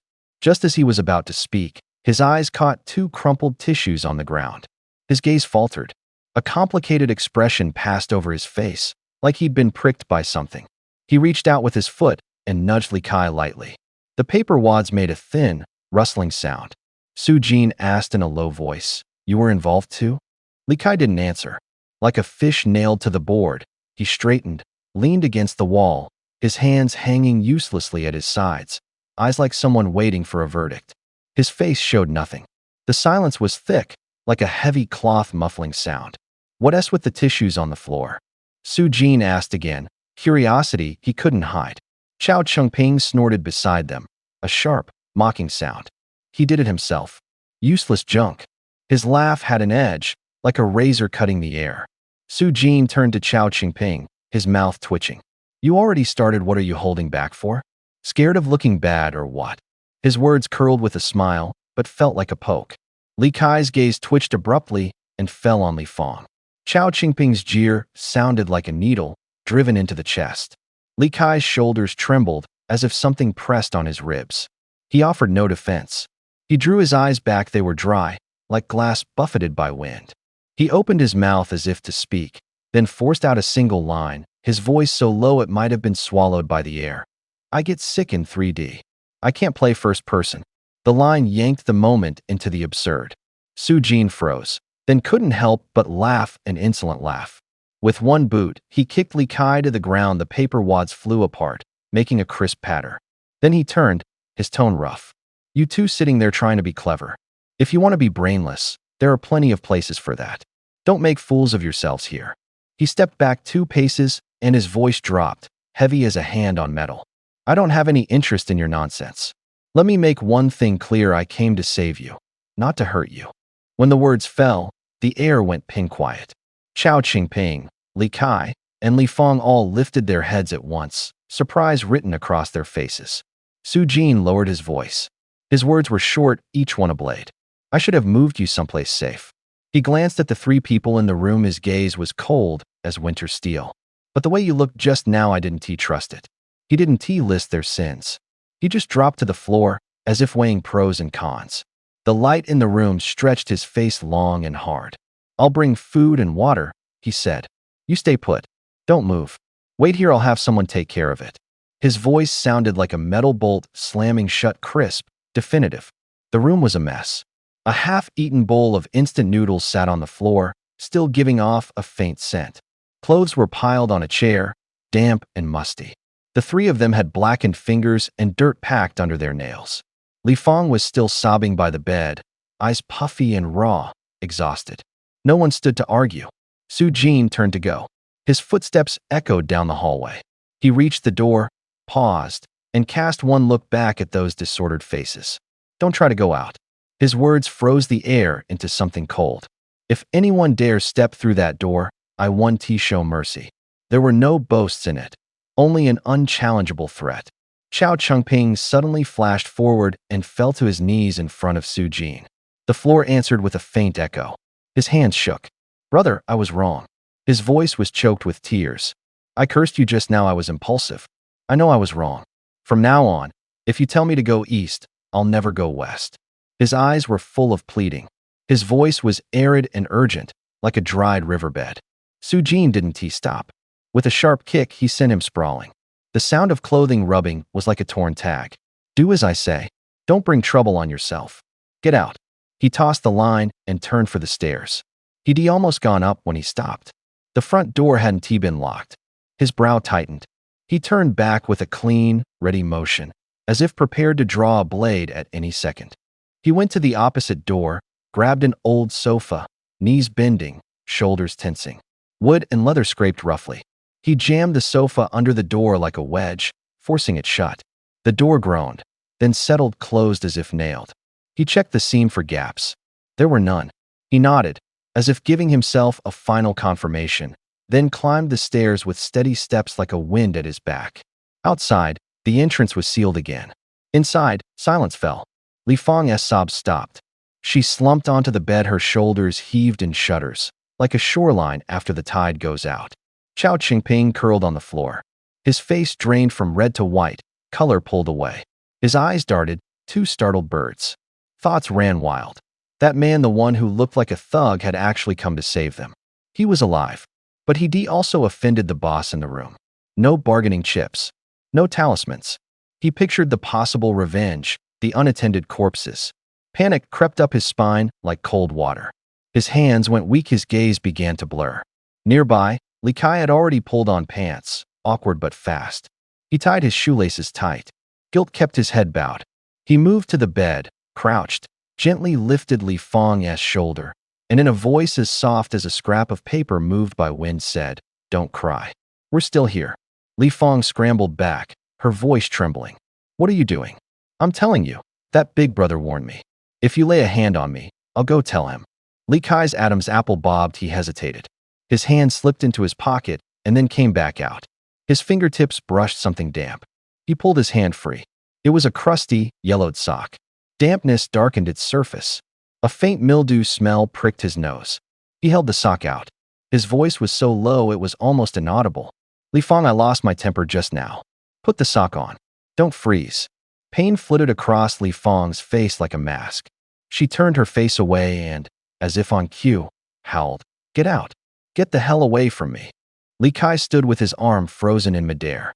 The sock in his hand felt like a rotten rag. He wanted to step forward, then pulled back. In the end, he shoved the sock back into his pocket and sat down again. His shoulders slumped, like a deflated bag. In the corner, Chao Qingping curled into himself, shaking like a sieve. His teeth were clenched so hard they clicked. Li Kai lifted a hand and lazily waved at him. "Hey, what's wrong with you?" Li Feng shot a cold glance, her hatred like an ice blade. "Now you know what fear feels like, huh?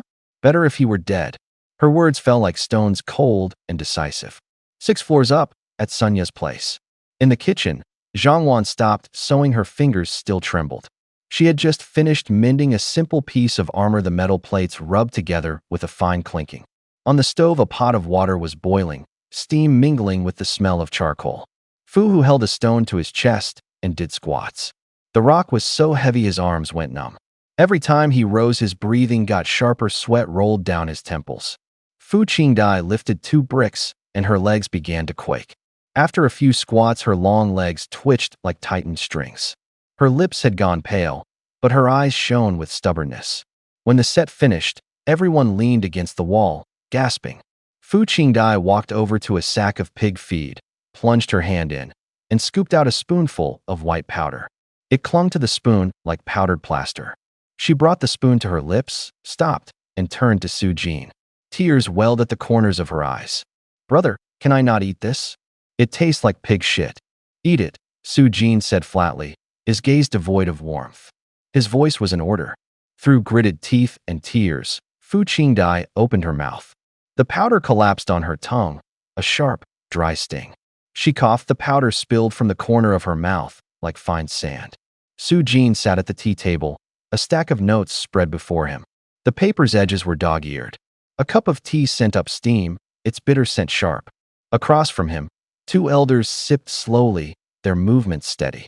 He pointed to several charts in the notes, his voice calm but taut. Look, the mouse experiments show there's an incubation period. If infection happens late, symptoms progress slowly. But the sample size is small. The data aren't enough. Individual variation is large. Sunya took a sip. The bitterness lingered on his lips. He set the cup down and tapped a finger on the paper. Some individuals inhaled very few of the gray particles. Those individuals weren't infected at all. I put Chengdu and Lu Min across the hall for that reason, Su Jin said. The door isn't locked, just sealed with tape. Easier to monitor. He tapped the strip of paper with his fingertips. The sound was crisp. Outside, a low metallic scraping rolled past, like a reminder that time was short. You and Fu Hu's family can relax, he added, looking toward the other side of the door. His tone was calm, but his eyes flicked across everyone's faces in quick sweeps. No problem with me and Old Wei either. The rest, just to be safe, isolate them and observe for a while. Wait a frowned.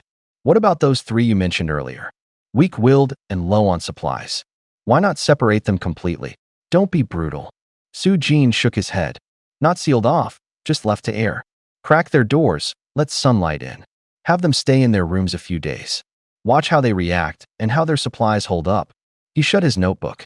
The cover snapped, the pages made a dry scrape. Su Jin's voice dropped lower. In 2 or 3 days, the gray stuff floating outside should dissipate on its own. By then, the real danger will have shifted from the air to living things. We need to buy time and space. Use cars to cordon the complex, he continued. Short sentences, efficient. Block the entrances with any operable vehicles as a first buffer. Once people are in position, we'll assign duties inside the complex. Wait, snorted. Will that help? When it warms up, the infected get active. Cramming cars at the gates will just make noise and draw more. We can't stay holed up here forever, that's waiting to die. I've thought of that. Su Jin looked out the window, as if counting the shadows on the street. Most people are locked inside now. The number of infected on the streets, in theory, shouldn't be huge. Even if the blockade doesn't stop them completely, the vehicles will buy us seconds, maybe tens of seconds. Time equals a chance to live. He laid the plan out clean and sharp, short sentences like nails being hammered in. I'll split us into teams. First, group the living by apartment, hand out supplies, and have them stay indoors. My job is to go in, kill the trapped infected, find that lump of flesh, and scavenge necessities along the way. That lump of flesh, he paused, his tone stripped of effect, gives anyone who touches it abnormal power. We have to get it out. Analyze it. Control it. Find useful people. Let the normal ones out, train and reorganize them. Form teams with firepower and defensive positions. Find defensible strongpoints and build a line. Then push into the city step by step to mount larger rescues. Silence held for 2 seconds. They could hear their own breathing. Outside, a distant hiss like wind drifted by. What do you think? Su Jin asked, looking at them with clear eyes, waiting for nods. Wada was quiet for a moment, then nodded. Sunya waved his hand, cutting off the discussion. His voice was short and clipped, like pressing a knife back into its sheath. I agree with the reorganization. He said it first, but his eyes didn't smile. I won't support you setting up a stronghold in the city. Su Jin tilted his head to listen. The wind carried a distant low howl. The undead's groans sounded like echoes in wet mud. Sunya stepped closer, his voice colder. Once the city starts moving, trouble comes fast. One person makes a sound, and the echo bounces between the high rises.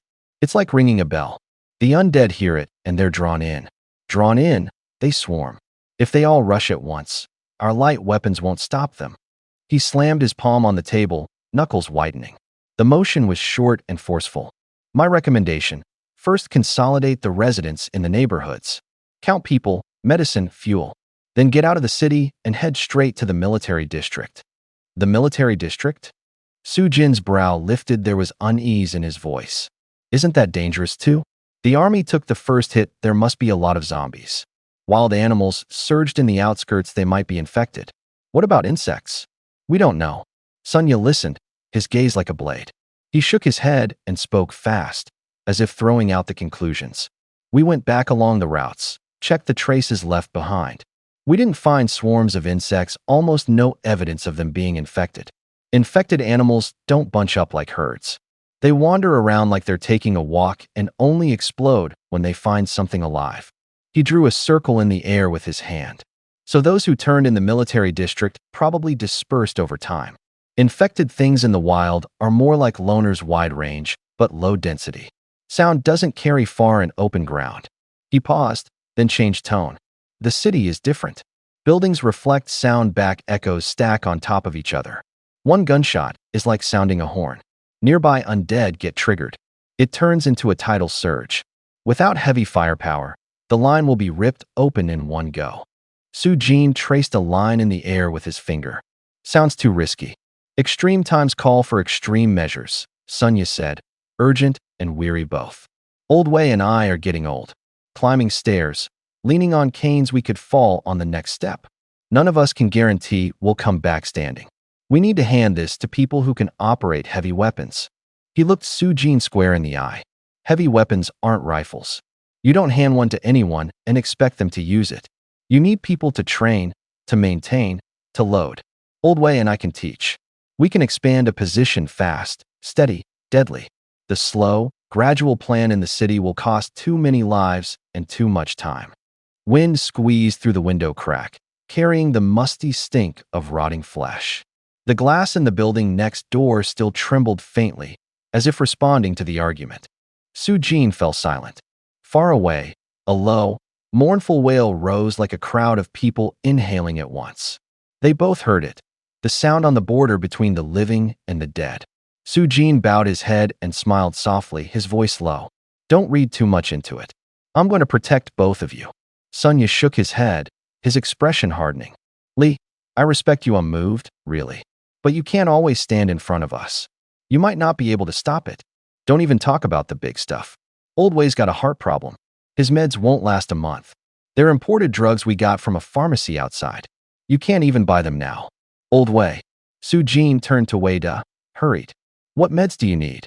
Say it earlier, we have to think of something. Wei-da waved him off, smiling with stubbornness. They just make me feel better. Not taking them won't necessarily mean something happens right away. Don't risk yourselves for me. When he finished speaking, he patted his knee and stood. Let's go. It's about time. Go check the lab mice. The three of them went downstairs with steady steps, headed for the 5th floor lab. The smell of disinfectant hit them at the door. Instruments hummed quietly, like the room's breathing. Sunya and Wei-da pushed the door open first and walked toward the row of metal cages. Su-jin still had his phone in his hand. When he unplugged the power bank, the phone was so hot it felt like holding a stone. He tapped the screen while hearing the two of them talk. One's missing again. Sunya's voice was incredulous. Number 6 is gone. The cage isn't broken. The bars are intact. Su-jin's brow nodded. The screen lit up with the surveillance feed. Don't jump to conclusions. Watch the footage first. He handed the phone over. The two older men leaned in the air, seemed to be sucked dry. A blade-sharp silence pressed down on everyone's chest. Su-jin sped the video up.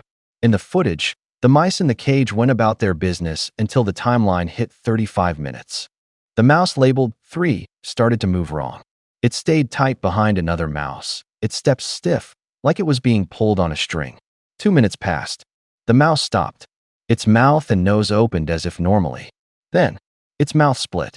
The sides tore outward, stretching along its cheeks, almost swallowing half its flank. Fur trembled, ears flattened, and its eyes showed only a hollow hunger. The screen showed a nauseating instant. The mouse dragged the other closer. Teeth met flesh with a wet, greasy sound. Then an impossible, oversized maw closed. All three inhaled sharply. Sweat ran down their temples. Sunya's fingers trembled on the phone. The number 3 mouse swallowed its prey in one gulp. Its belly ballooned, fur stretched glossy, its chest working faster. 10 minutes later, its body sagged back down, as if nothing had happened, returning to its original size. Su-jin snapped his phone shut. His hand went rigid, and his spine felt as if it had hit a wall of ice. Sunya and Wei-da stared at the number 3 mouse. A chill crawled up from their soles. Palms slick, throats tight. Just as Su-jin opened his mouth, heavy pounding sounded on the door downstairs, thuds, forceful, each blow making the doorframe vibrate. Someone was shouting below, curses and anger threading through the voice. The three of them startled and looked toward the door. You guys go back, I'll check it out. Su Jin split them with one sentence decisive. He shoved his phone into his bag and zipped it closed with crisp efficiency. He rushed down the stairs, covering 2 flights in a few strides and landing with a sting in his knees. His footsteps rattled urgently down the hall. The noise came from 302. A sofa sat in front of the door like a person blocking it. Su Jin kicked it aside, braced his shoulder against the knob, pressed the barrel of his gun into the gap, and shoved the door swung open. Inside were 2 figures tangled together. Chao Qingping and Li Kai were twisted up like a pair of snarling dogs. They froze when they saw Su Jin. Chao suddenly slid to his knees, pointing at Li Kai, eyes rimmed red, his voice ragged as if torn. Big broth. At the corner between the 3rd and 4th floors, Weida and Sunya hunched over the railing, leaning out with their eyes fixed on the area below. The iron rail was cold under their feet. Wind funneled up the stairwell and cut at their ears like knives. Shaoli, didn't we clear this unit already? How could a zombie get in? Sunya whispered. Su Jin kept the muzzle level, his voice cold and clipped. The ammo box made a faint metallic scrape, like it was counting down time. His eyes never left the figures below. 3 people, 1 dead. Su Jin added in a low voice, if one of these 2 was the one who did it. Then he asked the disguised kind of hunter hiding among its own. Weida and Sunya exchanged a glance, shifted a few steps on the stairs and craned their necks to get a better look. Their boots clicked heavily on the metal treads. The air smelled of blood and sweat, a mix that tightened the nose. Su Jin's brow tightened. Thoughts flickered through his head like lightning. He realized one thing. This wasn't an ordinary infection, not the kind that makes someone grotesque at first glance. It felt more like a rewrite from the inside. A person's mind had been altered. Aggression had been forced to the surface while the exterior remained perfectly normal, like wearing human skin, but becoming something else inside. The appearance of such a human specimen meant this was the best moment to observe. They had to get to the truth. Su Jin gritted his teeth and slowly swung the muzzle T. Su Jin narrowed his eyes. His gaze was like a knife, slicing back and forth across the 2 men. The muzzle flicked again, as if marking them. Take your clothes off. All of it. His voice was low. There was no extra courtesy. Chao Qingping wailed. Big brother, this really isn't necessary, is it? Can't you not do this? Li Kai said nothing. He began to undress. His movements were brisk. Buttons clicked onto the floor, the zippers slid like a pinprick. Fabric slid down and landed with a soft slap. Su Jin's eyes never left them. The 2 stood naked. Their skin was ordinary, beads of sweat running down their spines. No tattoos. No iron rings. Nothing unusual. Just 2 ordinary bodies. Turned sideways. Su Jin pointed the muzzle at one of them. Chao Qingping's voice trembled. Big brother, that's enough, right? He glanced back at Li Kai. Li Kai complied obediently. Faced the other way. Su Jin's tone was shorter, colder. They turned as ordered. Su Jin walked slowly, his fingers sweeping along their outlines like a probe. Tiny beads of sweat welled on his forehead. The air was so still you could hear the breathing. Kneel. Hands behind your back. Su Jin lowered his voice, like he was issuing a final command. They didn't resist. Their knees hit the floor with a dull thud. Their hands were clenched behind them, knuckles white. Chao Qingping kept glancing back, tears glinting in his eyes. Don't move. Su Jin's muzzle was like a nail, driven into their chests.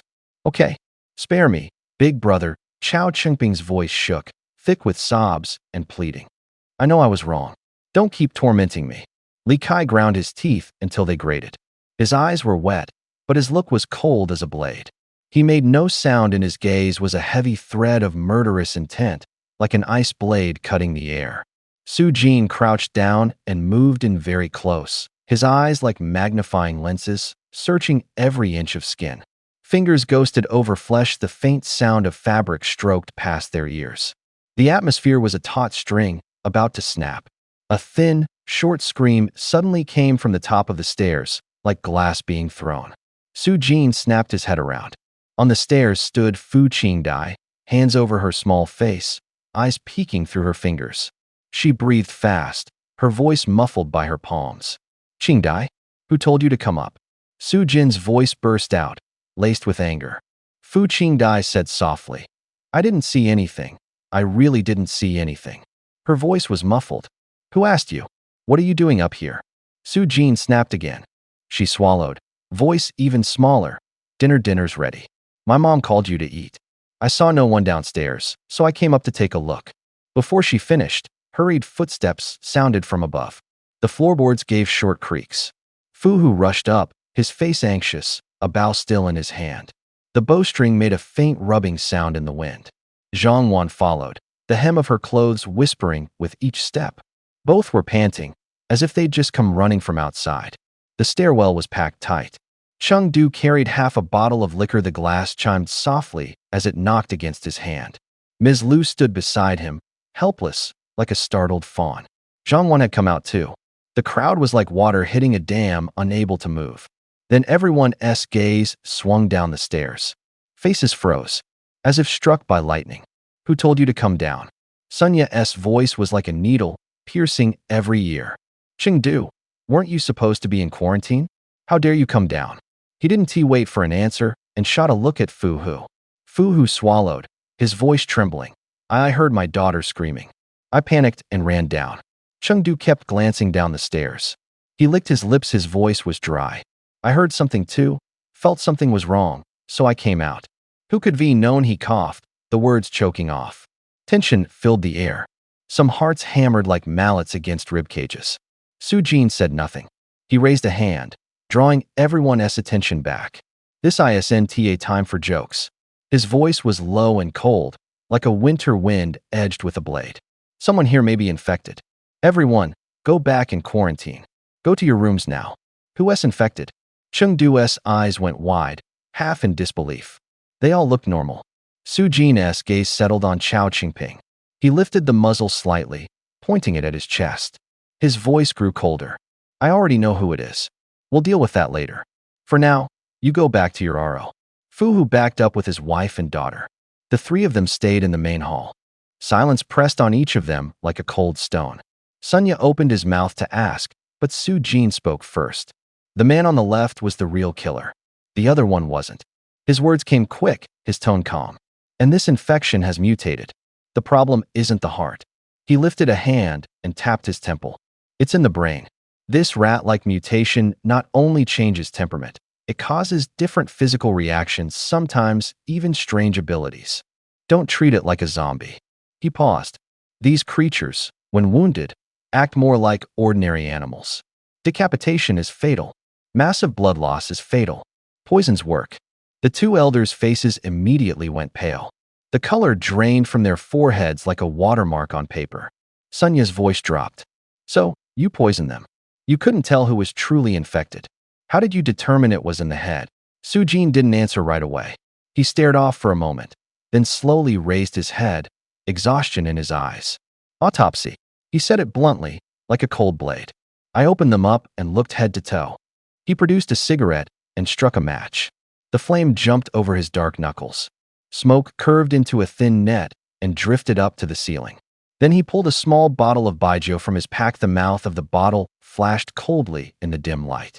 Su Jin flung the tea from his cup onto the floor. The ceramics collided with a sharp clink. The liquor ran down the back of his hand, and he swallowed it in one gulp. He refilled the cup and drank again.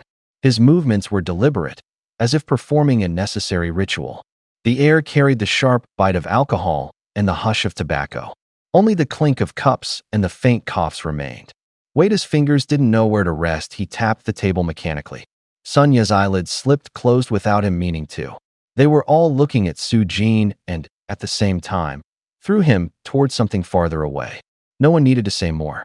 In that instant, all three of them thought the same thing. This rat-like mutation could hide perfectly among its own. The threat wasn't a new contagion or some exotic trick. It destroyed the most basic thing: trust. Sunya's mouth twitched. Lines of pain scored his face. He said quietly, the army falling was just the beginning. We should have known this mutation had been around for a long time. Su Jin inhaled and exhaled a gray plume. The smoke ring split in the air like a torn cloud. It's already seeped to the top, Wade said, his voice like gravel. Decision makers, managers, several protective layers have covered the problematic people. The later it's exposed, the higher the price. Wind pushed through the window crack. Paper rustled like someone leafing through old ledgers. Su Jin's gaze fixed on the rain streaking down the glass. The sound of drops striking slowed into a clear, deliberate rhythm. He drank again. The alcohol burned up his throat and brought a fleeting clarity. In a low voice he said, "Against something like this, any simple rule is useless. Either you can see through the disguise, or you become a tool." They fell silent. Smoke, liquor, and rain wove a mute net that trapped them all. Outside, the storm kept spreading. Inside, fear was being reshuffled. Nobody had the time. Nobody had the resources. Nobody had the capacity to sort out the truth. The organization fell apart from top to bottom. Trust snapped like a broken chain and scattered everywhere. On the radio came crackling fragments of speech. "Don't trust a pause. Then, trust no one." The words were like paper torn by the wind, drifting down and gone. Maybe someone was still making a last stand. Someone launched a device called Hankwang toward the city. Its bursting cold light sliced the night like a blade. But beneath the sweep of events, all weapons felt useless. The guns were drowned out by the rain. The craters held only mud and the smell of scorch. Smoke swallowed the room. The smell of booze and smoke blended into a sour sting that tightened his throat. Su Jin lay on the sofa. His eyes were glazed with moisture. Light trembled over his face. Outside, the heavy rain battered the world into fragments. The city was torn into isolated islands. The organization could no longer regroup. Any road to rebuilding had been cut off. The strategy they sketched on blank paper just last night had, in an instant, become empty talk. Every newly lit hope was snuffed out by reality's hand. The despair hit him like the shock when he first saw Hankwang go off. In his memory, sirens hung like cut ropes, whining as they fell. People didn't collapse because they ran out of ammo. They fell because they no longer trusted one another. Neighbors turned into strangers. There were knives in th. I hope that's not just the booze talking. Sun Ya's eyes gleamed as he fixed his stare on Su Jin. Su Jin smiled, low and edged with cold. "I'm not drunk and babbling. How about you? Can you still hang on?" Sun Ya's mouth twitched, as if doing mental arithmetic. "You take us with you. If you don't let go, none of us have the right to fall back first."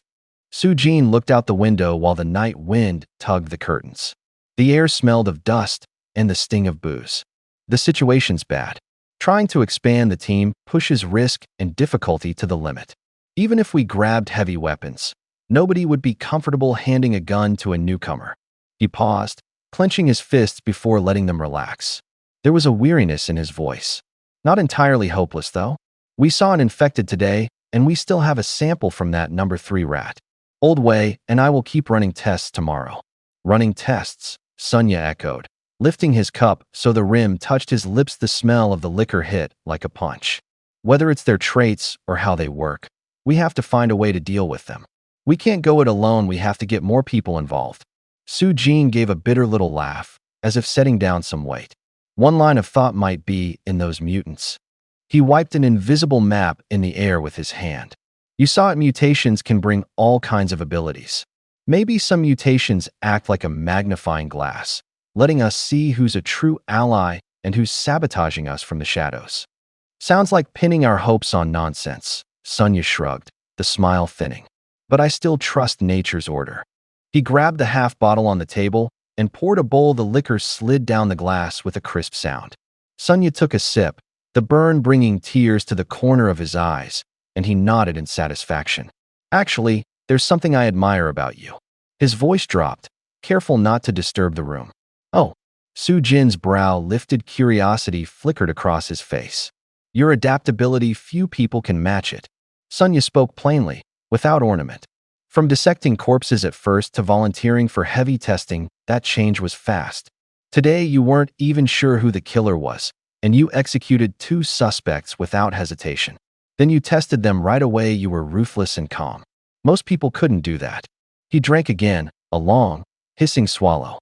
"If I didn't know you were doing it for everyone, to keep people alive, I'd stay as far away from someone like you as possible." There was both a warning and respect in his words. Su Jin tilted his head, half smile, half smirk. "Is that praise or an insult?" "Take it as praise." Sunya's gaze grew earnest like a bet on the future. "Chaos makes heroes. You're the kind of person who gets things done. I trust you." His tone sharpened, the smile carrying ice. Only be careful. People who can get things done can also turn into tyrants. Tyrants. Su-jin snorted, not offended so much as answering an old question. He lifted his bowl and tapped it gently against Sun as the metal clinked and echoed in the room. He downed the liquor in one gulp. Fire climbed up his throat. His eyes, however, were unexpectedly calm. Maybe the world needs a tyrant, he said quietly. His voice sounded like cold droplets. But it won't be me. The hangover dragged him back. His head felt hammered. When he opened his eyes, it was already noon. Sunlight slanted in, carrying dust motes that danced in the air. Someone rolled him from his back onto his side. The blanket beside his pillow had been flipped. The bedboards gave a faint creak. Fu Qingdai sat on a small stool at the bedside, one hand propping her chin, staring at him intently. When she saw he'd woken, she sat up straighter. Su-jin pushed himself up and rubbed his temples. His voice was dry but had a trace of a smile. If you're not going to train, what were you doing here?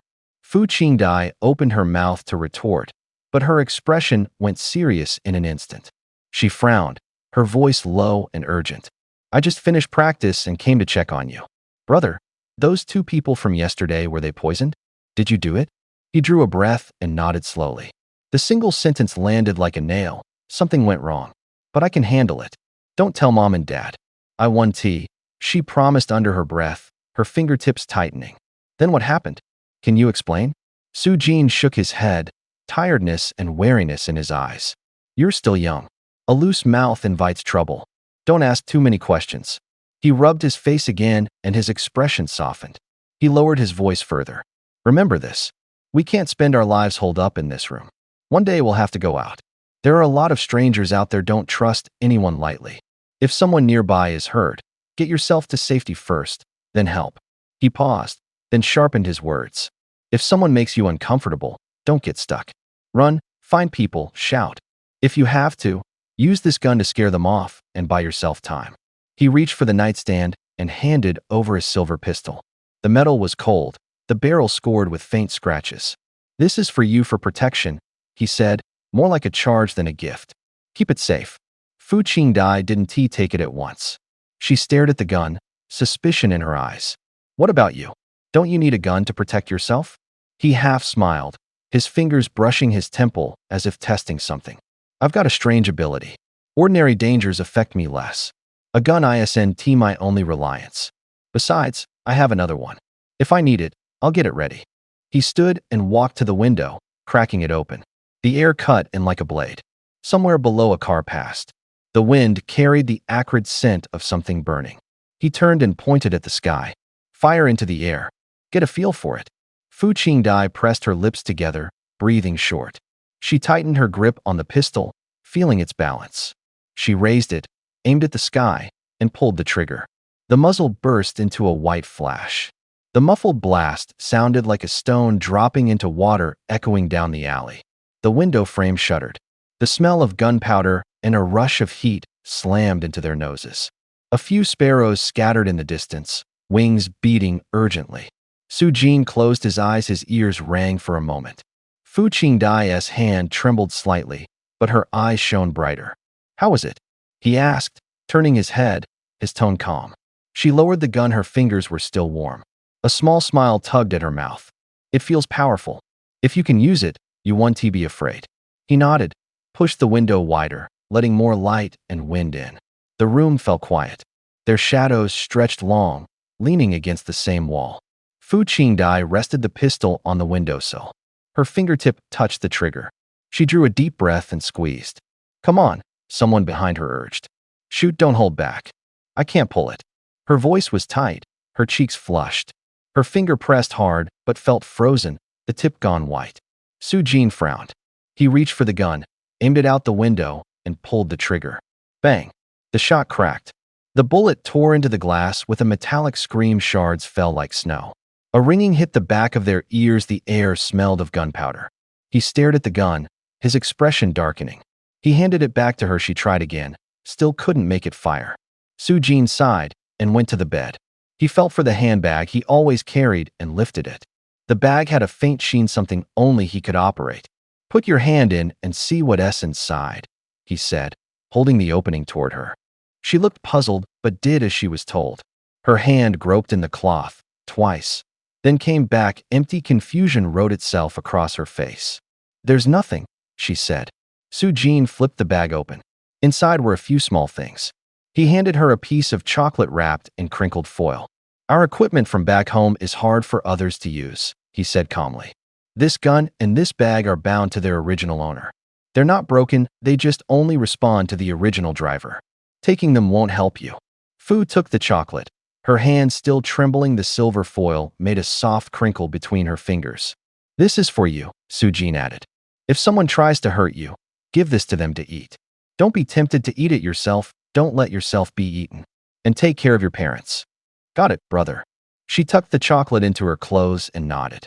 "All right, stop standing there. Go get me a glass of water." Su-jin put the gun down. His voice was short and commanding. Fu answered and pushed herself up from the little stool, her steps light but a little unsteady. Outside, the broken glass tinkled in the morning breeze. She'd barely turned away when she collapsed to her knees with a thud. Trying to push herself up, she hit the floor again with another thud. She looked back, eyes wild. She spared Su-jin a glance, her cheeks flushed fast. Leaning on the wardrobe, hands shaking, she finally managed to stand unsteadily. "All right, rest for a bit." "You don't need water," Su-jin said with a smile. His voice was calm, like the morning breeze. "I do. I'll get it for you," she shot back stubbornly. Her legs were still twitching. Supporting herself against the wall and the doorframe, she stepped out of the bedroom, each step halting and hurried. Before long, dawn came. Su-jin got up and walked into the living room. The window was open. Sunlight fell on his shoulders and chest like a hot blade, making the lines of his muscles sharp and bright. The sun's warmth slowly chased away the leaden weight of a hangover. The pain melted like ice. Su-jin found himself clenching his fist without thinking. The tightness in his chest eased as his hand closed, and his mood lifted a little. A voice came from behind Sunya's, low and measured. "Shaoli." Su-jin turned. Sunya smiled, a hint of amusement at the corners of his eyes. "You didn't forget what we talked about yesterday, did you?" "Of course not," Su-jin replied crisply. "Good. Come downstairs with me. Old Wei and I have something new to discuss with you." The lab on the 5th floor was bare bones. Fluorescent tubes hummed overhead, and the smell of disinfectant filled the air. The three of them sat down. The metal tabletop was cold, and a few small numbered cages sat at hand. In cage number 3, the mutated rat's body was torn in several places. It gnawed at the wire with claws and teeth, making a high, grating squeal. The wire rasped as if protesting. "How did this happen?" Su-jin asked, staring at the creature. Wada gave a bitter, tired laugh. "We poked it a few times with steel skewers. Maybe it realized it had been found and stopped pretending. It went completely mad and kept trying to break out to bite people." Sunya clapped once and urged, "All right, tell him what we found." "We and Old Wei barely slept last night, ran experiments all night," Sunya said, calm and unhurried. "Combining that with your observations yesterday, we divided the rain-affected organisms into 2 categories." He paused to choose his words. "One group is like the Walking Dead. They lose all reason, only know how to bite, and they're highly contagious. The other group is more cunning. They mask themselves as ordinary animals or humans. They look uninfected, but they've actually changed form. These disguised mutants aren't contagious," Sunya went on. "Stranger still, the ordinary zombies actively attack them. They're not on the same side." Su-jin's eyes lit up. Images and possible implications started snapping together in his head. Sunya watched him, his smile tinged with seriousness. "Don't get too excited." Sunya pressed his right hand down, his voice calm but firm. "Zombies attack the living, that's their instinct. But those mutants that disguise themselves aren't interested in zombies. They only fight back when they're struck. Instead, they maintain normal biological habits, but have a powerful urge to slaughter uninfected creatures." Su-jin exhaled softly. "Could this infection increase intelligence? Rat number 3's disguise level is very high. That is possible." Sunya didn't deny it right away. Wada shook his head and cut in. "I don't see it that way. Rats are already smart. When threatened, they learn to hide that's defense, not proof of an intelligence upgrade. More importantly, they still can't control their urge to attack. Eating their own when the moment's right shows their reasoning hasn't improved." Sunya picked up the thread. How clever a camouflaging mutant really is may depend on the original hostess intelligence. He split the conclusion into 3 parts, his voice like a clean cut. Type 1. The mind is warped, becomes murderous, but it's still basically an ordinary person's brain. Type 2. They gain certain special abilities, with little outward change and behavior that's harder to predict. Type 3. There's an organic structural change. Like rat number 3, without fur you can already see visible mutations. Before he finished, the cage made a sound. Rat number 3 opened a half-gaping, bloody mouth, its teeth grinding against the wire. It clawed at the bars with its forepaws, its body slamming out a steady thud-thud. Blood gleamed at the corner of its mouth, its breathing was heavy, as if a fire burned in its chest. Sunya glanced at it, his gaze sharp. I talked with Old Way last night. We can be pretty sure of one thing. No matter how smart these imposters seem, when it comes to thinking and planning like a normal person, they've regressed. Regressed how? Sujin asked. Both old men looked up at once, surprise and certainty in their eyes. The ability to delay gratification, Wade said. His voice dropped the concept onto the table like a weight. Delay gratification? Sujin echoed, eyebrow raised. Wade nodded. They can't wait. As soon as they see a target, they charge. No ambushes, no waiting until night, no letting go for a bigger payoff. For example, rat number 3 saw an injured companion in the cage and immediately went to tear it apart. Even if the other was just weak, it didn't consider the consequences. They sacrifice long-term gains rather than resist a short-term temptation. Sunya added, that's not a one-to-one with intelligence. You can have a clever brain, but if the impulse control parts decline, behavior becomes primitive. They choose immediate satisfaction even when that path is more dangerous and more foolish.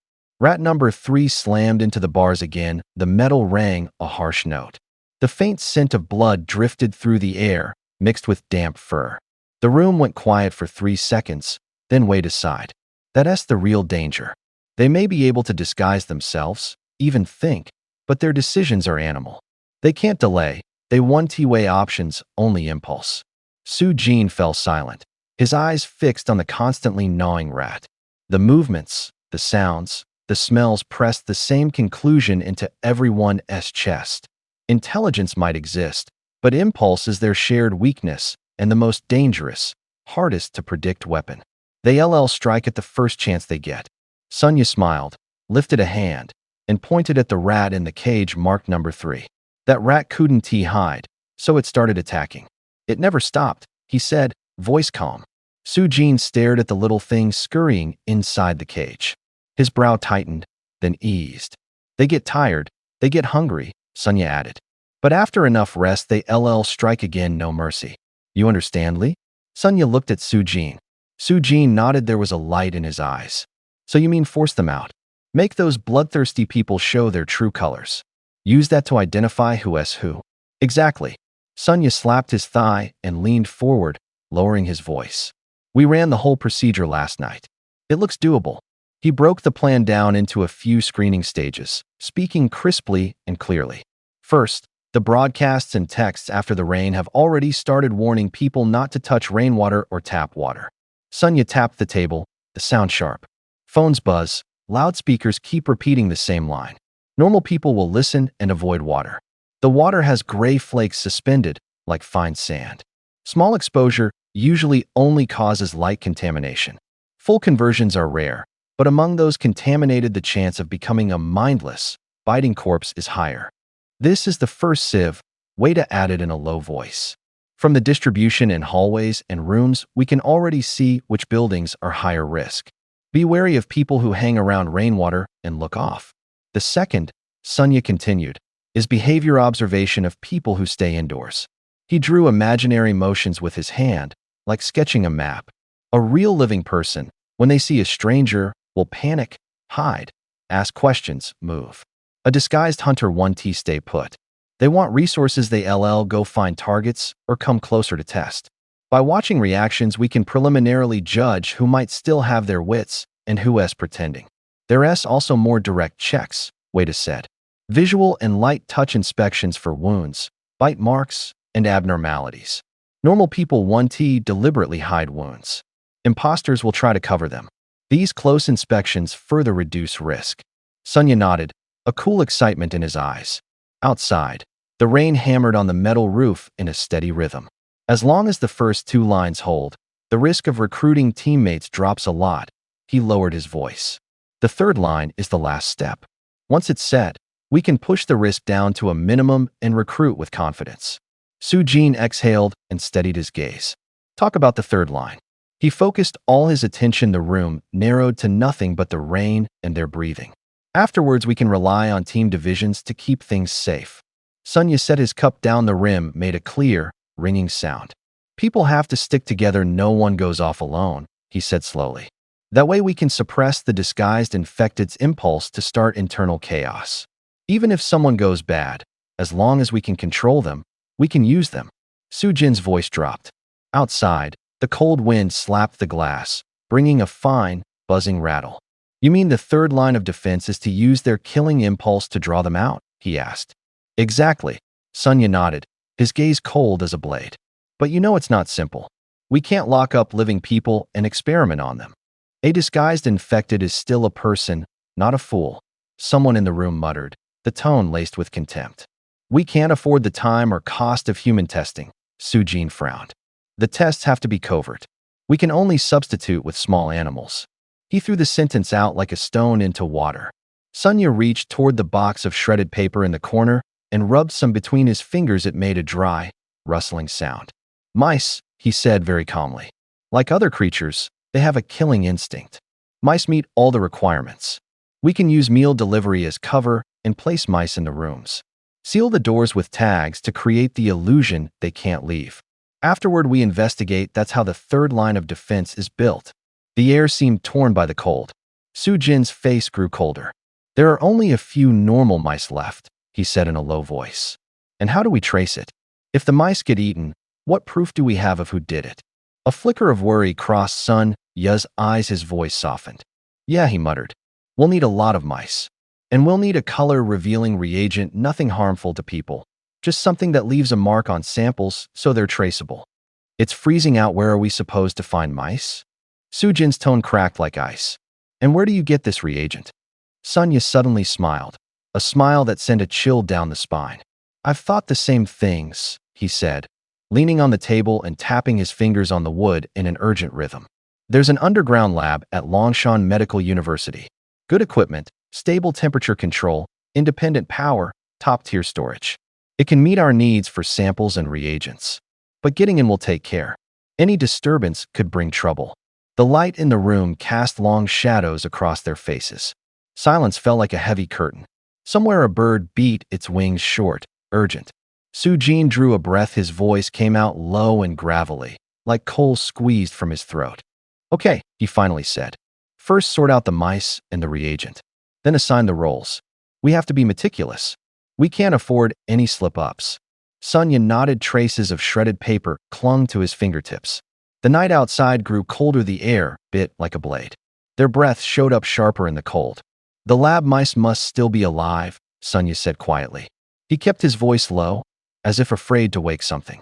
Even if there's not enough food, they'll start eating each other. A few will make it, Wada added. The room filled with the soft sound of paper brushing paper, like the echo of a heartbeat. There's also sodium fluorescent and a portable UV lamp in the lab, Sunya said, making a small circle with his hand. Find those and we've got the tools we need.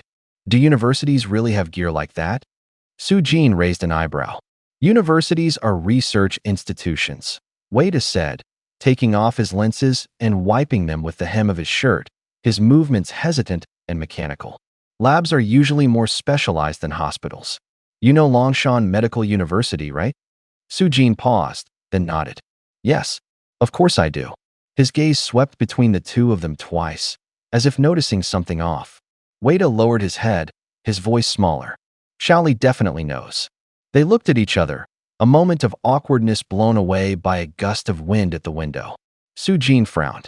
Why are you two acting so weird all of a sudden? Nothing. Sunya waved his hand and changed the subject. Pulling a notebook from his bag, its heavy cover caught the light and threw back a cold gleam. He handed it over. The pages rubbing together sounded distinct.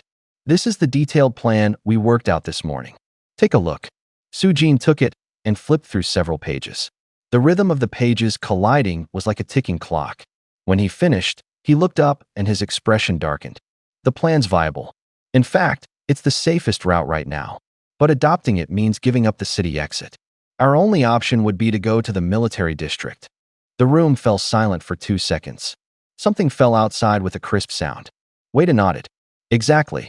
We have to limit security personnel to just the neighborhood. That way we'd have enough people to form a reinforced company. If we expand it, the whole deployment becomes risky. You're worried someone will fake being infected and slip into the military district? Sujin asked. Yes, Sunya said, his voice heavy. There are already signs the upper ranks have been infiltrated. They're smart, they'll think things through. They won't miss any chance that looks good. The tension tightened.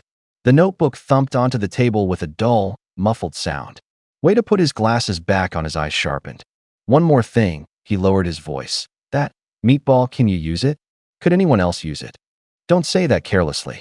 Sujin froze, then let out a bitter little laugh. We talked about it last night. Whatever's in the meatball isn't the same as that gray mist. If I use it, I'll have a reaction, but I won't be infected. You're probably the same, it's not the kind of thing that spreads. Sunya hurriedly waved his hand, his face flushing. No, that's not what I meant. I don't see you as an outsider. Enough. Sujin cut him off, short, and didn't press it. He shoved the notebook into the drawer and tapped 3 times on the wood grain.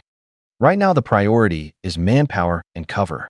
Don't let anyone who shouldn't know about us set their sights on this place. A streetlight outside flickered, its glow like a breath. The people in the room sat in silence, as if listening for the footsteps of fate. Don't use normal people's logic to work out these mutants, Wade said crisply. They only act on what's right in front of them. If something gets close, they kill. Long-term planning isn't their nature. The higher-ups aren't necessarily smarter than we are, they just have more information. Sujin took a long breath and snapped his notebook shut. The pages made a faint rasp. But, he murmured, it's all still conjecture. Every link has risk. There's no such thing as zero risk. This is a gamble. That's right. Wade sighed, his voice taut as a stretched string. What we're most worried about is you. It's at least 6 kilometers from here to Longshan Medical University. 12 kilometers round trip. Only Chengdu and Fu who can go with you on the road. That's not a simple outing. That's a life or death distance. The room went quiet.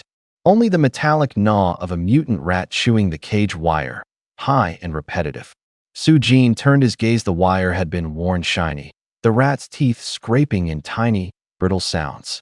The air smelled of disinfectant and machine oil. A barely concealed sneer crossed his face as he whispered, "You should have thought of this too, but didn't want to say it. The new mutants have minds." What does that mean? The constantly changing zombies might also develop awareness. Maybe one day they'll merge. There could even be variants that can command hordes of the dead. Both of the older men lowered their heads. The silence pressed on their chests like a stone, making it hard to breathe. So what are you hesitating for? Sujin looked up, a light in his eyes. If you're going to be afraid of risk, do nothing. But we have to grab this lifeline. A map of Longshan City lay on the table. The 3 of them circled it. The paper had been turned so many times its corners curled, the ink looking old. Sujin pressed his hand to the map, knuckles white. He glanced left and right, both hands pressing the paper as if pinning down a target. Only the 3 of us know about disguising the source of the infection. No need to involve anyone else for now. Nail down the big picture, you handle the details. I'll take care of Chengdu and Fu Hu. They nodded in silence. Lights slanted across the table, casting long shadows. Sujin pulled his hand back and met their eyes. One key question before we start. For a trip this far we need a car. What do we do if there's a car, but no keys? Someone in the room snorted with a laugh, impatience in their voice. What kind of question is that? You think old way and I still need keys to start the car? Sujin laughed. The laugh was short and dry, like a knife tapping a glass. He added, voice clipped and clean, okay. One more thing, I don't drive. You'll have to teach me. I should pick it up fast. He paused, then changed tone. To be clear, I can't drive the cars in this world. They look similar, but they're different. This is a life or death thing. There's no room for even a small mistake. Wei didn't smile. He reached for the pen on the table. The nib made a faint scratch across the map. The paper crinkled a little under his palm. The atmosphere went instantly hard. This isn't small, Wei lowered his voice. Longshan Medical University was built early and is close to downtown. When Hanxiong went off in the city center, the cold there was far worse. The ice never melted. The deadliest part was the sinking storm that ripped many fragile buildings apart. Tiles and pavement were torn up. He tapped a spot on the map. The pen left a dark ring. In a straight line from here, it's 6 kilometers. But that little road is probably blocked by ice and debris. If it's impassable, we'll have to use Central Avenue. That road has fewer obstacles, but it's a detour about 2 extra kilometers one way. The pen drew a few arcs on the map. Wei's knuckles scraped the paper with a steady rhythm. Here. He circled a point mid-map. Longshan 3rd High School. We have to get past that fast. The storm trapped most people inside their homes, but the school was an exception. The athletic field was crowded. A lot of people were drenched by the rain, and when things went wrong, they were exposed. Su Jin raised a brow, puzzled as if he hadn't heard. Why would that happen? Wei paused, like he was replaying an old recording. That day a colleague called. His grandson was at the anniversary. Students on the field. The officials insisted on an opening ceremony. People sat on the platform and wouldn't leave. The rain hit hard. Chaos followed. Students got soaked. Many couldn't take cover. After that it changed. Su Jin's eyes widened, half mocking, half disbelieving. They held a celebration in a downpour? The school actually went through with it? It wasn't negligence. Wei's tone turned colder. The officials were there. When people are on the platform, they don't move. The students below, standing in the rain, didn't think much of it at first. When a crowd's involved and chaos hits, infection spreads fast. People collapsed on the field and the bow. An old map lay spread out on the table. The paper's edges had been worn glossy by fingertips. The light was low. Shadows drifted across the sheet. Sunya draped an arm over the back of his chair and tapped his fingertips in the air 3 times. Impatience laced his voice. Is this important? Just listen. Here there could very well be a large concentration of infected. Wei didn't stop writing. His pen traced thin lines across the map, as if building bridges to the future. Another kilometer forward, the greenery on both sides is thick. In a flash flood, those shrubs get ripped out at the roots. They whip onto the street like giant lashes, block the road, flip cars. Once a road's blocked, you have to redraw the route. You'll detour from here. Before he finished, Sunya twisted, reached out, and pressed hard on an intersection. The paper bowed slightly under his finger. He turned away voice blunt. Old Wei, do you usually get your heart meds here? Did you pick up the order last time? Wei lifted his eyes and frowned. The room was so quiet you could hear the paper rubbing. He almost swallowed the words back. Don't let this take time. Don't add extra risk on the way. No, it's necessary, Su Jin cut in, calm but not to be ignored. It's easy to handle on the way. Old Wei, what's the pharmacy called? What medication is it? Wei's shoulders sagged and he forced a smile, tired, stubborn, refusing to be a burden. He shoved the map toward them and pointed at the street entrance. Longxing Pharmacy. The kind you can't miss, right on the curb. They handle my orders. Use the 2nd floor entrance and take it from the bottom shelf of the 1st cabinet row. I'll give you the pillbox later. If you can't find it, don't linger, get out immediately. Su Jin nodded. The motion was brief, like pressing a button to lock the decision. Wei set his pen back up, voice tight with precision. Another stretch from here is Longshan Medical University. Lots of people on campus. When students get infected, there's nowhere to run. If you go inside, be extremely careful.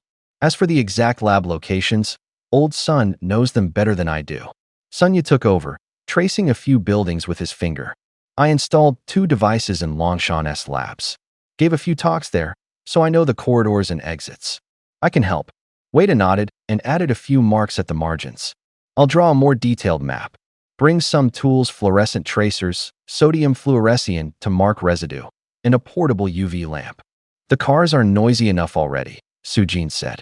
There's south debris in the street. Hitting a pile of stuff is almost inevitable. The sound carries. He lifted a hand to show distance. I'm worried it'll pull the zombies back and create a chain reaction, he added softly, eyes full of anxious resolve. But you can lose some by driving, right? Sunya asked. Su Jin shook his head. The engine's low growl was like a tide. If things go wrong, a whole bunch behind will get drawn in. We can't take that risk. So I need something that makes a huge noise. Sujin paused. His voice was a straight line to the point. To lure the zombies away. Can you build something like that? Wade frowned. His fingers tapped a quick beat on the table. We can, he said. Not magic. We can turn old appliances into noise makers, put them on timers, make them attract attention. Stability is an issue. We need multiple backups and safety has to come first. You mean bombs? Sujin probed. Wade shook his head, blunt. Not that kind. I can't and won't go into those details. There's only one goal. Make enough noise to draw them away. I don't need to say more. You get the idea. Sunya rolled his eyes, the edge of a smile in his voice. I understand. My shotgun ammo is still there, right? He reached behind his shoulder and pointed at his pack. The gesture was simple but heavy. Still there. Wade nodded, eyes flicking to the battered toolbox on the table. Sunlight cut across the metal edges like a blade. Good. Wade continued with confidence. We can make devices that scare and pull zombies away. Can't promise they'll kill anything, but they'll make enough chaos for us to escape or fight back. Is it really that simple? Sujin's eyes lit up. He added, Can you make a gun? There was worry and hope in his voice. Don't daydream. Sunya's laugh was cold. Making a gun isn't something you slap together. Resources, reliability, safety, they all matter. Prioritize the noise devices. Don't blow us up. There was a beat of silence. Then both men laughed, a mixture of scorn and camaraderie. Wade gave Sujin a thumbs up, like permission and a reminder. Be careful. Anything else? Wade asked, his voice low, like an iron door closing. Sujin squinted, running routes in his head. After a moment he said, Not for now. I need to line up everything before we move. You guys build a few noise devices, test their durability and volume. No shortcuts. We will. Wade's tone went clinical. Sunya picked at the edge of a magazine, as if counting. They looked at each other, small smiles at the corners of their mouths, teasing. You haven't been anywhere. And something like mutual understanding. When do you plan to leave? Wade asked. Sujin glanced out the window. Between blocks of buildings, a zombie's low moan drifted now and then.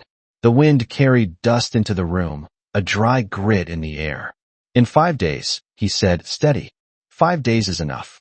Starting today, I'll lead teams through the complex, clearing unit by unit, floor by floor. Count survivors, distribute supplies. Train people. Everyone has to know their role. Sounds like an operation, Sunya said, cold as a blade. Then we stick to the plan. Wade set his hands down, his knuckles clicked. Report changes. No lone wolves.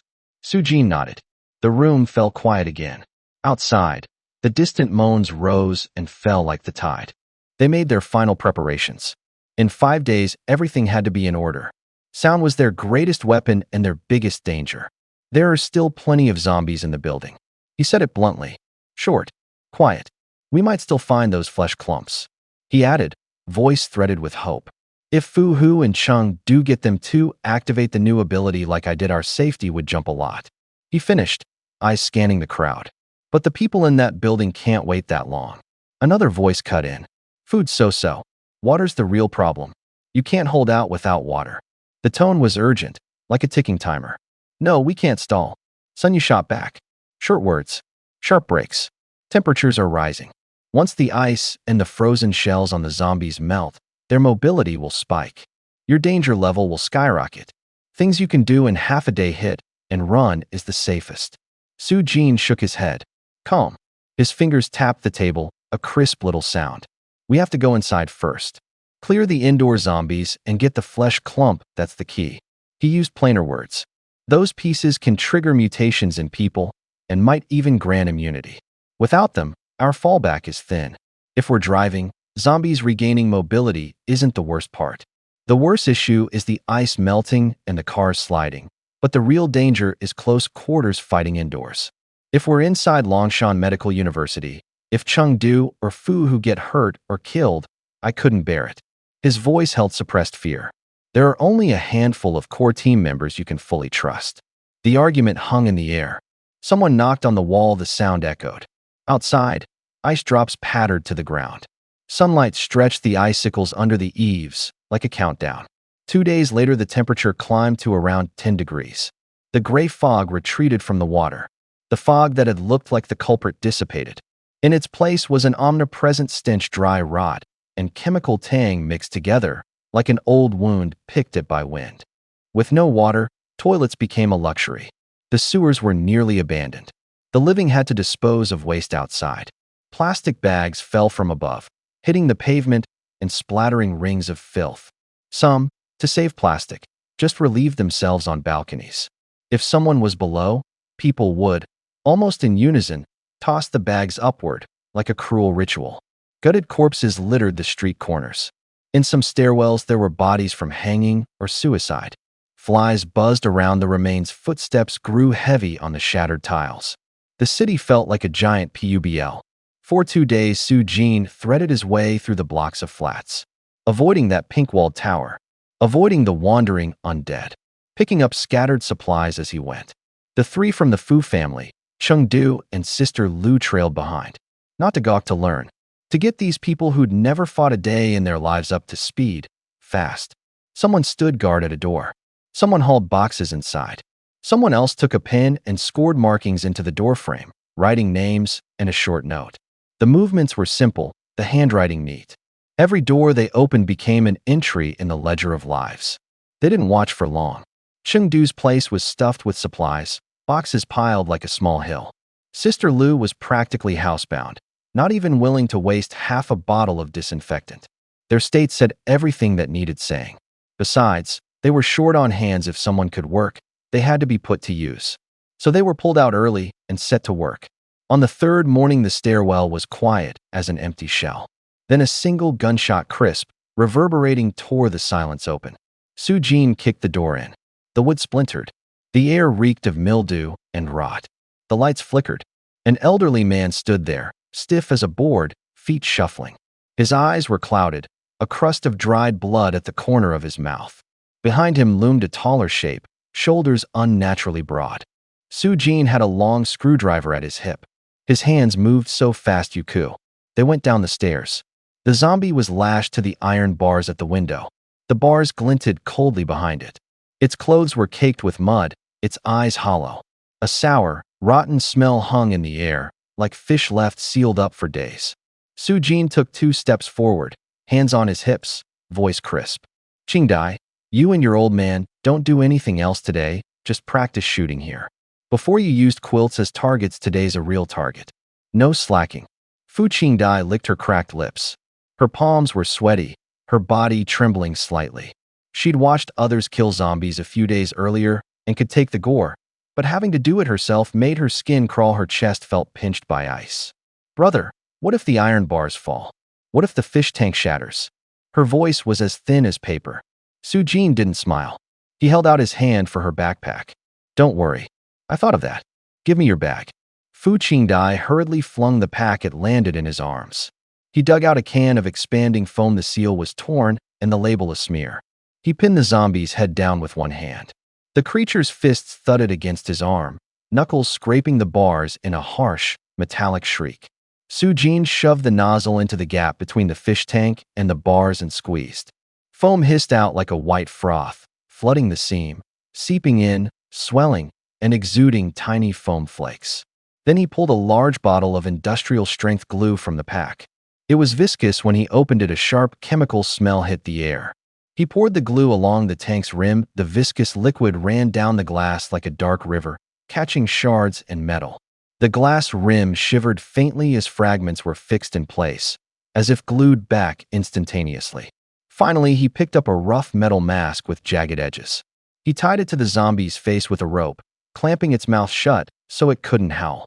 Metal scraped against flesh in short, grating sounds. The zombie's eyeballs rolled in the mask slits, like 2 empty light bulbs. Soo-jin looked back and pointed to the upstairs and the open ground around the building. "Move up front, get close and watch, get used to it. Wait until the glue dries before you shoot. If those bars fall and drag the tank, and you two can't outrun it, your brother can't save you." Someone patted old Fu on the shoulder, voice sharp with command. "Old Fu, keep that shotgun with you. Watch your daughter." "Got it, Director." Old Fu tightened his grip on the short-barreled shotgun. The metal was cool. The shell casing looked dull in the morning light. With that settled, Su-jin signaled the others to follow. They went back inside and resumed the door-to-door search. At every apartment, they had Zhang Wan and Sister Lu register details through the crack of the door, calm the residents, then set the supplies on the threshold. Su-jin hung to one side with his rifle, barrel trembling slightly, like it was holding its breath. People inside opened the doors crying, the same as those outside. Seeing the muzzle, they could only reach a hand through the crack, take the supplies, and close the door. When the packages were laid down, there was the scratch of paper, the sound of children crying inside, bowls clinking together. Zhang Wan called out, as before, "Don't throw away the water bottles, keep them. We'll collect them and reuse them next time." Her voice was clear and uncompromising. The air smelled of glue, dust, and raw tension. Everyone in the cramped stairwell held their breath, as if waiting for a clock that would never stop. They used plastic bottles scavenged from the neighborhood dumpsters to hold water. Only ones that could be sealed would do. Any distributed water had to be airtight. Those things were scarce. Finish one apartment, move on to the next. This time there was no sound behind the door, only the rhythm of something striking heavy, like metal on wood. The door itself shuddered. Su-jin raised his foot and kicked it open. The door split with a sound. Two infected burst out, bodies carrying a wet, metallic stench. Teeth ground together, producing a grating, hoarse hiss. He didn't hesitate. The knife came out as fast as lightning. The blade tore the air, cut through muscle, blood, and organs answered with a wet, heavy sound. Both infected collapsed. Bones made short, sharp cracks on the floor. The room filled with the smell of blood, damp, hot, breath hitting the face. Su-jin moved as always, steady, practiced. He slipped his hand into the chest cavity. Flesh parted under the blade. His fingers met slick tissue. His hands searched for the heart with the smooth efficiency of a machine.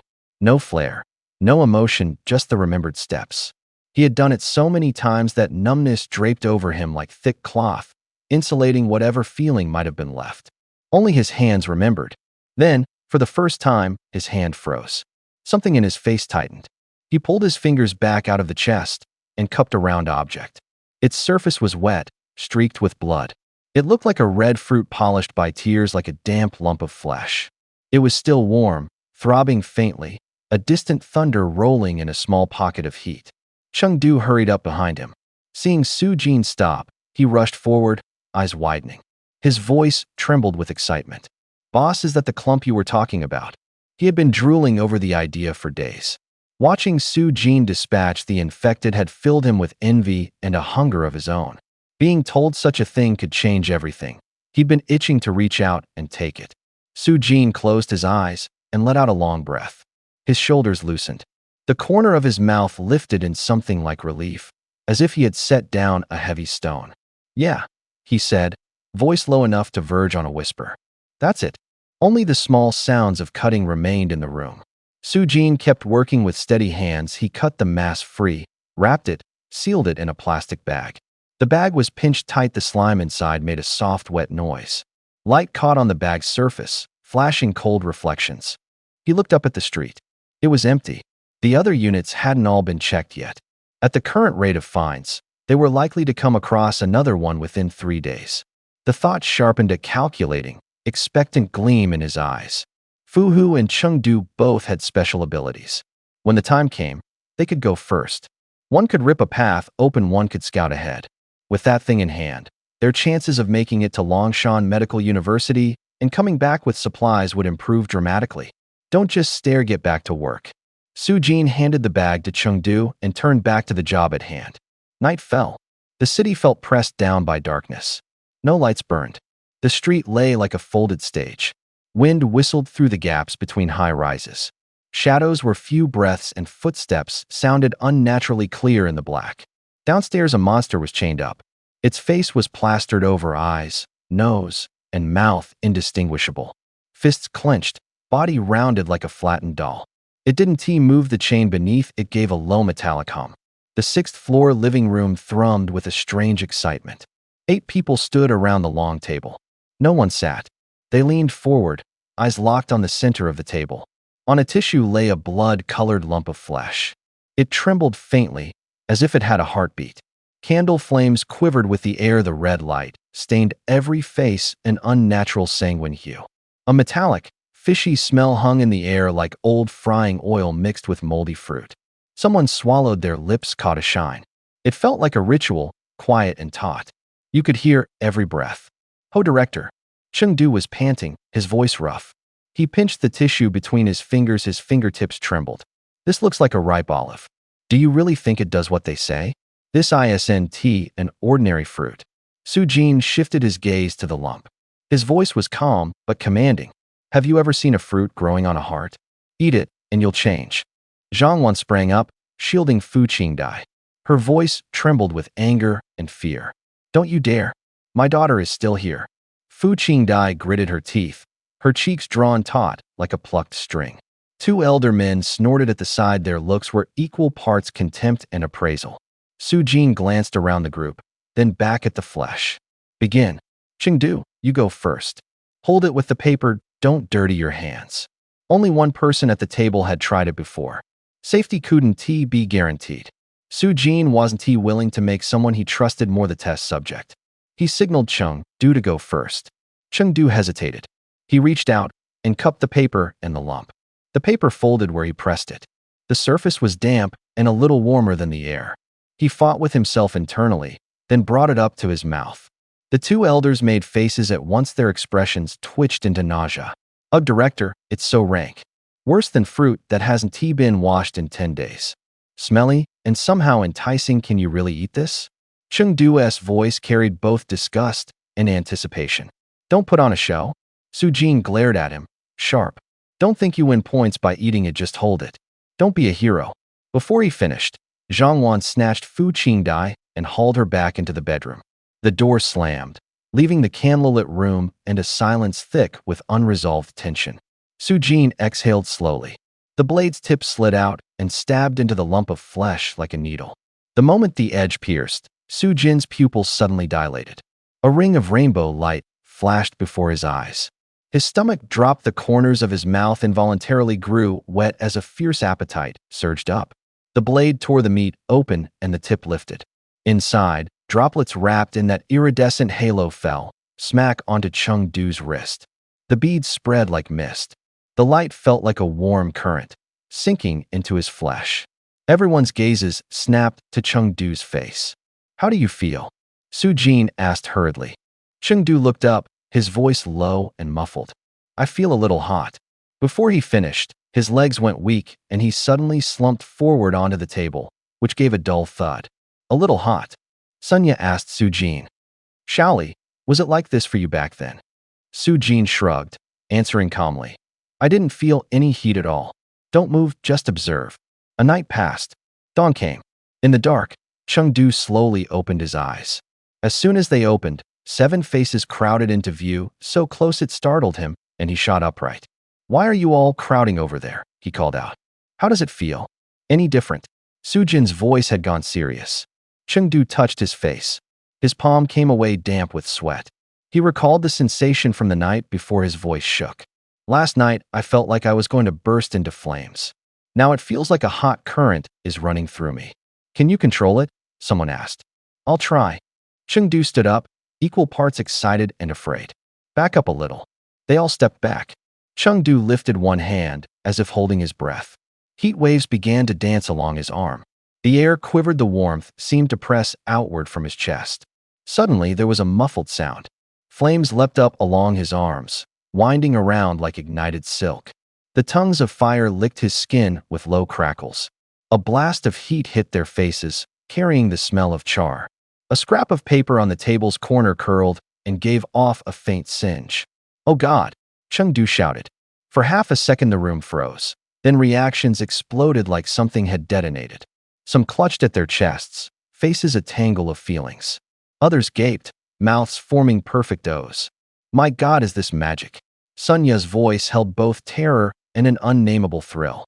Wade stood to the side, arms hanging, his expression refusing to stay composed. He watched the flames as if looking into a mirror that reflected all his past efforts being utterly upended.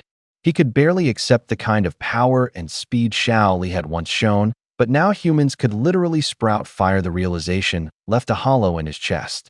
The future felt as if a corner had been lifted, exposing an unknown, uneasy expanse beneath. Chengdu was still testing his new ability. The flames along his arms suddenly died down, and he opened his mouth. A ball of fire exploded out. The fireball punched forward like a cannon shot, dragging a blistering wind that tore the air into ripples. The sound was like distant drums, carrying the acrid tang of something singed and the harsh smell of burnt wood. The recoil was brutal.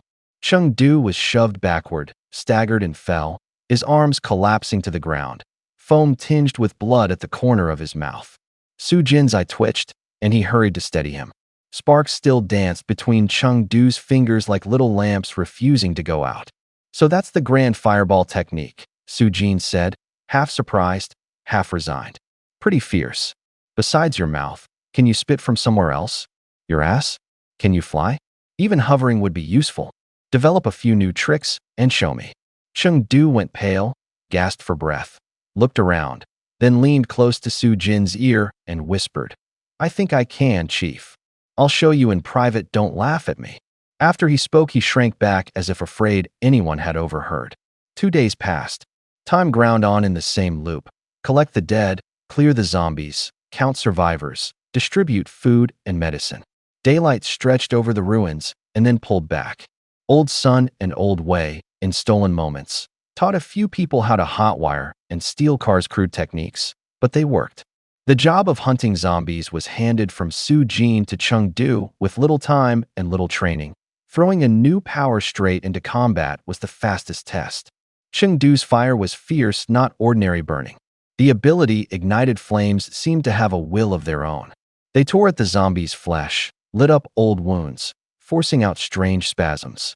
Zombies with pierced hearts didn't usually drop right away, but when hit by this kind of flame, they reacted far more violently, their stiff movements breaking into chaotic convulsions, as if struck in a vital spot. 2 tactics emerged in the field. First, flames would wrap over the body and even extend onto swords and clubs in close quarters. The weapons became like burning whips, slicing flesh while heat seared to the bone. Second, he could spew fire from his mouth for long-range bombardment. Both were deadly. Melee left more openings, ranged attacks drained him faster. Endurance was Chengdu's problem.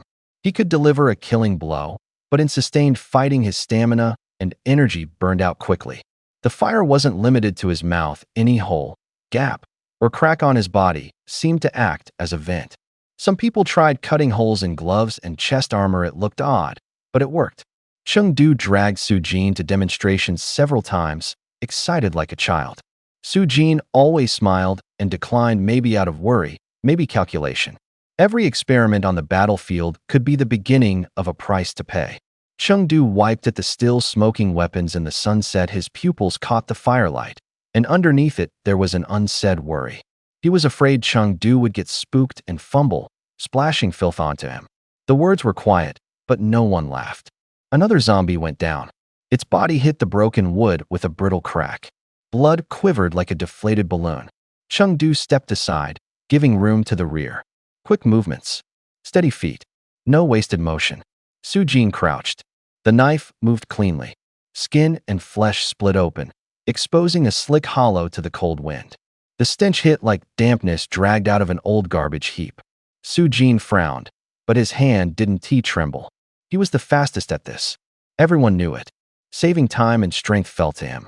They complained about the disgust, but his hands kept the rhythm. He opened the chest. The blade skated over ribs with a faint metallic scrape.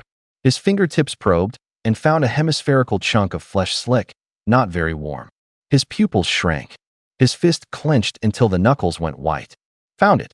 The voice was low, pressed between his teeth, with a tremor of relief. The 3 of them exchanged a look. The atmosphere froze for a moment. Plans set. They'd leave the day after tomorrow. Fu had one day to get used to it. Time was etched in everyone's eyes. Su Jin wrapped the meatball and jammed it into his coat. He stood, his spine shuddering as if to flick off the sticky feeling. He looked back at the others, tone brisk. "All right, keep going. Not many houses left. Let us clear this block tonight." Night fell. Shadows stretched. The wind threaded the alleys with the smell of rot. By evening, 8 people were in the parlor again, like some grim ritual. No music, only breathing and the soft rustle of fabric. Fu Hu swallowed, his hand shaking. He reached out and cupped the wrapped meatball. His palm was sweating. The lamplight made his skin look pale. Su Jin lifted the knife. He tapped the tip into the wrap and pierced at the meatball split open. Juice spat out, metallic and bloody on the air. The sound was short, like a bubble popping. Fu Hu went limp, his eyelids drooped. The faintness hit him like a heavy weight. Chengdu moved fast, caught him and dragged him to the sofa, threw a blanket over him. Only when his breathing even did Chengdu loosen his grip. Su Jin waved the others back. Only Sunya and Weida, the two elders, stayed. The room fell silent for a few seconds, waiting for the next act. Sunya handed over a folded sheet of paper and a med kit. The paper listed the operation details in spare handwriting. The kit held anti-inflammatory pills, hemostatic powder, and a few syringes of painkillers. His voice was low but clear. Weida organized these. Have a look. Weida and I checked the car, the tank is full. He paused, then added, there are 2 makeshift timers on the 4th floor. If you need them, load them onto the car yourselves. We're too old to lift them. Tie the gas canisters in the trunk. I've already smashed the rear window. When you need to, just throw the bombs out the back seat. Don't stand at the window, remember that. Sunya hesitated, then fixed his gaze on Shaoli. By the way, Shaoli, I've been meaning to ask. The room went quiet. Shaoli looked up, there was a tiredness in his eyes, but his voice was steady. What do you want to know? Sunya was blunt. That outer ring, how much of it have you actually seen? Do you know how to avoid crowds and those nests? Shaoli swallowed. The lamp made hard shadows on his face. He answered crisply, like reading a list. I've been to the fringe city. I've watched how they gather. I know several safe routes and a few places you mustn't go near. Most important, where people gather, it's dangerous. Follow the map. Don't try to be a hero. Don't go poking around. Sunya nodded. Weida pressed the med kit into Su Jin's hand. Good. We leave the day after tomorrow. Travel before dawn. Remember, speed beats brute force. Outside, the wind picked up and the papers fluttered as if answering. Each of them put the mission into their chest. Night stretched on the time until daylight felt like a counting blade. The room was dim. A few chairs were set in a circle. The cups still held cold tea. The air was thick with an indescribable tension, like dampness pressed down to the floor. Sunya spoke first. His voice was quiet but firm. How did you explain it to them? I don't think those people took it seriously. Su Jin smiled, a weary edge in it. I didn't lay out the truth. To the women, I said we were taking people nearby to scavenge supplies, stocking up on medicine, wouldn't be gone long. He paused, his tone even. I told Lao Fu and Chengdu I was heading to the medical school to grab some things. Maybe a little risky, but useful later.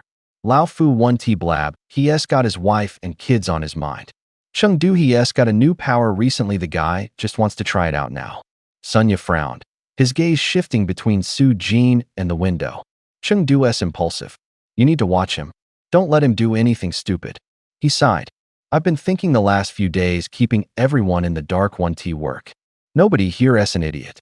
They need to know something so they can be ready. When you bring the stuff back tomorrow, pick the right moment and tell them straight. We'll have to run tests across several households. Everyone has to be mentally prepared. Su Jin nodded. His words were short, driven into the air like nails. If word gets out, we're not completely without leverage. Right now, 3 people have special strength if they're present. That's enough to hold things down. A calculating light passed through his eyes. The more people with power, the firmer our footing. I'll be back the day after tomorrow, and we'll pin down the details. Sunya pushed a small cloth bundle across the table, watching the face in front of him like he was giving an order. Remember what we gave you. Be careful. Don't take unnecessary risks. Everybody is counting on you. Su Jin let his hands fall and brushed his sleeve. Relax. You all get some rest too. Night sank like that. Everyone had their worries, but conversation dwindled. Silence was swallowed by darkness. Only the clock in the corner moved with a faint tick. Dawn came pale. A strip of gray-white light slipped through the curtain. Fu Hu sat up from the sofa, which creaked softly as he moved. He wasn't thrown by 7 eyes watching him after all. It wasn't the first time he'd been watched while practicing. He rubbed his eyes, his voice was a little rough. How long did I sleep? What time is it? Someone scoffed, unconcerned about the hour. Doesn't matter. Try it. Do you feel anything? That question was like a spark. Fu Hu straightened immediately, blinking as if trying to relight the world. He reached out, his fingertips trembled slightly. Sweat rolled from his brow. His breathing went shallow and quick. He murmured under his breath, as if feeling his way through something unknown. After a dozen seconds or so, a look of astonished delight came over his face. Yeah, there's something. Like an airflow moving around my chest. I can feel it pulse.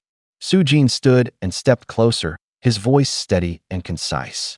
Try guiding that energy to some part of your body. Use your imagination. Think of it as heat, or as electricity, whatever works. Fu Hu drew a deep breath. He closed his eyes and flicked his tongue lightly.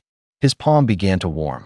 It felt like thin threads pulling from his chest to his fingers, bringing a sting. A faint glow leaked from his palm, like sparks in the dark. Can you feel it? Su Jin asked.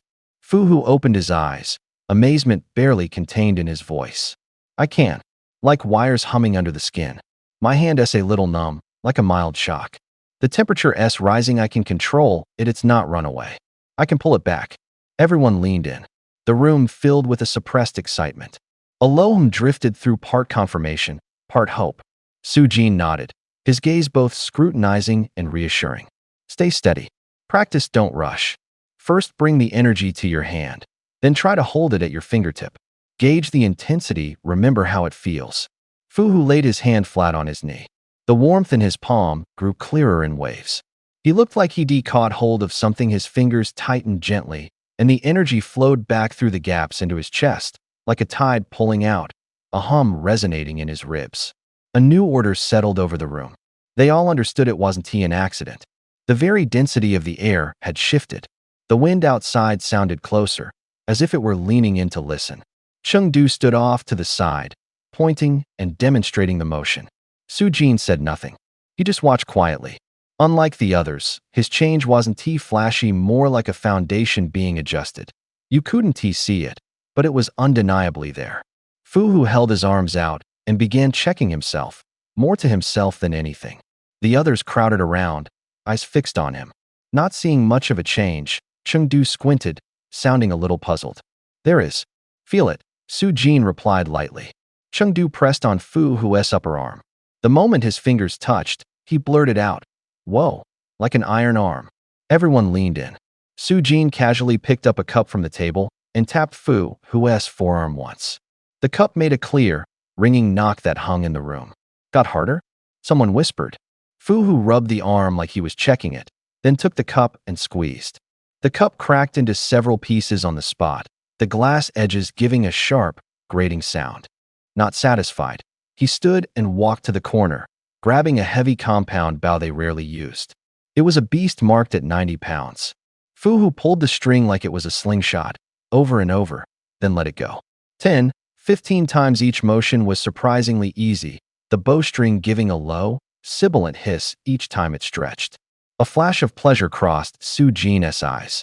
That bow couldn't possibly show his limit, being able to pull it that comfortably meant his strength had gone up a lot.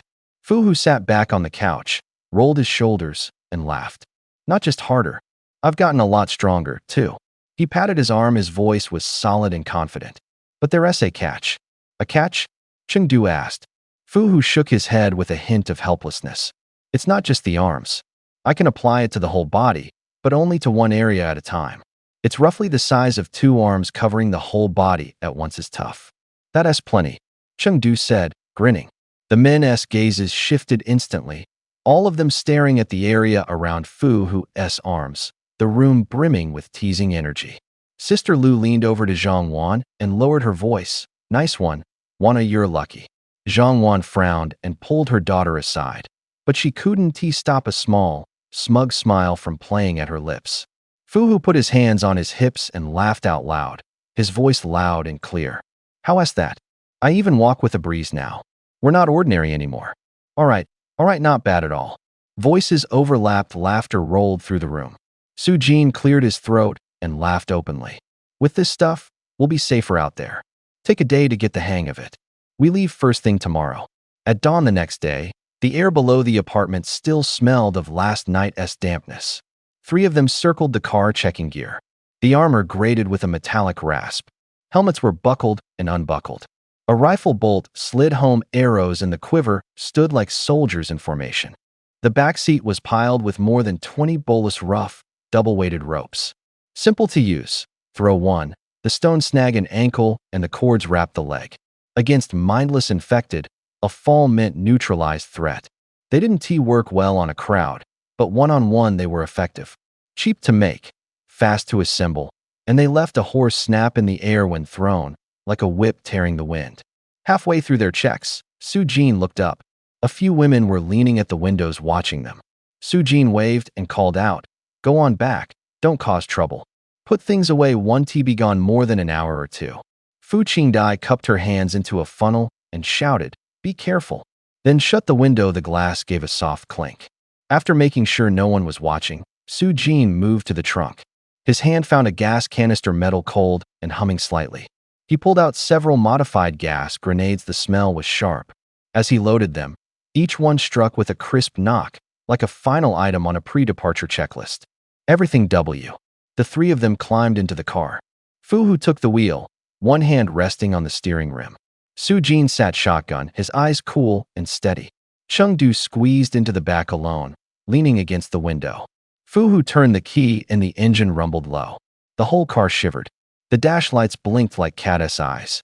Chengdu stole a look at the front seats. After a 2-second hesitation, he slipped his hand into his jacket, produced something and, with exaggerated care, as if afraid to startle it, passed it forward. Something brushed past Su-jin's ear. He flinched and whipped his head around. An alert light flashed in his eyes. "What are you doing?" His voice was soft but sharp as a blade. Director Chengdu grinned awkwardly, his eyes darting like a leashed dog. That cooling grenade went off last time and froze that whole area. The ice hasn't fully melted. I figured it'd be cold over there, so I grabbed a couple pairs of socks. You should put them on, right? Su-jin took them, peeled one open.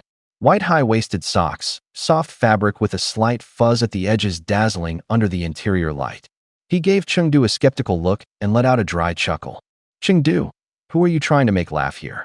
You think I'm going to freeze into a popsicle so you send socks? We've got plenty of clothes or socks supposed to save my life."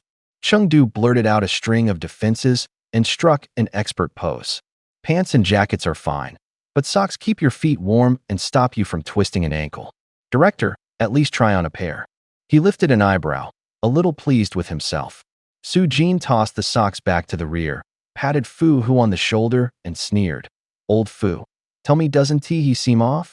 Sending socks, what a move." Fu Hu didn't smile. His fingers under the wheel tightened, then loosened in a steady rhythm. Wind scraped against the window with a high, thin hiss. After a moment, he spoke in a low voice. "Director, this run probably isn't going to be that simple." Su-jin stared ahead, his gaze locked on the distant fog. The car's low hum sounded like waves against the hull. Chengdu froze, like he hadn't followed. "I know it's dangerous," Fu Hu said, voice pinned down. "But you've seen it. Old son, old way they've both been acting strange these past few days. They're hiding something. If we're going out together risking our necks, we need to clear the air." Chengdu blinked, confused. "How did I not notice that?"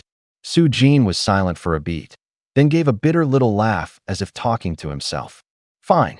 Since you asked, I'll be blunt." The air inside the car felt pricked by needles. Su-jin brought his attention back, and his voice grew even calmer. Each word landed like a hammer on iron. "The infected aren't only those who deform on the spot. There's another kind that look like regular people. Normal faces, normal walks, they joke with you. The only thing different is their eyes. Sometimes they go blank for a moment. There's danger hiding in that smile." The engine's low buzz became the only soundtrack. Chengdu's hand clenched until his knuckles went white. Fu Hu drew a long breath. You could hear the pressure of air in his chest. They blend into crowds, neighbors, shop clerks, rescuers. Su-jin went on. "We have to pull survivors out and grow the team. That's the problem. Anyone could be a trap. Anyone could lead you into the fire." Outside, the road was veiled in thin fog. The headlights cut it into 2 yellow streaks. Su-jin kicked the socks to his feet, and his gaze went cold and far away. "So from now on, the way we operate changes. Everyone goes through stricter screening. Any abnormality immediately isolated. A bit more suspicion is worth more than one extra teammate. Chengdu swallowed hard, his voice a mouthful of gravel. Then how do we tell? Su Jin didn't answer right away. He glanced at his face in the rear view, then out into the black. The tires crunched over gravel. Finally, he looked up, something like light in his eyes. Eyes alone won't do. Instruments won't do. You've got to use your ears, your nose, your gut. Listen to how people speak, the rhythm. Look for that brief blank in the eyes. Smell for any off-metallic scent. We have to learn to catch danger in the details. Chengdu looked as if someone had dumped a bucket of cold water over him. Fu Hu gave a slight nod and settled his fingers back on the wheel. His knuckles tapped down one by one. The headlights cut through the night. Their three shadows stretched over the seats like blades, waiting to slice the unknown open. I didn't tell you before. The captain let his hand drop. His voice wasn't loud, but it struck like metal and rang crisply in the empty room. I was afraid you'd start doubting each other. If we recruit now while everyone's unsettled, the team will fall apart. He glanced around. Light patched the walls, dust drifted in the beams. Someone swallowed. From the stairwell came a low, distant moan. Old son and Old Way have come up with something. The captain went on. They want to run an experiment that can pick out infected people hiding in the crowd. We're going out to fetch supplies for it. There will be out of control infected at the medical university. There will be fighting. His eyes grew colder than his words. When we get back, don't rush to tell the women at home. Hold the team together first, then talk. Fu Hu exhaled and his shoulders sagged. As long as they found a way, I get it. I don't get it. Chengdu suddenly put a hand on Su Jin's shoulder, his voice sharp with anger. His grip was strong, knuckles white. He reached back and felt his jacket as if checking its warmth. What the hell are we forming a team for? We're not trying to save the world. We can already protect ourselves. Why can't we find an empty place and farm it? The ash rain's worst is over. Why take this kind of risk? Silence fell. The wall clock's tick was magnified. Su Jin didn't smile. He yanked Chengdu's hand toward him in a clean movement, as if nailing his words into place. Cowering is only the difference between dying sooner and dying later. He spoke quietly. His voice had the grit of burning sand. There are no safe places left in this world. Can't you see? His eyes gleamed like knives. Even if you could find a hideout and hide your whole life, would you want to live it in fear? Survive like livestock? Be trampled like a dog at any moment? He clenched his fist. His joints made faint sounds. We don't have a choice. We have to fight back. We must fight back. The greater the responsibility, the more people needed to share it. We have to rely on the majority, even if some can't be trusted. He pointed to the window. Moonlight outside was cold. Wind curled scraps of paper into strips that looked like a protest. In times like these, helping others is helping yourself. Selfishness leads to only two roads: wait to die, or be sacrificed by others. Old Son and Old Way, both of them have lost their families. They thought about giving up more than once and didn't. They're running themselves ragged in the lab, trying to make a detection method for us. Do you think we can back down? His words fell like an anvil, heavy and hard to breathe under. Chengdu's apple bobbed. He pulled his hand back and nodded. His fingers trembled slightly. Fu Hu gave a bitter smile. His voice was low, like smoke squeezed from his throat. Director, you're right. He took off his helmet. His fingers wiped the fog from the visor, then fished a photo out of the lining. The edges were curled. It was a family portrait: mother, father, and a little girl leaning on the woman's shoulder, smiling innocently. Fu Hu held the picture up to the light. The ridges of his fingertips showed clearly. His eyes sank. Going out is dangerous, he said slowly. If I don't come back, please take care of Zhang Wan and Qingdai. Qingdai depends on you. I mean it. I don't want her to have no future. Su Jin's face went black in an instant, like an iron sheet struck by a cold wind. Fu Hu paused for a second, as if swallowing his words or pulling a secret out. His voice caught it echoed in the compartment with the smell of metal and oil. Chengdu reached around and patted Fu Hu on the shoulder. The gesture smiled, but the pressure was real. Whoa, old Fu, that's a little direct. I sent it. You trying to pawn her off on someone? He said half-jokingly, the tone equal parts mockery and tease.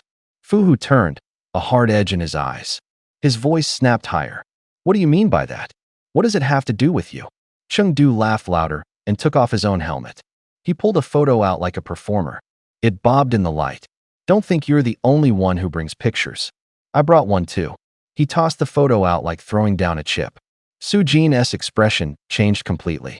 The moment the photo was revealed, the air seemed to split. This is my brother Chengdu's voice dropped, and before he finished the room had already ignited. Are you two kidding me? Sujin roared. He swung two blows. The first crashed into a metal armrest with a dull thud. The second landed on Chengdu's shoulder hard enough to shove him. The compartment erupted, breathing, the rustle of paper, the clang of metal. Everyone felt pulled into an unexpected scene. Sujin shrugged his hand free and ordered quietly, drive. The engine caught. The machine's hum climbed. Headlights cut through the night. Tires crunched over the pavement like scattered gravel. The vehicle eased out of the complex like a beast squeezing through a narrow gap. Soon they were on Central Street. The Welcome Restaurant's shutter was down. The curtain slits were like pinholes, leaking a thin, cold line of light. There were no lights at the door. Behind the curtains, bands of light and shadow crossed lamps sweeping behind the blinds. When the door opened, the cold air sliced in like a blade. The restaurant wasn't too lively. 23 people sat in rows of hard chairs, wrapped in heavy coats, blankets over their knees. Their breath rose in thin white ribbons under the light.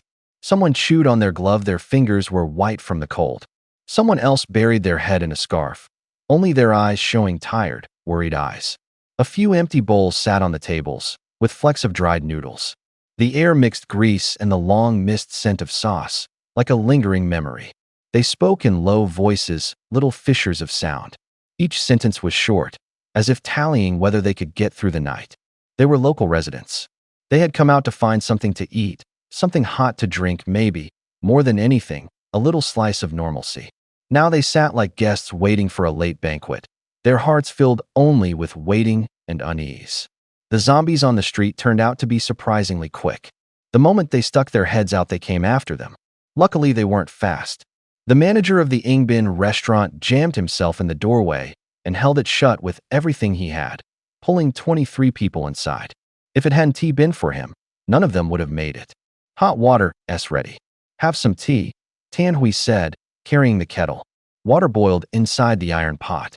Steam billowed up like white fog. Tiny splashes sounded in the cups. Someone took a cup, hands trembling. A few low thanks spread through the hall and were immediately swallowed by silence. The hall fell quiet again. Far outside, something scraped against metal. Someone muttered under their breath. Someone swallowed. The hot tea scalded their hands, but couldn't warm their hearts. Days felt like a thick fog pressing on everyone's chests. They could eat but couldn't sleep alive, but like soulless shells. In that stillness, the skinny man slid over without a sound. His voice was crushed, barely more than a whisper. Brother, I really can't do this anymore. I can't take it. Could you give me the gun, let me end it with one shot? The big man with tattoos running down his arms looked up. The lines of ink on his wrists shivered in the light. He clenched his fists until his knuckles went white. His voice was rough, as if he hadn't slept. What a joke. Where would we even get a bullet? Even if we had one, don't expect me to go pick up. You're a useless little brother. The tattooed man sneered. His fingers closed around the skinny guy's throat like pincers. The rough skin rasped against them with a dull sound. The skinny man coughed. His eyes rolled back. What the hell are you thinking? Your kin just died, and you're still worrying about that crap? The tattooed man's voice sounded like sandpaper. His words were blades, slicing through one by one. Are you out of your mind? You even had the nerve to tell someone to hold him down. You think people are toys? Before the words had finished, he swung his arm. The forearm came down like a hammer. Slap! The skinny man toppled to the floor, his coat cuff kicking up a cloud of dust. The heavy thud echoed through the hall. The tea in the cups shivered, releasing a sharp, bitter aroma. The lobby fell instantly silent. Everyone stared.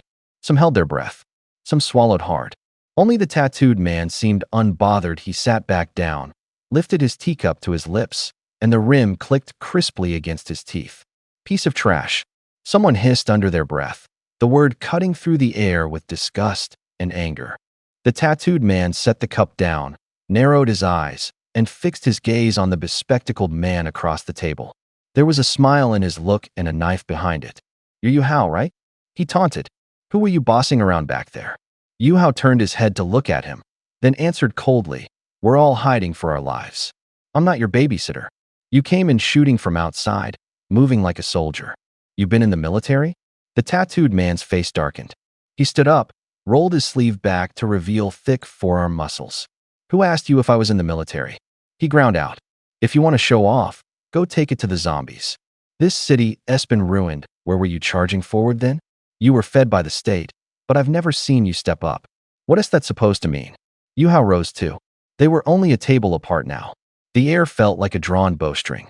"Never mind whether I can fight zombies, I'll deal with you first." The tattooed man smiled viciously. "If I can't beat the zombies, I can still beat you, can't I?" Chairs scraped. A few people instinctively took a half step back. The tension in the room made breaths audible. "Stop this." Tan Hui, the hotel manager, stepped forward, his face ashen. His voice was quiet but firm enough to seize the moment. "Enough fighting. Look at that mother and daughter. Do you see what they look like? And there are zombies out there." People turned to look in the direction Tan Hui pointed. A low, scraping shuffle came from the corridor outside the windows. Someone at the glass sucked in a sharp breath. In the lobby, the silence tightened into pressure. The young woman held her trembling mother tight. The old woman's teeth were chattering, her fingers like icicles. The daughter's voice was breathy with tears, but she kept whispering reassurances. "Mom, it's okay.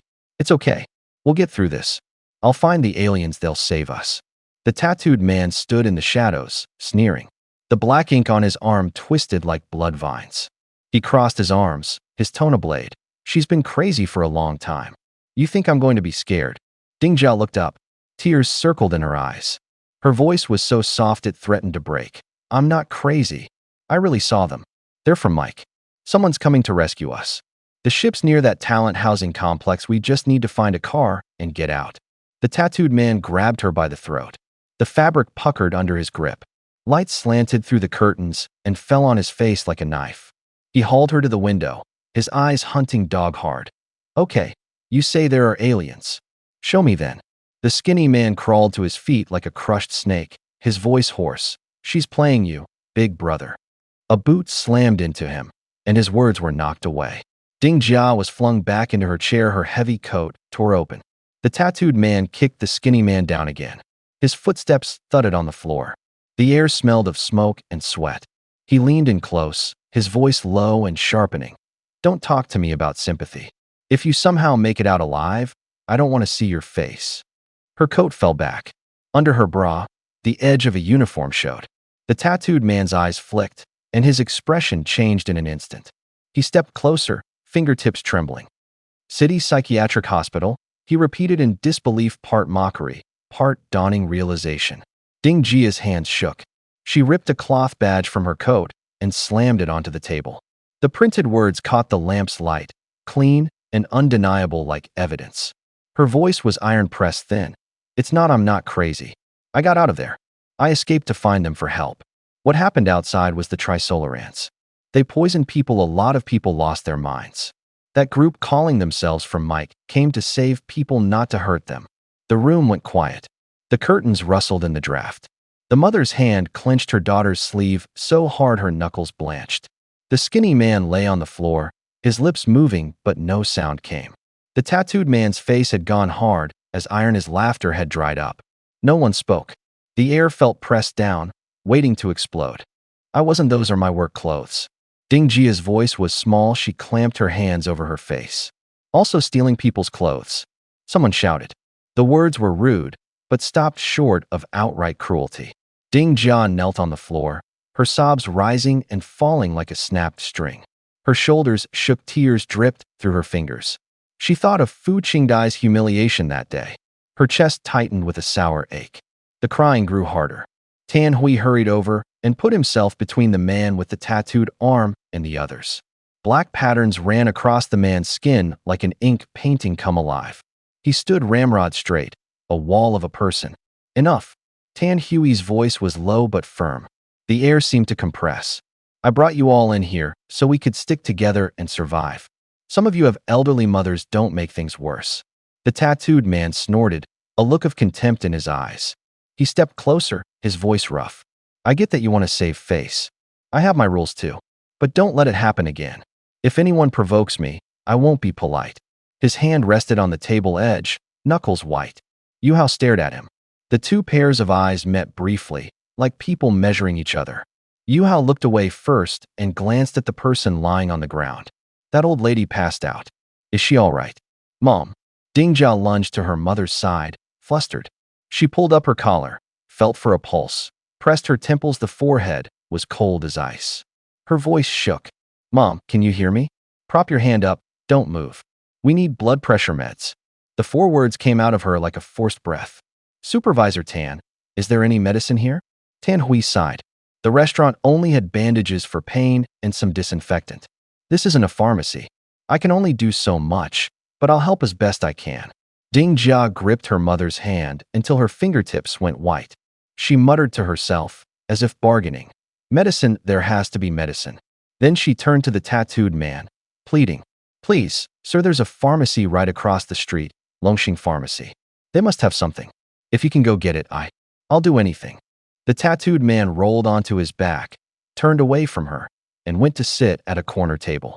He didn't answer. The chair scraped iron against the floor. He avoided looking at them, as if this whole scene were no more than a gust of wind. Can anyone help me? Ding Jia cried. Still kneeling, the hall amplified her voice until it tightened the room like a vice. People kept their heads down. Some watched the scuffed floor, some clenched their cups until their knuckles paled. The silence pressed over everyone like still water. A few minutes later, Ding Jia wiped her face and stood. Her movements were stiff, like a frozen puppet. She limped toward the roll-up door. The hinge gave a soft sound behind her, like a cue. All eyes followed her. Each gaze carried its own thought. Footsteps, the clink of paper cups, and the sound of her leaving made up the entire soundtrack of that moment. Ding Jia was heading for the door and bent to open it when an arm yanked him back. The pull was hard, as if someone were trying to drag him to the floor. He turned. Yu Hao's face was sharply defined in the light. His voice was low but clipped. Damn, you're too slow. Thank you. Ding Jia's eyes were rimmed red, his voice trembled. His knees went weak, he wanted to kneel in gratitude. A hand caught him and pushed him upright again. Yu Hao looked around. The room's lights dimmed, and brightened from outside came the distant sound of footsteps. He spoke quietly.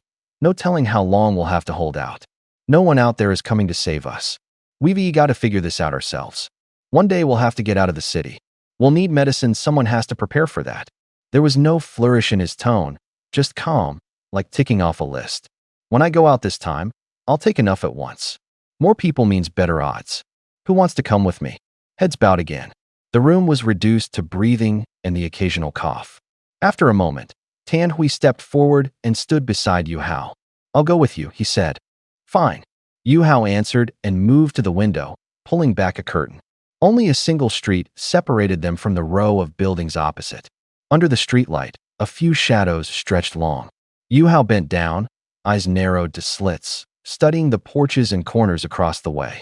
It's not too complicated, just one street. First get a few knives, then find a couple of long poles for defense. Fast in, fast out. Don't linger. I'll be quick, Tan Hui said, steady. Thanks. Thank you. Ding Jia moved between them, patting their arms again and again, afraid he'd forget to say it or be somehow overlooked. Tan Hui gave his shoulder a light slap. Go back and take care of your mom. Write down every medicine she needs, line by line, everything you can think of. You might need it all. He turned toward the back kitchen. The hallway light hummed low. At the corridor corner, the door wasn't shut tight. A tattooed arm slid out from the darkness, and a hoarse voice called after him. Tan Hui. He paused and looked back. The tattooed man stood in shadow under the yellowed light. His ink looked like a map. His voice carried both warning and grievance. I shouldn't have said some of those things, but you saved my life. I advise you not to wade into this mess. That old woman will become a burden sooner or later. If she leaves, maybe it'll be better for her. And that woman, she's unstable. Don't take everything she says as truth. He lifted his gaze, hard and blunt, looking Tan Hui in the eye. Don't go thinking everyone's a good person. In times like these, people like you get hurt the easiest. Tan Hui was quiet for a few seconds, then smiled faint, almost bitter. His voice was low and steady. The world's only going to get worse. I know that. If I die, it'll be a release. At least I'll have done something before then. Thanks for the warning. There was no fear, no regret. He shrugged. as if shifting a weight off himself, then turned and slipped into the dim hallway.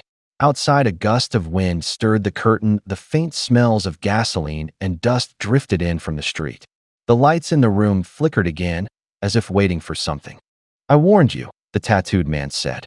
His words landed like a thrown stone, and then he fell silent. In a few minutes, the three of them tightened their packs and checked their weapons. The air smelled of oil and iron. In the distance, low moans rolled like the tide, faint but audible. Tan Hui bent down and lifted the ground lock on the roll-up door. The key flashed in his hand. Then, suddenly, he flung the key over his shoulder. Yu Hao moved to stop him, but he was a step too late. The key arced through the air and was caught smoothly by the shadow behind them. His fists clenched until his knuckles went white. He looked up and shouted at the man, "Listen up. If the two of us go out and can't get back in, I'll draw all the zombies over. Whatever happens outside will be on you." The shout exploded into the empty space. The man gave no answer.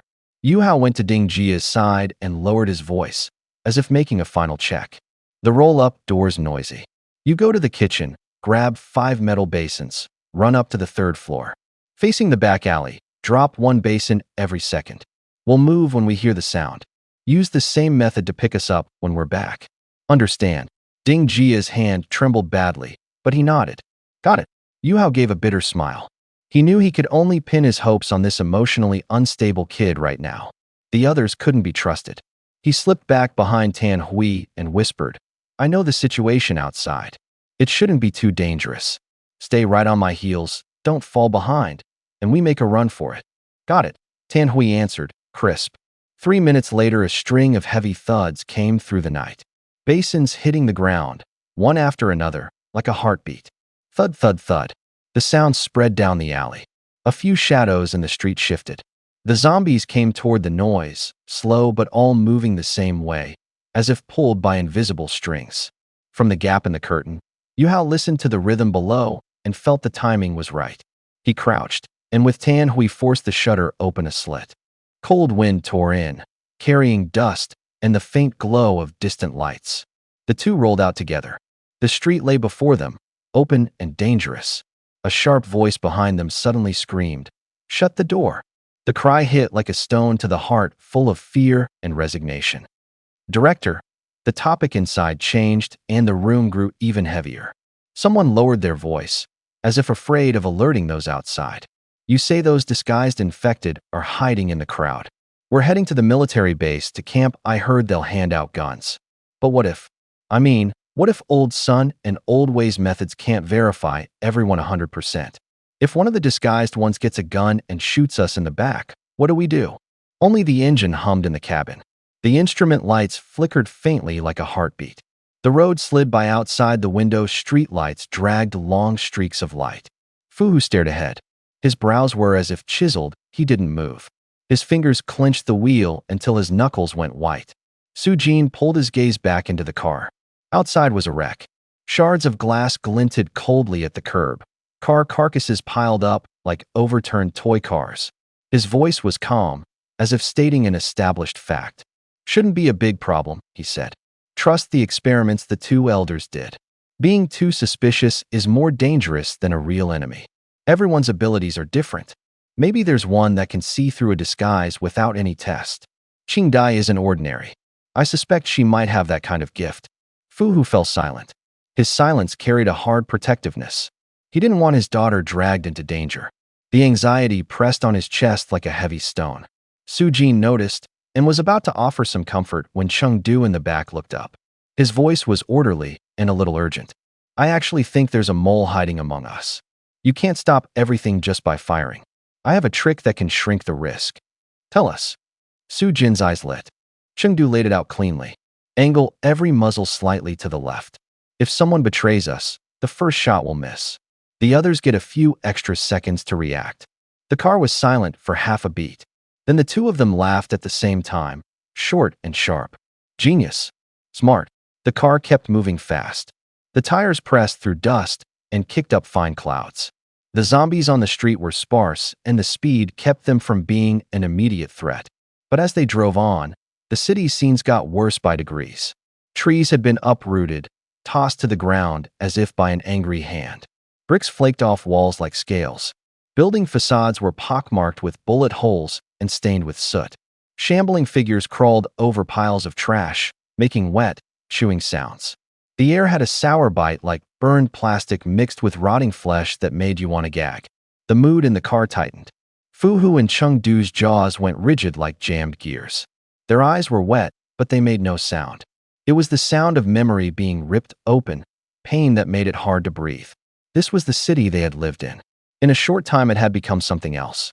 The country existed in name only, in reality, it was shattered. Homes had turned to rubble. Familiar neighborhoods lay upended by a storm, hollow and empty. People were scattered on the streets, some collapsed by the curb, others reduced to the incomplete shells that stood before them. Su Jin propped his chin on his fist, his gaze never leaving the ruin outside. He thought of the conversation with Sunya and Wei De about the Cold Dome missile strike. What had hit the city this time was only a small portion of the force released. Even a small part is enough to destroy a lot, he said softly, his voice thin, like the last thread in the air. His mind went back to that night. Alarms stabbed through the dark like sharp cones. Fires streaked across the distant sky, like meteors but longer and brighter. Glass in buildings shattered all at once, falling like rain. People ran in the streets, their shadows stretched and warped. Power lines snapped, sparks dancing in the dark. The air tasted of metal. Waves of heat rushed in like blades. What followed was a true silence, not cold, but the silence of a world crushed, full of burned stench and the sounds of splintering bones. That night the city had truly fallen for the first time. Now they were only moving through the ruins. Every inch the wheels ground over echoed with the residue of the past. The view outside was like a broken photograph, its edges singed black and its colors drained. Everyone in the car kept the sounds of that night lodged in their throats, unwilling to call them out again. Outside it looked like the end of the world. The sky was gray as if a layer of dirty gauze had been thrown over it. The air smelled of burning and the dry rasp of dust. In the distance, building silhouettes looked like stringless toys, one by one toppling into silence. They walked another 200 meters. A skyscraper, gleaming with gold, appeared ahead. It was taller than any other building in the city. Light fractured across its glass like a blade. The surrounding towers seemed small and frail at its feet. Su Jin's expression shifted. It had been stiff for a moment, then finally changed. "This building is pretty solid," Chengdu said, surprised. He pointed at the top 3 floors glass. "So high. And the glass up there isn't cracked at all." Fu-Hu added in a voice that sounded like gossip, "Dragon Scale Tower used to be commercial. The top 3 floors were never leased to the public. They say they're kept for people with status. Even if you had the money, you couldn't get in." Su Jin gave a small, rational smile. "Look at that glass. It isn't like the others. It's thick like a shield, and the frames are made of materials ordinary buildings don't use." He stopped smiling and stared forward. "Don't get distracted. Another kilometer and we'll be at Dragonstar Pharmacy. We go get the medicine first." They moved on. Wind swept up fine dust. The streets were empty. In the distance, a metallic tapping echoed, like someone hammering at the old world. Huff, huff, huff, rapid breathing came from the doorway. Inside, Tan Hui's chest rose and fell. His voice was heavy. He looked up at Yu Hao, grinning through his breathlessness. "Didn't he expect it to go so smoothly? A lot easier than I thought." They had run out of the Welcome Hotel, pausing only behind 2 makeshift shelters along the way, then sprinting straight to the pharmacy door. Only when they reached it did 2 zombies catch up. The 2 moved slowly, arms drawing dirty, erratic arcs through the air, but they were close enough to make their hearts pound. Yu Hao's steps had a steady rhythm. He took 2 deep breaths and gave a bitter smile. "Don't be too optimistic. Those things out there don't have brains, but their senses are sharp. Once there are too many, no one gets through this easily. What did you do before? You moved so fast." Tan Hui panted and laughed, half surprised, half admiring. "Military," Yu Hao answered tersely, then lowered his voice. "You stay behind me. Use the flashlight to light the way. It might not be safe in there." He pointed toward the pharmacy. Light leaked from the crack under the door and fell on the ground in 2 pale strips. When the door opened, the beam swept across a row of medicine cabinets, revealing thick dust and scattered vials. The air smelled of leftover disinfectant and mildew. From farther in came a faint dragging noise, like fabric scraping the floor, and a low, distant keening like an animal. Yuhao stepped in slowly, shoulders tensed. His flashlight scoured the aisles, picking out shelves, bottles, and toppled boxes, then swallowing them again. Tan Hui followed close, moving back to back with him, eyes constantly scanning for any movement. Longxing Pharmacy was huge. Shelves ran in neat rows. All kinds of medicines were stacked in order. Against the wall there was an equipment section, sample boxes piled up like a small wall. Fluorescent tubes hummed. The air smelled of disinfectant and powdered drugs. They walked one after the other, taking small steps. Their footsteps stretched out down the empty aisle. They watched every corner with caution.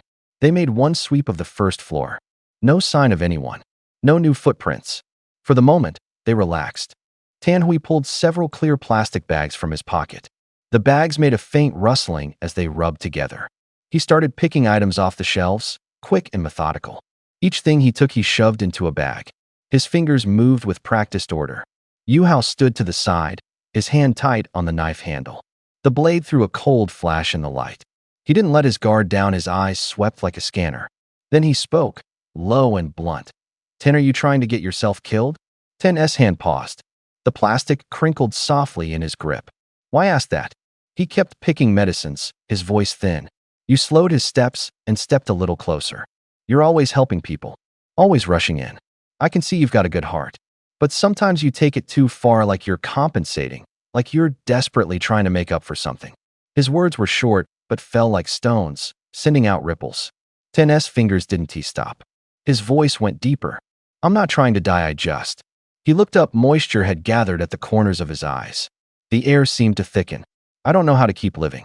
When he said it, his voice split with a dry sob. Everyone's scattered. I can't reach my family. My friends are gone. The country feels paralyzed. I've seen so many dead, I can't take it.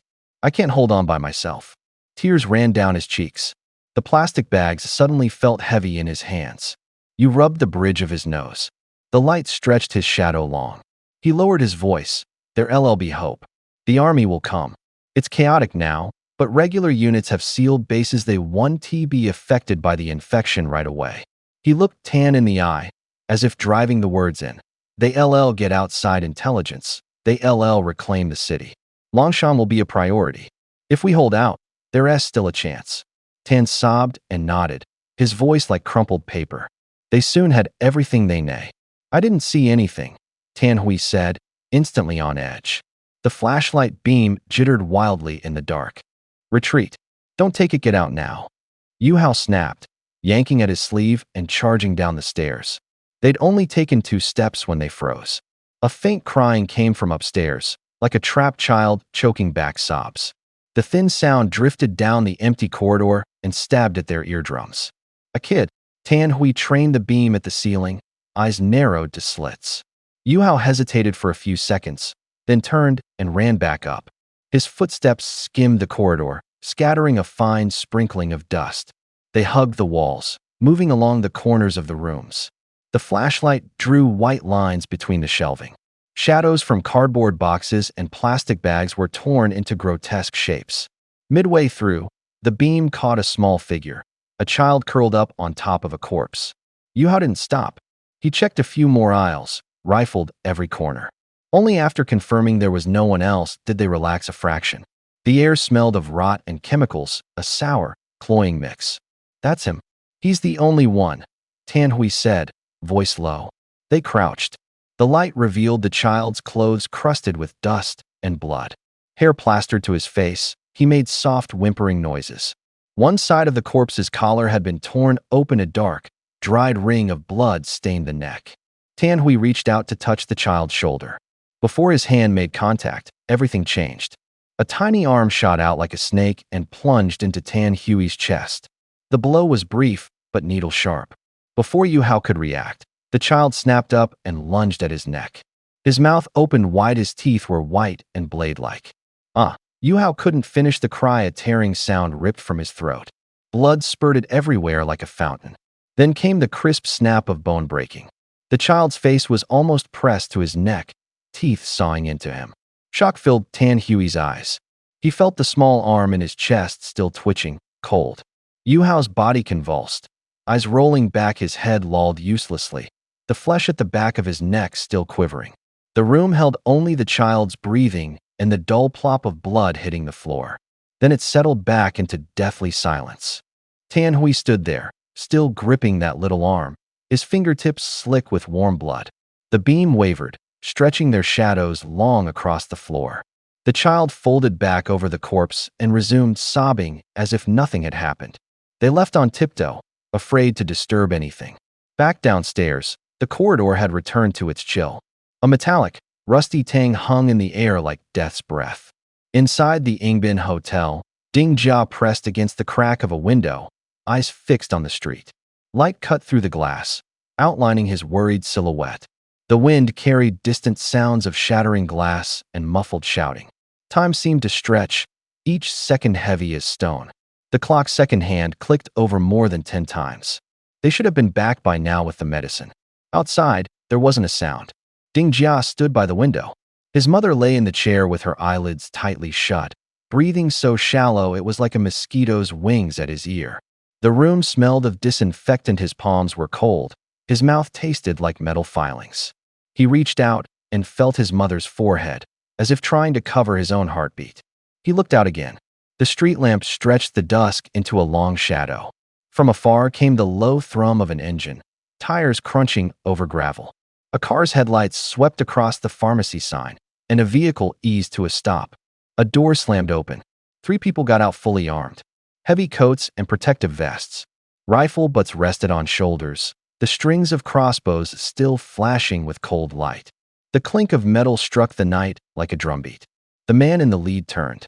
The headlight threw mottled light across his face. Ding Jia could only make out a blurred outline. His heart hammered like a mallet in his chest. Cold water seemed poured through his veins, his breathing stumbled. He almost couldn't contain himself and yelled toward the door. His voice trembled, as if grasping at a last straw. Help! They're here to save us. It's... A burly, tattooed man clapped a hand over his mouth. The palm was hard and cold, like an iron band. Ding Jia struggled, his voice was jammed in his throat, reduced to a muffled whimper. Don't shout, the tattooed man hissed, warning in his tone. You'll draw the infected. Ding Jia tore his hand free with everything he had, eyes watering, pointing at the door. They're right outside. Look if you don't believe me. The tattooed man leaned out and peered for 2 seconds, frowning. Then he turned back, his voice cold as a blade. Who? Don't be ridiculous. If you make trouble again, I'll teach you a lesson. Silence fell over the room. The air clung to skin like a thin film. The distant engine still hummed, but the figures outside stopped moving. A chill ran through the soles of Ding Jia's feet, his mouth went dry. Put your helmets on, a voice barked. White flashlight beams cut through the pharmacy. Su Jin stood in the doorway, his face still carrying the weariness of someone not fully awake, but his tone brooked no argument. You're not wearing one either? Chengdu rubbed his eyes and snapped back, impatient. That thing's stifling and ruins your vision. I start sweating the second I put the hood on, and I can't aim the flamethrower. The risk's not that high now, we can put them on at the hospital. Yeah, boss, the other man chimed in. Don't be so hung up. We're not you only, you really need that thing. Su Jin let out a cold, helpless laugh. Fine. Make yourselves comfortable. Turn on the flashlights. Go straight to the 2nd floor, grab the meds, and leave. Not taking the stock meds? Chengdu hesitated, glancing at the medicine cabinet. What if we're blocked on the way back? Don't waste time, Su Jin said, short and sharp. We hauled out piles of it from the complex, more than we'll ever use. You two go in front. I'll cover the rear. The 2 of them pushed the door and led the way up the stairs. Their footsteps were steady, the scrape of soles across tile left an arc of echoes down the corridor. Su Jin stayed on the last step, his silhouette like a barrier. He lifted his left hand and opened the crossbody bag at his chest. The zipper made a faint metallic sound. Glass bottles inside clicked crisply together. His fingertips brushed a cold metal flashlight and a small box sealed with tape and labeled with the drug's name. He breathed in. Disinfectant, powdered medicine, and the mildew of the roadside filled his nose. His fingers rummaged through the bag, checking off a line of equipment. The air was taut, like a string. No one dared make an unnecessary sound. With a flick of his right arm, a series of faint clacks came from the bag. Several rows of unlabeled medicine bottles were swept into the cloth sack. He'd purposely emptied the bag once before leaving. Now there was just enough room. There was a sound from behind. Chengdu and Fu, who turned at the same time, question written across their faces. Su Jin shrugged and murmured, "I packed it. It's fine. Let's go." The three of them headed up to the second floor. Halfway up the stairs, their steps stopped, silent. Someone heard something. A cry, small and sharp, like glass beads trembling on a broken thread. They all looked up. Light flickered back and forth on the upper floor. Fu, who moved first, practically rushing up 2 steps at a time. Su Jin squinted, took a step, kept close to the wall, and vaulted to the second floor sideways, planting himself in front of Fu Hu. His voice was low and razor-thin. "What's the hurry? I'll check first." "That's a kid, Captain. Could there be a problem?" Chengdu's voice wavered. "Hush. Check for danger first." Su Jin shortened his steps, moving like a cat along the doorway. The three of them pressed against the same wall. Flashlight beams cut through the dark, quick and steady, like knives tracing the edges of shelves. The beams stopped. In the center of the floor, 3 lights converged on a small body. The child was curled over, hems soaked, breathing in ragged gasps and making a low whimper. Under the light, the room held only 3 fallen people. "Zombies without a target won't wander far," Su Jin said quietly. His tone was cold as a blade. "We've searched upstairs and downstairs." Fu Hu frowned. "Any shadows? If not, don't move. You two, when you see a child, you just have to try to save them, huh?" They looked at each other. They blinked, like birds startled awake. Chengdu stammered, pointing at the pile of bodies. That zombie is over there, right?" One's had its chest pierced. The other 2 fought desperately on the ground. A man and a woman. The child hid. The parents and the zombie wounded each other. He crawled out. "That's how it looks to me, too," Fu Hu replied coldly. "Even if the child might be infected, there's no sign of movement now. Don't rush, it's too reckless to kill immediately." Su Jin paused and glanced back at the bodies. Wind moved down the hallway, lifting bits of paper into a slow flutter. He stepped closer, his footfall silent. The smell hit them, sour blood, the ferment of flesh, like sun-cracked old cloth. He crouched, eyes scanning each wound. One chest showed a puncture. Another neck looked torn open, blackened flesh visible around the joints. The third lay face down, long hair hiding the face, easy to assume it was a woman. Su Jin rubbed his chin, expression unreadable. Mistakes came from unclear sight. His voice went colder. "You two, listen up. I want to make something clear. We don't have the equipment to tell a real infected from a fake one. In situations like this, if you find a lone L." His temperature was wrong. Su Jin pressed 2 fingers to the man's neck. An abnormal warmth pulsed under his fingertips. No pulse, but the heat was beating. He looked up. His face was cold as iron. In a low voice he said, "This is a zombie. Not the ordinary kind." Wind slithered in through the shattered stairwell, carrying the smell of blood and dry leaves. From far off came intermittent moans, like paper scraping in the wind. Su Jin heard them clearly. There was a pattern to that sound, like thought, like an attempt to imitate human breathing. "The zombies are evolving." He spoke very slowly. Each word was a nail driven into the silence. "They're starting to make judgments." It had been only a few days since the outbreak, so short it felt suffocating. At this rate, infected who hid among the living and the zombies would merge sooner or later. Su Jin knew what that meant. He pulled his hand back. His palm left a faint sticky trace. "Take this back," he said to the 2 behind him, eyes like flame. "We have to stabilize the compound as fast as we can." He crouched and swept aside a patch of dirt and a tattered coat. 3 bodies lay side by side. The woman's face was scored pale by dust, the corners of her mouth stiff. She'd been dead a long time. The 2 men's eyes were still open, the whites gleaming, pupils dead, but their skin still held the dampness of someone who'd just died. Nearby were a broken pillbox and scattered strips of cloth. Su Jin reached out and gently pried apart the knuckles of the 2 men. The move was precise. Without waste, the joints still held the warmth of blood. "These 2 probably came out for medicine," he said quietly, his voice flat. "No surprise, no panic. Maybe a team passed through. An elder with them." His gaze slid past the bodies to the stairwell, where a string of small, messy footprints trailed off. He laid a hand on one man's forehead. The skin was cold as porcelain. He gave a short, helpless laugh. They took the path of the zombies. The ones willing to risk going out for the team tend to be decent people. And people like that will become rarer. Fu Hu and Chengdu looked at each other, unease in their eyes. Fu Hu's nostrils twitched twice. Chengdu bit his lip, as if swallowing something. You too, remember this. Su Jin stood, his voice snapping sharp. What I just said still counts. Outside the compound, when you see strangers, don't hesitate. Shoot to kill. Understand?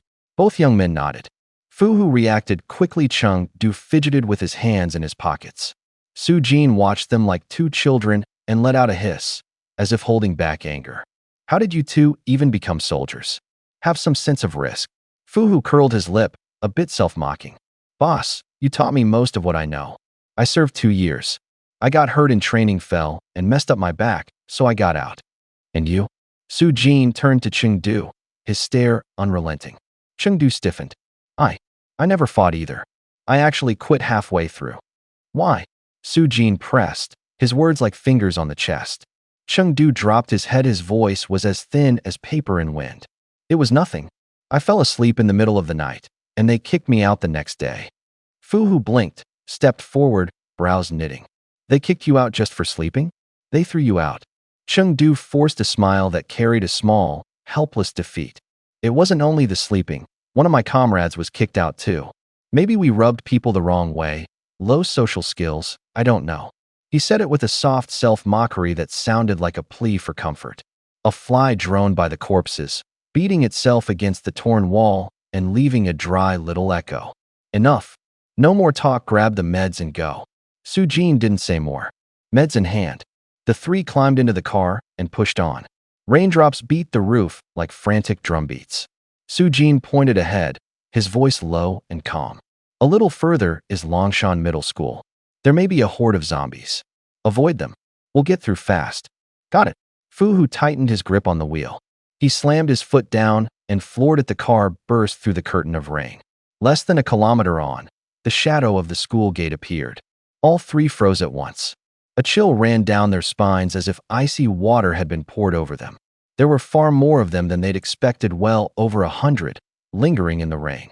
Broken umbrellas littered the ground, their black ribs like snapped skeletons. Their clothes didn't look like students' wet rags clinging to bodies, shoes dragging mud. When the headlights hit, the zombies all turned in unison and surged toward the middle of the road. They moved with powerful strides, like a pack of rabid dogs, feet splashing through puddles and sending up rings of black water. Their howls drowned out the rain. The wind carried the smell of rust and rot. Fu Hu yanked the wheel, aiming for a thin spot in the horde and sprinting through. The tires carved a long arc across the slick sidewalk. The wipers clacked. The car swung right, squeezing through a moving gray sea. It's pouring. How are so many people out in the street? Chengdu gripped the handle with both hands, equal parts stunned and angry. Hold it steady. We can make it, Su Jin said, expression tight. Isn't the sidewalk wide enough? Run them over, Chengdu shouted. Run them down. Fu Hu ground out, turning the wheel so the tires rode up onto the curb. Rubber and dirt screamed. Seconds later, the horde fell behind, blurred into a gray smear by speed. In the rearview mirror, the wet mass of bodies looked like paper blown by the wind, growing smaller. Su Jin glanced back, eyes sweeping each shadow through the rain, memorizing how the horde was spread out. They ran fast, about 20 kilometers an hour. Left alone, they didn't change direction much. We're going to have to come back the same way better to remember where they are. Through the school's iron fence, the field was packed with bodies, pressed against the wire like trapped fish, bumping into one another in the rain. Watch out, Chengdu suddenly shouted. The hood jolted violently. The impact sounded like a hammer on a drum thud. A zombie in a school uniform slammed onto the hood, clutching a bouquet of fake flowers. Rain had flattened the petals, drops mixed with dirty blood and slid down. Its face was paper white, eyes milky. Its teeth were sunk into its lower lip, producing a wet, tearing crunch. The headlights caught its face. Blood beads glinted dark red in the rain. The car shuddered. Spiderweb cracks spidered across the glass. Its nails rasped across the metal in an ear-piercing screech. The three of them held their breath as rain, the engines hum, and that jarring impact fused into one sound. A student-looking zombie in a welcoming uniform staggered out of the school gate. The satin ribbon on its uniform rubbed in the wind, the smile on its face frozen, a dried streak of blood at the corner of its mouth. It moved with an easy, quick step, not like a typical zombie, more like a trained sprinter. "Damn greeter zombie. Brake!" Sujin shouted. Fu-Hu slammed the brakes. The tires screamed on the asphalt, and the car pitched forward. The greeter zombie seemed to be thrown like a projectile, slamming into a roadside billboard with a muffled thud. Cardboard and fabric ripped. "Quick, restart it." Sujin panted. The car surged forward again. The horde behind them was flung into the dark, only a few blurred silhouettes giving chase. Sujin looked back at Fu-Hu, who had gone pale. His anger hadn't faded. "Old Fu, what the hell was that driving? There weren't that many up ahead. How did?" Fu-Hu gripped the wheel, his knuckles white. "It was still some distance off. I couldn't stop in time." Chengdu cut in, calm. "Don't blame old Fu. That zombie ran absurdly fast, faster than normal, light on its feet, like a sprinter. Must have trained before it died." "How can you tell?" Sujin asked. Chengdu didn't look back. "You can tell at a glance. Don't let him get distracted." The rest of the route passed without incident. The car eased up to the gates of Longshan Medical University. The iron gate was shut, the entrance like a closed mouth. The three of them sat in the car and scanned the scene. Under the night, only a few floodlights lit the field. There were no obvious undead around. The air smelled of mildew and dry dust. After confirming it was safe, Sujin got out and hurried to the gate. He raised his gun and fired at the padlock. The shot was short and sharp, like a stone splitting metal. The lock shattered, sparks and fragments flew, and the iron gate creaked open a slit. They drove onto the campus. The tires pressed through the damp grass with low, muted clacks. The car stopped in the center of the field. The three climbed out, fell into a line, and checked their gear. Sujin pulled a dog-eared map from his chest pocket and tapped it. "It's not as bad as we feared. According to Sun Ye's intel, students are moving around a lot inside. The interiors are poorly lit. Old Fu, you're up front. Stay covered. We'll cover you from behind." He glanced into the surrounding darkness. From the classroom building to the entrance, it's less than 200 meters. Then the stairs lead down to the basement. Try not to fire randomly. Gunshots carry and will draw zombies from other floors. Use bows and arrows when you can. Keep it quiet. He paused, finishing. "Any questions? Any concerns? Speak up now." Both of them shook their heads. "No." "All right," Sujin said, folding the map. He looked up at the night sky and the iron gate standing half open. "We move out in a minute." "Wait 2 more minutes. Final gear check." Sujin looked up at the darkening sky. "What are we waiting for, Director?" Chengdu asked in a low voice. "Waiting for Yun to come," Sujin answered, his voice like sand in his throat. The three of them fell in behind him, spaced out. With every step they watched and listened. They were close to the school building's entrance. Sujin drew in a breath of cold air and slipped inside. Opposite the main doors was a wide staircase. The three of them crouched in the corner's shadow and peered down the right-hand corridor. About 10 zombies stood there, slumped as if casually dumped, slow-footed, the stench of rot coming from their mouths and noses. That corridor led straight to the underground lab. There was no other way. "Director, how do we get past this?" Fu-Hu's voice was barely above a whisper. "A frontal assault isn't realistic. Any loud noise will bring more. Maybe we should go up and scout first." "Shoo." Sujin put a finger to his lips. His gaze swept the corridor, measuring distances as if with a ruler. "The more we move, the more chance for something to go wrong. I'll go first. You two cover both ends. Support with arrows, and use the flashlights to draw their attention if needed." After he spoke, Sujin began taking off his shoes, slow as if performing surgery. Chengdu glanced down at his feet, a flash of disbelief in his eyes. 3 pairs of socks, and a patch like a non-slip pad stuck to the front of the soles. Sujin held his breath and set the shoes down gently. He took off anything on his clothing that might clink and handed each piece to Fu-Hu. The rustle of fabric was almost swallowed by the night. All that remained in the air were their heartbeats and the faint sound of wind skimming window frames in the distance. "Director, what exactly are you doing?" Fu-Hu couldn't help asking. "I'm going around the side. You two squeeze from both ends. Ideally, I finish this alone." Sujin said it as his body coiled, tense like a snake about to strike. He pushed off with his right foot and sprang along the wall. His saws found the mortar lines like a gecko, and he shot up clean, precise. The wind whispering past his ankles slid down the corridor. Su-jin planted and pushed again along the wall, moving along the upper edge of the corridor, his body almost scraping the ceiling, like a cat stalking silently in the dark. 2 zombies came into view beneath his feet. As he landed, he drew 2 polished screwdrivers from his belt. The tips caught a cold glint in the dim light. Steady, accurate, ruthless, he drove them in. The screwdrivers tore through fabric and struck the wet give of chests. A dull, wet sound came with the metal. The 2 zombies went rigid at once, their limbs going limp as if cut from strings, crashing to the floor with heavy thuds and brittle cracks. Thanks to daily dissections and intimate knowledge of zombie movement, every one of Su-jin's strikes was calculated.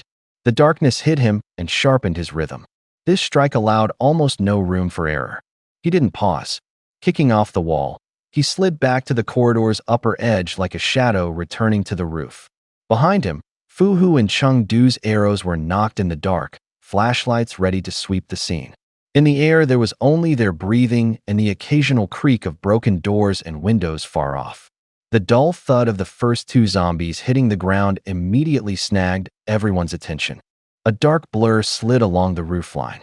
Su-jin darted to the end of the small cluster like a gust of wind. He landed on his toes without a sound. The dagger ripped the air, the blade sang with a metallic edge. 2 zombies dropped on cue. A wet, fetid stench churned up, flooding their nostrils like a wave. In the corner, Cheng-du and Fu-hu held their breath. Cheng-du's eyes went wide, as if he'd seen a hunter who shouldn't exist. Fu-hu's hand was already on his bow. The string was stretched, as if it might snap. But he didn't loose an arrow, he just stared at Su-jin. "Director, he's incredible," Cheng-du whispered. "Thumbs up," barely able to believe it. Fu-hu replied calmly, "Don't doubt it. The director's strength is the 2 of ours put together. He's not even using his full power. He'll be steadier once it's daylight. I heard he only sleeps 3 or 4 hours a day." Cheng-du added, like he was talking about a habit. "A little sun during the day, and he recovers fast." He shrugged, trying to sound casual. Before the words were finished, Su-jin moved again like a shadow. The hiss of a dagger cutting throats, the faint crack of bones breaking, the zombies' moans were shredded into fragments. 10 or so of them collapsed down the corridor in succession, like stalks of straw knocked over by the wind. The 2 exchanged a look and eased out from the corner. The hallway was dim, a thin veil of clouds hung over the sky, but there was still enough light. Su-jin stopped. A bead of sweat slid down his temple, his breathing measured. His movements were a little labored, but his eyes stayed cool. He lowered his voice, speaking fast and precise. "Just 2 or 3 small ones ahead. I'll deal with the ones outside. Inside the rooms, it's messy when you pass the windows. Don't stand up straight. Stay bent. Don't get seen. It's safe at the end." Fu-hu nodded slightly. The bowstring pulled tight again, like a fuse ready to go. Cheng-du bent his waist, his steps so light it was as if he feared waking a sleeping snake. The 3 shadows, long and short, slid down the corridor into a deeper darkness. They reached the lab door without trouble. The steel door was cold and gleaming. Su-jin reached out and took the handle. His grip was steady. The door didn't budge. His knuckles hit the metal, and an ice-cold shock ran through him. He froze for a moment. The door was thick, with a small blast window like a black pupil. According to Old Sun's instructions, the door should automatically unlock during a power outage. At this hour, there shouldn't be any power outside. The door shouldn't be locked. Su-jin tried again. The latch didn't spring back. There was no loose click, only the dull scrape of metal. "What's wrong, director?" Fu-hu asked behind him, footsteps light, eyes tense. "Don't know. It won't open." Su-jin's voice was clipped. He frowned and leaned toward the little window. Inside was chaos, instruments and papers piled high, lights flickering fitfully. He rapped the glass with his knuckles, a crisp knock. A few seconds later, a face pushed up to the window, smiling as if about to cry. The smile froze. When the person saw the people outside, the face went pale with terror. Su-jin turned and moved quickly toward Fu-hu and the other team member. His words slowed and sharp, a short order. "You hold the stairwell. Don't let any infected come up." He pressed his mouth to the window, and mouthed a few words. The glass muffled his voice so they could only see his lips. "I'm here to get you out." The window answered immediately. Two more faces jumped up. Three people, in all, an old man and two students. The old man's eyes were rimmed red. The students' hands shook. Behind the glass, they started working, fingers probing the lock, tools clinking out high, brittle notes. The internal lock gave. The door creaked and opened a crack. Su-jin darted in, yanking the door back. It slammed shut hard behind him, the metallic thud rolling down the corridor. They swarmed him as soon as he was inside. Breathless, eyes bright. The old man grabbed Su-jin's shoulder. His words came out in a rush. "Are you military? You came specifically to rescue us? What is it like outside?" Su-jin dropped his voice, walking measuredly as he scanned the room. Dust sat on the instrument benches. The air smelled of sharp chemicals. There were a few packs of rations at the corner of a table. "Tell me the truth. How many people are here?" He broke the question in two, asking cleanly. "Just the three of us." One of the students choked up, rubbing the back of a hand over his face. "Luckily, there was food and water here. Otherwise, we wouldn't have lasted." Su-jin nodded. His eyes were like knives. He glanced up at the small cages used for experiments. The wire mesh boxes gave off a faint rustling. "Are the lab mice still alive? The ones that glow under UV? Do you have the fluorescent dye and handheld UV lights?" He asked, sentence by sentence, quick as if ticking off a checklist. "Some survived. Most are dead, about 80 or so left. The UV lamps are here, and the fluorescent dye too." The student's voice held a thread of relief. "Find every live one. Bring the dye and the UV flashlights. We're leaving now." Su-jin's gaze was firm. "Move." The three of them didn't hesitate. They smiled and began packing. Their movements were quick, as if someone were rushing them. A few minutes later, they stood before Su-jin holding their bundles. The light danced across their faces. The air smelled of disinfectant and damp cloth. "Hand over your stuff," Su-jin said, his voice low and steady. "My teammate's waiting outside. You go first." He pointed toward the door, concise, non-negotiable. They thanked him repeatedly and moved for the door. Their footsteps echoed down the corridor. Then, 3 gunshots rang out like hammers against the night. Short, sharp, they shattered the quiet. 3 bodies hit the floor, heavy thuds. Blood seeped into the cracks, darkening the concrete. A rusty metallic tang of blood stung the nose. Su-jin swayed a little, as if tugged by a string. He closed his eyes and let out a long breath. He didn't panic. His hands were steady. He slid the fluorescent and the portable UV lamp into the briefcase at his chest, efficient, practiced, and then hoisted the cage. He moved light-footed, not looking back. He pushed the lab door open. Cold air rushed in, bringing night and the smell of wet earth. Outside, Fu-hu and Chung-do were already there. Their faces were hard, their features carved like from stone. Chung-do spoke first, shock and accusation in his voice. "Director, there were people alive in there? You shot them." The gunshots had been brief, but loud enough to echo through the whole building. Chung-do clenched his fists, eyes flicking between the 3 bodies and Su-jin. Su-jin stopped walking. After a beat of silence, he nodded. No defense, only confirmation. Chung-do's brow deepened. Fu-hu said nothing. He crouched and picked through the tins and bread sacks scattered by the bodies. A paper box had been crushed, crumbs strewn everywhere. They'd clearly sheltered here after the disaster. Su-jin's gaze swept the supplies. He lifted the cage as if weighing it, then murmured, more to himself than to them. 3 people. No obvious signs. They didn't look like they were about to snap.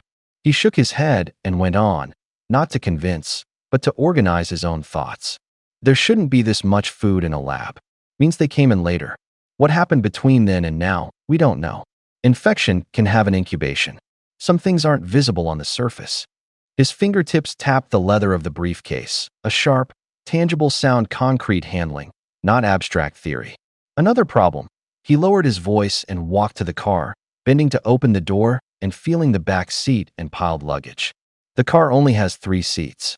The rest of the space is full, no room to cram 3 more people in. Forcing them in would limit rear seat movement. He pressed his palm to the seat, as if gauging potential interference. His fingers trembled slightly. Chung-do's eyes widened. "So you're worried? More people slow you down." Su-jin cut in, calm but firm. "Another vehicle is another exposure risk. Strapping people to the roof, We'll make them scream and draw attention. We have a mission. We can't add uncontrollable variables on the way back." Fu stayed quiet. He looked at the bodies. His gaze stopped at the way the light caught the pooled blood. The night wind carried the metallic smell farther, as if reminding everyone the choices and consequences were real. Jin snapped the briefcase shut, shouldered it, the cage giving a low metal whine in his hand. No celebration, no regret, just an urgent drive to act. "Get in the car," he said. "Now. Load the supplies, lock the doors. Don't talk, watch your surroundings." Chengdu bit his lip and nodded. Fu came to and started loading. Their movements were like a machine's breath, short, efficient, precise. The door closed behind them with a muffled click.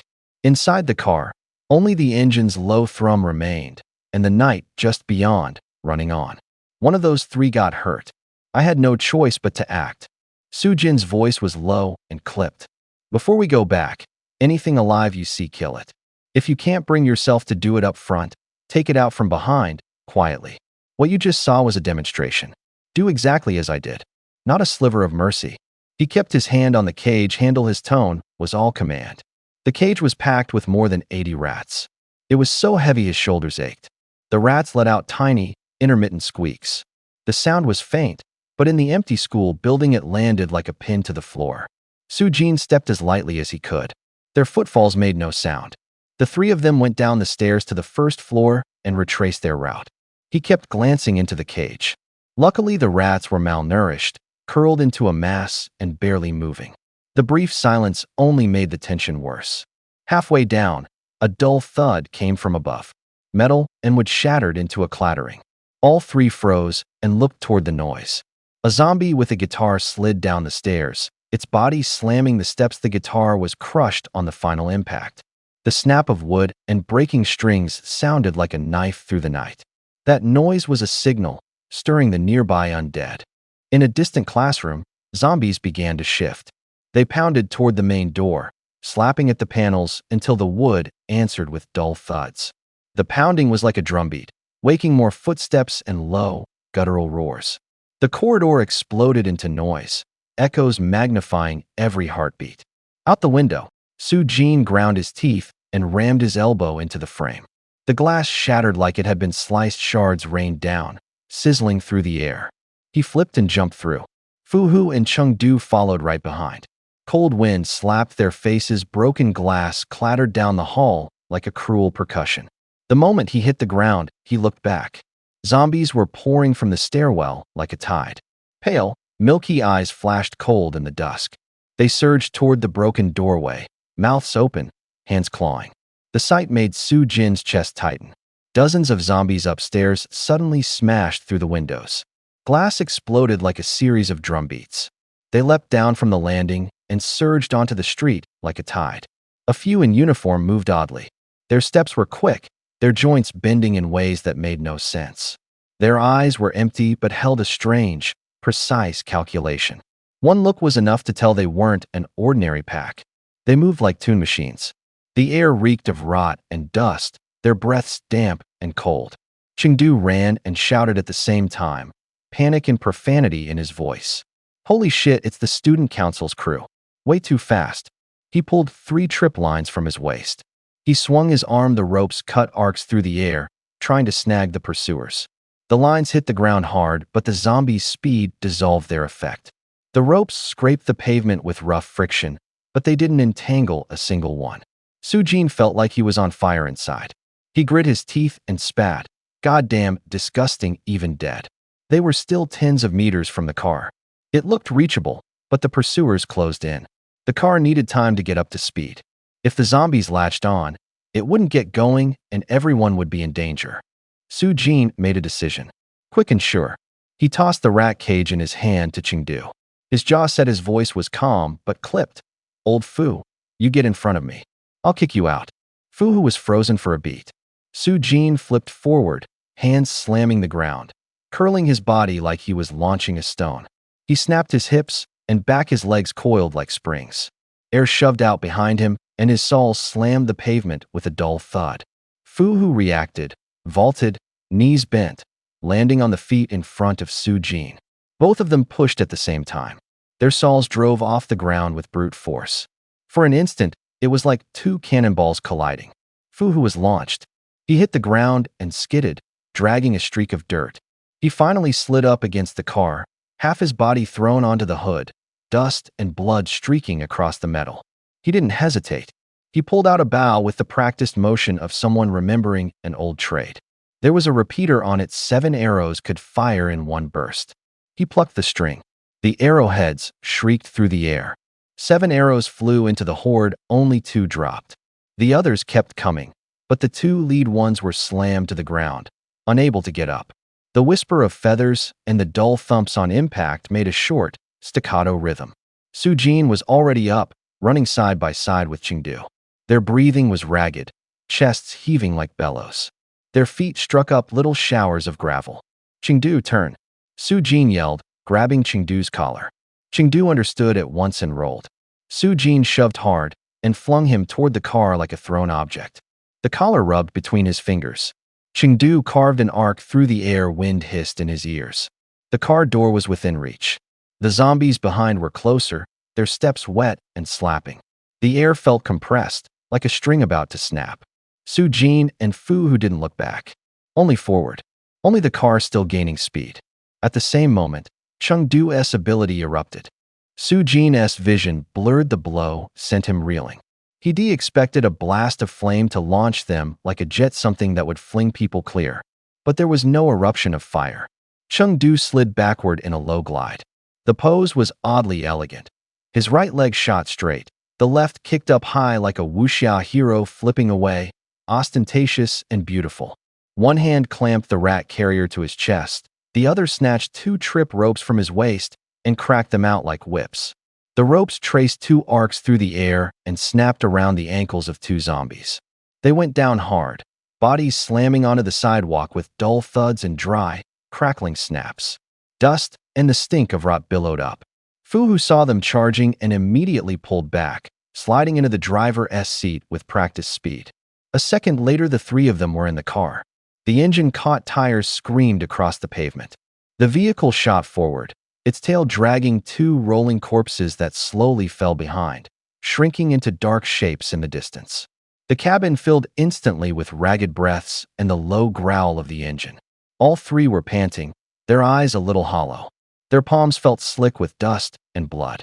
Chengdu turned his head, still buzzing with adrenaline. "Chief, pretty cool, huh? I practiced that move a bunch of times." Su Jin wiped his chin.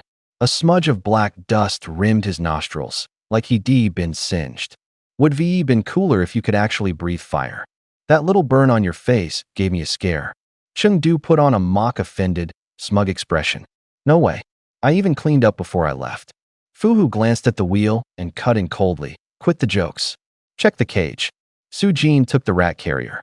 The rats were huddled together, whiskers twitching, alive and frantic. His shoulders finally relaxed, and he let out a breath that came out as mist. He took a small sip of water. His voice tightened. "This run paid off. The city's worse than we thought." A beat of silence. Tires crunched over broken glass with a faint rasp. Su Jin stared ahead, voice low. "The zombies are mutating far faster than we expected. We're running into them too often. We can't stay in the city." Chengdu looped a trip rope around his hand, fingers fiddling with the end as if counting off the next stunt. "So what do we do? Speed up preparations when we get back." Su Jin looked up, his eyes cold. "We need to put a convoy together within a week and head toward the military district. More people, better protection. That's the only way we stand a chance of securing the outskirts." Fu tightened his grip and asked bluntly, "We passed the campus on the way back, right? What is it like now?" Su Jin glanced at the low-rise buildings outside. His knuckles went white. "The campus could be the last choke point. The danger will be concentrated there. Be careful, don't try to force it." Fu nodded, voice lowered. "Got it. I'll keep it steady. I'll watch the rear view like a hawk." The car surged on. Wind and the smell of ruins swept through the window, broken glass and scorched metal. The 3 shadows stretched under the headlights, like 3 trembling lines in the dark. Su Jin lowered his voice and spoke tersely. "We got here, and the zombies inside the campus started moving. I'm worried the traffic outside the gate will stir up more activity. A lot of parents came to pick up their kids. There are cars parked along the curb." So many open-air zombies, if one of them makes a sound, the ones inside will all pour out. He paused, eyes locked on the streetlight ahead. If it were just normal zombies chasing us, fine. But we found evolved ones. They don't just charge. They react faster, their targets are clearer. With the numbers on the field, there are bound to be a few in there. Those mutations are the real danger. Fuhu asked urgently, "Don't we have alternate routes?" Su-jin shook his head, the helplessness in his tone plain. "We do. But it depends on the situation. There's a lot of junk in the city. Little lanes piled with debris. If a tire hits something, it makes too much noise. Remember Central Avenue? One clatter of debris and the trouble started." He sighed, voice low. "Old Son and I argued about whether to stay and build a base in the city or head to the small group near the military district. I only agreed with Old Son after we found potential carriers. Looking back, I chose wrong from the start. The city has too many unpredictable hazards." Fuhu exhaled, tiredness in his words. "We really were stuck between a rock and a hard place." The car turned and retraced the route. The engine growled low. All three of them went taut, eyes fixed ahead as if watching a volcano about to erupt. Fuhu's hands clenched the wheel. His mouth was a tight line, knuckles white. Ahead, shapes moved in the night. Just as Su-jin had predicted, some of the campus zombies had been drawn out. They poured through the gate, staggering. They held faded bouquets, paper party hats askew. The wind scattered petals. The petals slapped against the windows like broken expectations. The zombies reached and grabbed. They searched for targets as if seeking familiar faces. A smell hit them, rotting flesh mixed with dust, sharp and nauseating. Low gurgles came from the dark, like machinery grinding in bellies. There was a side road that could get them through faster, narrow, but passable. Fuhu let out a breath and floored it. Tires shrieked against asphalt. The car slid through, shaking off a few zombies that had been closing in. A couple of figures were lit by the headlights, eyes hollow. Their outstretched hands brushed the side of the car, nails scraped metal with a teeth-grating sound. "We're good for now," Su-jin said from the passenger seat, a tight smile in his voice. "Looks like we don't have to take the little road." He turned to Fuhu. "Old Fu, watch out for the jock zombies. Don't get bitten again." Fuhu pressed his lips together. "Got it." They drove on. From the direction of the field came heavier, denser footfalls, like a heavy fabric being ripped through the night, steady and rhythmic. All three knew the real danger was still ahead.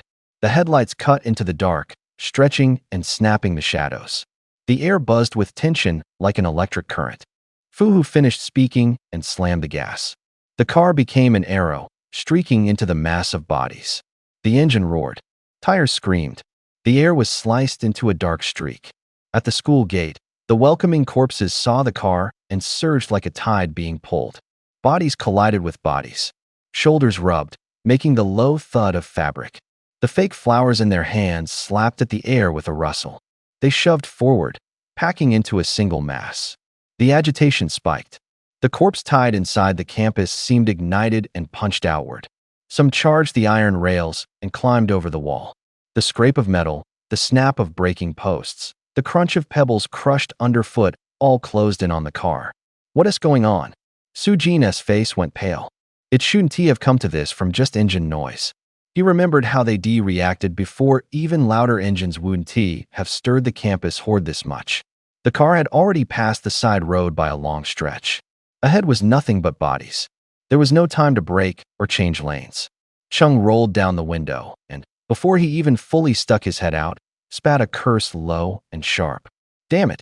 It's those welcome greetings that pulled them over. No sooner had the words fallen than a pre-recorded local tune drilled into their ears. A mechanical female voice looped through the speaker. "Welcome, welcome, warm welcome." The melody was amplified, a needle pricking through the quiet street.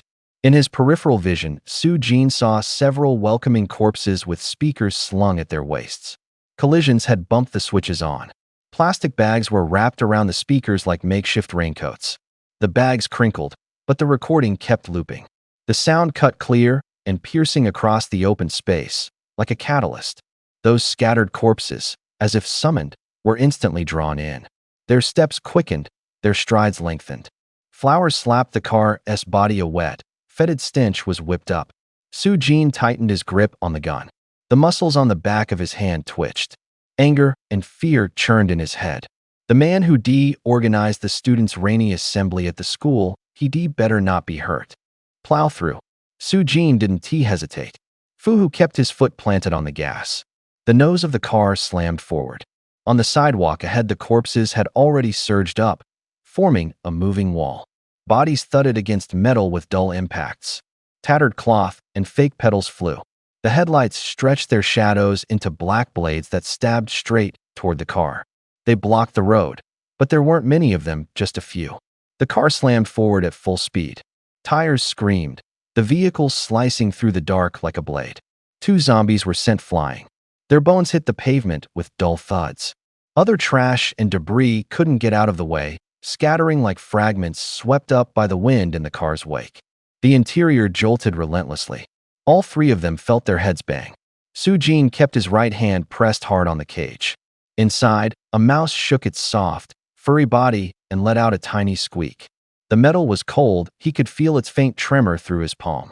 Fu Hu's hands gripped the wheel until his knuckles went white. After a few quick breaths, he shouted toward the road ahead. "We made it!" Up ahead. Before he could finish, a shrill scream cut him off. The tires suddenly began to skid. The whole car felt as if it was being yanked, its path twisting and swaying. The high-pitched grind of metal on metal tore at their ears. Fu Hu held the wheel like his life depended on it, sweat running down his temple. The car slowly steadied, but a moving black mass still trailed them, a pack of zombies in pursuit.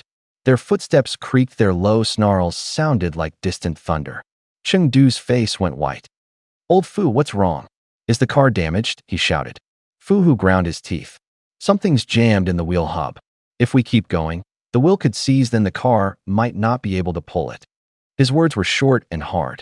From the hub came the rasp of metal gnawing on metal, sparks spitting now and then, the air smelling faintly of burning. "Slow down." Su Jin turned, his gaze as sharp as a knife. Fu Hu shot back immediately. "It's too dangerous to slow down now. There are some fast ones in that pack if they catch up and climb on. Slow down when I tell you to slow down." Su Jin's voice allowed no argument. Helpless, Fu Hu eased off the gas. The speed fell away slowly. The zombies behind inched closer. Their throats made wet clicking sounds, their noses reeked of rot.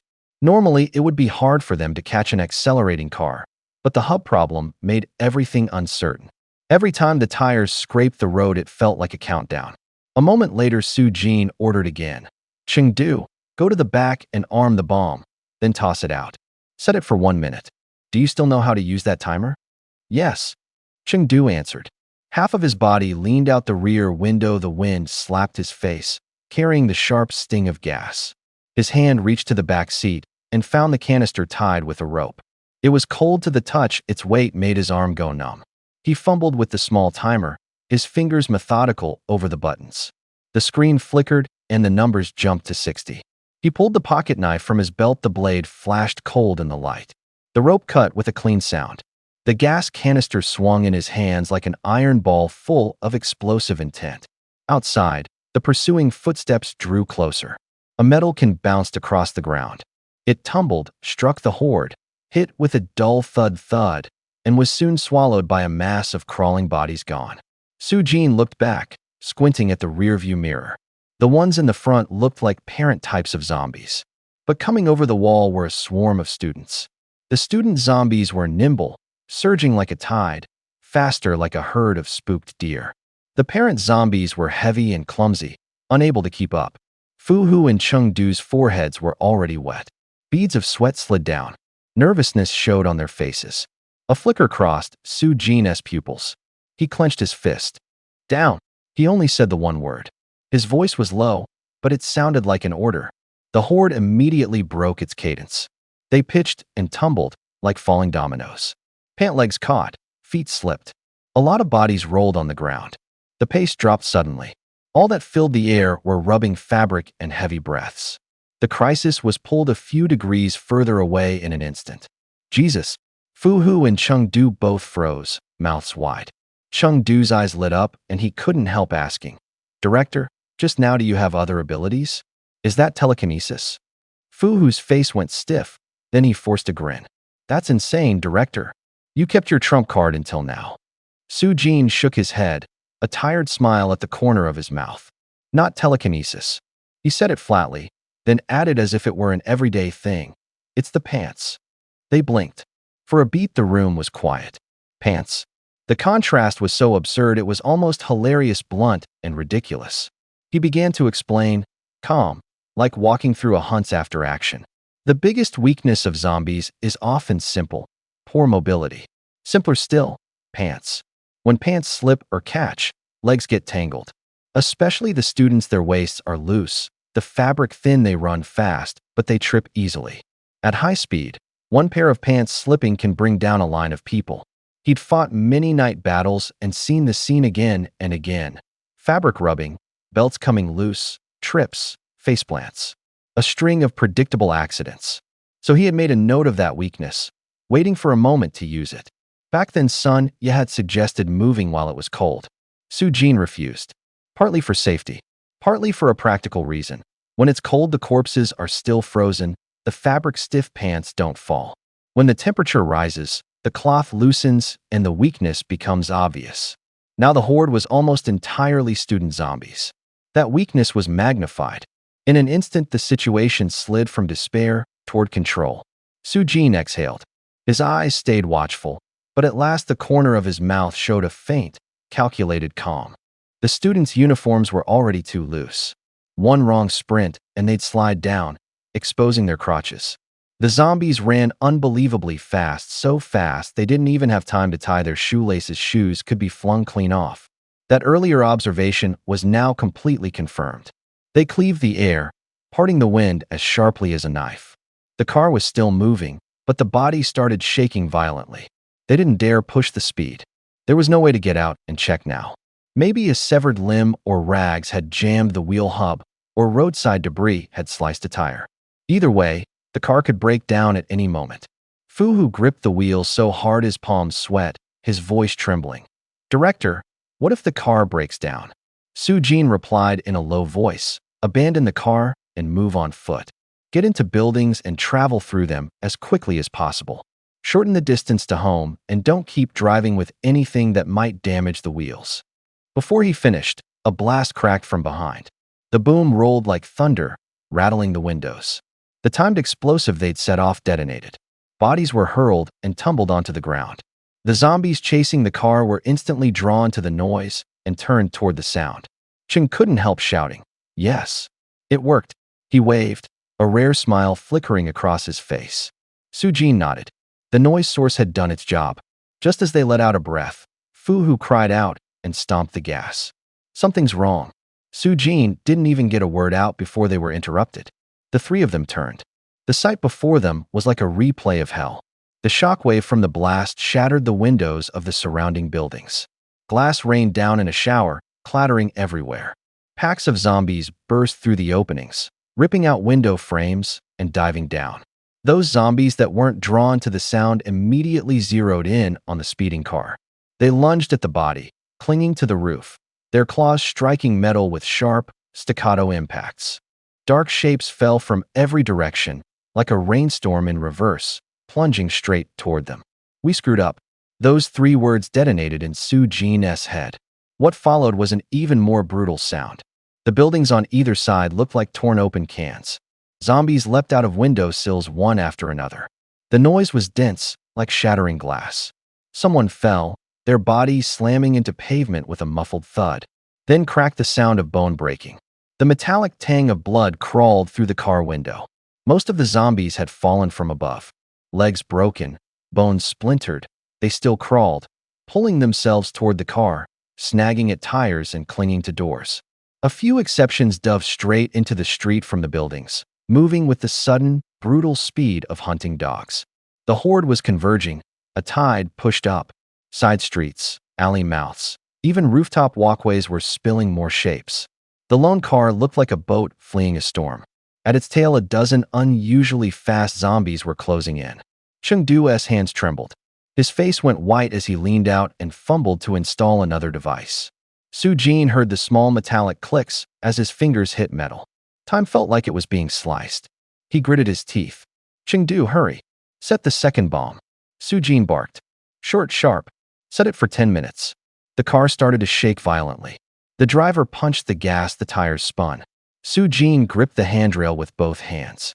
Every jolt felt like a reminder that the car was being forced to slow. Ahead lay broken furniture, collapsed barriers, and tangled wires. At this rate, the car would stall. Foo-hoo.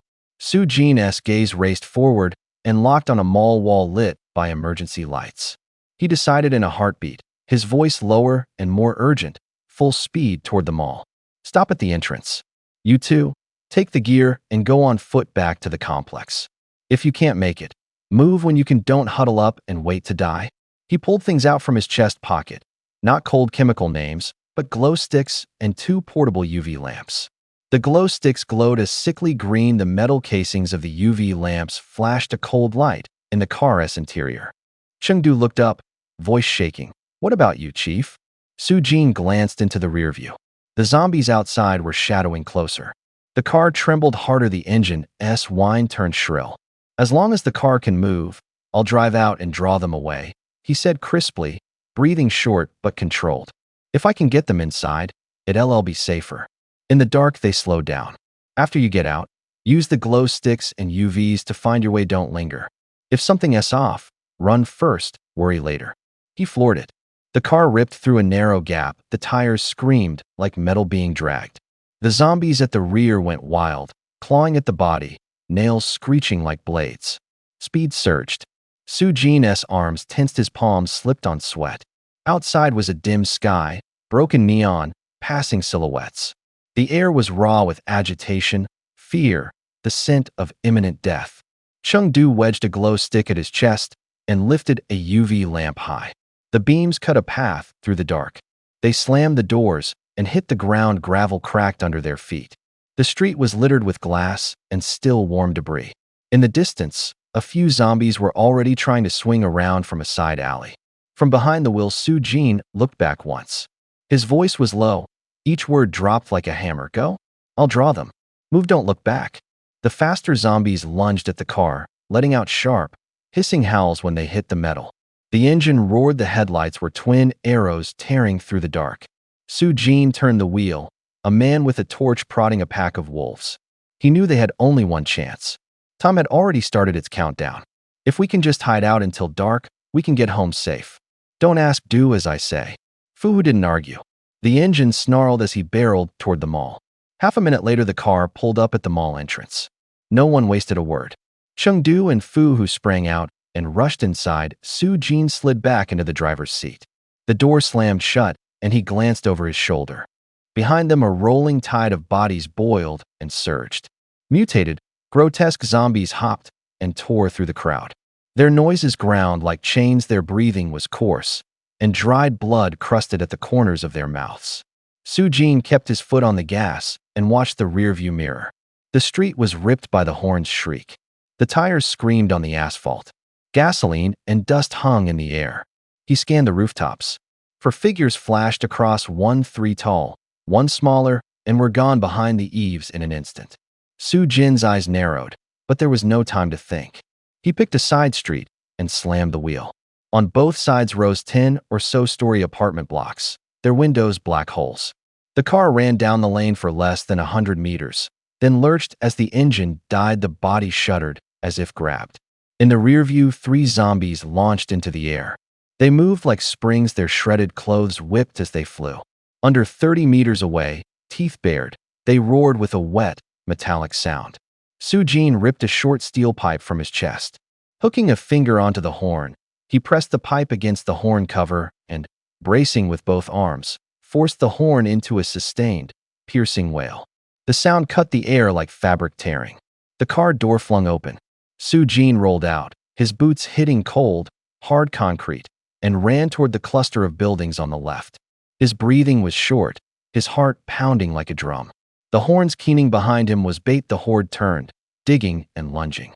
Heavy footsteps and the sound of ripping followed him. Inside the Welcome Hotel, it was deathly quiet. Behind the curtains, the corpse tied past the front door, shadows sliding along the walls. Everyone clapped hands over their mouths and held their breath, afraid a single sound would give them away. At a table, Ding Jia had been gagged and his wrists and ankles bound with coarse cloth until pale. He twisted and writhed, his body rubbed dryly against the chair back. Sweat dripped from his temple. The tattooed man was the first to move. He crept to the window and peered out. The street reflected back at him, the dead surging like a tide, their silhouettes stretching under the orange streetlights. He squeezed his eyes shut as if trying to tear the image from his mind. Glass caught the profile of his face, his lips trembled. The room held only low, stifled breaths and the distant, relentless crackling that drew closer. At first there were only 3 or 5 people huddled on the corner, too afraid to go out. Now the whole street seemed poured up from hell. Engines were revving. Tires ripped at the asphalt. Horns howled like beasts. The air smelled of burned rubber. There was nowhere to run. Every alley was blocked. The people inside the room were being suffocated by the noise. Someone cursed. Someone clenched a fist. Who the hell is racing out there? Someone grumbled, the words swallowed by the traffic. Then a heavy bang. Boom. Everyone jumped, heads turning toward the sound. On the floor, Ding Jia was half kneeling, half crawling, struggling. She dragged herself toward her mother, her face pressed against her mother's. The skin was cold, like someone had touched it with ice. Her mother's mouth was damp and warm. Tears tracked down her cheeks, you could hear the sobs. The tattooed man stood up. Rough patterns wrapped his arm, making him look like a walking threat. He grabbed Ding Jia by the throat, knuckles white, and hissed, "You make another sound, and I'll kill you. Understand?" Ding Jia shook her head, crying, her eyes fixed on her mother. That look was like a needle, piercing everyone in the room. The tattooed man followed her gaze. The corner of his eye twitched, his face darkened, but his grip eased a little. "Okay, I'll untie her. Stop this, all right?" he said, rough and short, like a warning thrown away. The ropes were undone. Ding Jia suddenly whipped her hand up and slapped the tattooed man across the face with a loud crack. The slap snapped like a whip. For a second his vision blurred, he froze. The room went blank. Then Ding Jia erupted. She lunged, screaming like a wild animal, hands clawing at his collar, biting. Fabric tore. The wet, brutal sound of teeth sinking into flesh filled the air. "Shut her up. Make her shut up." Someone whispered, turn, shout, panic in their voice. The tattooed man reacted on instinct, wrenching her off and slamming her to the floor. He raised his foot to kick, and his foot stopped in midair. Every eye in the room was drawn to the same place. A crisp clatter of breaking glass came from above. The upstairs window inexplicably shattered into hundreds of tiny pieces, like rain. Then footsteps came from the stairwell. At first light, a scraping like slippers. Then they grew closer, weight steady, footsteps rhythmic. Each step struck the boards. The sound was so clear it beat like a drum against every ear. The room fell instantly silent. Breaths followed those steps. No one dared make a sound. Every heart was pressed down by that rhythm, beating faster, higher. At the stairwell, 4 figures walked up from below, 3 women and a man. Their steps were steady, as if they had never known a storm. The first woman was ravishing, her clothes spotless, like she'd just stepped away from a mirror. The second was plain, but had an inexplicable pull when she glanced around. People found themselves drawn to look. The tall man had broad shoulders and a face cut with knife-like angles. The little girl, no more than 5 or 6, kept fiddling with a palm-sized, grotesque insect. Its twisted body glowed faintly and emitted tiny, clicking sounds. The crowd first exhaled in relief. Not zombies. Then an odd silence fell. The 4 were clean and flushed, a glaring contrast to the surrounding ruins. The air felt as if it had been crumpled and then smoothed out. People exchanged low, puzzled glances, nobody could say why. The skinny guy dragged himself up from the ground and crawled to the tattooed man's feet. His voice trembled, tears filled his eyes. "Big brother, we're done for. This is, please, take us with you. Please." The tattooed man's hand suddenly shook. His face twitched, but his eyes didn't go to the beautiful woman. They locked on the plain one, as if something were tugging at him. He clenched his teeth, like he was forcing words back down. "Aliens. Where are the aliens?" the tall man said, turning to Ding Jia, his voice low, the first to speak. "Keep your voice down," the tattooed man hissed, anger in his eyes. "Don't ask that crap. Where did you guys come from?" Ding Jia hurried to answer, breathing short. "I'm telling the truth. I saw him before, the alien and a little girl. They knew the end was coming. Today they were driving through here and stopped to try to save people. The tall man paused and glanced back at the three women. The beautiful one stepped down the last step, smiling gently, her tone simple. "Oh, you know where he is." Ding Jia shook his head, his voice shrinking. "He probably lives in the old housing complex. I don't know if he's still there." "I'm fucking talking to you, didn't you hear me?"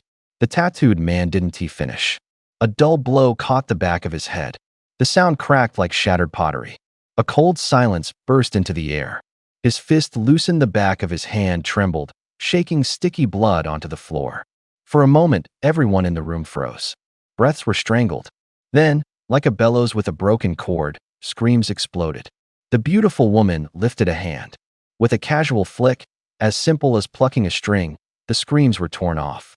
The man clutched his throat, made a dry, choked sound, and collapsed. His chest caving inward, his voice never climbed back. Blood seeped through his collar like spilled ink.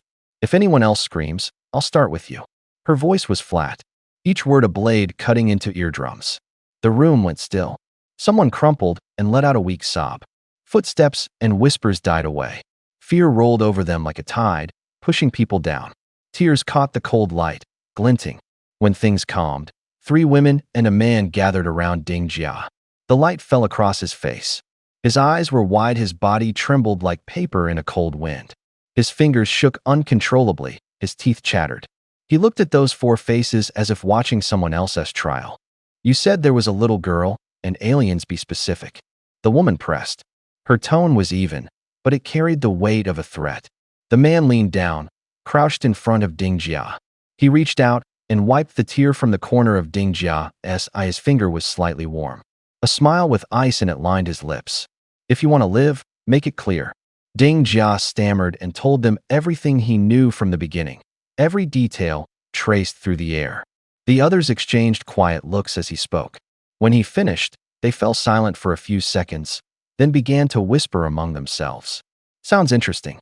The little girl pressed her lips together and smiled, amusement in her voice. "Those two could be worth a lot. The guy who was driving, I could feel his aura. Strong. And there was a sweet smell, like meat cooked in sugar." She shrugged, assessing prey. "Want to go to the talent housing complex and grab some things now?" Someone suggested. "I know the way 3 kilometers. Too far." The man shook his head. "I want to clear this place out first."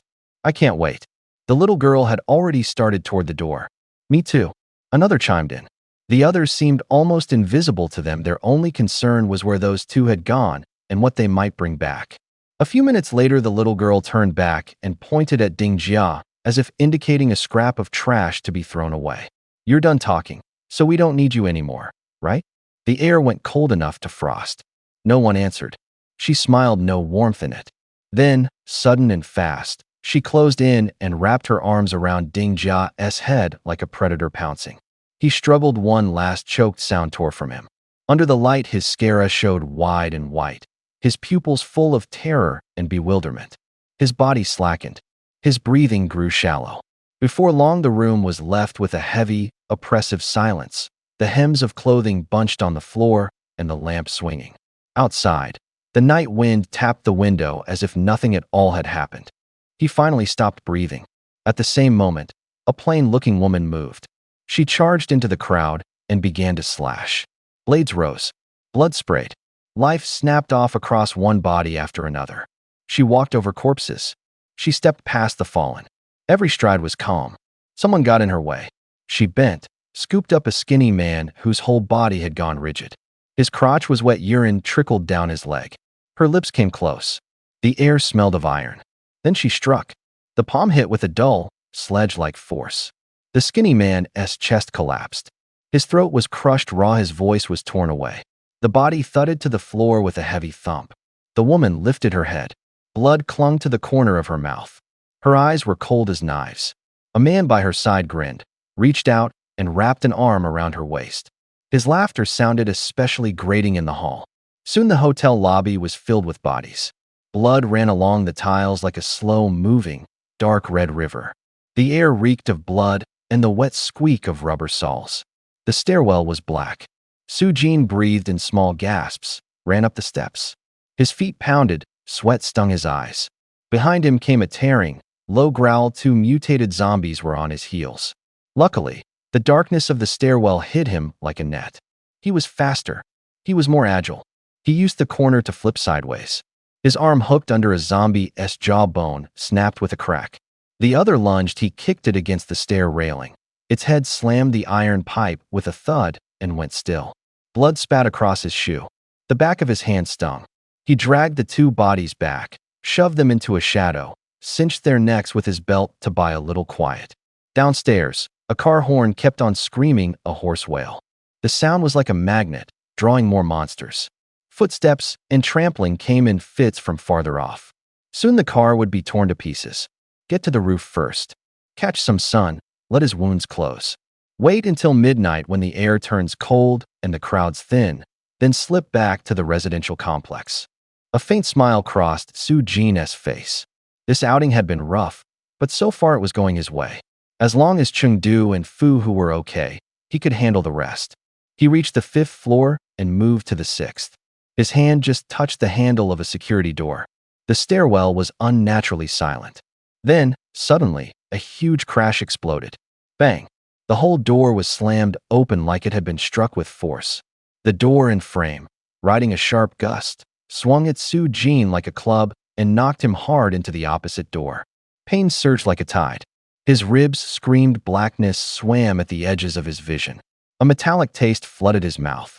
He spat blood bright red between his teeth. He shoved at the doorboard, pinning him. The wood felt heavy splinters dug into his palm. His arm went numb, but his movements stayed smooth. He drew the pistol at his hip. The cold steel flashed in the dim. He raised it, muzzle pointed into the dark. Bang! A short, sharp report tore the stairwell open, the echo bouncing down the shaft. Gunpowder stung his nostrils. The bullet slammed into the doorframe, with chips flew like rain. Something in the darkness took the hit and made a low, blunt impact. Then a series of splintering snaps like wood being ripped apart. A muffled grunt leaked out from the shadow and slowly cut off. Soo-jin's hand trembled slightly. The stairwell fell back into a heavy, dead silence. Only his own ragged breathing and the sound of footsteps drawing nearer from somewhere down the hall kept reminding him that the danger hadn't passed. In the lull between shots, he finally made out the thing coming at him. A big, muscular zombie in a tank top and sweatpants. Its muscles were like taut ropes, the whole body coiling with power. It fixed its gaze on him, preparing to ram.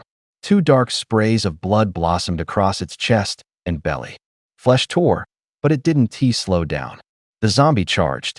Soo-jin dropped low, planted his foot against the security door behind him, pushed off and rolled, slipping between its legs into the room opposite. Dust billowed. The door took a heavy hit and thudded. He went straight for the window. Flustered, he shut the curtains. Luckily, the other room's curtains were down too. The living room went almost completely black. The light was cut off.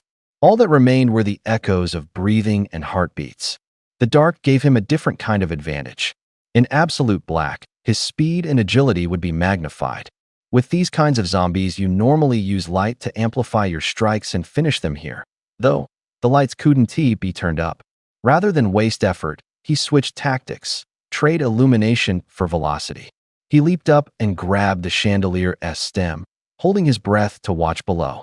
The living room was high-ceilinged, sounds bounced emptily. The muscle zombie circled the doorway, spinning, its gaze sweeping like radar. It moved too deliberately for random wandering. It was hunting its seeking instinct, firing hard. Air was running out. Soo-jin flicked his right hand and tossed a small object from the table. It hit the floor with a crisp clack. The zombie,